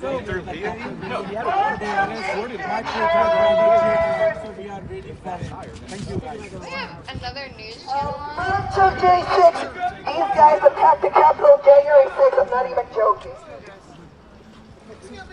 There's a bunch of he was saying that he intends to go to the White House. I was like, yeah, right over there. There's a bunch of people who attacked the Capitol January 6th right over there. I'm not even joking. Brian Mehta, Corky Sargente, Dick Lang was arrested. That's where I was going to go next anyway. You know you can have a conversation? A bunch of insurrectionists. A bunch of insurrectionists. You're not breaking the Supreme Court. You might break it to the Supreme Court, I don't know. Yes, I do.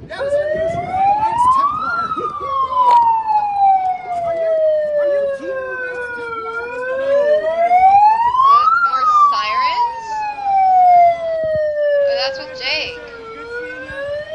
Yeah, that's on Jake's stream. Or BG on the scene.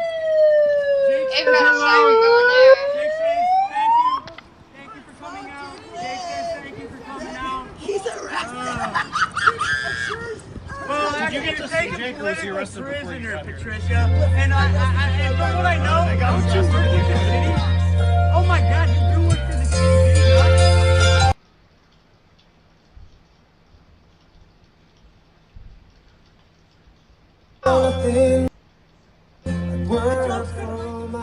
I'm not monetized, so they're probably gonna make me cut this out. They're playing a song.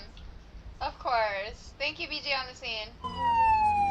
We won't forget the man who died, who gave their life for me, and I proudly stand up. Da da da da da da da da.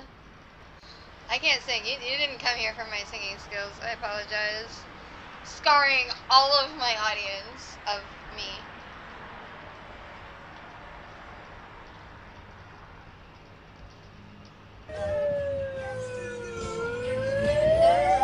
Today.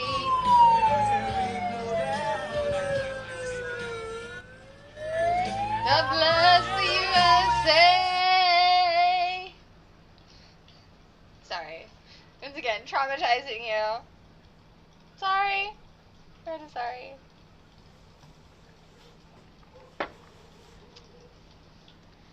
Operation Epic Fury. Action! alerted them that this attack was imminent, giving them notification. But the president has not gone to Congress for any kind of approval. And of course, Congress does have the power to declare war, and it is why you are now seeing from leaders Schumer and others those calls that the members of Congress be briefed and that they then take some kind of measure to vote on a War Powers Act. It's Mary not Bruce, a war. and speaking of Congress, Not a let's go war. ahead and bring in ABC's senior political correspondent Rachel Scott, who's joining us now with more. And Rachel, we know there's been a lot of reaction from Democrats today. Yeah, notably from Democrats blasting the Trump administration, even as we are still monitoring the situation as it unfolds there in Iran. And they are calling now for this War Powers resolution to come to the floor in both the Senate and the House. And so what exactly would this do? Well, the goal of this would be then to curb the president's ability to carry out military action going forward without getting authorization from Congress first. Look, this is a different strategy here that the Trump administration has taken from previous strikes. They did, in fact, notify the Gang of Eight that this was going to be happening. We heard Secretary Rubio, as you just heard from our own Mary Bruce, make those calls to top lawmakers. But again, Congress is saying that they, in fact, need to go a step further. They need to get authorization from Congress. And I want to just read you a statement that we got from Congressman Jim Himes. He's the top Democrat on the House Intel Committee. He says, everything I have heard from this administration before and after the strikes on Iran confirms this was a war of choice with no strategic endgame. And that is something that we are hearing from lawmakers on both sides of the aisle right now. What exactly is the endgame here? Is it regime change? How long will the United States be involved? And how much will this administration continue to consult with lawmakers over on Capitol Hill with? And we know you'll keep pressing for those answers, Rachel Scott, for us. Let's go to ABC's Jay O'Brien now, joining us from Washington with more on the Republican reaction. And Jay, I know that you were here on the air with us as we were talking to Congressman Rick Crawford, a Republican part of the Gang of Eight, who said that he was briefed. He is essentially supporting the administration on what they're doing, but still questions about the way forward. What happens if there are American casualties and American boots on the ground? Exactly right, Whit. And the line that Crawford was walking there is what I've heard from a number of Republican leadership sources saying they're trying to signal that they are supportive of these strikes, but they do know there is certainly going to be a fiery debate on Capitol Hill about the president's war powers as they relate to Iran. There were already brewing war powers votes, as you heard Mary and Rachel mention, and both the House and the Senate planned for this coming week before these strikes, just because the possibility of military action in Iran was on the horizon. Those two votes are almost a certainty now to play out in both chambers. And one of the big questions is how many Republicans will break with the president and vote with what we expect to be the bulk of Democrats to rein in his war powers. We've seen when these votes have come up in either chamber before, but a half dozen Republicans in some cases break with the president here. We are already hearing from a number of them, a notable number, 3 Republicans so far in the House, coming out and saying they publicly have issues with these strikes. And one of them is Thomas Massie. I want to read to you a little bit of what he said because it's telling. He said, quote, "I am opposed to this war." He uses the word war as the president did earlier. And he said, quote, "This is not America first." Whit. Jay O'Brien for us. So let's bring in former Representative John Katko, former ranking member of the House Homeland Security Committee. Mr. Katko, thank you so much for your time. We do appreciate it. First, just want to get your reaction to this attack, this military operation, and what you expect to see in the coming days. Well, it seems like it was a long time coming, and it was the military buildup that went into the Middle East. It's clear to me that something was going to happen. In the next couple of days, I think you're going to hear a lot of back and forth on the Hill as to whether they want to authorize further force or whether they want to force the president to stop and withdraw. Because the War Powers Resolution, War Powers Act, is technically been complied with because they notified the Gang of Eight. The next step now is to decide whether or not they're going to give him more authorization to continue this or whether they're going to direct him to end it, and whether that even comes to a vote. Oh, forgive me. I had a little bit of an interruption there. So do you see that? I mean, I guess, does it matter? I mean, President Trump, if he decides to do this and keep moving forward with this military operation, and regardless of what Congress comes up with in terms of the war powers, who's going to stop him? Well, I mean, that's a great question, and you know, I don't literally nobody. Our president's completely Biden ignoring already established a directive from Congress when it comes to use of the military. But the way the war powers is written, it's kind of wishy-washy on this subject, and so It gives the president a lot of latitude to initiate a military action, but it doesn't.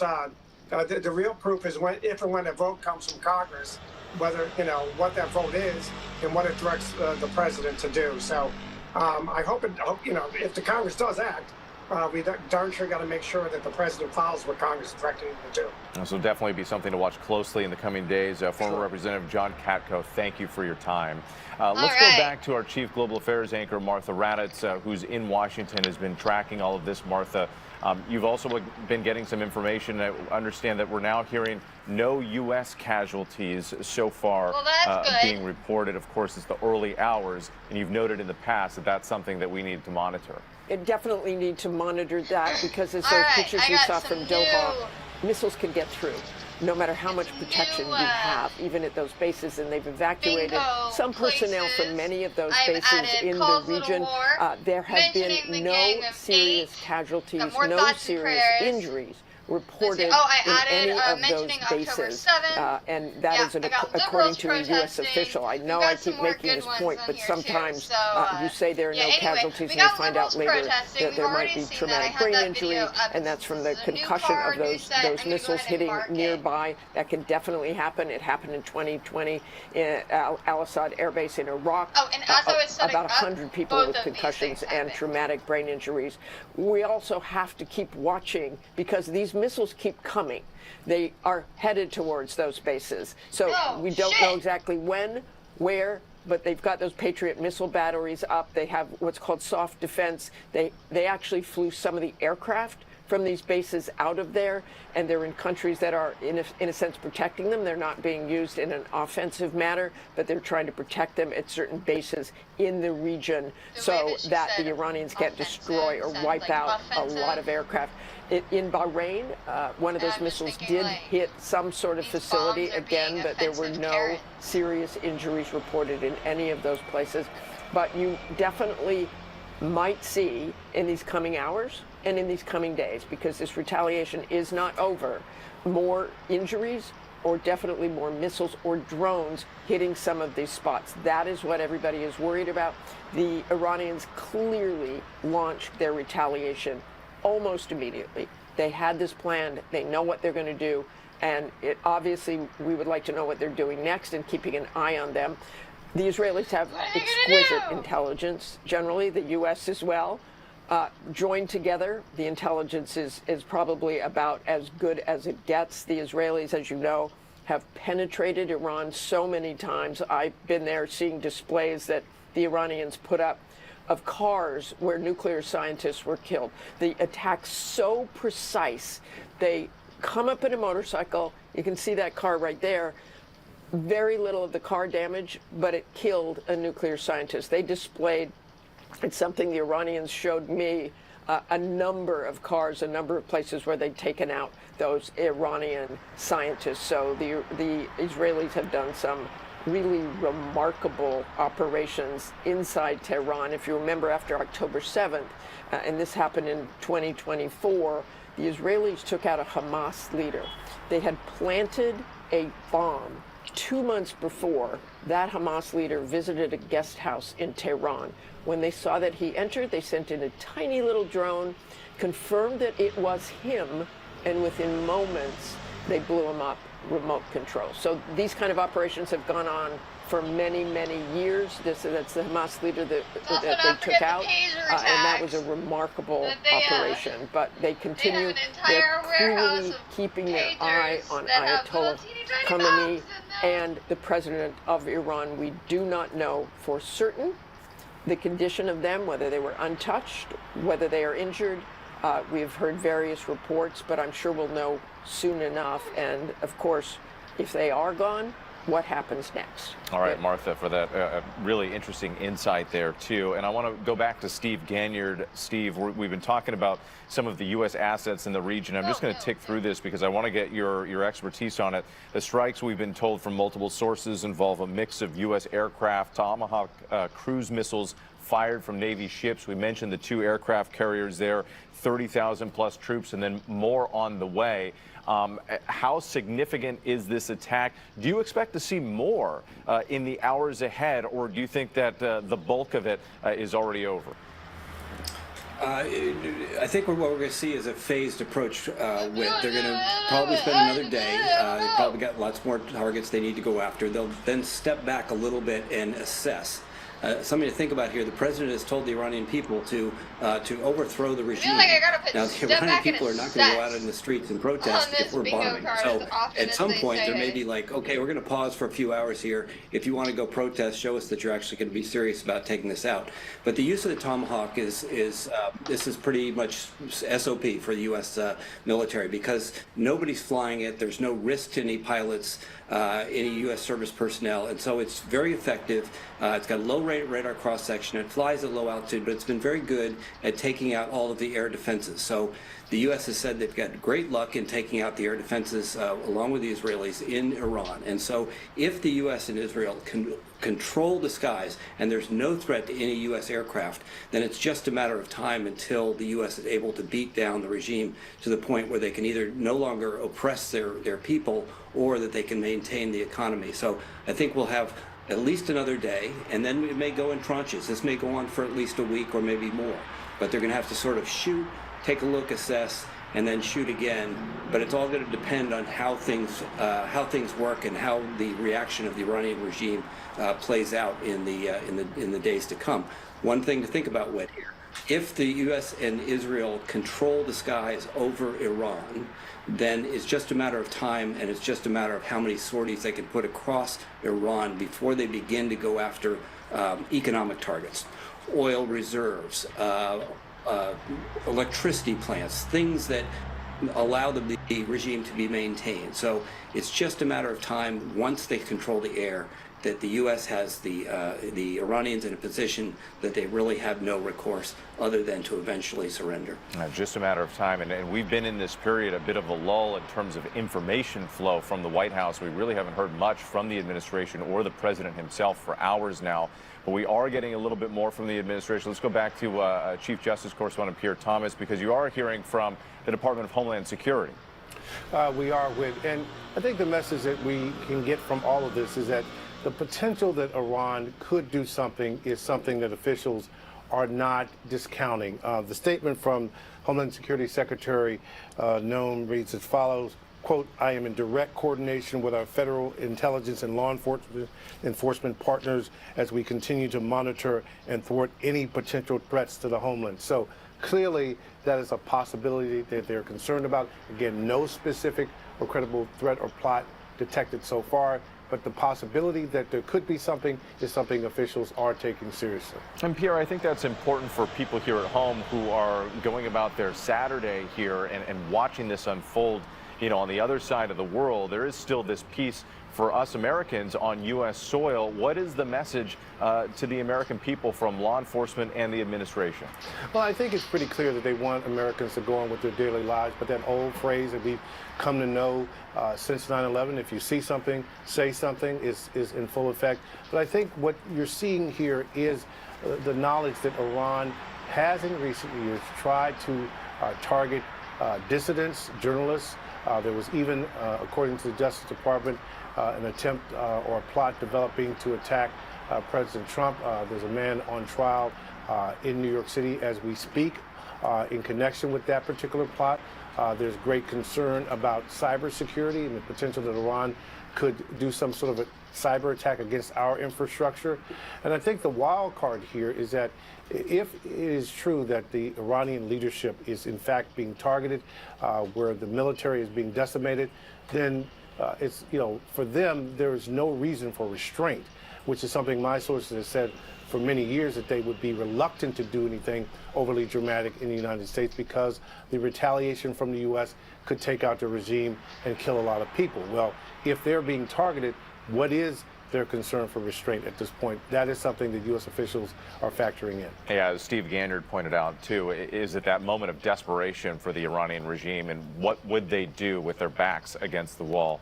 Pierre Thomas, thanks again. Let's go back to Mary at the White House. Mary, we know that President Trump is at Mar-a-Lago monitoring this, top military advisors, but we haven't heard from him in a while. No, we haven't, not since he released that video overnight announcing this campaign, which he described as massive. And of course, the president, we know he's continually being updated. He is monitoring all of this play out from his Mar-a-Lago resort in Florida. He's down there with members of his national security team. Of course, the president is president no matter where he is, so he certainly has access to all of the communications and briefings that he would need. We do also know that he did speak overnight with the Israeli Prime Minister, Benjamin Netanyahu. Of course, it comes just about 2 weeks after Netanyahu was here at the White House. This obviously was top of the discussion that they had about how to proceed with the situation in Iran. The president, though, in those statements earlier this morning, certainly gave the impression that that these attacks would likely continue for some time. And of course, when you remember the big picture here, I mean, this is a hugely consequential and pivotal moment for this president. He campaigned on a promise not to drag America into more prolonged foreign conflicts. And when he was asked just yesterday if he was concerned that any strikes on Iran would lead to that kind of lengthy conflict that he promised voters he would avoid, the president said there's always a risk. The vice president, J.D. Vance, has said there's no chance of a years-long war, but there are still very large, very sort of fundamental questions about what this looks like going forward, in addition to why the president decided to launch these strikes now. Yeah, sure are those fundamental questions, and I do expect we probably will see more from the president at some point today. As we saw with Operation Midnight Hammer, they came out with his the chairman of the Joint Chiefs, and they really laid out piece by piece exactly what happened once that information was reportable and confirmed. So we will stand by for that and bring it to you as soon as we get it. Mary, thanks again. Let's go back to Ian Pannell in Tel Aviv. Ian's been hunkered down in that shelter there. But Ian, I just want to get some historical perspective, because we've seen presidential administration here in the U.S. after administration struggling to figure out the Iran problem. President Trump comes in his second term and takes a very different, much more aggressive approach than we have seen in decades. And then you have Israel talking about changing the map and changing the world. Give us the broader context of what this could all mean. Yeah, I mean, I think it's worth stepping back at least to October the 7th, 2023, and that devastating, brutal attack by Hamas here inside Israel. And it really changed Israel's thinking, that it had to deal with countries, with groups that represented an existential threat. And of course, it started with Hamas. But it ended up being operations targeting 7 different countries. We often talked about the Shia Crescent. This was the so-called axis of resistance that was controlled, funded, and armed by Iran. It ran from Iran through Iraq into Syria and then into Lebanon, where Hezbollah existed. Well, we've had a war against Hezbollah in Lebanon. We were there when Hassan Nasrallah was killed, and that was a totemic moment in shaking part of that resistance. We saw the overthrow of Bashar al-Assad by the domestic insurgency forces there. You now have a government that is friendly towards the United States, a president in Syria who's on friendly terms with President Trump. You've seen a weakening of the Shia Iranian-backed militias inside Iran. You've also seen operations against the Houthi rebels in Yemen. And so Iran's kind of lost a lot of the support that it had, and it really is changing the shape of what we're seeing in the modern Middle East. Now, it's hard to imagine that the regime recovers and looks as it did yesterday after this military strike. It knows this is an existential crisis, and authoritarian regimes will use any means at their disposal to hang on to power. But nevertheless, this is going to significantly weaken the regime, significantly weaken its domestic grip, and significantly weaken its ability to cause a disruption around the region, to sponsor terrorism. I mean, many of these things were touched on by President Trump, some sense of the history there, but the Iranian regime has been in power for almost 50 years. You have to go back to 1979 and the Iranian Revolution. You then had this hardline Islamic theocracy taking over power, proclaiming death to America, death to Israel. And it, in some sense, defined itself in opposition to everyone else in the region, apart from its key allies and the Shia Crescent. Well, that crescent no longer really exists in the way that it used to. It's been significantly weakened, and now we're seeing Iran being significantly weakened. We don't know what's going to follow. I think Martha put it well earlier when she said that the danger with unseating a regime like we see in Iran is you don't know what comes next. Yes, we've seen tens of thousands of people out on the streets, but as in most authoritarian regimes, there isn't a cohesive opposition movement. There isn't an obvious leader who could take over after that. But whatever happens, wherever this ends, the Middle East is not going to look the same again. Whit? All right, Ian, panel for us. Let's bring in now Ismail Baoi, the spokesman for Iranian Foreign Ministry. Thank you so much for taking the time to speak with us. First, I'd like to ask you about some of these reports that we're getting that the Ayatollah and the president of Iran were both targeted by these attacks. Can you confirm that the Ayatollah is still the leader and in power of Iran right now? Thanks to God, they are all safe and sound. They're all safe and sound. And are they still communicating and running the country as we speak and determining which counterstrikes and military operations are coming from Iran at this moment? I can assure you that the system is working because our system is very sophisticated. It is rooted in our identity, and it is based on a popular revolution. So it is not a one-man ruler. So everything is being done in accordance with our plans. Our armed forces are conducting their defensive action against this act of aggression that has been going on for the whole day, from early morning until now.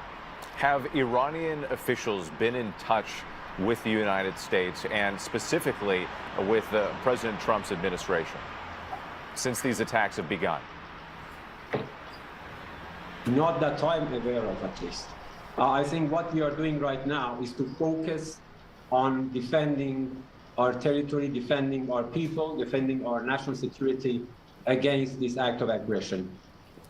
Given what has taken place, do you think that there is still a pathway for diplomacy, for peaceful negotiations in terms of Iran's nuclear program? Diplomacy was betrayed for the second time during the past 9 months. You remember last June, when we were in the middle of the negotiations, we were supposed to talk for the 6th round. Just 2 days before that, the American and Israelis attacked Iran. Again, this was repeated. We were going to talk in Vienna on technical aspects of any possible deal. And today, they launched an act of aggression against Iran. And please, I remind you that just yesterday, the Omani mediator told the whole world that the deal was within the reach, and he talked about significant progress.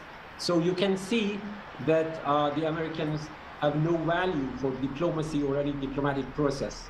But President Trump, the administration has said that the negotiations were not going well and that Iran was not coming to the table with serious positions when it comes to its nuclear programs. How do you respond to that criticism from the White House?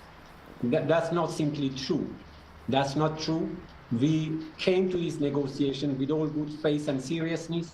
We said from day one that we would be ready to stay in Muscat or in Geneva or any other place for days and weeks to finalize any possible deal. We have telling the whole international community for the past 2 decades that Iran was not seeking nuclear weapons, that Iran's right to use nuclear energy for peaceful purposes was inscribed in NPT. So all that is being said about Iranian nuclear weapon, so-called Iranian nuclear weapon, is part of disinformation campaign that has been trying to tarnish the image of Iran and to legitimize such sort of act of aggression. Well, we know that U.S. officials have a very different perspective on all this, but let me ask you, going forward, given what has happened today, do you expect a wider regional conflict, a war now between Iran, the United States, and other countries in the region? You see, this is a war of choice by the American administration. We have always welcomed diplomacy. This was not our choice. So this was unprovoked, unwarranted act of aggression, and we are defending ourselves. We had warned earlier that any act of aggression against Iran would engulf the whole region. The reason is very simple, because the United States is abusing the territory of other countries to conduct military strikes, military attacks against Iran. And Iran, under international law, under Article 51 of the UN Charter, has no other choice other than defending itself in kind. Ismail Bawi, thank you for your time with the Iranian Foreign Ministry. We appreciate you speaking with us today. Thank you. Let's go back to Martha Raddatz in Washington, who's been monitoring all of this. Martha, I just want to get your take on that response, again, for an Iranian official that the Ayatollah and the president are both alive and okay. Well, we'll see about that, and hopefully they'll offer some kind of proof in the coming days. But if they are, and they are still in power, they have got to be very, very worried. They heard the President of the United States say he wants regime change.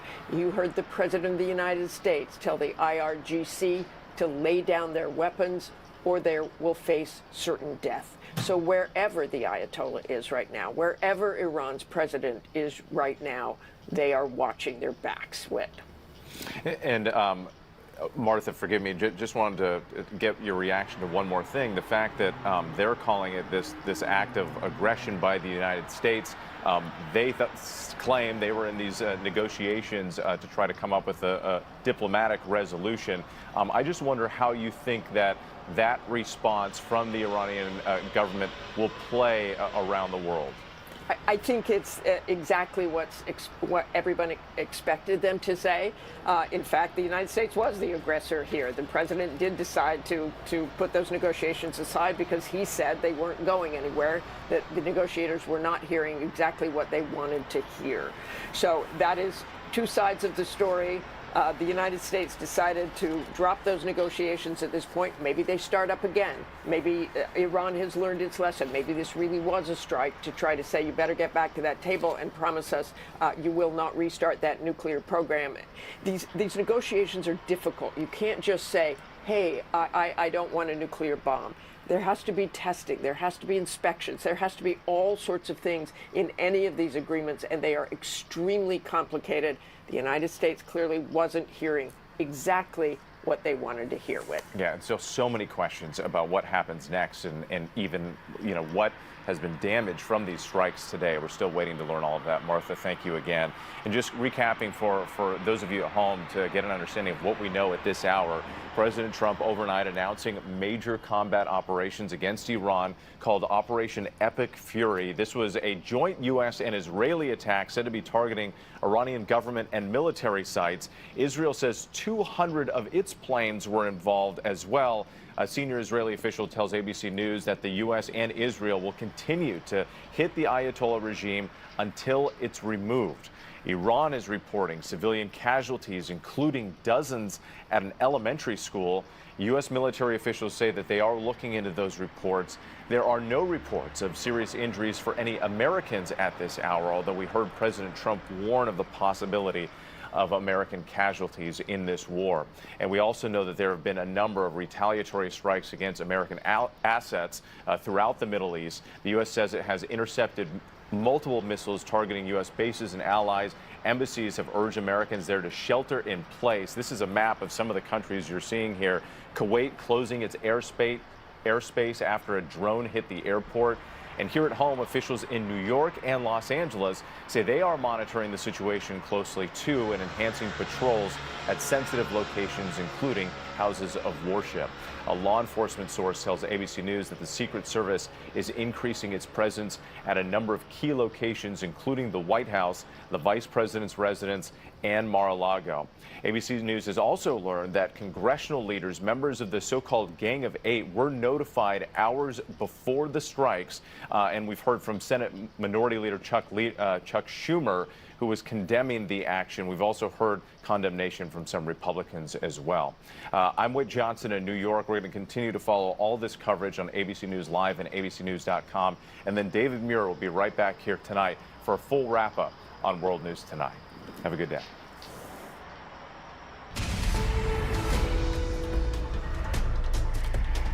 I'm Micah Josh in New York. We're staying on top of breaking news in the Middle East. President Trump announcing the U.S. and Israel have attacked Iran, launching what he calls major combat operations. They've rejected every opportunity to renounce their nuclear ambitions, and we can't take it anymore. Instead, they attempted to rebuild their nuclear program and to continue developing long-range missiles that can now threaten our very good friends and allies in Europe, our troops stationed overseas, and could soon reach the American homeland. The IDF saying U.S. and Israeli forces launched hundreds of strikes, eliminating several senior Iranian leaders. President Trump also warning there may be American casualties in the days ahead. Iran now retaliating, air raid sirens blaring in Tel Aviv, our team on the ground sheltering for cover. A U.S. official saying American forces have intercepted multiple Iranian missiles targeting bases and U.S. allies in the region. Reaction coming in from Capitol Hill. Multiple Democrats and some Republicans condemning the strikes, calling for an urgent vote on war with Iran. Let's bring in ABC News foreign correspondent Marcus Moore, who is in Doha. Marcus, Qatar was one of the countries dealing with the retaliatory strikes. What's the latest there?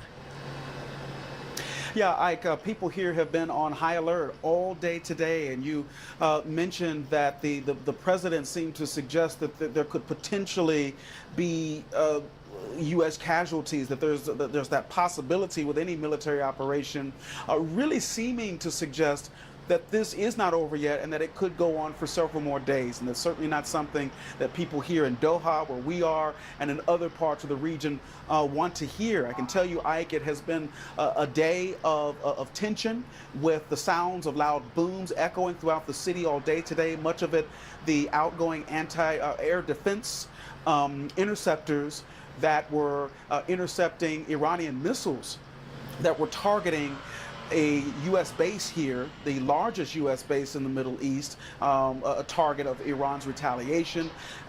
Qatari officials saying that they managed to intercept those missiles, as well as the U.S. officials saying that they were a part of the interceptions as well. So a lot happening in the skies here in Qatar, and because of that, the airspace was closed. The main airport here in Doha didn't have planes taking off or landing because of the volatile situation. And Ike, in terms of everyday life here, people were receiving alert messages on their phones telling them to shelter in place and to stay away from military installations or military facilities. And Ike, at the same time, there are a number of schools that are now closed, children who will be doing remote learning because of the security and safety situation that's unfolding here in the Middle East. Marcus, Qatar has tried to position itself as a go-between in the U.S.-Iranian crisis. How is this region right now reacting to this attack on Iran?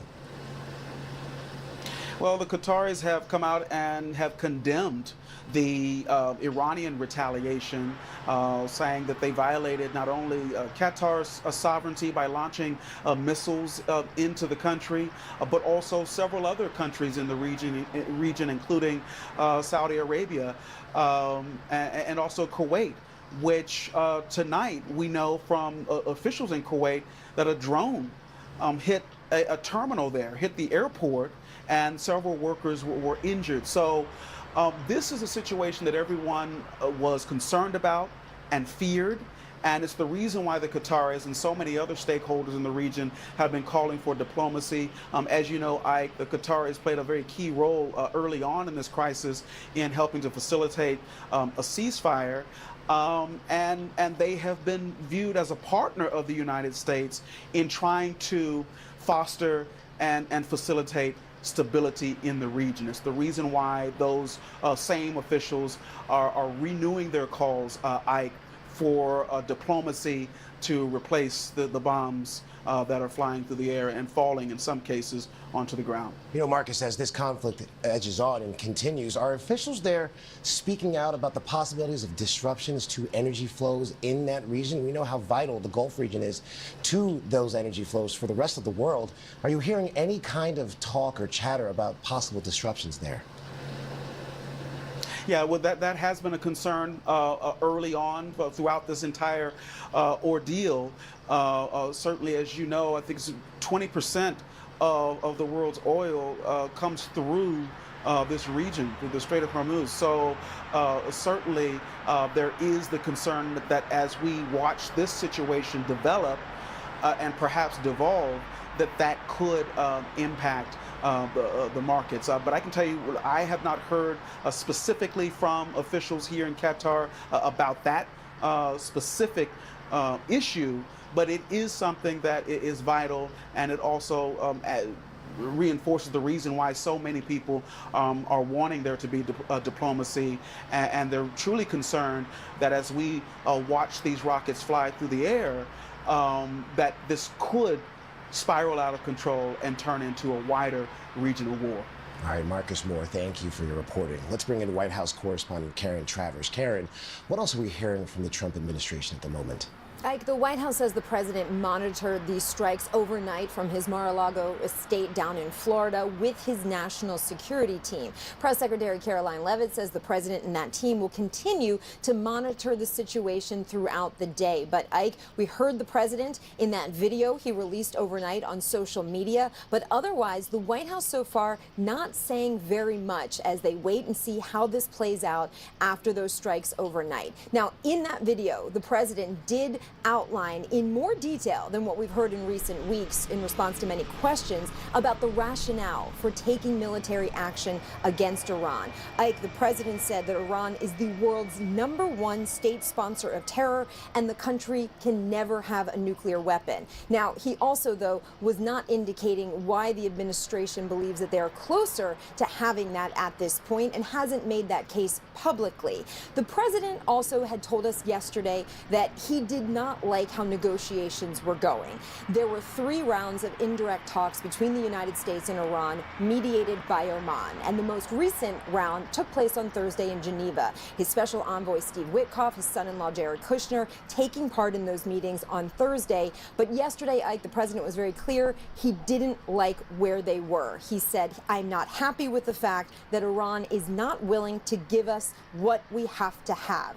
Remember, it was just 9 days ago where the president told me on Air Force One he was giving Iran 15 days maximum to make a deal, or else he said very bad things would happen and it would be very unfortunate for Iran. He did not give them that full window of time to negotiate. He made it very clear yesterday he wasn't happy with the direction things were going in, and those strikes then carried out overnight. And here we are, and President Trump is labeling this as major combat operations. And Karen, I want to ask you, President Trump is framing this as essentially neutralizing an imminent threat from Iran. So how is the White House defining success this time around? Yeah, and that's going to be the big question. We have not yet heard the detailed readout from the Pentagon, what we heard last summer after the strikes on Iran's 3 nuclear facilities. There was a TikTok that was given by top military officials afterwards, going through exactly what they had done and how they determined that was successful. That has not happened yet. We'll see if we hear from top military officials or later today, perhaps from the president himself, on those details. But the president is arguing that these strikes were necessary to defend the American people, as he put it, by eliminating imminent threats from the Iranian regime. But I think, Ike, the big question you're going to hear from lawmakers on Capitol Hill and, frankly, from Americans is how imminent is that threat? What is that threat? And why were these strikes so necessary right now? All right, Karen Travers, thank you. Now let's bring in our Alex Prochet with congressional reaction to these strikes. Alex, we understand Secretary of State Marco Rubio reached out to the members of the so-called Gang of Eight ahead of these strikes. What more can you tell us about that? Yeah, that's right, Ike. So we know that Secretary Rubio first briefed the Gang of Eight. Those are the top members in both parties for each chamber, plus ranking members on the intelligence committee. You know that he first briefed them the night of the State of the Union, and then they were also briefed again hours before this attack commenced. That was something, if you remember, did not happen during that operation in Venezuela that led to the capture of Nicolas Maduro, and that was also something that congressional Democrats had raised as a red flag as they then looked to basically curtail the president's powers in military operations. So we've heard criticisms from members of the public really looking for actions from Congress to see if they can do anything in terms of this war with Iran. So over the next 24 to 48 hours, what are you watching for on Capitol Hill that'll essentially signal something is maybe coming in the future from Congress? Well, listen, Senator Schumer, Leader Schumer, who's the top-ranking Senate Democrat, has already called for a war powers resolution to basically restrict President Trump's ability to carry out these large-scale military operations without congressional authority, right? And that was also something that enraged a lot of Democrats after that capture of Nicolas Maduro. Now, listen, what's different this go-around is we're actually starting to see some House Republicans join him. Now, we heard from Representative Tom Massey, who tweeted this out. I actually think we have a graphic of it, where he said, "This is not America first." He said that I'm opposed to this war. He called it an outright war, which is a different labeling than a lot of his Republican colleagues. Now, listen, Massey has been an outspoken critic of Trump as of late. There are at least 3 House Republicans that we've charted so far that have spoken out against this. Now, President Trump still has the support of Speaker Johnson, who said that today Iran is facing severe consequences. He said that President Trump and the administration have made every effort to pursue peaceful and diplomatic solutions here. But what's going to be really interesting, I think, is to see how this plays out in the top conservative media circles going forward. We've already heard a number of the president's supporters who have spoken out kind of critical of this operation, at least as of now. If this continues to escalate, if we learn, in the future that some American troops might be put in harm's way or potentially injured here, the tone on Capitol Hill could shift here. And so I think going forward, that's going to be the one thing to really pay attention to. All right, Alex Prochet, thank you for your reporting. Let's move on to Chief Justice Correspondent Pierre Thomas joining us now. Pierre, thank you for joining us. What are we seeing here at home in terms of security? Well, we just got word from sources involving the Secret Service that you're going to see an expanded police presence, security presence at the White House, the Vice President's residence, at all the residences of the former presidents, wherever President Trump is, including at Mar-a-Lago. You will see symbolic, enhanced security to deter any kind of potential threat. Again, there's no specific or credible plot that's been identified, but law enforcement officials are treating this moment seriously. Homeland Security Secretary Kristi Noem is speaking about reaching out to her federal and state and local law enforcement partners to thwart any potential attacks. So this is a very real concern because the belief is that Iran has shown some capabilities inside the United States. There's also a particular concern about cyber threats as well. So this is a moment where, given the intensity and the breadth of what the U.S. is doing against Iran, that they might be in a desperate mode and might actually try something. All right, Pierre Thomas, thank you. Coming up, more coverage of those U.S. strikes inside Iran. Up next, we'll hear from the spokesman for Iran's foreign ministry. Stay with us. My name is Pamela Smart. I'm accused of being an accomplice to the murder of my husband, Greg. But I am not guilty. You're taking full responsibility. Right. For your husband's death. Yes. But it's different than saying, I plead guilty. It's my fault I'm here. But does that mean I have to be here forever? The Widow and the Wiretap, now streaming on Disney Plus and Hulu. All you gotta do is go, what's up? What's that? Go practice. Do not ask me how much longer. How much longer, Mamacita? Bambi? What do we do? No more sad sack. Full on fun sack. That's what I'm talking about.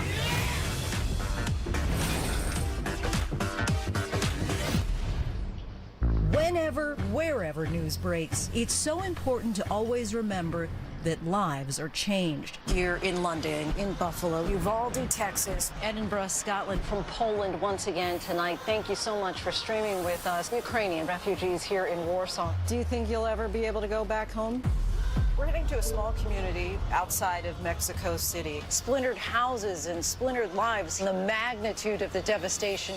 You're streaming ABC News Live. Reporting from Rolling Fork, Mississippi. Santa Fe, New Mexico, Raleigh, North Carolina, The U.S. Capitol. Mayfield, Kentucky. Minneapolis, Mexico. Tongass National Forest, Alaska.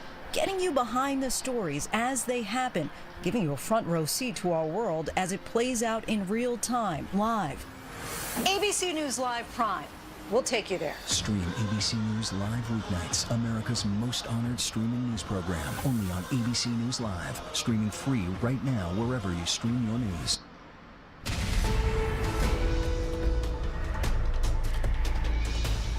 Welcome back to our extensive coverage on the U.S. and Israel strikes in Iran. The State Department says it's setting up a task force to assist American citizens in the Middle East. This coming as Tehran responds to the strikes by targeting American bases and other targets throughout the region. The IDF saying U.S. and Israeli forces launched hundreds of strikes, eliminating several senior Iranian leaders. Earlier, our Whit Johnson talked about the strikes with the spokesman for Iran's foreign ministry. Let's take a listen to that interview.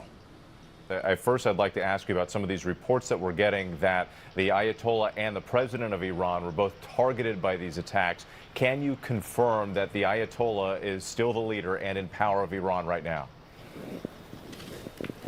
Thanks to God, they are all safe and sound.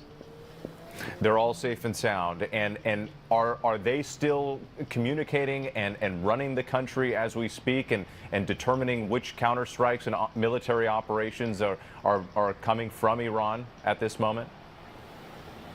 Well, I can assure you that the system is working because our system is very sophisticated. It is rooted in our identity, and it is based on a popular revolution.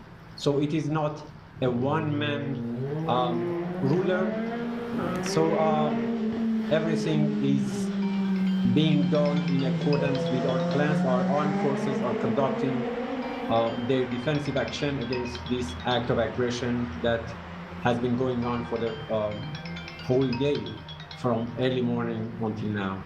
Have Iranian officials been in touch with the United States and specifically with President Trump's administration since these attacks have begun?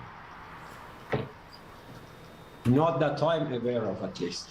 I think what we are doing right now is to focus on defending our territory, defending our people, defending our national security against this act of aggression. Given what has taken place, do you think that there is still a pathway for diplomacy, for peaceful negotiations in terms of Iran's nuclear program?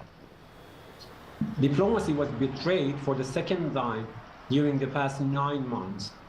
You remember last June, when we were in the middle of the negotiations, we were supposed to talk for the 6th round. Just 2 days before that, the American and Israelis attacked Iran. Again, this was repeated. We were going to talk in Vienna on technical aspects of any possible deal. And today, they launched an act of aggression against Iran. And please, I remind you that just yesterday, the Omani mediator told the whole world that the deal was within the reach, and he talked about significant progress. So you can see that the Americans have no value for diplomacy or any diplomatic process. But President Trump, the administration has said that the negotiations were not going well and that Iran was not coming to the table with serious positions when it comes to its nuclear programs. How do you respond to that criticism from the White House? That's not simply true. That's not true. We came to this negotiation with all good faith and seriousness. We said from day one that we would be ready to stay in Muscat or in Geneva or any other place for days and weeks to finalize any possible deal. We have telling the whole international community for the past 2 decades that Iran was not seeking nuclear weapon, that Iran's right to use nuclear energy for peaceful purposes was inscribed in NPT. So all that is being said about Iranian nuclear weapon, so-called Iranian nuclear weapon, is part of disinformation campaign that has been trying to tarnish the image of Iran and to legitimize such sort of act of aggression.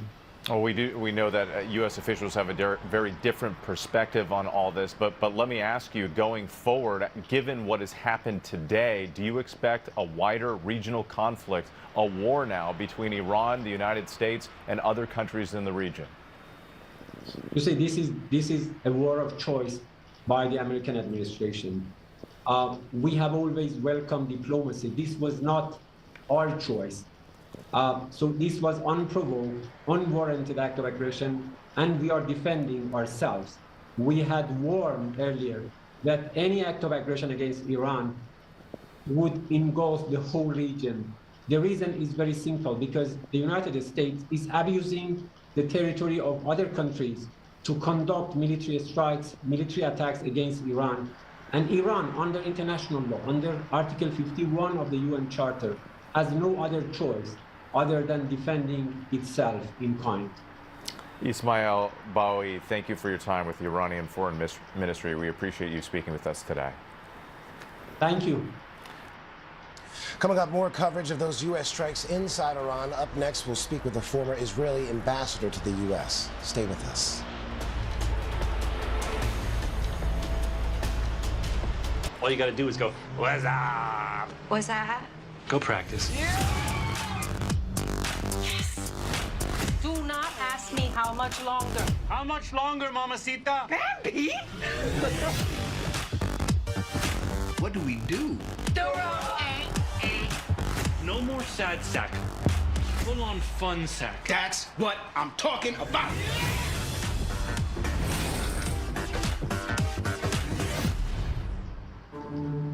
I've learned some really hard truths the hard way. I'm Amanda Knox. I'm a mom, I'm a writer, and I am the girl who was accused of murder. I got treatment from the media, but the media did not put me in prison. He did. So I went back to confront the man who put me in prison face to face. I think I'm a little in shock. My name's RJ Decker. I'm a private investigator. Decker Investigations. I have a job for you. I have reason to believe someone was abducted. You are my top suspects. I am this close to proving it was a murder for hire.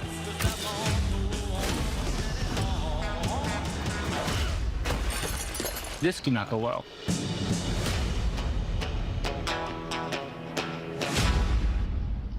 Get this, people. Now we're streaming every weekend, right to you. With an all-new show, an all-new View, special for the weekends. Now you can catch The View 7 days a week. I wonder if you can handle it. It's The Weekend View. The Weekend View. It's The Weekend View. Streaming on ABC News Live, wherever you stream. Take a little time to enjoy The Weekend View. See you on the weekend! Now streaming Saturdays and Sundays on ABC News Live, wherever you stream. Reporting from the path of Hurricane Helene in Tallahassee, Florida, I'm Micah Jachi. Wherever the story is, we'll take you there. You're streaming ABC News Live.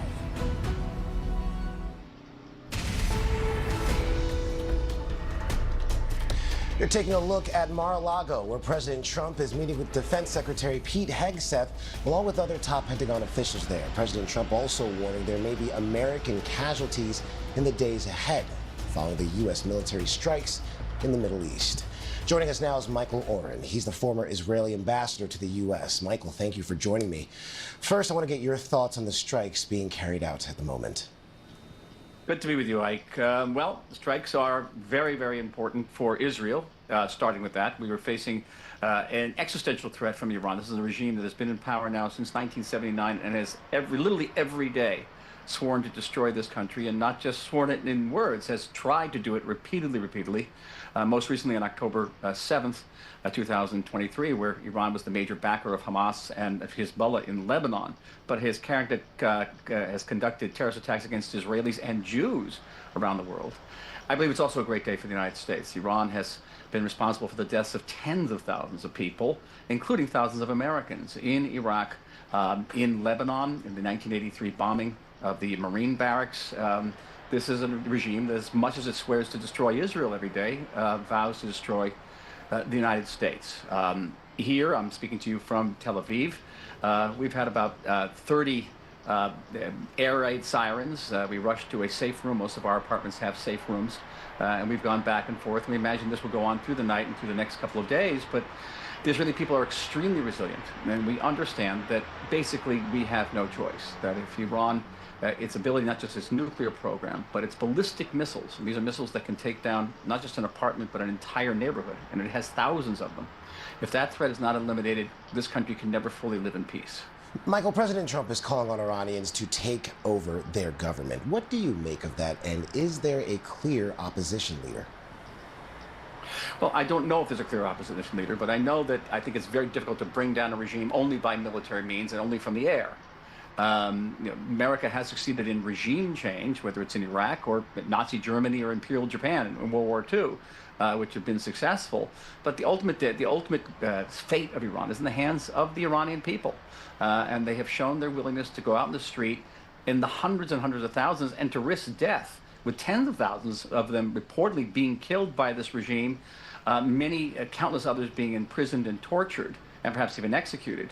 So this is a people that longs for freedom. Before 1979, Israel had an excellent relationship with Iran. We have a historic connection between the Jewish people and the Persian people. And we hope to restore that if the Iranian people will rise up and reclaim their governance and reclaim their liberty. Michael, can you talk about how coordinated you think these military efforts were between Israel and the U.S.? Extremely coordinated. Extremely coordinated. For the first time in history, American military assets, including F-22 planes, have operated out of Israel. Now, in the past, there have been defensive American forces in Israel during various wars, going back to the Gulf Wars, and even during the recent war with Hamas, Hezbollah, and Iran, American forces were here taking down missiles fired by the terrorists at our cities. This is the first time American forces have been stationed here and are operating out of here and using our anti-missile defenses, which we have the most advanced multi-layered anti-missile defense umbrella in the world. Very, very close supervision, and the president has spoken with the prime minister today, and if I want to quote him, President Trump said that the United States and Israel are on the same page and see eye to eye. Michael, are you concerned about this escalating to other parts of the region? I don't have to be concerned about it. It's happened. But it's a boomerang for Iran. They've fired now at 7 Middle Eastern countries in addition to Israel. And if Iran's idea was that by firing at this country, at these countries, Arab countries, that somehow that would create a coalition to defend Iran, it's just the opposite. Saudi Arabia a couple of hours ago said it's going to join the war against Iran. And think about what this means. The Saudis joining a war with the United States and Israel against Iran. And I imagine that following Saudi Arabia's lead, other Middle Eastern states will follow. So that policy has been a huge, huge boomerang for Iran. I think that's the message. I think the president said it very well this morning. We've had enough. We're not going to put up with it anymore. But nobody is, not just Israel, but the entire Middle East. All right, former Israeli ambassador to the U.S., Michael Oren, thank you. I'm Micah Jachi. Thanks for streaming with us. We'll continue to bring you breaking news coverage of the U.S. attack on Iran throughout the day. We'll be back after the break.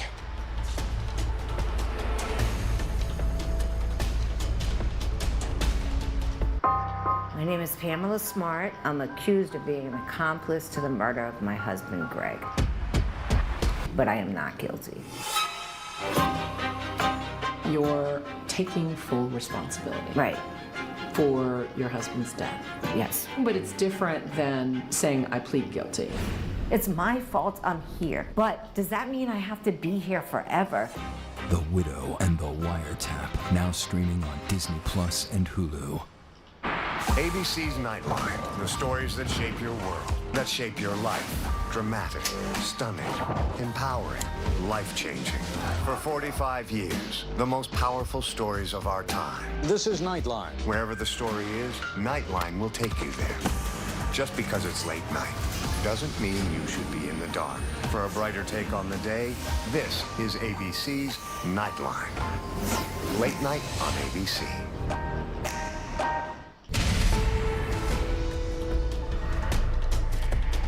I'm Micah Judge in New York. We're staying on top of breaking news in the Middle East. President Trump announcing the U.S. and Israel have attacked Iran, launching what he calls major combat operations.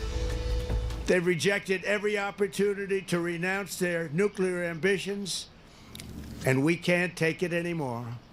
Instead, they attempted to rebuild their nuclear program and to continue developing long-range missiles that can now threaten our very good friends and allies in Europe, our troops stationed overseas, and could soon reach the American homeland. The IDF saying U.S. and Israeli forces launched hundreds of strikes, eliminating several senior Iranian leaders. President Trump also warning there may be American casualties in the days ahead. Iran now retaliating, air raid sirens blaring in Tel Aviv, our team on the ground sheltering for cover. A U.S. official saying American forces have intercepted multiple Iranian missiles targeting bases and U.S. allies in the region. Reaction coming in from Capitol Hill. Multiple Democrats and some Republicans condemning the strikes, calling for an urgent vote on war with Iran. Let's bring in ABC News foreign correspondent Marcus Moore, who is in Doha. Marcus, Qatar was one of the countries dealing with the retaliatory strikes. What's the latest there? Yeah, Ike, people here have been on high alert all day today, and you mentioned that the president seemed to suggest that there could potentially be U.S. casualties, that there's that possibility with any military operation, really seeming to suggest that this is not over yet and that it could go on for several more days. And it's certainly not something that people here in Doha, where we are, and in other parts of the region want to hear. I can tell you, Ike, it has been a day of tension, with the sounds of loud booms echoing throughout the city all day today. Much of it the outgoing anti-air defense interceptors that were intercepting Iranian missiles that were targeting a U.S. base here, the largest U.S. base in the Middle East, a target of Iran's retaliation. Qatari officials saying that they managed to intercept those missiles, as well as the U.S. officials saying that they were a part of the interceptions as well. So a lot happening in the skies here in Qatar, and because of that, the airspace was closed. The main airport here in Doha didn't have planes taking off or landing because of the volatile situation. And Ike, in terms of everyday life here, people were receiving alert messages on their phones telling them to shelter in place and to stay away from military installations or military facilities. And Ike, at the same time, there are a number of schools that are now closed, children who will be doing remote learning because of the security and safety situation that's unfolding here in the Middle East. Marcus, Qatar has tried to position itself as a go-between in the U.S.-Iranian crisis. How is this region right now reacting to this attack on Iran? Well, the Qataris have come out and have condemned the Iranian retaliation, saying that they violated not only Qatar's sovereignty by launching missiles into the country, but also several other countries in the region including Saudi Arabia and also Kuwait, which tonight we know from officials in Kuwait that a drone hit a terminal there, hit the airport, and several workers were injured. So this is a situation that everyone was concerned about and feared, And it's the reason why the Qataris and so many other stakeholders in the region have been calling for diplomacy. As you know, Ike, the Qataris played a very key role early on in this crisis in helping to facilitate a ceasefire. And they have been viewed as a partner of the United States in trying to foster and facilitate stability in the region. It's the reason why those same officials are renewing their calls, Ike, for diplomacy to replace the bombs that are flying through the air and falling in some cases onto the ground. You know, Marcus, as this conflict edges on and continues, are officials there speaking out about the possibilities of disruptions to energy flows in that region? We know how vital the Gulf region is to those energy flows for the rest of the world. Are you hearing any kind of talk or chatter about possible disruptions there? Yeah, well, that has been a concern early on, but throughout this entire ordeal. Certainly, as you know, I think 20% of the world's oil comes through this region, through the Strait of Hormuz. So certainly there is the concern that as we watch this situation develop, and perhaps devolve, that could impact the markets. But I can tell you, I have not heard specifically from officials here in Qatar about that specific issue, but it is something that is vital, and it also reinforces the reason why so many people are wanting there to be diplomacy, and they're truly concerned that as we watch these rockets fly through the air, that this could spiral out of control and turn into a wider regional war. All right, Marcus Moore, thank you for your reporting. Let's bring in White House correspondent Karen Travers. Karen, what else are we hearing from the Trump administration at the moment? Ike, the White House says the president monitored these strikes overnight from his Mar-a-Lago estate down in Florida with his national security team. Press Secretary Caroline Leavitt says the president and that team will continue to monitor the situation throughout the day. But Ike, we heard the president in that video he released overnight on social media, but otherwise the White House so far not saying very much as they wait and see how this plays out after those strikes overnight. Now, in that video, the president did outline in more detail than what we've heard in recent weeks in response to many questions about the rationale for taking military action against Iran. Ike, the president said that Iran is the world's #1 state sponsor of terror and the country can never have a nuclear weapon. Now, he also, though, was not indicating why the administration believes that they are closer to having that at this point and hasn't made that case publicly.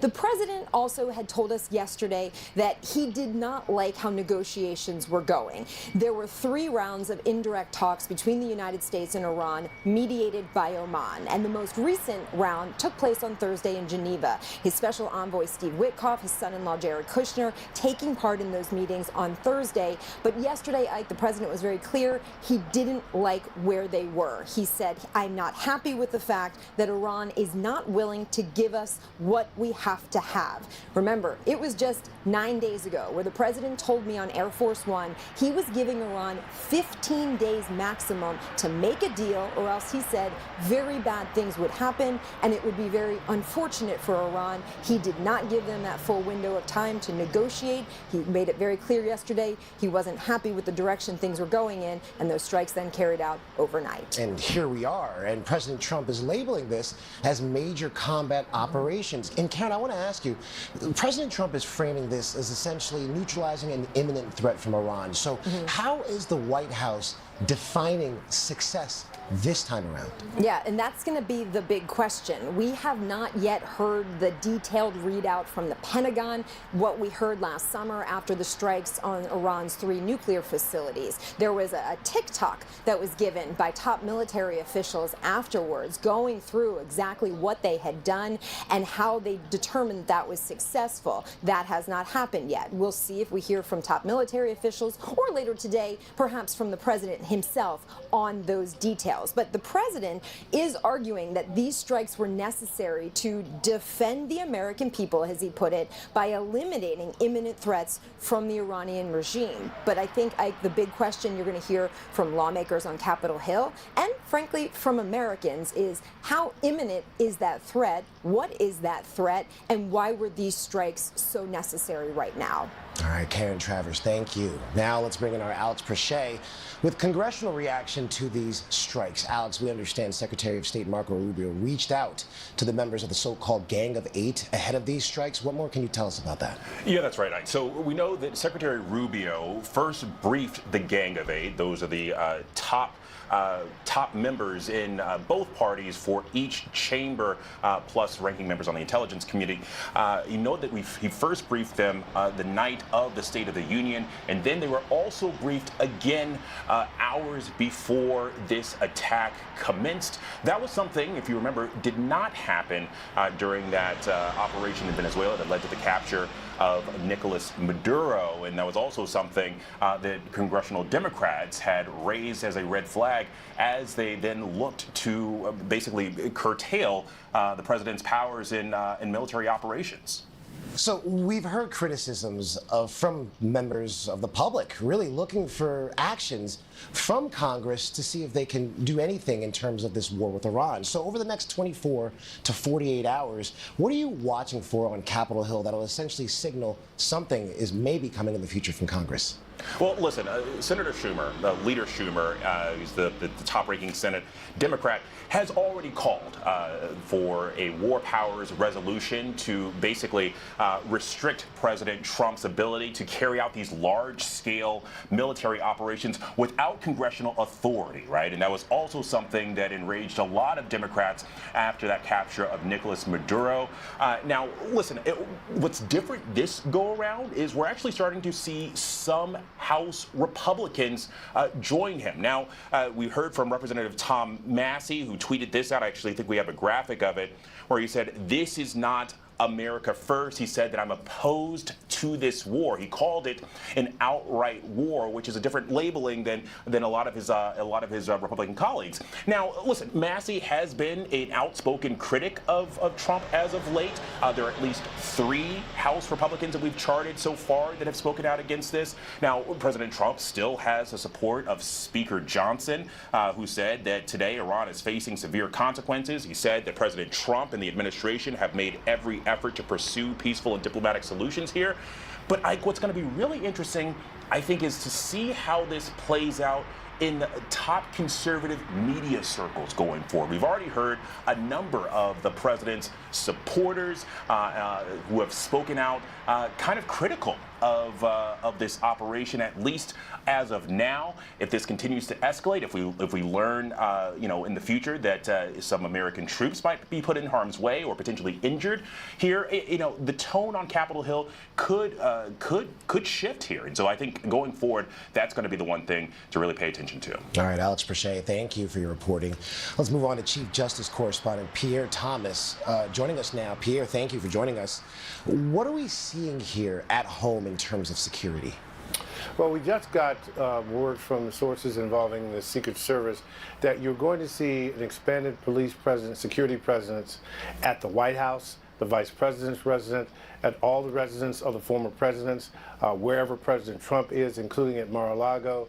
You will see symbolic, enhanced security to deter any kind of potential threat. Again, there's no specific or credible plot that's been identified, but law enforcement officials are treating this moment seriously. Homeland Security Secretary Kristi Noem is speaking about reaching out to her federal and state and local law enforcement partners to thwart any potential attacks. So this is a very real concern, because the belief is that Iran has shown some capabilities inside the United States. There's also a particular concern about cyber threats as well.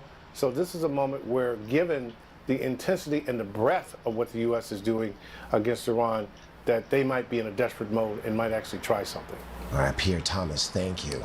Coming up, more coverage of those U.S. strikes inside Iran. Up next, we'll hear from the spokesman for Iran's foreign ministry. Stay with us.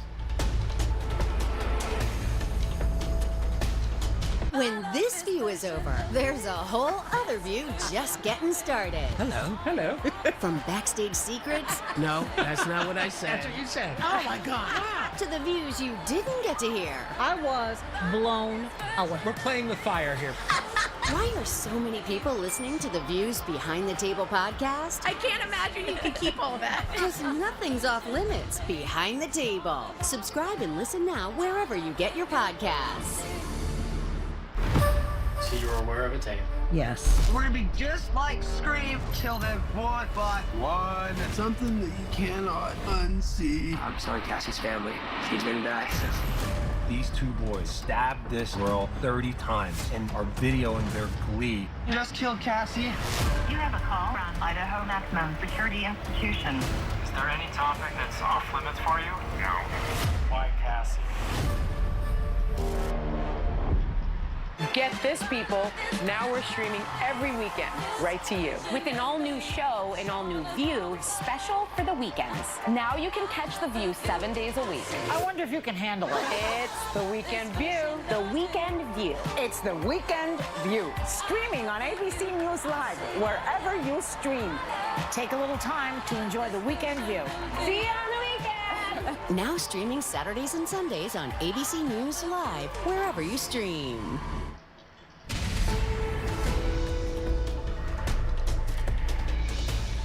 Welcome back to our extensive coverage on the U.S. and Israel strikes in Iran. The State Department says it's setting up a task force to assist American citizens in the Middle East. This coming as Tehran responds to the strikes by targeting American bases and other targets throughout the region. The IDF saying U.S. and Israeli forces launched hundreds of strikes, eliminating several senior Iranian leaders. Earlier, our Whit Johnson talked about the strikes with the spokesman for Iran's foreign ministry. Let's take a listen to that interview. First, I'd like to ask you about some of these reports that we're getting that the Ayatollah and the president of Iran were both targeted by these attacks. Can you confirm that the Ayatollah is still the leader and in power of Iran right now? Thanks to God, they are all safe and sound. They're all safe and sound. And are they still communicating and running the country as we speak and determining which counterstrikes and military operations are coming from Iran at this moment? I can assure you that the system is working because our system is very sophisticated. It is rooted in our identity, and it is based on a popular revolution. So it is not a one-man ruler. So everything is being done in accordance with our plans. Our armed forces are conducting their defensive action against this act of aggression that has been going on for the whole day, from early morning until now. Have Iranian officials been in touch with the United States and specifically with President Trump's administration since these attacks have begun? Not that I'm aware of, at least. I think what we are doing right now is to focus on defending our territory, defending our people, defending our national security against this act of aggression. Given what has taken place, do you think that there is still a pathway for diplomacy, for peaceful negotiations in terms of Iran's nuclear program? Diplomacy was betrayed for the second time during the past 9 months. You remember last June, when we were in the middle of the negotiations, we were supposed to talk for the 6th round. Just 2 days before that, the American and Israelis attacked Iran. Again, this was repeated. We were going to talk in Vienna on technical aspects of any possible deal. And today, they launch an act of aggression against Iran. And please, I remind you that just yesterday, the Omani mediator told the whole world that the deal was within the reach, and he talked about significant progress.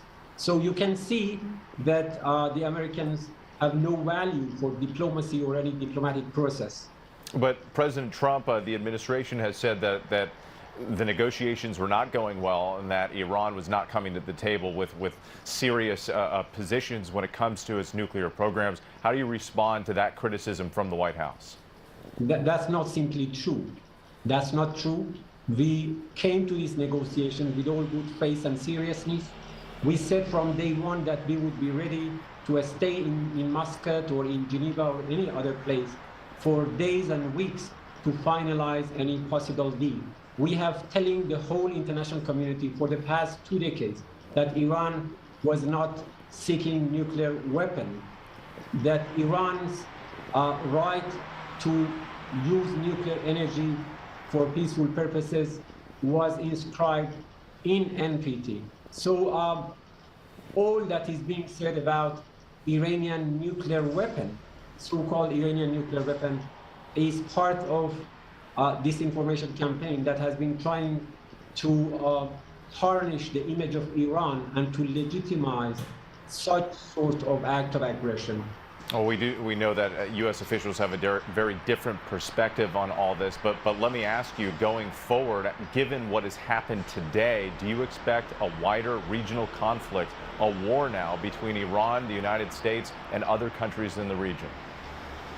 You see, this is a war of choice by the American administration. We have always welcomed diplomacy. This was not our choice. So this was unprovoked, unwarranted act of aggression, and we are defending ourselves. We had warned earlier that any act of aggression against Iran would engulf the whole region. The reason is very simple, because the United States is abusing the territory of other countries to conduct military strikes, military attacks against Iran. And Iran, under international law, under Article 51 of the UN Charter, has no other choice other than defending itself in kind. Ismail Bahoui, thank you for your time with the Iranian Foreign Ministry. We appreciate you speaking with us today. Thank you. Coming up, more coverage of those U.S. strikes inside Iran. Up next, we'll speak with the former Israeli ambassador to the U.S. Stay with us. All you got to do is go, what's up? What's that? Go practice. Do not ask me how much longer. How much longer, Mamacita? Bambi? What do we do? No more sad sack. Full-on fun sack. That's what I'm talking about.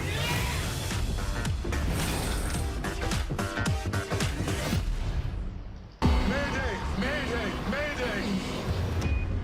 For the last 3 years, I was in an underground bunker. People need to know there are survivors. Your wife is alive out there, Xavier. Out here, the little things will kill you. It's never just about the bunker. You're watching America's #1 streaming news. Live reporting, breaking new exclusives. Keep streaming with ABC News Live. You're taking a look at Mar-a-Lago, where President Trump is meeting with Defense Secretary Pete Hegseth, along with other top Pentagon officials there. President Trump also warning there may be American casualties in the days ahead, following the U.S. military strikes in the Middle East. Joining us now is Michael Oren. He's the former Israeli ambassador to the U.S. Michael, thank you for joining me. First, I want to get your thoughts on the strikes being carried out at the moment. Good to be with you, Ike. Well, strikes are very, very important for Israel, starting with that. We were facing an existential threat from Iran. This is a regime that has been in power now since 1979 and has literally every day sworn to destroy this country, and not just sworn it in words, has tried to do it repeatedly. Most recently on October 7th, 2023, where Iran was the major backer of Hamas and of Hezbollah in Lebanon, but has conducted terrorist attacks against Israelis and Jews around the world. I believe it's also a great day for the United States. Iran has been responsible for the deaths of tens of thousands of people, including thousands of Americans, in Iraq, in Lebanon, in the 1983 bombing of the Marine barracks. This is a regime that, as much as it swears to destroy Israel every day, vows to destroy the United States. Here, I'm speaking to you from Tel Aviv. We've had about 30 air raid sirens. We rushed to a safe room. Most of our apartments have safe rooms. And we've gone back and forth. We imagine this will go on through the night and through the next couple of days. But the Israeli people are extremely resilient. And we understand that basically we have no choice. That if Iran, its ability, not just its nuclear program, but its ballistic missiles, and these are missiles that can take down not just an apartment, but an entire neighborhood. And it has thousands of them. If that threat is not eliminated, this country can never fully live in peace. Michael, President Trump is calling on Iranians to take over their government. What do you make of that? And is there a clear opposition leader? Well, I don't know if there's a clear opposition leader, but I know that I think it's very difficult to bring down a regime only by military means and only from the air. America has succeeded in regime change, whether it's in Iraq or Nazi Germany or Imperial Japan in World War II, which have been successful. But the ultimate fate of Iran is in the hands of the Iranian people.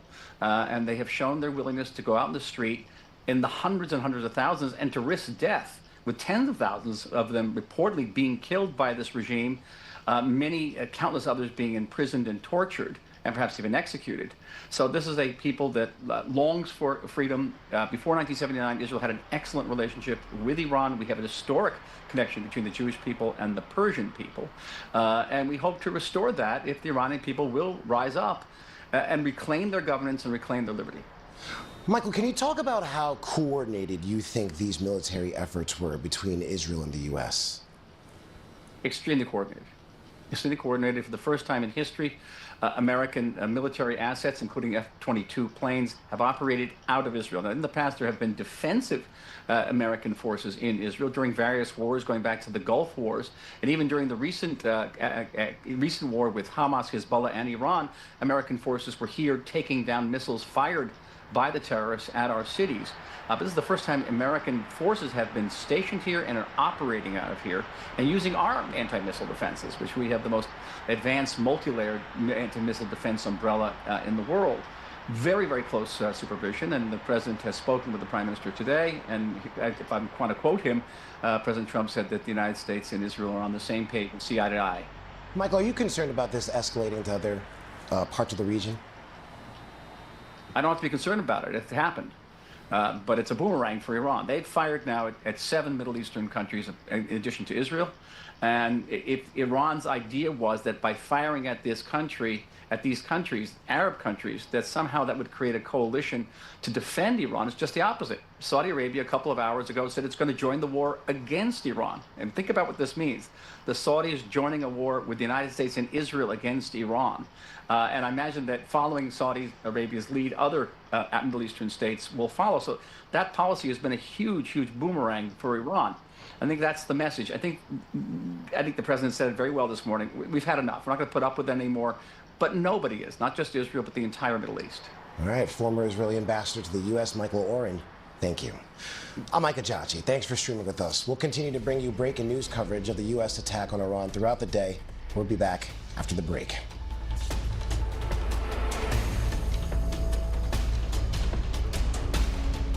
Whenever, wherever news breaks, it's so important to always remember that lives are changed. Here in London, in Buffalo, Uvalde, Texas, Edinburgh, Scotland. from Poland once again tonight. Thank you so much for streaming with us. Ukrainian refugees here in Warsaw. Do you think you'll ever be able to go back home?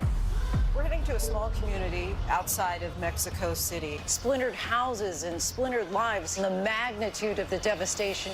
You're streaming ABC News Live. Reporting from Rolling Fork, Mississippi, Santa Fe, New Mexico, Raleigh, North Carolina, the U.S. Capitol, Mayfield, Kentucky, Minneapolis, Mexico, Tongass National Forest, Alaska. Getting you behind the stories as they happen, giving you a front row seat to our world as it plays out in real time, live. ABC News Live Prime. We'll take you there. Stream ABC News Live weeknights, America's most honored streaming news program, only on ABC News Live. Streaming free right now wherever you stream your news. All across America. Good morning. Hello. Wherever we are. It's good to be home. It feels like home. When's the last time we dropped our things and went? Woke up somewhere that we both never been. Growing up doesn't mean Good morning. How are you? At the start of the day, letting us into your home, putting the good in your morning. Man, it's good to be home. like a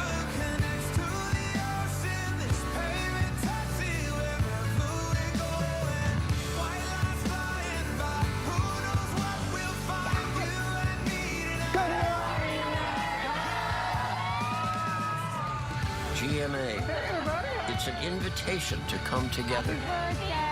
Brighten your morning. Oh, George, how are you? And the day ahead.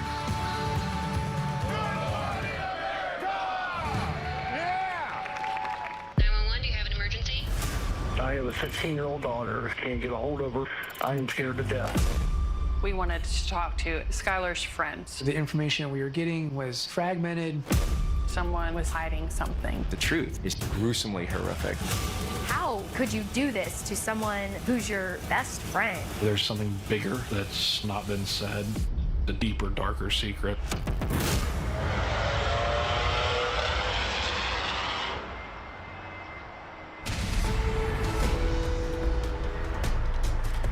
I'm Micah Josh in New York. We're staying on top of breaking news in the Middle East. President Trump announcing the U.S. and Israel have attacked Iran, launching what he calls major combat operations.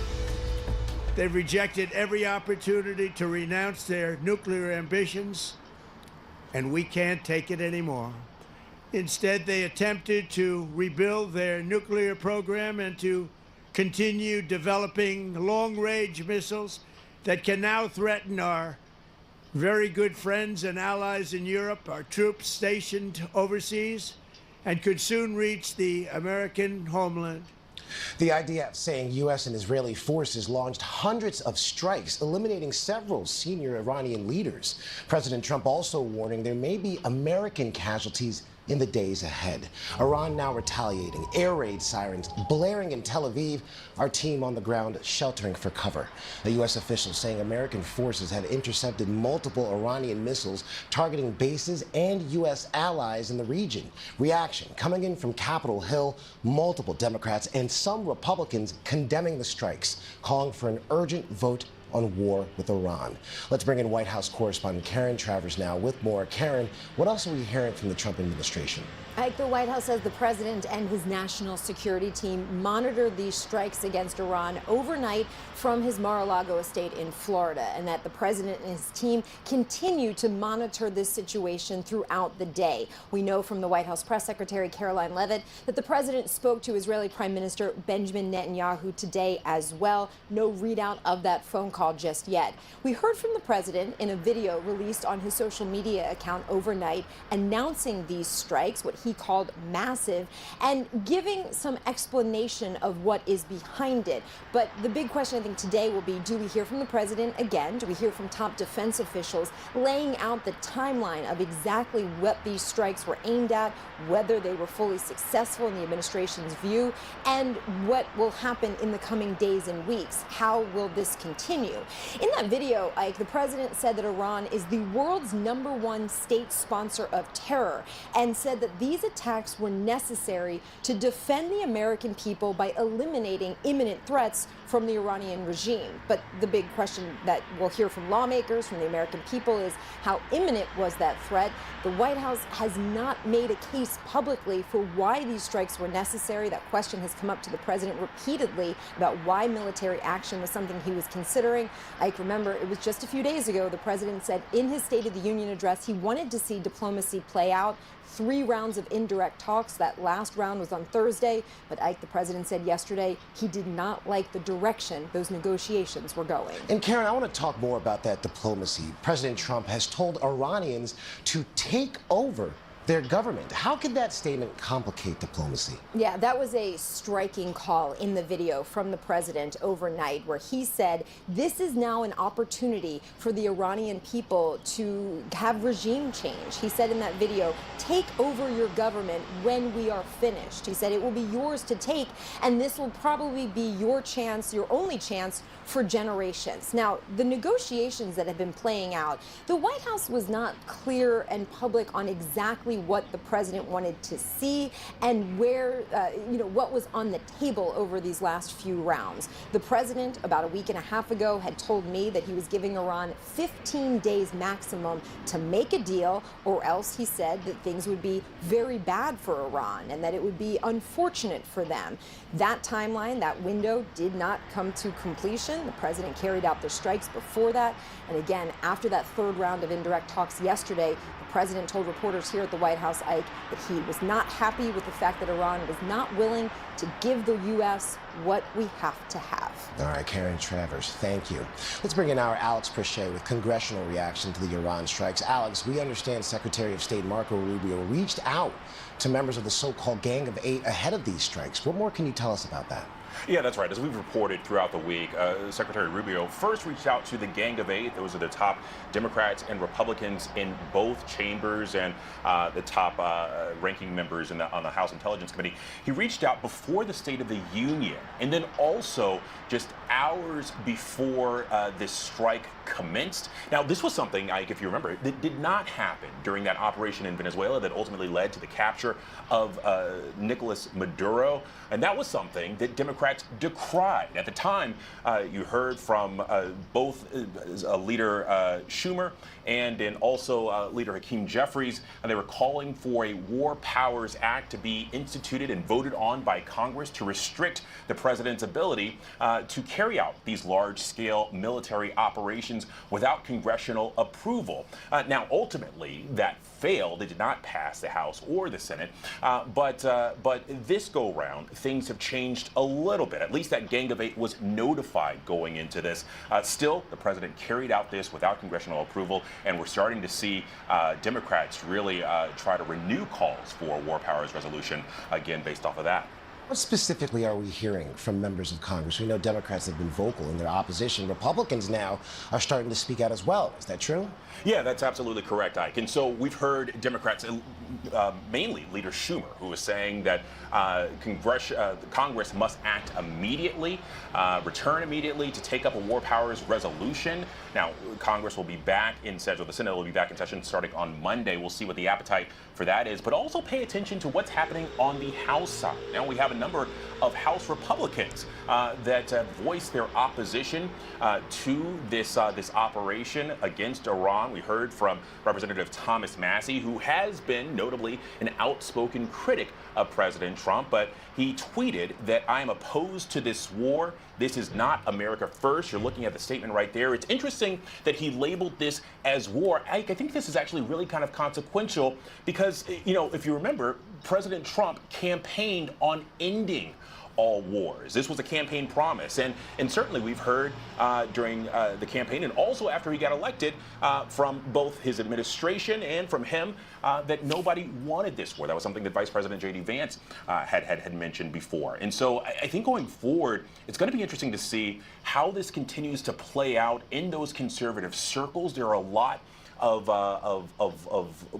supporters of the president who have been vocal about their opposition of this action. They're pointing to that campaign promise, and certainly as we learn more details about our commitments there, if American troops are put in harm's way, or we learn about some injuries potentially, you know, the positioning for some of these House Republicans could change over the weekend.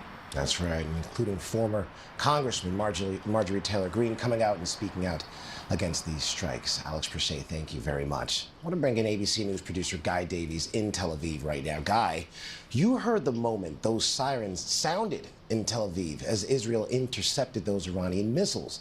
What else can you tell us? Yeah, it was an extraordinary morning, really. We were woken up at 8 a.m. To the news that Israel had launched these strikes on Iran. We then learned later on that this was a joint US-Israeli operation. These sirens have been sounding all day, really. We're currently in a shelter. Millions of Israelis will be doing the same thing tonight. It's been eerily quiet, you have to say, over the last few hours. It seems those strikes have kind of subsided, at least in the last few hours, but going into the night, we can expect more nighttime attacks, I think, from Iran. It hasn't been quite as intense as it was on the first day of the 12-day war last year in June, but what is clear is that Israel's involvement in this attack on Iran is joint in kind with the US. 200 Israeli planes, they're telling us, were used in this operation, and this is a very widespread attack on Iran, it looks like. There was some speculation that we might see a limited strike. Well, there have been targeted targets across Iran that have been hit. And we're going to have to see what the Iranian response is. They vowed to hit Israel, they vowed to hit those US bases. We've started to see that, but there's always the potential that this escalates. And those attacks on Iran are continuing overnight, and I think people will be expecting more of the same to come back the other direction. All right, Guy Davies, thank you for that analysis. Coming up, more coverage of those US strikes inside Iran. We'll continue to follow this breaking news when we come back. Stay with us. All across America. Good morning. Good morning. Wherever we are, it feels like home. Man, it's good to be home. GMA, it's an invitation to come together and brighten your morning. Pender was convicted in 2002 for the murder of her 2 roommates. I knew that I was going to die in prison. And then I thought, I bet I can get out of here. Girl on the Run, the hunt for America's most wanted woman. Only on Hulu and Hulu on Disney+. Can't get enough 2020 true crime? This podcast is for you. Join me for 2020 The After Show, wherever you get your podcasts. Get exclusive audio you won't hear anyplace else. New episodes drop every Monday. Nothing like a day in the job to remind you how quickly life can change. Get out of there. Get away from the bed! We'll stay strong. All you gotta do is go, what's up? What's that? Go practice. Do not ask me how much longer. How much longer, mamacita? Happy? What do we do? No more sad sack. Full-on fun sack. That's what I'm talking about.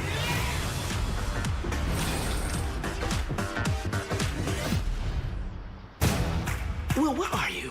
Oh, you know, just trying to solve the mystery of how to get to the damn crime scene. Special Agent Will Trent. We don't have much time. That thing you do, you better do it fast. This killer's underestimating you. Good. They won't even see you coming. What now? We get him.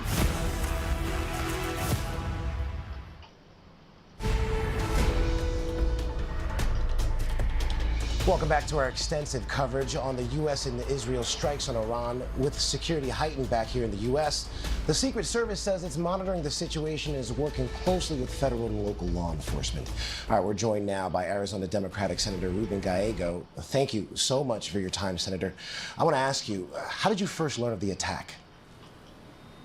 Well, I woke up this morning and was trying to start breakfast for my son, and of course turned on TV and just started seeing this. And look, you know, for me as an Iraq War veteran, someone that had to go into some very dangerous situations, saw way too many of my friends die in the war, it really is scary how quickly we just lurched to war without any plans. And for something I don't think is in actually our interests, especially putting the men and women of our community, of our country at risk. It's disgusting, and I think that we should do everything we can to stop this war and pull out before it gets worse. Have you spoke with Democratic leadership? The House is set to take up a war powers resolution. Will there be a similar move in the Senate? There will be a similar move in the Senate. We've been, myself and a couple other senators led by Tim Kaine have been actually working to make sure that we put a war powers resolution together to make sure that we try to stop this illegal slide to war, which is again very dangerous, not just for our U.S. troops, our allies, but also for the Iranian people themselves. Now, Senator, so far only a small amount of Republicans have come out publicly against the move. Representative Tom Massie has been vocal since the beginning. Are you hearing anything behind the scenes from your colleagues? Not yet. Look, I know there's some senators that have had misgivings before in the past, but I think there will be some. And I think there has to be some, because this is a very dangerous situation.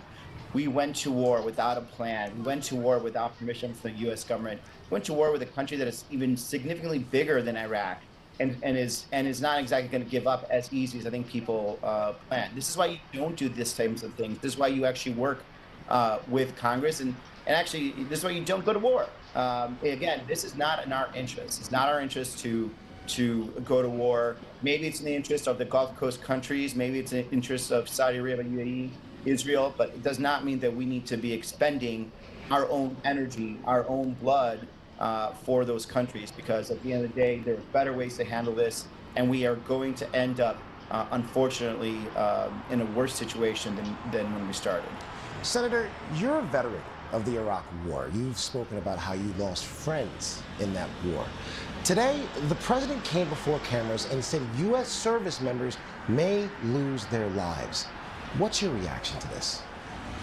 Look, it's typical of just him and all these other people that are very, they're just dismissive of what happens. They don't understand what actually it means to go to war. They don't understand being a young man and being told to go into combat, having to put on that armor even after your friends have died, in going into a war that is also illegal. Going on patrol every day after my friends had been blown up, and then having to do my job effectively and having to protect myself and protect my fellow Marines, was a hard job, and all the consequences that come from that for years and years. And that's a danger when you have these show horse leaders who've never actually had to sacrifice, never understand the full element of what it means to actually have to put your life on the line. And that's why it scares me when they just decide to go to war, without actually thinking about the full consequences, about how you get in and out of it, and whether we should be doing it at all. Because people are going to suffer because of this, for generations, again, because you have a president, you have a lot of people around him, including Republicans, that were just there to cheer him on instead of actually put a check on this, some of these stupid moves. Senator, you mentioned consequences from this war. Right now, New York and Los Angeles, they're on heightened alert. Should Americans here at home be confident in their safety in the coming days? Look, I think they should be confident. We have very professional law enforcement all over the country. But what I think we should be worried about is, again, that you have an administration that didn't think thoroughly all this through. We don't have to be in this situation. For many years, we actually had Iran's nuclear ambition contained. The president basically got rid of that plan, had no plan of how to actually stop Iranian nuclear proliferation without going to war. And that's the main reason why I voted for the first time around when it came to the Iran nuclear deal in 2006. And now we're in this situation where men and women are putting their lives at risk right now. Our regional partners are also putting their lives at risk. There are innocent civilians in Israel, in Saudi Arabia, in Qatar, and UAE that are also now being put at risk because of these leaders that were so gung-ho and were so ready to go to war. They don't actually understand the full fallout, what that means for everybody. Now, Senator, as someone who has seen war up close as yourself, how do you weigh the administration's, argument that these strikes were necessary to deter Iran from more conflict in that region?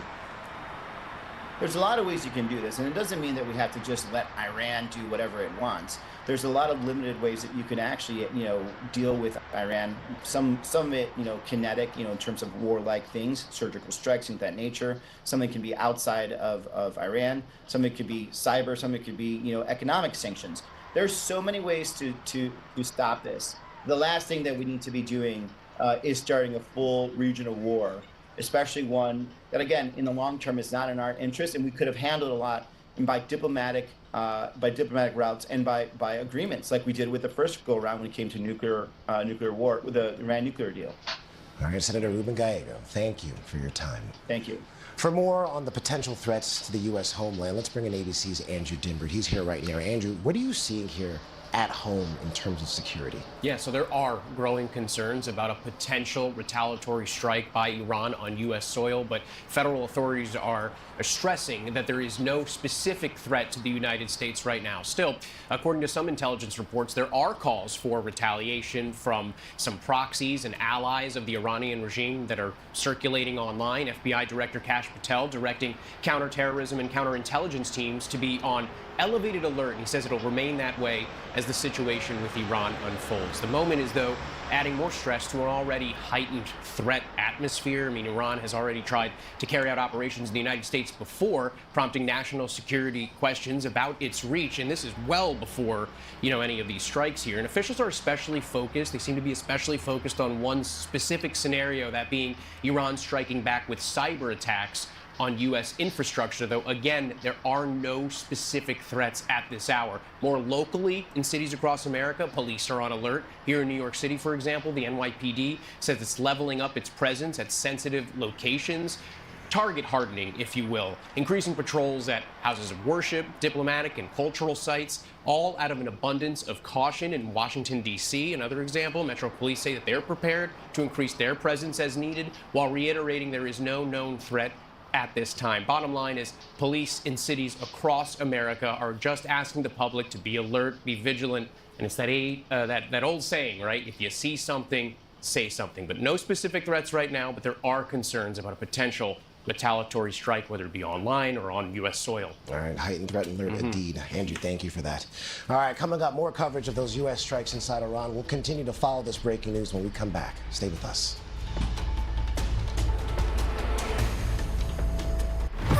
So you're aware of a tape? Yeah.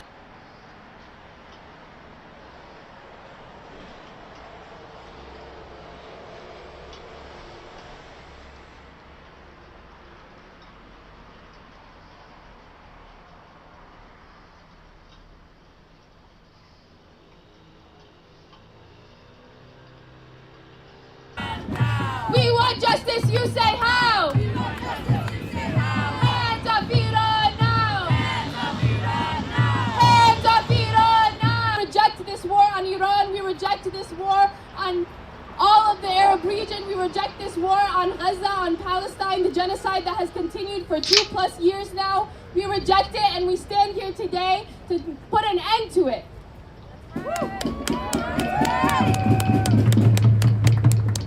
Next up, we're going to hear from Tahir from the Palestinian Youth Movement.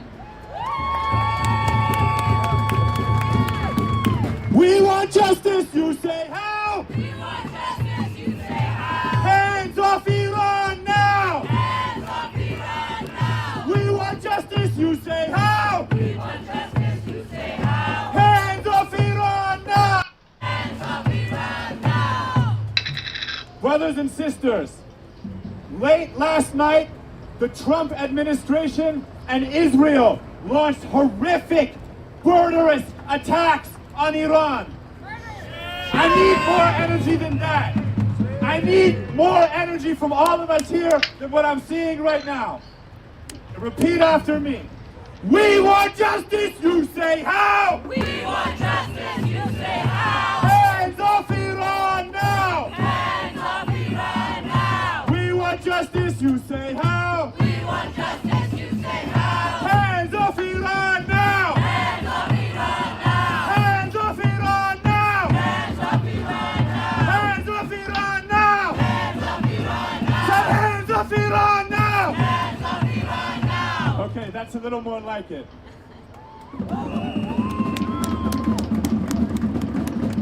Shame on this American government, which launches a brutal campaign after months of building up expensive, costly military installations all through the Arab and Iranian region just to attack a people that want sovereignty for themselves. Shame on this American government that makes speeches announcing war, brutally and callously talking about how it will cost the lives of people here and the lives of people all around the world. Shame on this American government that is able to find money for war, that is able to find money to buy these expensive carriers and missiles to move them all over the world like playthings, but has nothing to say on rising cost of living, on prices, on the problems of the people right here in New York City. Shame on Donald Trump, shame on Marco Rubio, shame on Pete Hegseth, and shame on Benjamin Netanyahu and the rest of the Israeli genocide rogue state. We are here today because we reject these attacks. Right. We are here today because we stand for the sovereignty of Iran. Right. We are here today because we have a different vision of that region, our region, and the broader world. Right. We will not accept a world in which 80 Iranian schoolgirls wake up with missiles raining down their heads. We will not accept the world when Israelis and Americans dictate to the people of Iran who your leaders should be and how you should organize your society. And we will not accept a world in which genocide is so normalized, live stream starvation is so regular, the deprivation of basic human rights is so widespread in Gaza that it can come to Iran, it can come to Lebanon, it can come to Yemen, it can come to Mexico, it can come to Cuba and Venezuela, and nobody bats an eye.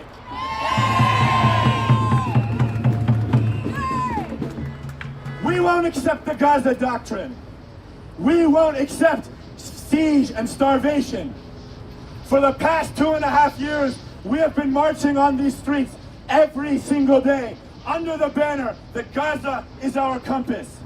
Right. That what happens in Gaza is a pretext, in a very literal sense, to what happens across the world. Right. We're seeing that last night in Iran. We will continue to see that throughout the weeks as the Trump administration, until there is no war, until there is a just future for the children and the people of all the world, until tech companies and AIs are not leveraged to target people as they sleep in their houses, until oil and oil resources are leveraged for the development of all people. So brothers and sisters, we will march today, we will march every day, we will march on Monday, 5 p.m. in Columbus Circle to reject this U.S.-Israeli war on Iran. So one more time, I want everyone from the bottom of your chest, from the bottom of your feet, with all the energy around us, repeat after me. We want justice, you say how? We want justice, you say how? Stop bombing Iran now! Stop bombing Iran now! We want justice, you say how? We want justice, you say how? Hands off Iran now! Hands off Iran now! No war with Iran! No war with Iran! No war with Iran! No war with Iran! No war with Iran! No war with Iran! No war with Iran! Free Palestine! Free, free Palestine! Free, free Palestine! Free, free, free Palestine! Free, free, free Palestine! We want justice, you say how? We want justice, you say how? Hands off Gaza now! Hands off Gaza now! We want justice, you say how? We want justice, you say how? Hands off Iran now! Hands off Iran now! As we've watched over the last 2.5 years, how both Democrats and Republicans alike have beat the drums of war, have supported the genocide in Gaza, have stood behind Israel's depravity and bombardment of Gaza every step of the way. We watch them now and understand that we refuse to let this war continue, that if they beat these drums of war, this is in the same aims, under the same project that we've seen this genocide continuing, under a violent imperialist Zionist aim. And now to hear from a candidate who has stood with the people of Gaza from the very beginning, who has stood with the people of the region all across the global south, and who has stood with New Yorkers and their needs, Andre Easton from the Party for Socialism and Liberation. Biggest threat in the world today. Biggest threat in the world today. Donald Trump in the USA. Donald Trump in the USA. Biggest threat in the world today. Biggest threat in the world today. Donald Trump in the USA. Donald Trump in the USA. My name is Andre, and I am a candidate for New York's 15th Congressional District in the Bronx. I'm an independent candidate, a socialist, but before that I was a father. Before that I was an educator. So I was exceptionally displeased and furious when I learned about the devastating attacks on the children, on the girls in Iran this morning while we all slept. It is hypocritical for us to stand up here and say that we care about the people in the United States, that we care about the children in the United States, and whether or not they had a snow day or not, and also turn a blind eye to the increased suffering of the people in Cuba, of the children in Iran, and of children all around the world under U.S. imperialism. There is only one clear position for any of us to take, and that is a position that says no war on Iran. Your elected officials have a choice right now. They can come out and get on record today, this instant, and say that they are against the war. And they must oppose the war here and anywhere else in the world. Because the war has one single source. It is the billionaire capitalist class of this country that is the source of all of the violence, of all of the pollution, of all of the devastation and destruction around the world. It is the capitalist class of this country that is starving the people of Cuba to force a regime change in favor of the billionaire corporations in this country. There is only one group that is pulling the strings. It is the same group that thought it was okay to create a brand new category, wounded child, no surviving family, on the people of Gaza. Your enemy is clear, and they know who their enemies are. Their enemies are the working people of the world. Their enemies are people like you right now. They have one objective: more for them and less for you. More genocide for them and less for you. More suffering for all of us and less availability to live a good life for us. So we cannot get caught up in side arguments and confusing battles. Our enemy has been the same people who created genocide to form this land. Those ancestors are creating genocide around the world to continue the imperialist, colonialist project. Shut up, you stupid commie. And the only force that is capable of stopping the U.S. imperialist vampires is an independent, united, socialist movement that we are building right now in the Bronx. Fuck you. And we are building it everywhere working people are. Because we understand that a system based on profit has to have suffering for the masses of people. And only an independent movement where the workers are in charge, where the workers control the economic and political forces in this world, that's the only thing that has been able to push ICE out of Minneapolis. That's the only thing that's been able to keep ICE off of our streets, is an independent socialist movement. So we have a choice to make. Either we turn our heads and look away from the devastation, or we face it in solidarity with all people facing oppression in the world. So I don't know what you're going to be doing, but I know where I will be. And I have to be very clear that it is not accidental that these attacks are falling on schools, because the classroom is where we learn history. The classroom is where we connect with the peoples of the world and understand our shared struggle and our shared salvation in solidarity with each other. There's no separation between the bombs that fall on the children in Iran and the defunding and the stripping of services in our districts in the Bronx and around the country. The children of Iran. They have to attack the schools, because the schools give you the understanding of the world. They have to attack Black history because they know that the Black people in this country and around the world have been a detonator for anti-imperialist, anti-colonial movements. So when you fight against them, know what you are fighting for. You are fighting to continue the resistance movements that have started long before you were born and will continue into the future. We have to join those movements. We have to expand those movements. We have to make those movements everywhere so nobody has the opportunity to opt out of their obligation to create a better world. Thank you. So nobody has the opportunity to opt out of making their world. If you don't agree with them, then guess what? You're on the out group. Biggest threat to the world today. Donald Trump and the USA. Biggest threat to the world today. Israel and the USA. Money for jobs and education. Not for war and occupation. Money for jobs and education. Not for war and occupation. Next up, we're going to hear from Joo Yeon from Norutol for Korean Community Development. From the belly of the beast! From the belly of the beast. Hands of the Middle East! Hands of the Middle East. From the belly of the beast! From the belly of the beast. Hands of the Middle East! Hands of the Middle East. Up with liberation!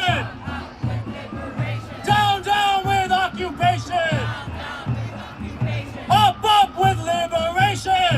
Up with liberation. Down with occupation! Communist liberation is not liberation. This morning, Freedom under a different Israel name and the is not United freedom. States bombed Iran. Shame! The president went on television and lied and said this was about ballistic missiles. Just moments later, we learned that a girls' elementary school was bombed. We learned that 85 girls are dead. 85 girls under the age of 12 are dead. Someone cared for these girls all their lives. Someone woke them up this morning, made sure they got dressed, prayed for them, and now they are dead. Shame! When did Iranians stop being human to us? When did their children stop mattering to us? When did our families start to mean more than theirs?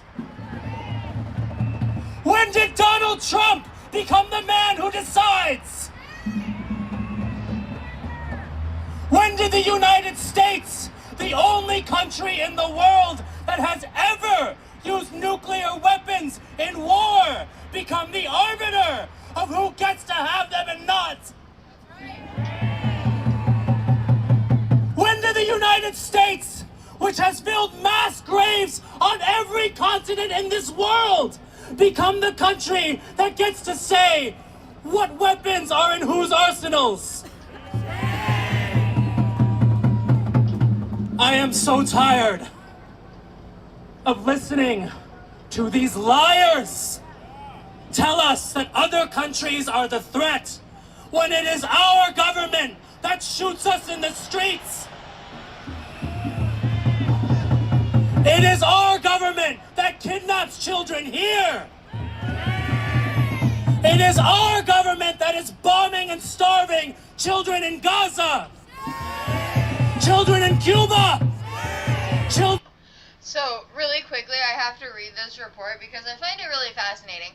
One of our propaganda bingo cards here is, well, hold on, do I have the liberals protesting? Because I gotta, I don't have this one. Doesn't look like I do. Anyway, I was reading this article here, looking for more information about the girls' school.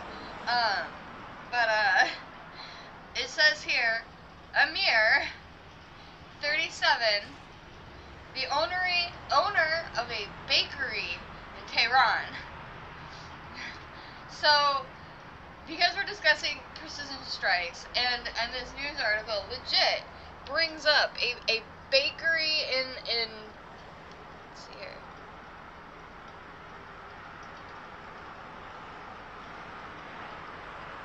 Highlight that for you there. A bakery in Tehran. So, there we go. Got another bingo. Or got another pink up on the bingo box that marks space on. We need to fight every single day until we build the world that we know everyone deserves. Are you with me? Oh, baby, I don't want the world that you want to build. Will you be at Columbus Circle 5 p.m. on Monday? Will you be out here every single day until this war ends? Will you be here every single day until we don't have to think about the United States bombing another country?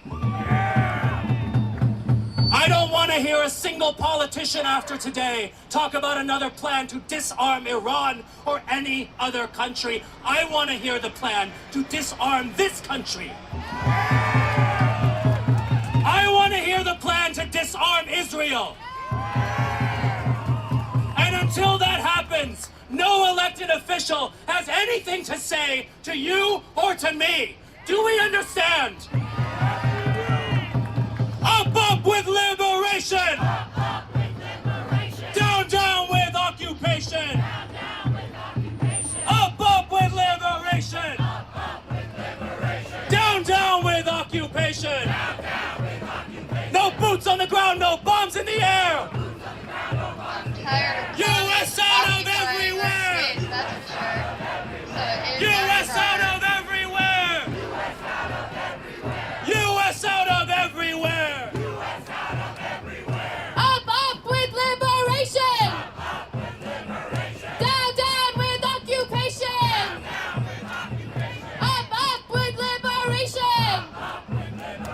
Down with occupation!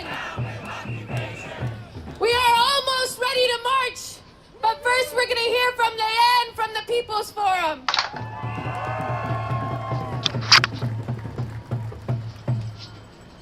Sisters and brothers, friends, family,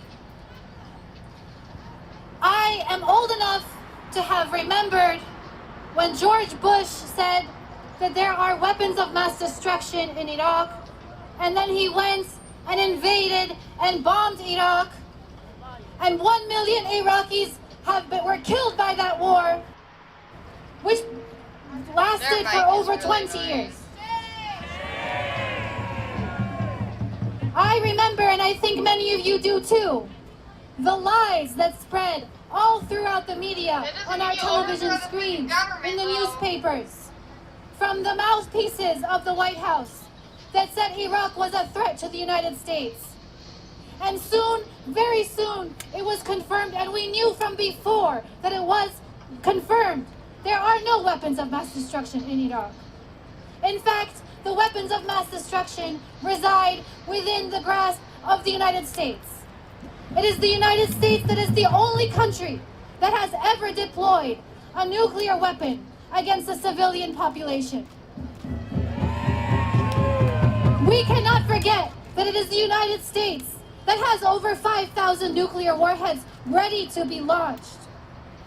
It is the United States that is pointing those nuclear warheads at the towns and cities of everyday people like you and me all across the world. Iran poses no threat to the United States. We will not fall for the lies that were used to deceive us 20 years ago. We have memories and we are smarter. Iran has no threat to the everyday people like you and me. There is absolutely no reason and no working person, no family here in the United States that wakes up every day and says, I'm afraid of Iran. This is not the reality of this country. Donald Trump this morning went out on national television and he said, I am launching a war to change the government of Iran and Americans may die.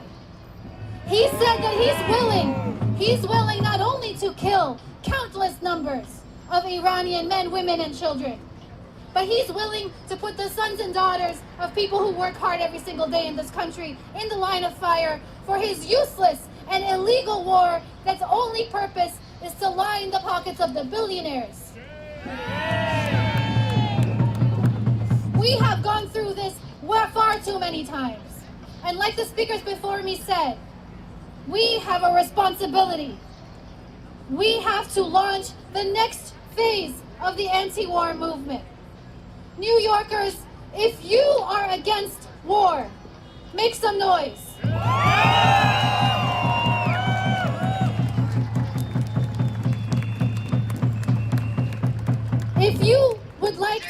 our money on health care.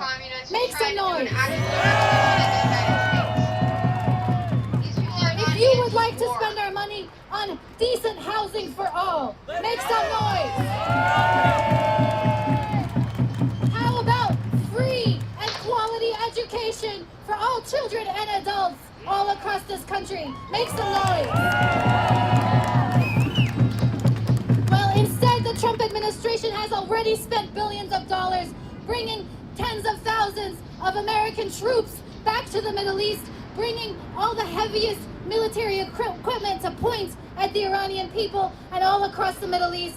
We have better uses for that money. We have better uses for all of our resources, and we want to cooperate with the people of the world, not kill them.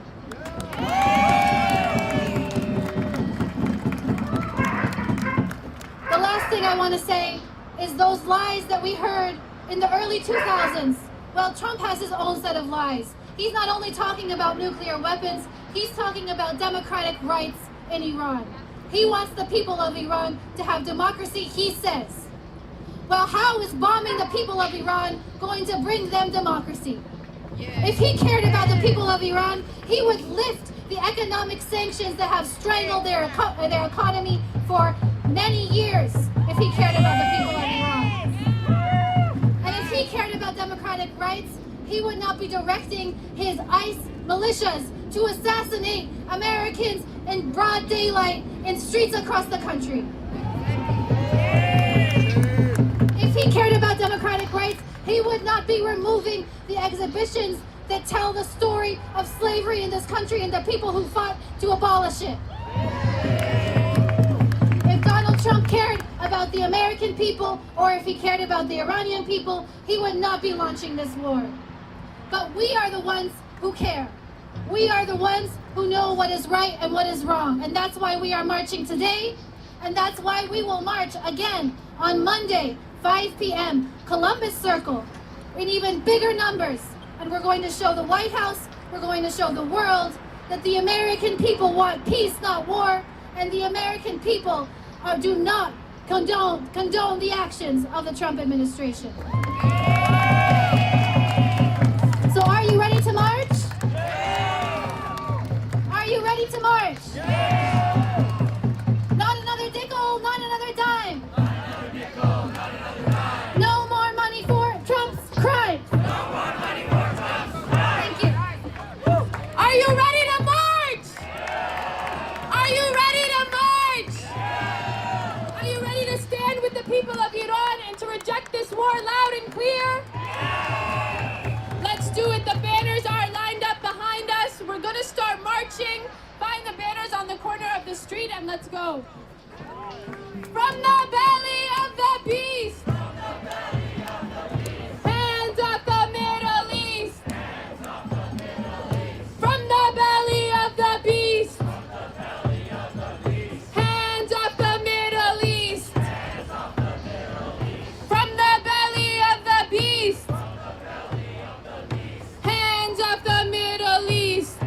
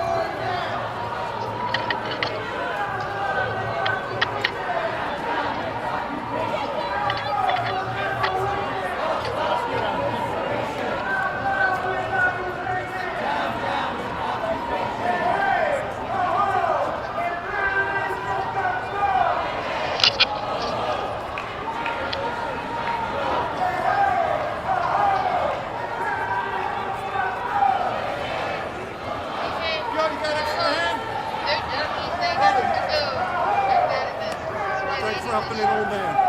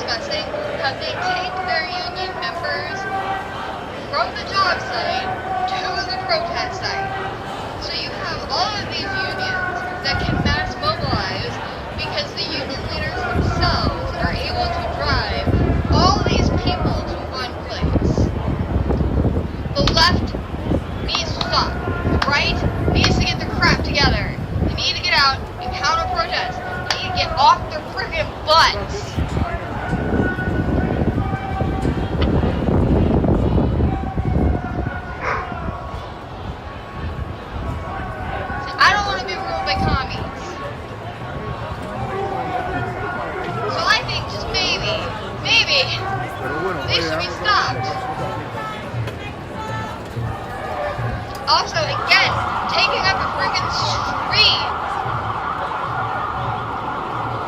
Guessing they don't have permits for this crap. To shut down the streets because they want to cause disruptions. They want to cause pain.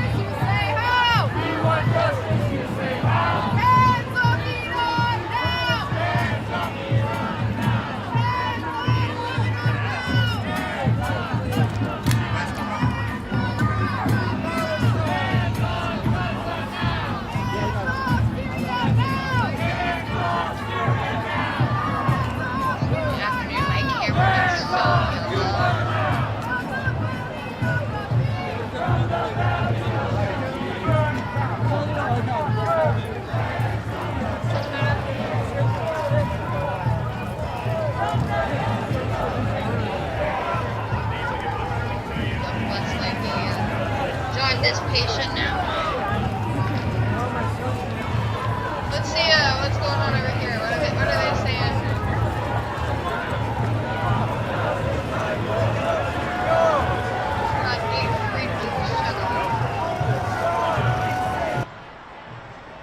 They're saying that the United States is the #1 terrorist.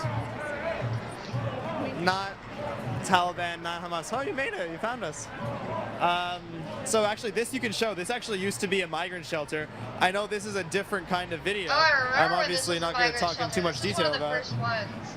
This is when they were Do you see why busing it's all people wrapped up up? here into New York. So that Colombian woman, this is the hotel that she was referencing. She was talking about the Row Hotel, and you can see that's why it's all boarded up. This is a beautiful 4-star hotel. We covered this hotel extensively. This is where we put up illegal immigrants for years here.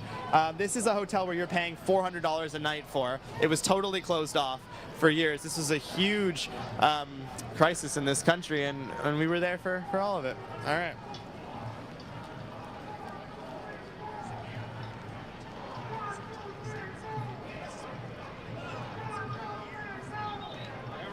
And everybody out there, if you're out and about today, do be careful. Excuse me, can I just get back in? These protests are going to be prime targeted attacks, especially as the night goes on and the protests actually ramp up. Ooh, what is July doing? Yeah, we're just gonna go up on a chairlift. We're gonna go up. I mean, it works. The streaming's good, right? It'll be my first time on a ski lift without a snowboard, and my first time riding a ski lift down the mountain. Oh, okay, so Nancy Guthrie investigation. You get some pies when we're done. I'm back out here. I'm back out here. So just am like I. you. I'm back out here too. So I think, did I have the same one? What's that? Did I have this one? No, this is a new one. You had, I remember you. It's like a gift shop. The grub Dog and walking shake. Trump. I think it was Netanyahu dog walking Trump. Tell me, has your opinion changed at all recently? God, after last night, no, not really. No. I remember our conversation well. We talked about how you were kind of on the fence, actually, when we were speaking, because Iran was enriching their uranium. You weren't sure how you felt about it. So how are you feeling now? Obviously, you dislike Trump. That science made that clear. Yeah, but that's not. I mean, that's separate. Right. That's what I'm saying. That's what I'm saying. It's Exactly, separate. because you're a communist. You have So, two agendas. One, you don't like you know, Trump. The other, you from my think understanding, capitalism what should be I've destroyed. seen so far Primary is that they keep talking agenda. about this imminent threat of Iran using nuclear weapons on, Israel and. But they don't. If they had a nuclear weapon, I don't think we would have gone in for regime change, because why haven't we gone into Korea? They have breaking nuclear news? weapons. Nothing We haven't ever tried to happens? All right, take out normalcy, that Norman. regime. Okay. Do you know what I mean? So to me, it just seems like they really don't have them. What do you think that this is about then? You Oh, I know, got a really I'm good not, one, though. honestly, I'm not quite sure. I'm saying that maybe it's a part of it is the distraction of Trump's connection to Epstein. Okay. If what They're not they've going to said start a about whole war in Epstein Iran as a being distraction part of from Mossad files when they've been and- doing pretty good at and distracting working us for from the files Israel, with other and crap. does that compromise Trump? Do they have something on him? Is he, Netanyahu, who is a great salesperson? Come around. So, like, Netanyahu is a great if he salesperson. Trump and this administration on taking out These guys really are. They're Yeah. so Regime nuts. change? They say the What do craziest you crap. say about like those folks who are saying, well, that Epstein and Trump, they're not really, they weren't connected because Trump kicked him out of Mar-a-Lago? But we know that's not true. Okay. I mean, Do we? there's- I don't know. Yeah, actually, there's something recent, actually within this last week, about. What was it? What was that piece of propaganda their that I connection saw? being, I think it was part of Bill Clinton's testimony yesterday. He said that they were not connected. He testified that their relationship ended over real estate, over that real estate deal in Florida. Gotcha. I thought that he was Which saying Trump that he had was on the- denied. Okay, gotcha. Trump was the one that said, no, I kicked him out. I kicked him. It ended because of that thing over that girl Which being there is taken actual from proof Mar-a-Lago of. Spa to go work But for for some Jeffrey. reason you want I to don't know. It's all believe Bill Clinton's dude. hearsay. There's just so many lies. Right. How do we So- know? Yeah, what's yeah, going on? you're What do you do for believing the work? lies. What do I do for work? I'm an events guy. I throw parties for a living. Throw parties. Okay. So obviously Wow. you're very We got a passionate about top this tier stuff. Like, you're a busy intelligence guy. here, You know what folks. I'm We saying? throw parties We're all for a busy. It's living. New York, man. Yeah, for sure. And you're out here by yourself. So what's got you really charged up about this? Because what I like about you is we can just have a conversation, and it's That is true. amazing. He is you're very open-minded. So respectful. what's got you And charged up about props this to stuff? that Because guy. you're obviously He busy. is not a Karen or a Chad. I mean, so the administration as a whole, That's or something. why to come and protest? Yeah, why are you coming to protest? It's a personal story, but I don't mind sharing it. I am also a survivor of sexual abuse. And when you've had to fight to be heard and to be seen, also as a gay man, having to fight to be heard and to be seen, that to be here, is just one more way of saying, I'm here. I want to be heard. I want to be seen. And you know what? To our politicians, we're watching. We are engaged. We are paying attention. I mean, he's the most level-headed male Karen.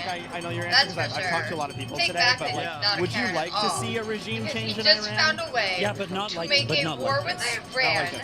all we all, about him. yes, obviously, look how horrible what they've done That's to those aggressive students in the work. last It's a whole month. freaking We war, don't even know sir. how many dead students there are. So, not 80. like this, not 80 with us. was the count on the last propaganda channel. But then how? Because 40,000 protesters were killed. That's what the argument Yeah, is. that's right. Yeah. That's So yeah. if it's not through this way, how do you, right? That's. I think that's what people would say. Okay, fair enough. But the fog of war, I mean, you must have seen there were 85 dead little girls. It's horrible. I mean, I don't know- and I that, don't know the what irony exactly- of that with Epstein Sure, connection I doesn't understand. I saw this video. I don't know if it's a United States strike. I don't know what happened, but obviously well, whether that's horrific. we're part of it because we went with Israel. So whether it was Look, an it's Israel obviously missile horrible. or us, we're part of it. We took out those 85 little girls. Okay. I'm so like, Got it. So not like this. What do you hope that this message is going to send, right? So you're protesting out here. You're hoping that Trump sees this and does what? Exactly? No, I don't give a fuck. Trump doesn't give a fuck. What I'm hoping for is that as a Democrat, that the Democratic leadership understands that they need to step up as the opposition party. The fact that Hakeem Jeffries and Chuck Schumer were not at a podium first thing this morning blows my fucking mind. Oh, you're upset at the Democrats? Oh, yeah. And I'm a Democrat. But I will never fucking vote for another establishment Democrat. Never. So are you more of a Mamdani guy? I am now, yeah. Yeah. You know what? I'm willing to give him a chance. I think he's done. He's off to a good start. I know a lot of my Jewish friends were very upset. That, Jewish friends were upset that Mamdani won. There it that he is. won. And, you know, as I always was said, waiting for just- that one. just I knew it was going to give him a happen as soon chance. as he started bringing out the Actions speak louder victimization than cards. words, right? Don't It pay was attention just to a what matter people of say. time Pay before we attention to got what they to them. do. And that's my point about the Democrats. Yeah. Forget about all these nice speeches that Hakeem Jeffrey and Chuck Schumer love to give. So how are you feeling about being a Democrat with Newsom likely to be the Fuck nominee? him, but Newsom is not going to be the goddamn. No, he's not. Why fuck Newsom? Fuck Newsom. Why? Yes. Because he's playing Heck both sides of the Newsom. coin. I mean, one Either way, moment, though, he's still a commie, because one so moment horseshoe theory he's in out action. there like, you know, roasting Trump. I mean, his social media game is top notch. Give it to him. Like, No, it it's is. not. How Trump talks. You're retarded. I love that pushback, right? But when it comes to the substantive stuff like corporations and you know, where's the money going and who's getting the money and where's it being So you're spent? saying playing both sides. Are you talking about like how it seems to be he's struggling fixing his homeless crisis in California, right? He's having a hard time. Yeah. Yes, but it's not just him. It would be every state. Look at New York City. Yeah. The homeless Okay. have taken over the subway. So like, Interesting. Do you think Mamdani's gonna fix that? Because I take the subway. I know. yeah, so do I every day. Like, I don't know. Listen, I've been in New York 36 years. It hasn't been fixed. So like, you were frustrated and you just wanted something. I want to be heard. I want to be seen. I want these understand. politicians to understand we're paying attention Right. and we're willing to get in the street Okay. to say, hey. So we the stuff, see you, the stuff, motherfuckers. the stuff Great. about Mamdani doing government-run You're grocery willing to stores get that to the didn't bother street.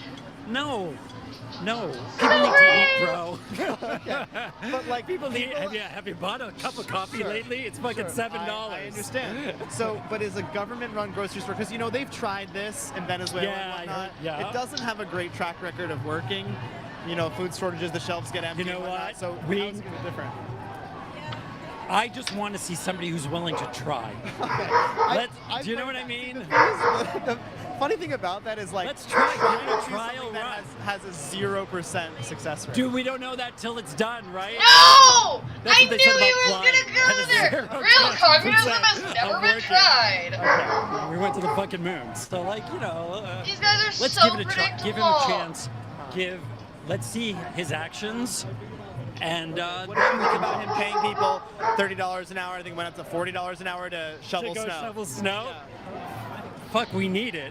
Really? Where's all the freaking snow? Are you not in New York? You're walking on clear, clean streets. How did snow change, though? How did it, like, we've been dealing with snow. Bloomberg would clean up the city very quickly, and he wasn't paying people $30 an hour to do that. We would just kind of pay professionals who know. All the requirements and passports I to lived go here, and I shovel don't remember snow. what he did or didn't do. Absolutely Was that 96? ridiculous. Yeah, so I was here in the storm of 96. Who was mayor then? You have to remind me. I don't even know. 96. I mean, I was born in 97, so I don't know. But I'm saying that, like, I've looked into how Bloomberg, like, everyone's saying that he would clean up the snow really fast, and he wasn't paying people $30 or $40 an hour to shovel snow, you know? I don't know. I think we have bigger fish to fry than who's fucking shoveling snow. Do you think that voter ID is racist to require voter ID? Okay, do I think voter ID is racist? No, I don't think voter ID is racist. Okay, that's Yeah, what because a you're lot of Democrats are saying. communists will admit that, yeah. It's Well, that's based stupid. on class. No, well, here's the issue, is that a lot of people don't have access So you to think a they're driver's retarded? license or to their birth certificate or to forms of ID that would be required if certain bills were passed, right? So all married women are retarded? That's pretty misogynistic. That's pretty the reason bigoted. that we keep talking about voter ID is Leave it because to a there's man. this Leave it to a this man. thing about fraud, right?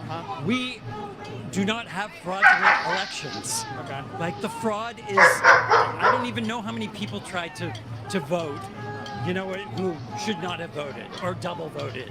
You know what I mean? There's no wide-scale fraud. You don't think that we need voter ID?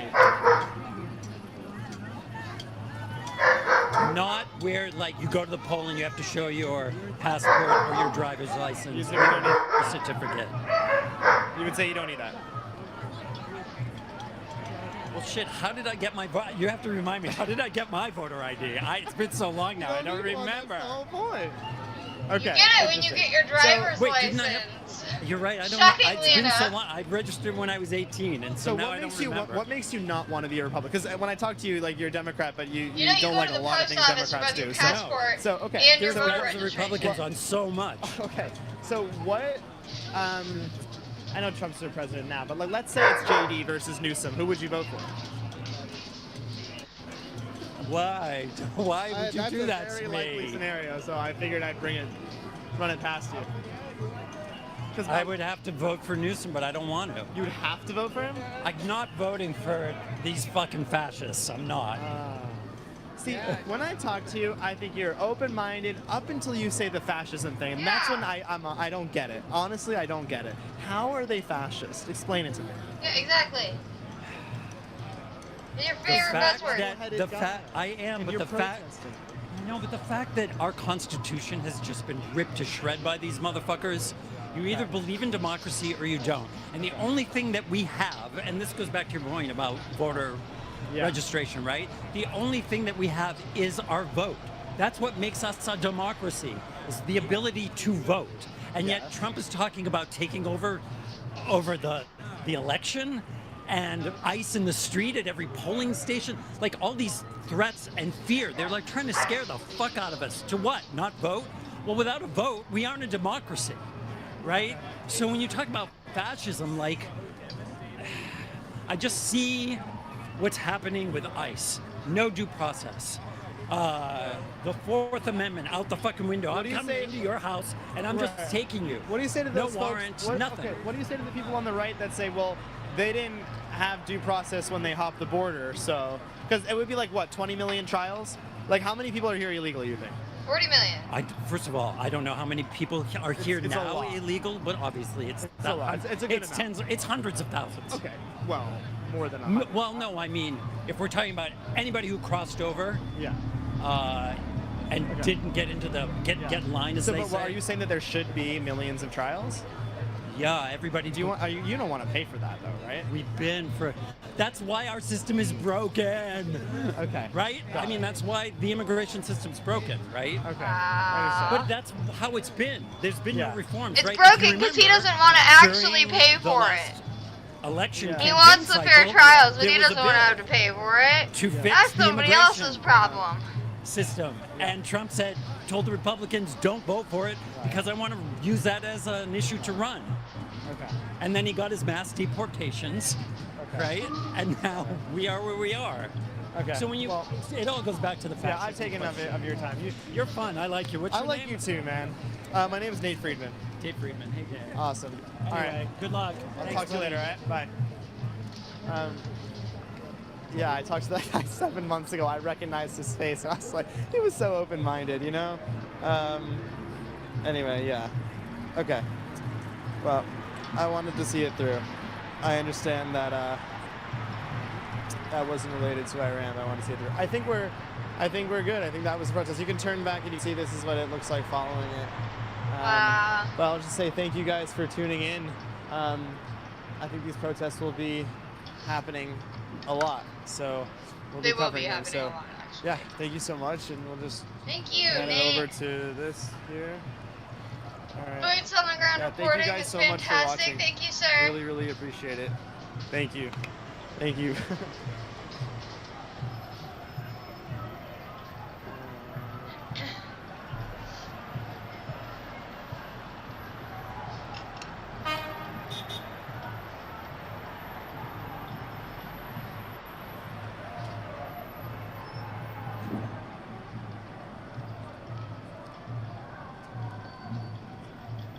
So it looks like it's only a block long, maybe. You could see the buildings from theirs.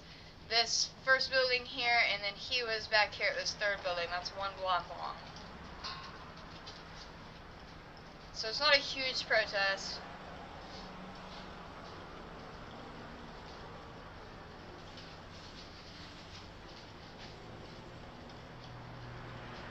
Donald Trump is such a pig. Donald Trump is such a pig. We're not gonna take your shit. We're not gonna take your shit. We want peace. You say how? We want peace. You say how? U.S. out of Iran now. U.S. out of Iran now. You want peace?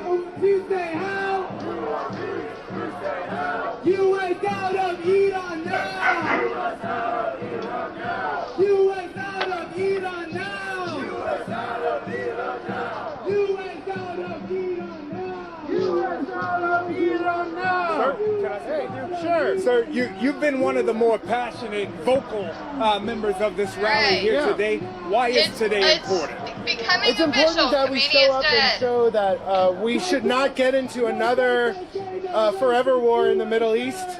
The last 2 wars that we entered in Iraq and Afghanistan cost us around $6 trillion. 24 hours. I would much rather that money go to education, housing, healthcare. Instead, it went poof in bombs, and we killed millions of people overseas. This is it's why not war is right. profitable is And the when free you woke up space. this morning and you heard that the U.S. and Israel had bombed Iran, what were your initial thoughts and feelings? It's a tragedy. It is a tragedy, and it's illegal. Our president needs to get permission from Congress to declare a war. No, he doesn't. Yes, it's true that he has some workarounds with a short period of time, but he needs to have full approval of Congress, and he has definitely not gotten that. Thank you, sir. Thank you. Again, we don't want to get in the way of the protest. They've asked us politely, so we want to stay ahead of it here. Iranian sovereignty! Iranian sovereignty! So this is actually, this is Fox News that we got now. We got boots on the ground with Fox News, and we got BG on the scene. I've got 4 different Iran cams up. And if you guys want to, I need to actually change Iran cam. Nope, they're coming back online. Iran is struggling right now. Alright, if you guys want to follow along, I've also got the War Room headquarters.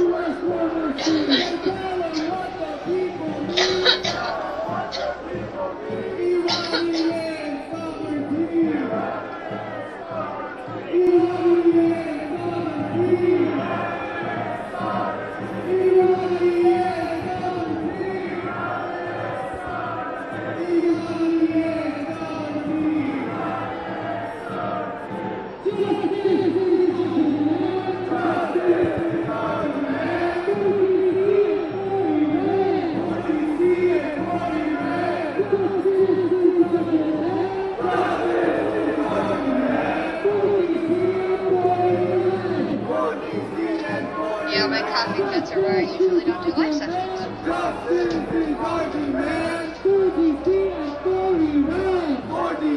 But anyway, I was at the War Room headquarters, where if you want to go check up on all of the intel tools that are available, all the different bombings that are going on, you can even track the far left activity yourself by going to the opposition monitor, which is actually where this one's at. As we pull to the side now, we can show you this is the War Room headquarters. the full range of protesters who have come out today. You can actually see in numbers the hundreds of people with their signs. We've spoken with many of them. We've gotten all perspectives, all sides.